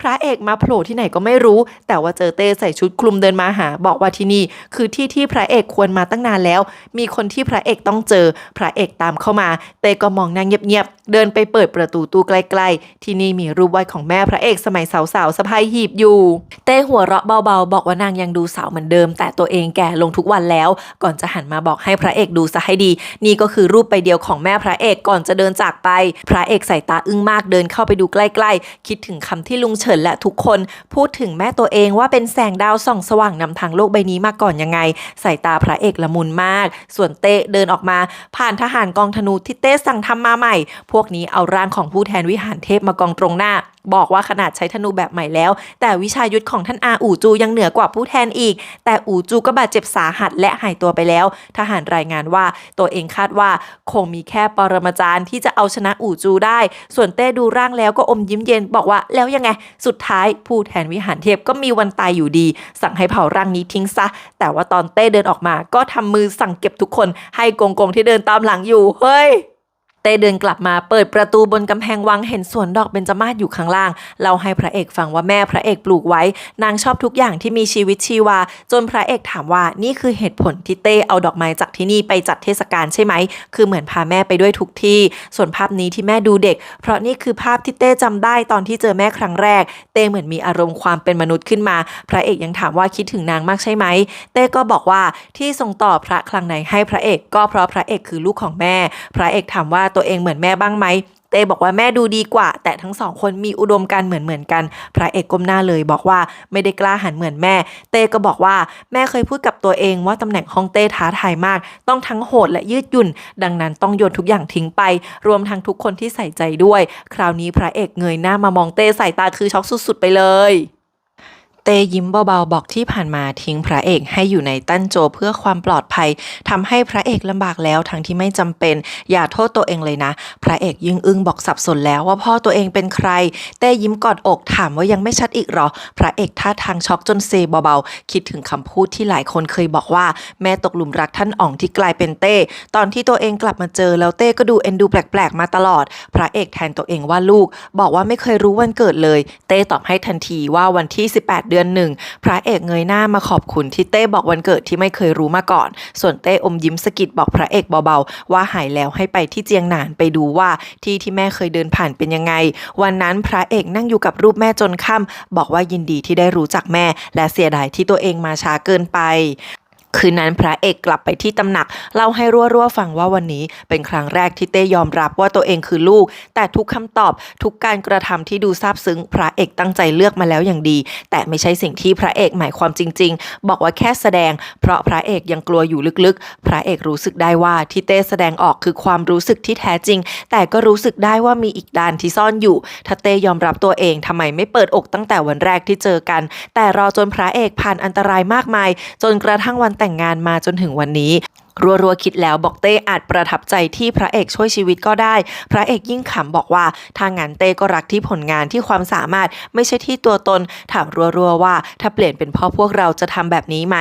รัวๆใส่หน้าบอกว่าเต้คงช่างข้อดีข้อเสียแต่ละคนแต่พระเอกบอกหนักกว่านั้นอีกพระเอกไม่รู้ว่าตั้งแต่เมื่อไหร่ที่เต้เริ่มประเมินตัวเองและจะเป็นแบบนี้อีกนานแค่ไหนไม่รู้ว่าสำหรับเต้ความรู้สึกหรือความสามารถอันไหนมันมีค่ามากกว่าเป็นลูกชายหรือเป็นแค่หมากตัวหนึ่งก่อนจะถอนหายใจบอกว่าไม่รู้ว่าคิดมากไปเองหรือเปล่ารัวๆบอกว่าสัญชาตญาณไม่เคยพลาดและนางรู้สึกว่าพระเอกคิดถูกเอาไว้หายแล้วกลับไปตั้นโจวดีไหมเมืองหลวงน่ากลัวเกินไปแล้วพระเอกบอกว่าคิดแล้วจะไปเจียงหนานแต่ไม่ใช่เพราะเต้สั่งหรืออะไรทั้งนั้นแต่เพราะพระเอกรู้แล้วว่ามีเรื่องบางเรื่องที่ต้องไปทำท่านอาอู่จูมาล้มอยู่หน้าห้องนางเอกแต่พอนางเอกถามว่าใช่ท่านอาอู่จูไหมท่านอาก็ลุกขึ้นมาเหมือนเครื่องรวนเดินเซไปมาพูดย้ำๆว่าให้บอกพระเอกไปที่ร้านเวิร์กช็อปสามผู้ยิ่งใหญ่ที่เจียงหนานท่านอาเครื่องแหงหนักมากเพราะบาดเจ็บนางเอกเห็นแผลก็ถามว่าใครทำร้ายท่านอาบอกว่ามีคนมากมายจ้องจะทำร้ายตัวเองนางเอกถามว่าฆ่าพี่ชายของนางใช่ไหมท่านอาก็ตอบทันทีว่าใช่นางเอกบอกว่าอยากฆ่าท่านอาก็บอกว่าได้เช่นกันเข้าใจดีด้วยแถมตอนนี้แหละเหมาะที่สุดนางเอกน้ำตาไหลตะโกนว่านางอยากฆ่าท่านอาแต่ไม่ใช่ตอนนี้เพราะที่พระเอกไปเจียงหนานแม่นางกับองค์ชายรองต้องไม่ปล่อยโอกาสนี้หลุดรอดไปแน่และตอนนี้พระเอกไม่มีพลังเหลือเลยพระเอกยังต้องการท่านอาอู่จูจนท่านอาบอกว่านางเอกเป็นคนที่น่าเชื่อถือที่สุดวันไหนที่พระเอกไม่ต้องการตัวเองแล้วชีวิตท่านอาเป็นของนางเอกทันทีโอ๊ยทำไมฉันซึ้งพวกองค์ชายทั้งหลายอยู่บนเรือใหญ่มาเลี้ยงส่งพระเอกออกเดินทางไปใต้รัชทายาทรีบมาเอาหน้าก่อนแต่พระเอกปัดมือออกเนียนๆพระเอกเริ่มก่อนเลยบอกว่าในฐานะลูกชายแล้วก็เว้นระยะซะห่างพูดว่าตัวเองโตมาจวนสกุลฟั่นที่ตั้นโจวแต่มีเรื่องหนึ่งลึกๆที่ไม่สบายใจอยู่ตลอดแม่เล็กเกือบออกหน้าแล้วแต่พ่อพระเอกห้ามไว้รัชทายาทรีบถามว่าเรื่องอะไรพระเอกก็บอกว่ากลับเมืองหลวงมาตั้งนานแล้วแต่ก็ยังไม่ถูกใส่ชื่อในทะเบียนสกุลอย่างเป็นทางการสักทีแล้วหันมาขอร้องคำนับพ่อให้พวกองค์ชายเป็นพยานว่ากลับจากเจียงหนานจะถูกระบุในลำดับวงตระกูลสกุลฟั่นอย่างถูกต้ององค์ชายใหญ่ยังบอกว่าคิดดีๆนะถ้าระบุแล้วก็ต้องใช้สกุลฟั่นตลอดไปพระเอกบอกว่าตัวเองก็อยู่ในสกุลฟั่นมาแต่แรกส่วนพ่ออมยิ้มนิดเดียวบอกว่าทำภารกิจให้เสร็จเรื่องแล้วหลังจากนั้นค่อยมาคุยกันรัชทายาทกับองค์ชายรองสบตากันแวบเดียวองค์ชายรองก็หันมาชนจอกเหล้ากับพระเอกอีกแล้วนี่ก็หุยหัวกันไวๆเหมือนเดิมองค์ชายรองอวยพรให้รอดชีวิตกลับมาจะรออยู่ที่เมืองหลวงก่อนจับบ่าพระเอกทีนึงแล้วก็ลงเรือไปรัชทายาทลงไปอีกคนส่วนองค์ชายใหญ่มาส่งองค์ชายสามให้เพราะเตะให้น้องเดินทางไปด้วยเสร็จแล้วก็บอกพระเอกว่ามีเรื่องอะไรก็ส่งข่าวมาได้ถ้ามาได้องค์ชายใหญ่จะมาด้วยตัวเองพระเอกก็บอกอย่าหนีออกนอกเมืองบ่อยนักเพราะเมืองหลวงต้องการคนอย่างองค์ชายใหญ่แล้วเจ้าตัวก็ตบแขนพระเอกเบาๆเดินลงจากเรือไปอีกคนพระเอกหันไปเปรยกับหงจู่กงกงว่าฝากดูแลเต้ด้วยพอยังเป็นห่วงบอกว่าสกุลหมิงที่ดูแลร้านเวิร์กช็อปคงไม่ปล่อยมือง่ายๆถ้าไม่สำเร็จก็แค่กลับบ้านมานะสกุลฟ้านจะเลี้ยงพระเอกเองพ่อน่ารักแล้วก็อ้ำอึงไม่กล้าพูดจนแม่เล็กต้องเอ่ยปากถามแทนว่าเรื่องลำดับสกุลพระเอกเอาจริงไหมจนพระเอกเกือบลงไปคุกเข่าคำนับให้พ่อดูแล้วพ่อบอกไม่ต้องไม่ชินเลยเอาแบบที่เองเป็นตัวตนเตอะพระเอกก็เลยโผล่ไปกอดทั้งพ่อทั้งแม่เล็กบอกว่าตัวเองสกุลฟ้านมาตลอดแล้วก็จะเป็นแบบนั้นตลอดไปพ่อใส่ตาเศร้าบอกว่าจะรอพระเอกกลับบ้านนะนี่ก็ทำเราซึ้งอีกละเรือพระเอกกลางใบถอนสมอในที่สุดนางเอกก็มาหาที่ท่าน้ำมาส่งพระเอกจนได้พระเอกรอนางเอกมาตลอดเลยสองคนนี้เดินส่งกันจนเรือแล่นลับไปรับสายตาทั้งสองคนได้แต่ทำท่ากอดกันไกลๆเหมือนที่เคยกอดกันสมัยก่อนพระเอกชี้ให้นางเอกดูบนฟ้าเพื่อบอกว่าดวงดาวของทั้งคู่ยังอยู่แบบนั้นเสมอเฮ้ยจากกันอีกแหละ ออกเรือมาได้ไม่เท่าไหร่ก็มีคนถ่อเรือน้อยมาตะโกนเรียกบอกว่าเป็นคนของใต้เท้าสวีผู้บัญชาการกองเรือของเมืองซาโจวมาส่งของขวัญให้พระเอกเหล่าหวังฟังก็ส่งคนรับของทันทีจ้ะมีชาร์ลี่มองตามตาปริบๆอีกแป๊บก็มีมาอีกลำเหล่าหวังก็รับไว้เหมือนเคยให้ชาร์ลี่เอาสมุดมาจดให้ครบสรุปว่ามีเรือมาส่งของให้ไม่ขาดสายเหล่าหวังนี่คือเปรมมากองค์ชายสามออกมาก็เจอกล่องของกองเป็นตั้งแล้วชาร์ลี่ยังห่วงว่านี่มันจะเหมาะเร่อเพราะพระเอกเป็นคนต่อต้านการทุจริตแต่เหล่าหวังกับองค์ชายสามบอกว่าปิดปากสนิทก็ไม่เป็นไรหรอกนะไม่นานก็มีเรือที่มีแต่คุณลุงคุณตาแต่งตัวส้มๆถ่อมาหาพระเอกออกมาดูแล้วก็บอกว่ามาคอยดูกันว่าจะเป็นฝีมือสกุลหมิงที่ไม่อยากให้ตัวเองลงไปเจียงหนานหรือเปล่าองค์ชายรองนั่งเรือด่วนมาถึงเจียงหนานก่อนพระเอกเข้ามาหาหมิงชิงต้าหัวหน้าสกุลหมิงที่ดูเหมือนเป็นคนใจดีเสื้อผ้าก็เก่าแก่สุดโทรมไปหมดมาถึงก็บอกว่ามาจากหลี่หวินรุ่ยเข้าประเด็นถามว่าพระเอกกำลังมาเจียงหนานสกุลหมิงคิดทำยังไงหมิงชิงต้าตอบว่าไม่รู้เพราะแม่คือคนตัดสินใจองค์ชายรองก็รู้ทันเหมือนกันบอกว่าฟังอยู่นานแล้วก็ออกมาเหอะโอ้โหแม่หมิงชิงต้าคือแบบผมขาวแล้วนะแต่ว่าดูน่าเกรงขำมากๆแต่งตัวก็เรียบร้อยพูดจาก็ดีหูหยินเท่าเรียกลูกชายมาปะชายขันเสื้อแล้วก็พูดกับองค์ชายรองไปด้วยตอบว่าคำถามนี้มันง่ายมากในเมื่อเรารับใช้หลี่หวินรุ่ยถ้าองค์ชายรองต้องการอะไรเราก็ทำตามนั้นองค์ชายรองบอกว่าต้องการให้สกุลหมิงเก็บเวิร์กช็อปไว้หูหยินผู้เฒ่าก็รับปากทันทีจนทุกคนอึ้งว่าแค่นี้นะเสร็จแล้วเหรอหูหยินเฒ่าบอกแค่นี้แหละมีปัญหานิดเดียวคือพวกเราเป็นแค่คนธรรมดาจะขวางพระเอกที่ได้รับพระราชโองการมาได้ยังไงองค์ชายรองพูดไปหัวเราะไปบอกใช่สิสกุลหมิงจะเปลี่ยนไปเข้าข้างพระเอกก็ได้เพราะไม่ว่าจะเลือกข้างไหนก็เป็นขี้ข้าอยู่ดีหึงหยาบคายตลอดบอกว่าไม่มีทางลงเอยด้วยดีหรอกแต่ไม่ต้องห่วงนะองค์ชายรองหาทางง่ายๆไว้ให้แล้วคือพี่แกไปประกาศล่าเงินรางวัลจ่ายเงินจ้างพวกคนแก่ๆแลกชีวิตให้ไปจมเรือพระเอกในนามสกุลหมิงให้ทั้งสองฝ่ายเป็นศัตรูกันจนหมิงชิงต้าโมโหเกือบลุกไปหาเรื่องส่วนฮูหยินเท่าห้ามลูกชายแล้วบอกว่าแก่แล้วต้องยีบตอนบ่ายขอตัวออกไปก่อนองค์ชายรองยังบอกว่ามีอีกทางก็คือจ้างนักฆ่ามาเก็บตัวเองแล้วค่อยไปหาพระเอกก็ได้สองแม่ลูกสบตากันอย่างมีความหมายก่อนจะค่อยๆพยุงกันออกไปฝ่ายพระเอกก็เจอเรือพวกลุงตาที่เอาจอบเอาเสียมมาเคาะข้างเรือปะโถมันไม่มีอะไรเกิดขึ้นพระเอกถึงกับให้เราหวังต่อบันไดให้ขึ้นมาเล่าซิว่ามันยังไงตาบอกว่าทุกคนรับเงินจ้างมาถ้าจมเรือได้ก็มีรางวัลแต่พวกตาก็รู้ว่าทำไม่ได้หรอกเนี่ยมันเรือทางการลุงตาเป็นแค่คนอพยพมาที่เจียงหนานเพราะบ้านเกิดที่เจียงเป่ยมีอุบัติภัยร้ายแรงตอนนี้มันก็ไม่มีทางเลือกงี้ถ้าไม่ได้สกุลหมิงก็ตายกันหมดแล้วพระเอกงงเพราะว่าที่นั่นมีเงินช่วยเหลือส่งไปแล้วนี่แต่ตาบอกว่าทุกคนอยากกลับบ้านแต่หิวตายกลางทางซะก่อนคือชีวิตลำบากมากที่จริงแล้วทุกคนทำงานให้สกุลหมิงไม่ว่าจะซ่อมถนนขุดดินอะไรก็ทำหมดทั้งวันทั้งคืนแต่ว่าไม่ได้ค่าจ้างได้เป็นอาหารแลกประทังชีวิตส่วนสกุลหมิงก็ได้ป้ายสรรเสริญไปซะงั้นที่ริมฝั่งมีพวกโจรมารวมกลุ่มกันนำโดยหัวหน้าเสี่ยพวกนี้ก็มารอกะเก็บพระเอกเช่นกันแต่ตอนนี้ยังไม่ลงมือเพราะเดี๋ยวพวกลุงอพยพบนเรือจะตายไปด้วยโถพระเอกคนตามฆ่าจะเยอะไปไหนฮูหยินเท่ากับหมิงชิงต้าพออยู่กัน2คนแม่ลูกก็เปลี่ยนหมดทันทีฮูหยินเท่าคือดูดุมากลงโทษหมิงชิงต้าด้วยการโยนซองผ้าให้หมิงชิงต้ามือสั่นหยิบเข็มในห่อผ้ามาปักเล็บตัวเองเป็นการลงโทษโอ้โหโคตรโหดแล้วหมิงชิงต้าก็บอกจะสืบหาคนทรยศในสกุลที่ทำให้ต้องมาอยู่จุดนี้โดนองค์ชายรองบีบส่วนร้านเวิร์กช็อปก็จะไม่ส่งให้ใครทั้งนั้นแต่จะบีบให้ทางพระเอกกับหลี่หวินรุ่ยแล้วก็องค์ชายรองไฟแย่งกันสกุลหมิงถึงจะรอดฮูหยินเท่าฟังแล้วถึงพยักหน้าอนุญาตให้ถอดเข็มขึ้นมาได้หมิงชิงต้าบอกว่าจะออกไปดูองค์ชายรองยังไงองค์ชายรองก็อยู่ไม่นานหลังจากนั้นเจียงหนานก็จะยังเป็นของสกุลหมิงอยู่ฮูหยินเท่าไม่พูดอะไรนอกจากว่าสกุลหมิงมีหมิงชิงต้าเป็นผู้นำสกุลคิดจะทำอะไรก็ตามใจเถอะใช่หรือป้าน่ากลัวหมิงชิงต้าออกมาหาองค์ชายรองที่สังเกตเห็นทันทีว่าหมิงชิงต้านี่โดนทำโทษมาหมิงชิงต้าเข้ามานั่งใกล้ๆบอกว่าสกุลหมิงจะอยู่ข้างองค์ชายรองไปตลอดเซียปีอันมองซ้ายขวาบอกองค์ชายรองว่าไม่มีคนแอบฟังแล้วหมิงชิงต้าถึงบอกว่าแม่เข้าไปงีบแล้วที่แท้หมิงชิงต้าเนี่ยนะเข้าข้างองค์ชายรองรับหลังแม่จ้าแม่สั่งให้หาคนทรยศที่เข้าข้างองค์ชายรองหมิงชิงต้าที่ดูใจดีก็บอกทันทีว่าตัวเองจะให้พี่น้องเป็นแพะรับบาปองค์ชายรองฟังแล้วกลับเลยเพราะงานจบ บแล้วเพราะถ้าเต้รู้ว่าอยู่เจียงหนานตัวเองต้องสวยแน่แต่ว่าจะทิ้งเสียปี้อันอยู่ช่วยต่อกรกับพระเอกที่นี่แถมยังบอกว่าต่อให้สกุลหมิงแพ้พระเอกก็เป็นเรื่องธรรมดาแค่ทำให้ดีที่สุดก็พอคำพูดสุดท้ายองค์ชายรองบอกว่าไม่ต้องห่วงนะจะรักษาสัญญาแน่หลังเรื่องจบหัวหน้าสกุลหมิงจะเป็นคนเดียวที่ยังอยู่ส่วนหูหยินผู้เฒ่าจะเป็นแค่อดีตเท่านั้นพระเอกแจกจ่ายข้าวต้มทุกคนดีใจมากกินไปก็ทุบเรือไปพอรู้ว่ามาทุบเรือของพระเอกถูกลำแล้วก็ยังขอบคุณอีกแล้วก็ทุบกันต่ออ้อยคุณตาเล่าให้พระเอกฟังว่าทุกคนต้องทำเพราะมีคนคอยส่องอยู่ที่ฝั่งและทุกคนก็รู้ว่ามานี่ยังไงก็ต้องตายเพราะทำร้ายเรือทางการแต่เงินรางวัลที่จะได้ก็ยังตกไปถึงลูกหลานพวกคุณตายอมสละชีวิตแลกเงินน้อยนิดเพื่ออนาคตของลูกหลานที่ได้เดินทางกลับเจียงเป่ยโถเป็นเศร้า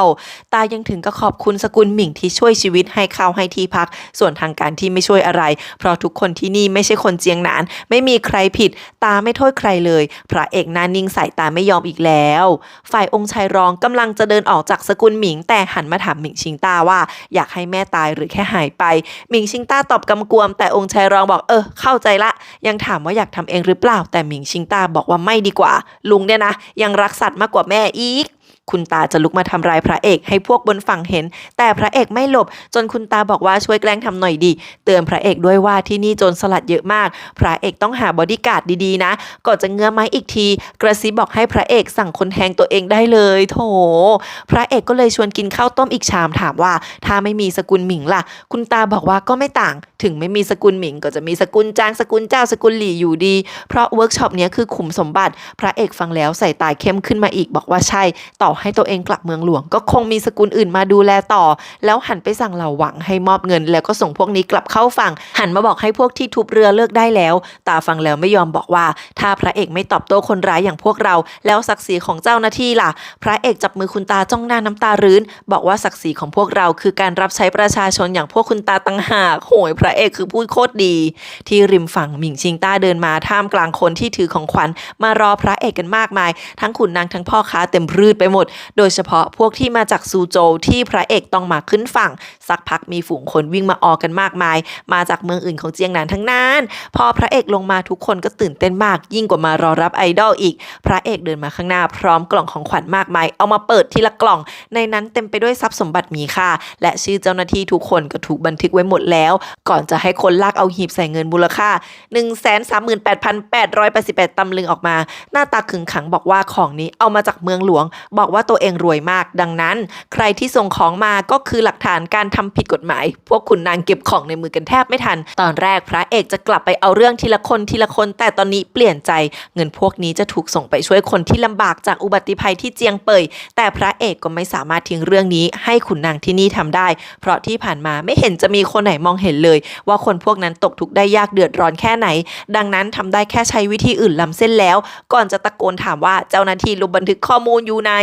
ในหมู่คนก็มีคนยกมือกันเพียบเจ้าหน้าที่ของเมืองฟู่ชุนที่ตะกี้วิ่งหน้าตั้งมารับพระเอกรีบออกมาบอกว่านายอำเภอสั่งมาซึ่งนายอำเภอก็คือวาลียังจำได้ที่พระเอกเคยเขียนให้เป็นคนดีเป็นเจ้าหน้าที่ที่ดีแล้วยังขอบคุณพระเอกแทนชาวบ้านผู้ประสบภัยที่เจียงเป่ยแต่พระเอกบอกใช่ที่ไหนเราต้องขอบคุณเจ้าหน้าที่เจ้าของเงินพวกนี้ต่างหาก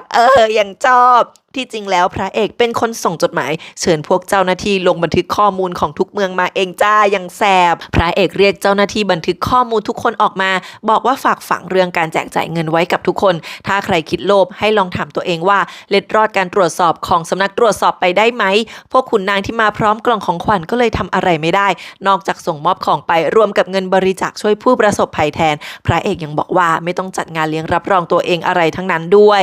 พระเอกเดินขึ้นมาจากท่าน้ำก็เจอหมิงชิงต้ามายืนรอรับหมิงชิงต้าไปเชิญหูหยินเท่าออกมาหูหยินเท่ากับหมิงชิงต้าก้มลงคุกเข่าขอโทษจากพระเอกจนฝูงชนฮือฮาบอกว่าเรื่องที่ลือกันว่าสกุลหมิงจ้างคนทำให้การเดินทางของพระเอกไม่ราบรื่นเรื่องนี้ไม่จริงสกุลหมิงไม่เกี่ยวข้องหูหยินเท่าจะหาคนทำออกมาให้เองพระเอกเดินไปพยุงหูหยินเท่าแล้วทั้งสองฝ่ายก็นัดไปสกุลหมิงกันวันนี้เลยพ พอเดินกันมา3คนพระเอกเนี่ยเหมือนมีลูกชายเลยอะองค์ชายสาวมันเหมือนเด็กเดินเล่นหยิบของไม่ยอมจ่ายตังค์จนพระเอกต้องสอนส่วนชาร์ลี่สะท้อนใจที่ตัวเองทำอะไรไม่ได้มากไม่เหมือนว่าหลี่พระเอกก็สอนว่าไม่จำเป็นต้องมีสถานะก็ช่วยคนอื่นได้การเป็นคนดีสิสำคัญกว่าพวกเจ้าหน้าที่จดบันทึกถึงจะไม่ใช่คนดีทั้งหมดแต่ทุกคนอยากเป็นขุนนางทั้งนั้นนี่คือโอกาสทำดีเพื่ออนาคตพวกขุนนางที่มาส่งของขวัญก็ยังมีรายชื่ออยู่กับมือไม่ต้องกลัวว่าวันหน้าจะเอาเรื่องพวกนั้นไม่ได้พระเอกขึ้นมาชั้น2ของร้านอาหารที่เราหวังเหมารอไว้แล้วทุกคนกินโยเกิร์ตชมวิวแต่ปรากฏว่ามีชาวยุทธฝีมือดีขั้น8มาปลอมตัวดักรอมากมายที่พระเอกคาดไม่ถึงก็คือคนคนหนึ่งที่ฝีมือระดับ9แล้วยังอยู่ชั้นแนวหน้าด้วยคนคนนี้นั่งตกปลาอยู่แต่พระเอกบอกว่าคนนี้มันเป็นนักดาบไม่ได้มาตกปลาแน่นอนพระเอกหรี่ตาจ้องเขม็งเลยข่าวนี้มาถึงหมิงชิงต้าเช่นกันหูหยินเท่าได้ยินก็เลยเดินออกมาคุยด้วยบอกว่าพระเอกเคยไฟกับซื่อกูเจียนมาแล้วไม่รู้ว่าครั้งนี้ใครที่มาตามหาพระเอกแต่ถ้าซื่อกูเจียนออกมาจากเมืองตงอีโลกคงวุ่นวายเป็นไปได้ว่าน่าจะเป็นลูกศิษย์มากกว่าแค่ไม่รู้ว่าใครฝ่ายพระเอกก็กำลังบอกเราหวังว่าคนคนนี้คือหวินจือหลานศิษย์เอกของซื่อกูเจียนพระเอกเคยเจอมาแล้วครั้งหนึ่งเราหวังโลกเลยพอรู้ว่าคนมีฝีมือที่เคยคุ้มครองพระเอกไม่อยู่ตอนนี้มีแต่ทหารม้าเฮยฉีบอกว่าถ้าเกิดไฟกันขึ้นมาจะพาพระเอกรีบเพ่นก่อนองค์ชาย3บอกว่ามาตกลงกันก่อนนะว่าจะถอยไปเจอที่ไหนน้องดูใจกล้ามากเพราะพระเอกสอนมาแล้ว1ต้องประเมินความรุนแรงของสถานการณ์ซึ่งตอนนี้ก็รุนแรงพอตัวเพราะคนคนนี้เกลียดพระเอกกระซิบบอกเราหวังว่าแต่คงไม่กล้าฆ่าองค์ชายแคว้นชิงหยอกตัวเองหรอกมั้งพระเอกพึมพำว่าถ้าไม่เสียกำลังภายในไปหมดแล้วก็อยากไฟกันสักครั้งคราวนี้เหล่าหวังช็อกกว่าเดิมพระเอกบอกว่าลืมบอกไปเลยว่าตอนเนี้ยเหล่าหวังเป็นคนเดียวที่สู้เป็นแล้วนะ ก่อนที่หวินจือหลานจะขยับลงมือไห่ถังตัวโผล่มาจากไหนก็ไม่รู้เดินถือตะกร้าดอกไม้มาแล้วก็เอากดกับปลายไม้ตกปลาของหวินจือหลานประลองกำลังภายในกันทันทีไห่ถังยังหันมาโบกไม้โบกมือให้พระเอกด้วยทั้งเราหวังองค์ชาย3กับชาร์ลี่หันมาเล่พระเอกพร้อมกันแบบมีความหมายพระเอกคิ้วขมวดบอกหยุดไม่ต้องคิดเพราะพระเอกก็ไม่รู้เหมือนกันว่าไห่ถังมาถึงนี่ทำไม2คนนั้นระเบิดพลังจนน้ำแตกกระจายหวินจือหลานหันมามองไห่ถังใส่ตาเย็นชาว่าธิดาเทพของเป่ยฉีมาอยู่นี่ได้ยังไงเรื่องนี้ไม่เกี่ยวกับนางไห่ถังมองหน้ายิ้มบอกว่านางอยากประลองพลังของตัวเองกับวิชาดาบของซื่อกูเจี้ยนมานานแล้ววันนี้เลยดีไหมแต่จู่ๆก็มีคนโผล่พรวดออกมาจากใต้น้ำมาสู้กับหวินจื้อหลานจนทั้งคู่หายวับไห่ถังตะโกนว่าชาวยุทธคนไหนที่ไม่ถึงขั้น9ให้กลับกันไปได้แล้วดันมีคนกลับกันเพียบเลยอะแกแล้วนายก็วิ่งขึ้นมาหาพระเอกบนชั้น2มาถึงก็ขอกินข้าวพอพระเอกถามว่ามาได้ไงนางบอกเอ้าก็พระเอกบอกให้มาทำเอาอีก3คนที่เหลือเละอีกแล้วไห่ถังบอกว่าก็พระเอกเขียนจดหมายมาบอกว่าจะแลกเปลี่ยนวิชายุทธกันระหว่างแคว้นนี่นางขนแมนนวลมาด้วยว่าแล้วก็ควักออกจากเอวโยนวิชาให้พระเอกทันทีซึ่งมันคือวิชาลับของเป่ยฉีที่พระเอกอยากได้ทุกคนตาโตกันหมดพระเอกยังบอกช่างเป็นเพื่อนที่ดีจริงๆไม่คิดเลยว่าจะมาส่งให้ด้วยตัวเองแบบนี้ตัวเองกลับไปจะส่งให้เช่นกันจะส่งคัมภีร์ฝึกกำลังภายในของตัวเองไปให้พระเอกทำท่าซึ้งมากเพราะตำราโคตรล้ำค่าจนไห่ถังบอกว่าไม่เจอกันไม่นานทำไมดราม่าเบอร์นี้แล้วไห่ถังก็บอกว่าคิดซะว่าเป็นของขวัญแต่งงานก็ละกันนี่อาจารย์นางฝากมาให้จนพระเอกงงว่าปรมาจารย์ขู่เหอเนี่ยนะจะให้วิชานี้ไห่ถังบอกว่าก็เพราะพระเอกคือลูกของแม่ไงจนไอ้3คนที่นั่งฟังอยู่มองกันตาปริบไห่ถังบอกว่าที่อาจารย์ส่งต่อให้ก็เพราะเดิมตำราวิชานี้ก็เป็นของแม่พระเอกแค่ส่งคืนเจ้าของเดิมแค่นั้นพระเอกยังบอกว่าแม่ตัวเองอยู่ทุกที่เลยนะไห่ถังขำบอกว่าพระเอกโชคดีจะตายพอพระเอกขอบคุณที่ช่วยไห่ถังก็บอกนางไม่ได้ทำอะไรสักหน่อยเงาที่ซ่อนอยู่ใต้น้ำตั้งหากไพ่ลับของพระเอกแต่พระเอกบอกว่าไม่รู้เรื่องเลยทั้งที่หวินจือหลานหรือเงามาที่นี่ไห่ถังเลยบอกว่าถ้างั้นก็มีข่าวรั่วแล้วแหละแต่นี่ก็ไม่ใช่เรื่องของนางไห่ถังถามว่าแต่งงานแล้วเป็นไงมั่งพอได้ยินว่าดีมากก็วางใจเพราะซือหลี่ลี่เป็นคนฝากมาถามองค์ชาย3หันไปกระซิบถามเราหวังทันทีว่าใครอยากหน้าตาก็คืออยากรู้อยากเห็นสุดๆส่วนพระเอกก็นั่งอ่านตำราต่อไป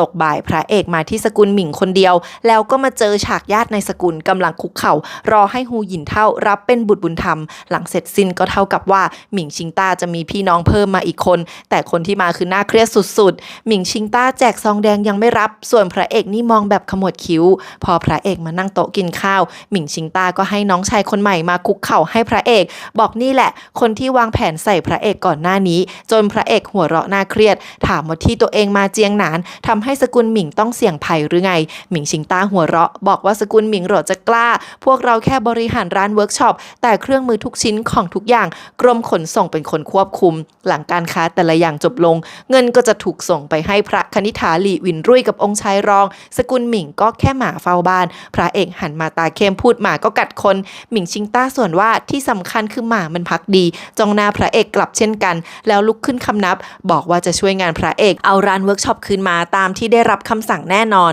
พระเอกหันมาจ้องหน้าหูหยินเท่าแต่ป้าก็บอกทั้งสกุลเชื่อฟังผู้นำตระกูลพระเอกหัวเราะเสียงเย็นถามว่าในเมื่อสกุลหมิงแสดงจุดยืนแล้วถ้างั้นคนร้ายคนเนี้ยทำไงหมิงชิงต้าบอกแน่นอนว่าโทษตายสั่งคนเอามีดออกมาให้พระเอกจัดการได้เลยพระเอกกัดฟันพูดว่าอย่างน้อยก็ควรให้เด็กๆออกไปก่อนไหมคือที่นั่นมีลูกๆของคนที่โดนใส่ความว่าเป็นคนร้ายอายุ 7-8 ขวบยืนดูกันอยู่ 3-4 คนด้วยอ่ะแต่ทุกคนเงียบไม่ตอบหูหยินเท่าพูดว่าที่รับเป็นบุตรบุญธรรมเพราะอย่างน้อยนางจะได้เลี้ยงดูเด็กๆเหล่านี้เหมือนหลานแท้ๆพ่อจะได้หมดห่วงแต่อย่างสงบโหมันใช่เหรอพระเอกไม่ยอมบอกว่าจะสืบสวนเคสนี้คนร้ายเลยขอให้ลูกๆตัวเองออกไปก่อนแล้วฆ่าตัวตายพุ่งเอาหัวชนเสาตายคาที่จนเลือดสาดเต็มพื้นพระเอกหันมามองหมิงชิงต้าใส่ตาโกรธสุดๆหมิงชิงต้าเอาศพออกไปไม่นานก็มีคนวิ่งออกมาเปลี่ยนจานชามข้าวของทำความสะอาดทันทีแหมมันอย่างกระเตรียมตัวมาแล้วว่าหมิงชิงต้าเดินมาที่เรือนด้านในที่มีคนงานมากมายทั้งหนุ่มทั้งแก่รออยู่หมิงชิงต้ายกมือขอบคุณทุกคนในนามของสกุลหมิงแล้วก็จุดธูปไหว้รับชามเหล้ามาพูดเสียงดังว่าสกุลหมิงไม่เคยผิดคำพูดหลังเหล้าชามนี้ตราบใดที่สกุลหมิงยังอยู่คนข้างหลังครอบครัวทุกคนจะได้รับการดูแลอย่างดีแน่นอนก่อนจะดื่มแล้วปาชามทิ้งบอกว่าเจอกันชาติหน้าทุกคนดื่มเหล้าแล้วก็ลงนอนยังตะโกนขอบคุณที่หมิงชิงต้าเป็นผู้พิทักษ์โอ้โหมันหลอกฆ่าตัวตายหมู่เพื่อให้มันรอดเตรียมจัดการมาอย่างดีตัวเองล้างปากทีหลังน่ากลัวมากทำเป็นคนดีหลอกใช้ชีวิตคนอื่นเสร็จแล้วหมิงชิงต้าก็แกล้งมาหาเซียปีอันทั้งที่ปีอันไม่ได้เรียกหาทำเป็นเปิดหน้าต่างเล่นละครบอกว่าพระเอกมาถึงนี่แล้วแต่แม่รับรองอยู่ข้างหน้าทั้งที่ตัวเองไม่ได้อยากทำเพราะไม่อยากให้องค์ชายรองกับหลี่วินรุ่ยเข้าใจผิดแหมแกตีสองหน้าเก่งเซียปีอันฟังแบบรู้ทันแต่ก็บอกไม่ต้องห่วงอีก2 วันพระเอกจะตายแล้วอีก2 วันหลี่วินรุ่ยก็จะมาที่นี่ส่วนใครเป็นคนฆ่าก็อย่าถามมากนักฮูหยินเท่าเปลี่ยนมารับรองพระเอกในบ้านบอกว่าที่พระเอกบริจาคช่วยผู้ประสบภัยสกุลหมิงย่อมต้องให้การสนับสนุนถึงจะลำบากแต่จะร่วมบริจาค200,000 ตำลึงพระเอกยังถามว่าแหมสกุลใหญ่ที่สุดในเจียงหนานยังลำบากเลยเหรอฮูหยินเท่าก็บอกว่าหลี่วินรุ่ยสั่งให้พวกเราดูแลที่นี่ถ้าเกิดขาดทุนสกุลหมิงต้องควักเนื้อจ่ายพระเอกส่วนว่าผูกขาดการค้าแบบนี้ยังขาดทุนอีกเหรอฮูหยินเท่าก็แพรวๆบอกว่าเครื่องไม้เครื่องมือมีตั้งเยอะแยะวัตถุดิบก็ราคาแพงขึ้นทุกวันแถมยังต้องส่งผ่านไปถึงมือหลี่วินรุ่ยก่อนอีกพระเอกหลี่ตาถามว่าคือหลี่วินรุ่ยเมมเงินไปบางส่วนหรือไงฮูหยินเท่าก็บอกนางไม่ได้พูดพระเอกพูดว่าคิดว่าสกุลหมิงจะเข้าข้างหลี่วินรุ่ยขัดขวางตัวเองซะอีกฮูหยินเท่าบอกที่ไหนเล่าเราแค่คนดูแลใครจะเป็นเจ้าของก็ไม่ต่างพรุ่งนี้จะให้หมิงชิงต้าพาพระเอกไปที่กรมขนส่งแล้วส่งมอบร้านให้พระเอกถามเลยว่าสกุลหมิงต้องการอะไรกันแน่ฮูหยินเท่าก็พูดว่าร้านเวิร์กช็อปก็ต้องมีคนดูแลใช่ไหมล่ะพระเอกหลุดขำเลยเพราะตะกี้แกเพิ่งบอกว่าขาดทุนอยู่โยกไงอยากจะดูแลร้านต่อซะงั้นพระเอกรู้ทันแต่ฮูหยินเท่าก็เนียนกริบไม่ยอมหลุดสักนิดส่วนหมิงชิงต้าก็นั่งอยู่กับเซียปีอันจนมืดไม่ยอมกลับนอกหน้าต่างเนี่ยฟ้ากลายเป็นสีแดงเพราะไฟไหม้ทั้งหมิงชิงต้าทั้งฮูหยินผู้เฒ่าทำท่าตกอกตกใจได้เกินจริงมากหมิงชิงต้าวิ่งมาหาพระเอกบอกแย่แล้วที่กรมขนส่งของพระคลังในเกิดไฟไหม้ที่นั่นเก็บเครื่องไม้เครื่องมือและของส่วนตัวของเวิร์กช็อปเอาไว้พระเอกหันมาถามทันทีว่าไม่ใช่จุดเพลิงไหม้เองหรอกเหรอแล้วบอกว่าโชคดีนะที่ตัวเองอยู่ที่นี่คืนนี้ก็เลยเป็นพยานให้ทั้งคู่พระเอกก็คือรู้ทันคืนนั้นทุกอย่างถูกไฟไหม้แทบไม่เหลือร้านเวิร์กช็อปเท่ากับสูญสลายหายวับในวันเดียวเช้าวันต่อมาพระเอกอยู่ที่สาขาของหอเป่าอี้ในเจียงหนานนั่งอ่านตำราที่ได้มาอยู่ที่จริงหยวนเมิงก็มาโผล่ที่เจียงหนานเช่นกันเราหวังมารายงานว่าเข้าไปสืบมาแล้วคนงานที่นั่นตายหมดตรงกับที่บันทึกจำนวนไว้แต่ในลำคอไม่มีขม่าวสักนิดแสดงว่าตายกันมาก่อนที่ไฟจะไหม้แล้วไม่ใช่อุบัติเหตุแน่พระเอกบอกว่าร้านนี้คือตัวแทนพระคลังในและความมั่งคั่งมหาศาลการที่มันถูกเพลิงไหม้ไม่มีใครได้ประโยชน์สักคนดังนั้นนี่มันต้องเผาแค่ในน้ำชัวร์ให้เราหวังเกาะติดสืบข่าวต่อไป ฝ่ายหมิงชิงต้าก็มั่นใจว่าถึงพระเอกจะสงสัยก็คงไม่คิดว่าพวกสกุลหมิงทำเพราะทำไปสกุลหมิงก็ไม่ได้อะไรซะหน่อยองค์ชาย3กับฉานลี่กำลังตีกันว่าสกุลหมิงทำไหมองค์ชาย3คิดว่าไม่เพราะไม่มีแรงจูงใจพระเอกก็บอกว่าแล้วถ้าสกุลหมิงย้ายเข้าของแอบหลบไปที่อื่นก่อนล่ะองค์ชาย3ก็ยังคิดว่าใครจะฆ่าคนมากมายแค่เพื่อรักษาร้านใครจะชั่วขนาดนั้นไม่กลัวกฎหมายบ้านเมืองฉานลี่บอกว่าไม่ใช่ว่าคนจะคิดชั่วหรือเปล่าแต่มันมีคนที่ยอมตายเพื่อเงินองค์ชาย3ยังไม่เชื่อว่ามีเรื่องแบบนี้ฉานลี่เลยคุกเข่าเลยบอกตัวเองนี่แหละที่เคยเจอมากับตัวบ้านเกิดทั้งเมืองถูกเผาราบคาบเพราะแบบนี้เจ้าหน้าที่บอกว่าเป็นอุบัติเหตุแต่มันจะเป็นไปได้ยังไงวะองค์ชาย3ก็คิดว่าเป็นไปได้หรอจนน้องขอโทษว่าได้พูดเรื่องที่ไม่ควรออกไปซะแล้วน้องก็น่ารักนะพระเอกเดินมาสอนว่ายังมีอีกมากมายที่องค์ชาย3ยังไม่รู้เช่นเงินสามารถฉีกกระชากความเป็นมนุษย์จนไม่เหลือชิ้นดีได้หมิงชิงต้ากำลังพยุงแม่เดินอยู่บอกว่าเซี่ยปี้อันก็ไม่สงสัยอะไรเพราะคงคาดไม่ถึงว่า2คนแม่ลูกร่วมมือกันคิดแผนทั้งหมดมาตั้งแต่แรกโว้ยฉันตามไม่ทันแล้วหมิงชิงต้าบอกว่าถ้าใครสงสัยก็จะโบยให้หลี่วินรุยคือเดินหมากให้เหมือน2ฝ่ายตีกันเองพวกสกุลหมิงที่เป็นแค่พ่อค้าไม่มีเอี่ยวแล้วก็บอกแม่ว่าเรือพร้อมแล้วถ้าพระเอกกลับเมืองหลวงไปแล้วจะให้เรือพร้อมของและเครื่องมือทุกอย่างออกทะเลฮูหยินเท่ายิ้มว่าลูกเก่งมากไม่ต้องการแม่แล้วแต่หมิงชิงต้าก็บอกว่าถ้าไม่มีแม่ตำแหน่งหัวหน้าสกุลนี้ก็ไร้ประโยชน์แล้วยังแบกแม่ที่เจ็บขาขึ้นหลังเดินไปด้วย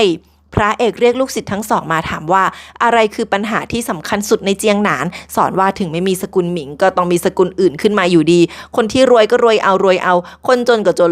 ลงร้านเวิร์กช็อปเนี้ยมีผลงานเครื่องมือที่ทำกำไรได้มากสุดในโลกองค์ชาย3รีบต่อว่าทั้งเครื่องแก้วขนมผ้าฝ้ายน้ำหอมและอื่นๆอีกมากมายที่ซื้อขายกันลับๆพระเอกพูดง่ายๆเลยว่าอยากเปิดเผยออกมาให้หมดปล่อยการค้าขายลับๆของที่เนี่ยให้พ่อค้าทุกคนในโลกทุกคนควรได้ใช้เทคโนโลยีเหมือนกันแล้วก็จะไม่ได้ขายเอากำไรเกินควรเพื่อโปะหนี้ทุกเทคโนโลยีจะมีราคาของมันใครอยากใช้ก็จ่ายเงินรายปีเรียกว่าจ่ายค่าสิทธิบัตร 2 หนุ่มทำหน้างงมองตาปริบๆให้ถังมานั่งฟังก็งงไปอีกคนองค์ชาย3บอกว่าได้ไงพระคลังในเป็นของราชวงศ์นะพระเอกถามว่าแล้วประชาชนไม่ใช่ราษฎรของราชวงศ์เหมือนกันหรอมีเหตุผลพระเอกบอกว่าแบบเนี้ยทุกคนถึงจะมีความหวังของแบบนี้ไม่ควรถูกผูกขาดไว้คนเดียวแต่ทั้งโลกควรก้าวหน้าไปพร้อมกันความมั่งคั่งต้องแบ่งปันกันแบบเนี้ยคนที่ถูกละเลยถึงจะมีโอกาสได้รับการเคารพองค์ชาย3ถามพระเอกเสียงเบาว่าที่พระเอกพูดเนี่ยเต้รู้ยังพระเอกชะงักแป๊บเดียวบอกว่ากลับไปแล้วจะรายงานองค์ชาย3ก็คือกลัวเต้รู้แล้วจะกริ้วหนักพระเอกตอบเรียบๆว่าถ้าอยากทำอะไรยิ่งใหญ่ต้องกล้าตัดสินใจก่อนองค์ชาย3บนอุบว่าทางใส่เนี่ยน่าจะลำบากแต่ก็จะแกล้งทำเป็นไม่รู้ไม่เห็นไม่ได้ยินไม่รายงานลับๆไปให้เต้รู้แต่ว่าน้องไม่เอาด้วยฉาลลี่ก้มลงคำนับพระเอกบอกว่าไม่เหมือนกันที่จริงฉาลลี่ไม่ได้เข้าใจนักแล้วก็คิดว่าพระเอกเลือกทางที่ถูกต้องแต่โลกนี้ไม่สนถูกผิดฉาลลี่กลัวแค่พระเอกจะไปเหยียบเท้าหลายคนจนเป็นอันตรายพระเอกหน้านิ่งพูดว่าเพราะใครๆก็เอาแต่พูดว่าไม่สนถูกผิดถ้าไม่มีใครลุกมาเปลี่ยนแปลงเพลิงไหม้ที่หมู่บ้านฉือเจียกับโรงงานก็คงเกิดขึ้นอีกซ้ำๆจนฉาลลี่บอกว่าถึงจะไม่เห็นด้วยแต่จะร่วมทางกับพระเอกไปจนสุดทางแน่นอนต่อให้ต้องตายถูกเผาไหม้เป็นเท่าฐานก็ไม่เสียใจองค์ชาย3ก็พูดเหมือนกันไหถังโผล่มาบอกว่าพระเอกนี่ก็บ้าจริงแต่ไม่คิดว่าจะบ้าถึงขนาดลากองค์ชายมาร่วมด้วยพอ2 หนุ่มน้อยเห็นไหถังก็เลยขอตัวกลับไปก่อนไหถังนั่งลงบอกว่าเส้นทางที่พระเอกพูดถึงไม่ใช่แค่อุ่นจือหลานจะมาหาหรอกนะคงมีคนแห่มาตามค่าอีกเพียบพระเอกบอกนั่นแหละเลยจะรบกวนนางให้อยู่หลายวันหน่อยเพราะตอนนี้กำลังภายในพลังปราณของพระเอกไม่เหลือแล้วหลังการลอบฆ่าบอกว่าพูดเพราะเห็นไหถังเป็นเพื่อนจริงๆไหถังชะงักบอกเราเจอกันแค่ไม่กี่ครั้งเองพระเอกบอกก็เนี่ยแหละความมหัศจรรย์ของคนบางคนเจอหน้ากันไม่นานก็เป็นเพื่อนตายได้ตัวเองเจอคนมามากมายแต่มีน้อยคนที่นับเป็นเพื่อนแท้ไหถังเป็นหนึ่งในนั้นไหถังเปิดตำราไล่ดูแล้วอมยิ้มเบาๆบอกนี่มันก็ซึ้งอยู่แล้วไหถังก็สั่งพระเอกไปเอาผู้กันมาก็จะคิดตำราทิ้งประโยค2 ประโยคอ้าวปรมาจารย์ขู่เหอะมีการแปลงสารบอกวิธีเพิ่มถ้าพระเอกฝึกตามนี้จริงก็จะฟื้นกำลังภายในได้อยู่แต่ไม่ถึงขั้น9ดีไม่ดีอาจพลาดท่ากลายเป็นคนปัญญาอ่อนแทนฉันขำแทบตกเก้าอี้พระเอกมองตาค้างถามว่าทำไมชั่วอย่างนี้เนี่ยไหถังยักไหล่บอกทำไงได้พระเอกเป็นขุนนางคนละแคว้นนี่หว่าก็ต้องมีลักไก่กันบ้างนางรู้มาตลอดแต่ถ้าพระเอกไม่จริงใจก่อนนางก็คงไม่บอกโอ๊ยพระเอกถามว่าแล้วนางจะไปบอกอาจารย์ยังไงไหถังก็ยังไม่แคร์บอกว่าก็ไม่ต้องบอกอะไรเพราะลูกศิษย์ก็ไม่เชื่อฟังอาจารย์เป็นปกติโอ๊ยขำส่วนพระเอกก็นางวาดรูปให้นางเพิ่มเพราะตำราที่ให้ไปก็ตกรูปแสนสำคัญไปเช่นกันแหมแกก็พอกัน กลางดึกเหล่าเติ้งแอบเข้ามาหาพระเอกที่จริงแล้วพระเอกส่งเหล่าเติ้งไปแฝงตัวทำงานกับสกุลหมิงมาหลายเดือนแล้วในที่สุดพวกนั้นก็ยอมรับประวัติและผลงานให้เหล่าเติ้งทำงานในร้านเหล่าเติ้งบอกว่าพวกคนงานมีฝีมือยังอยู่สกุลหมิงแอบลอบสับเปลี่ยนคนกับของนานแล้วพวกที่ตายคือคนบริสุทธิ์ที่เอามาสวมรอยเหล่าเติ้งส่งที่อยู่ปัจจุบันให้แต่พระเอกบอกว่ายังลงโทษพวกนั้นตอนนี้ไม่ได้ตอนนี้ความสงบสุขของเจียงหนานในอนาคตคือเรื่องสำคัญกว่าแล้วให้เหล่าเติ้งปลอมตัวอยู่ในร้านต่อไปเพราะยังไม่รู้ว่ามีอะไรรออยู่อีกบ้างเหล่าเติ้งเสี่ยงอันตรายกว่าแต่ยังหันมาสั่งเหล่าหวังให้ปกป้องพระเอกอีกนะตอนนี้ใต้เท้าเงาหายไปยังไม่กลับมาพระเอกบอกว่าวันรุ่งขึ้นจะไปจัดการเรื่องการส่งมอบร้านเวิร์กช็อปเหล่าหวังก็นั่งลงหน้าเครียดบอกว่าพระเอกไม่มีพลังตัวเองก็วิ่งเก่งแค่นั้นพาแม่นางไหถังไปด้วยดีไหมโถมันจะได้ยังไงเล่าพระเอกกับเหล่าหวังขี่ม้าบุกไปที่ตั้งปัจจุบันของร้านเวิร์กช็อปมีกองทัพม้าเฮยขี่ตามมาด้วยหูหยินเท่าฟังข่าวจากหมิงชิงต้าแล้วก็เปรยขึ้นมาว่า2 วันที่เซี่ยปี้อันบอกหมดลงแล้วนะและหลี่หวินรุยก็ไปเชิญปรมาจารย์มาแล้วตอนนั้นพระเอกถูกใต้เท้าเงามาขวางก่อนถึงไม่นานบอกว่าปรมาจารย์เย่หลิวหวินกำลังเดินทางมาสู่โจวที่จริงปรมาจารย์เย่หลิวหวินอยู่ฝ่ายแคว้นชิงแต่เพราะสกุลเย่ถูกไล่ออกจากเมืองปรมาจารย์เย่หลิวหวินก็เลยหันมาทาร์เก็ตพวกราชวงศ์แทนบอกว่าระดับปรมาจารย์เหนือคนธรรมดาไปแล้วไม่มีใครเอาอยู่แต่พระเอกบอกว่าถ้าไม่เอาร้านเวิร์กช็อปคืนมาตอนนี้พวกสกุลหมิงอาจจะเรียนรู้จากโอกาสนี้แล้วทำให้ร้านกระจายไปจนตามกลับมายากพอเงาถามว่าแล้วใครจะดีลกับระดับปรมาจารย์ได้พระเอกก็ก้มลงมองหีบปืนไรเฟิลของแม่ที่พกมาด้วยบอกว่านี่ร้านของแม่ตัวเองต้องเอาคืนเงาบอกว่าพระเอกหาเรื่องฆ่าตัวตายแล้วนะแต่พระเอกไม่สนเดินทางต่อทันทีเงาเลยได้แต่ตามไปด้วยพอบุกเข้ามาข้างในก็เจอทางรถไฟขุดทะลุอุโมงค์เหล่าเติ้งส่งซิกว่าในนั้นนั่นแหละพระเอกพาทุกคนบุกเข้าไปทันทีข้างในมีคนงานมากมายกำลังขนส่งข้าวของทุกคนได้ยินเสียงรีบนั่งรถจากหัวไอ้น้ำโผล่มาด่าบอกว่าที่นี่เป็นเขตห่วงห้ามทรัพย์สินของสกุลหมิงพระเอกแคะหูแล้วจ้าของขึ้นถามว่าที่นี่ที่ไหนนะแล้วให้ระหวังออกมาแฉกความผิดของมันเป็นกระบุงตั้งแต่ปีแรกที่ทำงานที่นี่ทั้งติดสินบนฆ่าคนตายหลักฐานพร้อมเจ้าตัวก็ไม่ยอมรับพระเอกโดดลงจากหลังม้ามาฟันทันทีประกาศว่าสำนักตรวจสอบสืบสวนทำงานแล้วสามารถตัดสินโทษได้โดยไม่ต้องขึ้นศาลและความผิดฆ่าคนของมันก็เท่ากับโทษประหารแล้วหัวหน้าคนที่2ก็พอกันทำความผิดไว้ตรึมโดยเฉพาะฆ่าคนโดนพระเอกสั่งตัดสินโทษไปซะคนที่3คุกเข่าคำนับตัวสั่นบอกนี่คือเวิร์กช็อปของพระคลังในพระเอกถึงประกาศกล่าวว่าตัวเองเป็นใครรับพระราชองค์การเต้ให้มารับมอบที่นี่คืนก่อนจะหันมาตบบ่าหัวหน้าคนที่3เบาๆขู่ว่าขอบใจตัวเองที่โชคดีไม่ได้ฆ่าคนตายมาก่อนหน้านี้เถอะ ยังโหดแล้วพระเอกก็สั่งให้พาไปดูเครื่องมือถลุงแร่เหล็กในเหมือง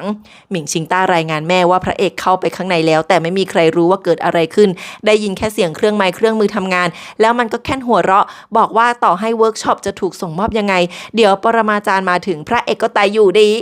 ฉันว่าพระเอกเอาปืนไรเฟิลแม่ไปซ่อมแน่ฮูหยินเท่าถามหมิงชิงต้าว่าแล้วถ้าพระเอกไม่ตายล่ะก็เหลือแค่นางหรือหมิงชิงต้าแล้วนะที่ต้องตายเพื่อชดใช้ฮูหยินเท่าเกรี้ยวกราดมากหมิงชิงต้าลุกมาทุบไหล่แม่เอาใจบอกว่าต้องเป็นตัวเองแน่นอนจะให้แม่ไปตายได้ยังไงแต่สายตานี่เหมือนอยากจะบีบคอแม่ให้ตายกับมือมากเงากับเหล่าหวังรอพระเอกอยู่ข้างนอกเงาไม่เข้าใจว่าพระเอกจะทำอาวุธที่ต่อกรกับระดับปรมาจารย์ในเวลาสั้นๆแค่นี้ได้ไงก่อนพระเอกวิ่งออกมาพร้อมกล่องปืนออกคำสั่งให้ทหารม้าเฮยฉีอารักขาที่นี่ให้ดีแล้วหันมาถามเงาว่าปรมาจารย์เย่หลิวอินมาถึงยังพอรู้ว่าใกล้แล้วก็รีบขี่ม้าออกไปเงายังบอกว่าไม่เคยเจอใครที่กระตือรือร้นอยากจะปะกับปรมาจารย์ขนาดนี้เราหวังมองตามบอกว่าพระเอกไม่เหมือนคนอื่นเงาก็ยังคิดว่าเราหวังชมไปได้ไงแกก็บ้าแล้วส่วนเราหวังบอกว่านานๆบ้าสักทีก็มันสะใจอยู่นะเว้ยแล้วขี่ม้าตามไปอีกคนเงาบอกว่าบ้าไปหมดแต่ทำไงได้ก็ต้องตามมาอีกคนเช่นกัน ทั้ง3คนมารออยู่ริมน้ำเราหวังกลืนน้ำลายหันไปทักเงาว่าตามมาด้วยเหรอเงาบอกตามมาจอยความสนุกพระเอกหน้าเครียดตาจ้องเขม็งบอกว่าถ้าไม่รู้จะพูดอะไรก็เงียบซะขนาดเงาที่นิ่งมาตลอดยังบอกมันตื่นเต้นปรมาจารย์เย่หลิวอินตัวยังไม่ทันโผล่มาก็ตื่นแล้วปรมาจารย์เย่หลิวอินเป็นคุณลุงท่าทางห้าวหาญใจดีใส่ชุดชาวบ้านธรรมดาทอเรือด้วยไม้ไผ่มาง่ายๆพระเอกลงมาบอกว่าจะไปดิวเรื่องนี้ด้วยตัวเองเงาบอกโอเคถ้าพระเอกตายเดี๋ยวช่วยเก็บศพให้พระ ระเอกพูดว่าถ้าตัวเองตายคงไม่เหลืออะไรให้เก็บมั้งหันมาบอกเราหวังว่าที่ผ่านมาฉลาดมาตลอดแล้วก็วิ่งเร็วด้วยถ้ามีอะไรเกิดขึ้นก็อย่าทำอะไรโง่ๆนะโอ้ยแล้วพระเอกก็ถือหีบเดินไปท่าน้ำคนเดียวพอเปิดหีบปืนพระเอกก็คิดถึงคำพูดที่ท่านอาอู่จูเคยบอกว่าต่อให้มีปืนก็ไม่แน่ว่าจะไฟกับพวกปรมาจารย์ได้เพราะพวกนี้เกินมนุษย์ไปแล้วพระเอกคิดแล้วก็ปิดหีบดังปังส่วนปรมาจารย์เย่หลิวหวินก็ฝีมือโคตรเก่งทอเรืออยู่ดีๆก็วาร์ปมาขึ้นฝั่งหล่อๆอย่างก็นั่งเรือเจ็ตมาตรงหน้าพระเอกบอกว่าติดหนี้คนคนหนึ่งไว้จะไว้ชีวิตถ้าพระเอกออกจากเจียงหนานไปซะแต่พระเอกปฏิเสธทันทีปรมาจารย์เย่หลิวหวินเห็นนะว่าพระเอกมีอาวุธมาด้วยแต่ไม่ใช้พระเอกบอกว่าคิดแล้วว่าปรมาจารย์เย่หลิวหวินคงไม่ฆ่าตัวเองหรอกเย่หลิวหวินยกมือเบาๆทีเดียวก็เรียกเอามีดสั้นจากเงามาอยู่ในมือชิวๆพระเอกยังปากเก่งบอกว่าปรมาจารย์เย่หลิวหวินไม่ฆ่าตัวเองหรอกเพราะว่าไม่กล้าโลกนี้นอกจากคนสุดเหี้ยมอย่างซื่อกูเจี้ยนแล้วไม่มีใครกล้าฆ่าตัวเองแน่สกุลเย่ถึงถูกไล่ออกไปแต่ยังไม่ล้มแต่ถ้าเย่หลิวหวินฆ่าตัวเองวันนี้สกุลเย่ต้องพังทลายแน่ถึงเย่หลิวหวินจะมีชื่อเสียงมากมายว่าอิสระล่องลอยดูดเมฆแต่ที่จริงแล้วก็ยังมีห่วงอยู่ที่โลกมนุษย์นี่แหละที่ทำให้เย่หลิวหวินยังมีความเป็นคนอยู่และนี่แหละคือสิ่งที่เย่หลิวหวินยังยึดติดเย่หลิวหวินถามพระเอกว่าใครบอกว่ายังอาลัยสกุลเย่แล้วตวัดดับทีเดียวมีคลื่นพลังไปตัดปล่อยผมพระเอกกระเด็นไปถึงโรงเหล้าร้านอาหารข้างหลังพระเอกมองปล่อยผมแล้วก็จ้องเย่หลิวหวินบอกว่าตานี้ตัวเองชนะพนันแล้วนี่แสดงว่าปรมาจารย์เย่หลิวหวินยังมีความเป็นคนเย่หลิวหวินหัวเราะเบาๆบอกว่ามันจังกล้าบ้าบินจริงๆอยากรู้นักว่าได้ใครมาบอกว่านี่แค่ครั้งเดียวเท่านั้นจะไม่มีครั้งหน้าอีกพระเอกโค้งคำนับยาวเลยบอกว่าขอบคุณที่แสดงให้เห็นว่าปรมาจารย์ก็ยังเป็นมนุษย์บอกว่าชีวิตตัวเองทำงานเพื่อบ้านเมืองและฝึกวิชายุทธถ้าสุดท้ายแล้วต้องไม่เหลือความเป็นคนถ้างานทุกอย่างก็ไร้ความหมายเย่หลิวหวินฟังแล้วปามีดคืนให้เงาแทบฟาดหน้าพระเอกเดินมาจ้องตาบอกว่าพระเอกกับแม่ไม่เหมือนกันเลยพระเอกมีอารมณ์ความรู้สึกมากกว่าจนพระเอกตาโตถามว่ารู้จักแม่หรอเย่หลิวหวินบอกว่าแม่ฉลาดแต่ก็ไม่ฉลาดพอแล้วบอกว่าถึงตัวเองจะยังเป็นมนุษย์แต่ไม่ได้หมายความว่าปรมาจารย์คนอื่นจะคิดแบบเดียวกันแล้วเย่หลิวหวินก็เดินผ่านจากไปเรียบๆในฝูงชนเหมือนไม่มีอะไรเกิดขึ้นเหมือนเป็นคนแก่ธรรมดาคนหนึ่งเหล่าหวังกับเงารีบวิ่งมาถามว่าเราชนะแล้วใจปะพระเอกคิ้วขมวดบอกเอาชีวิตเป็นเดิมพัน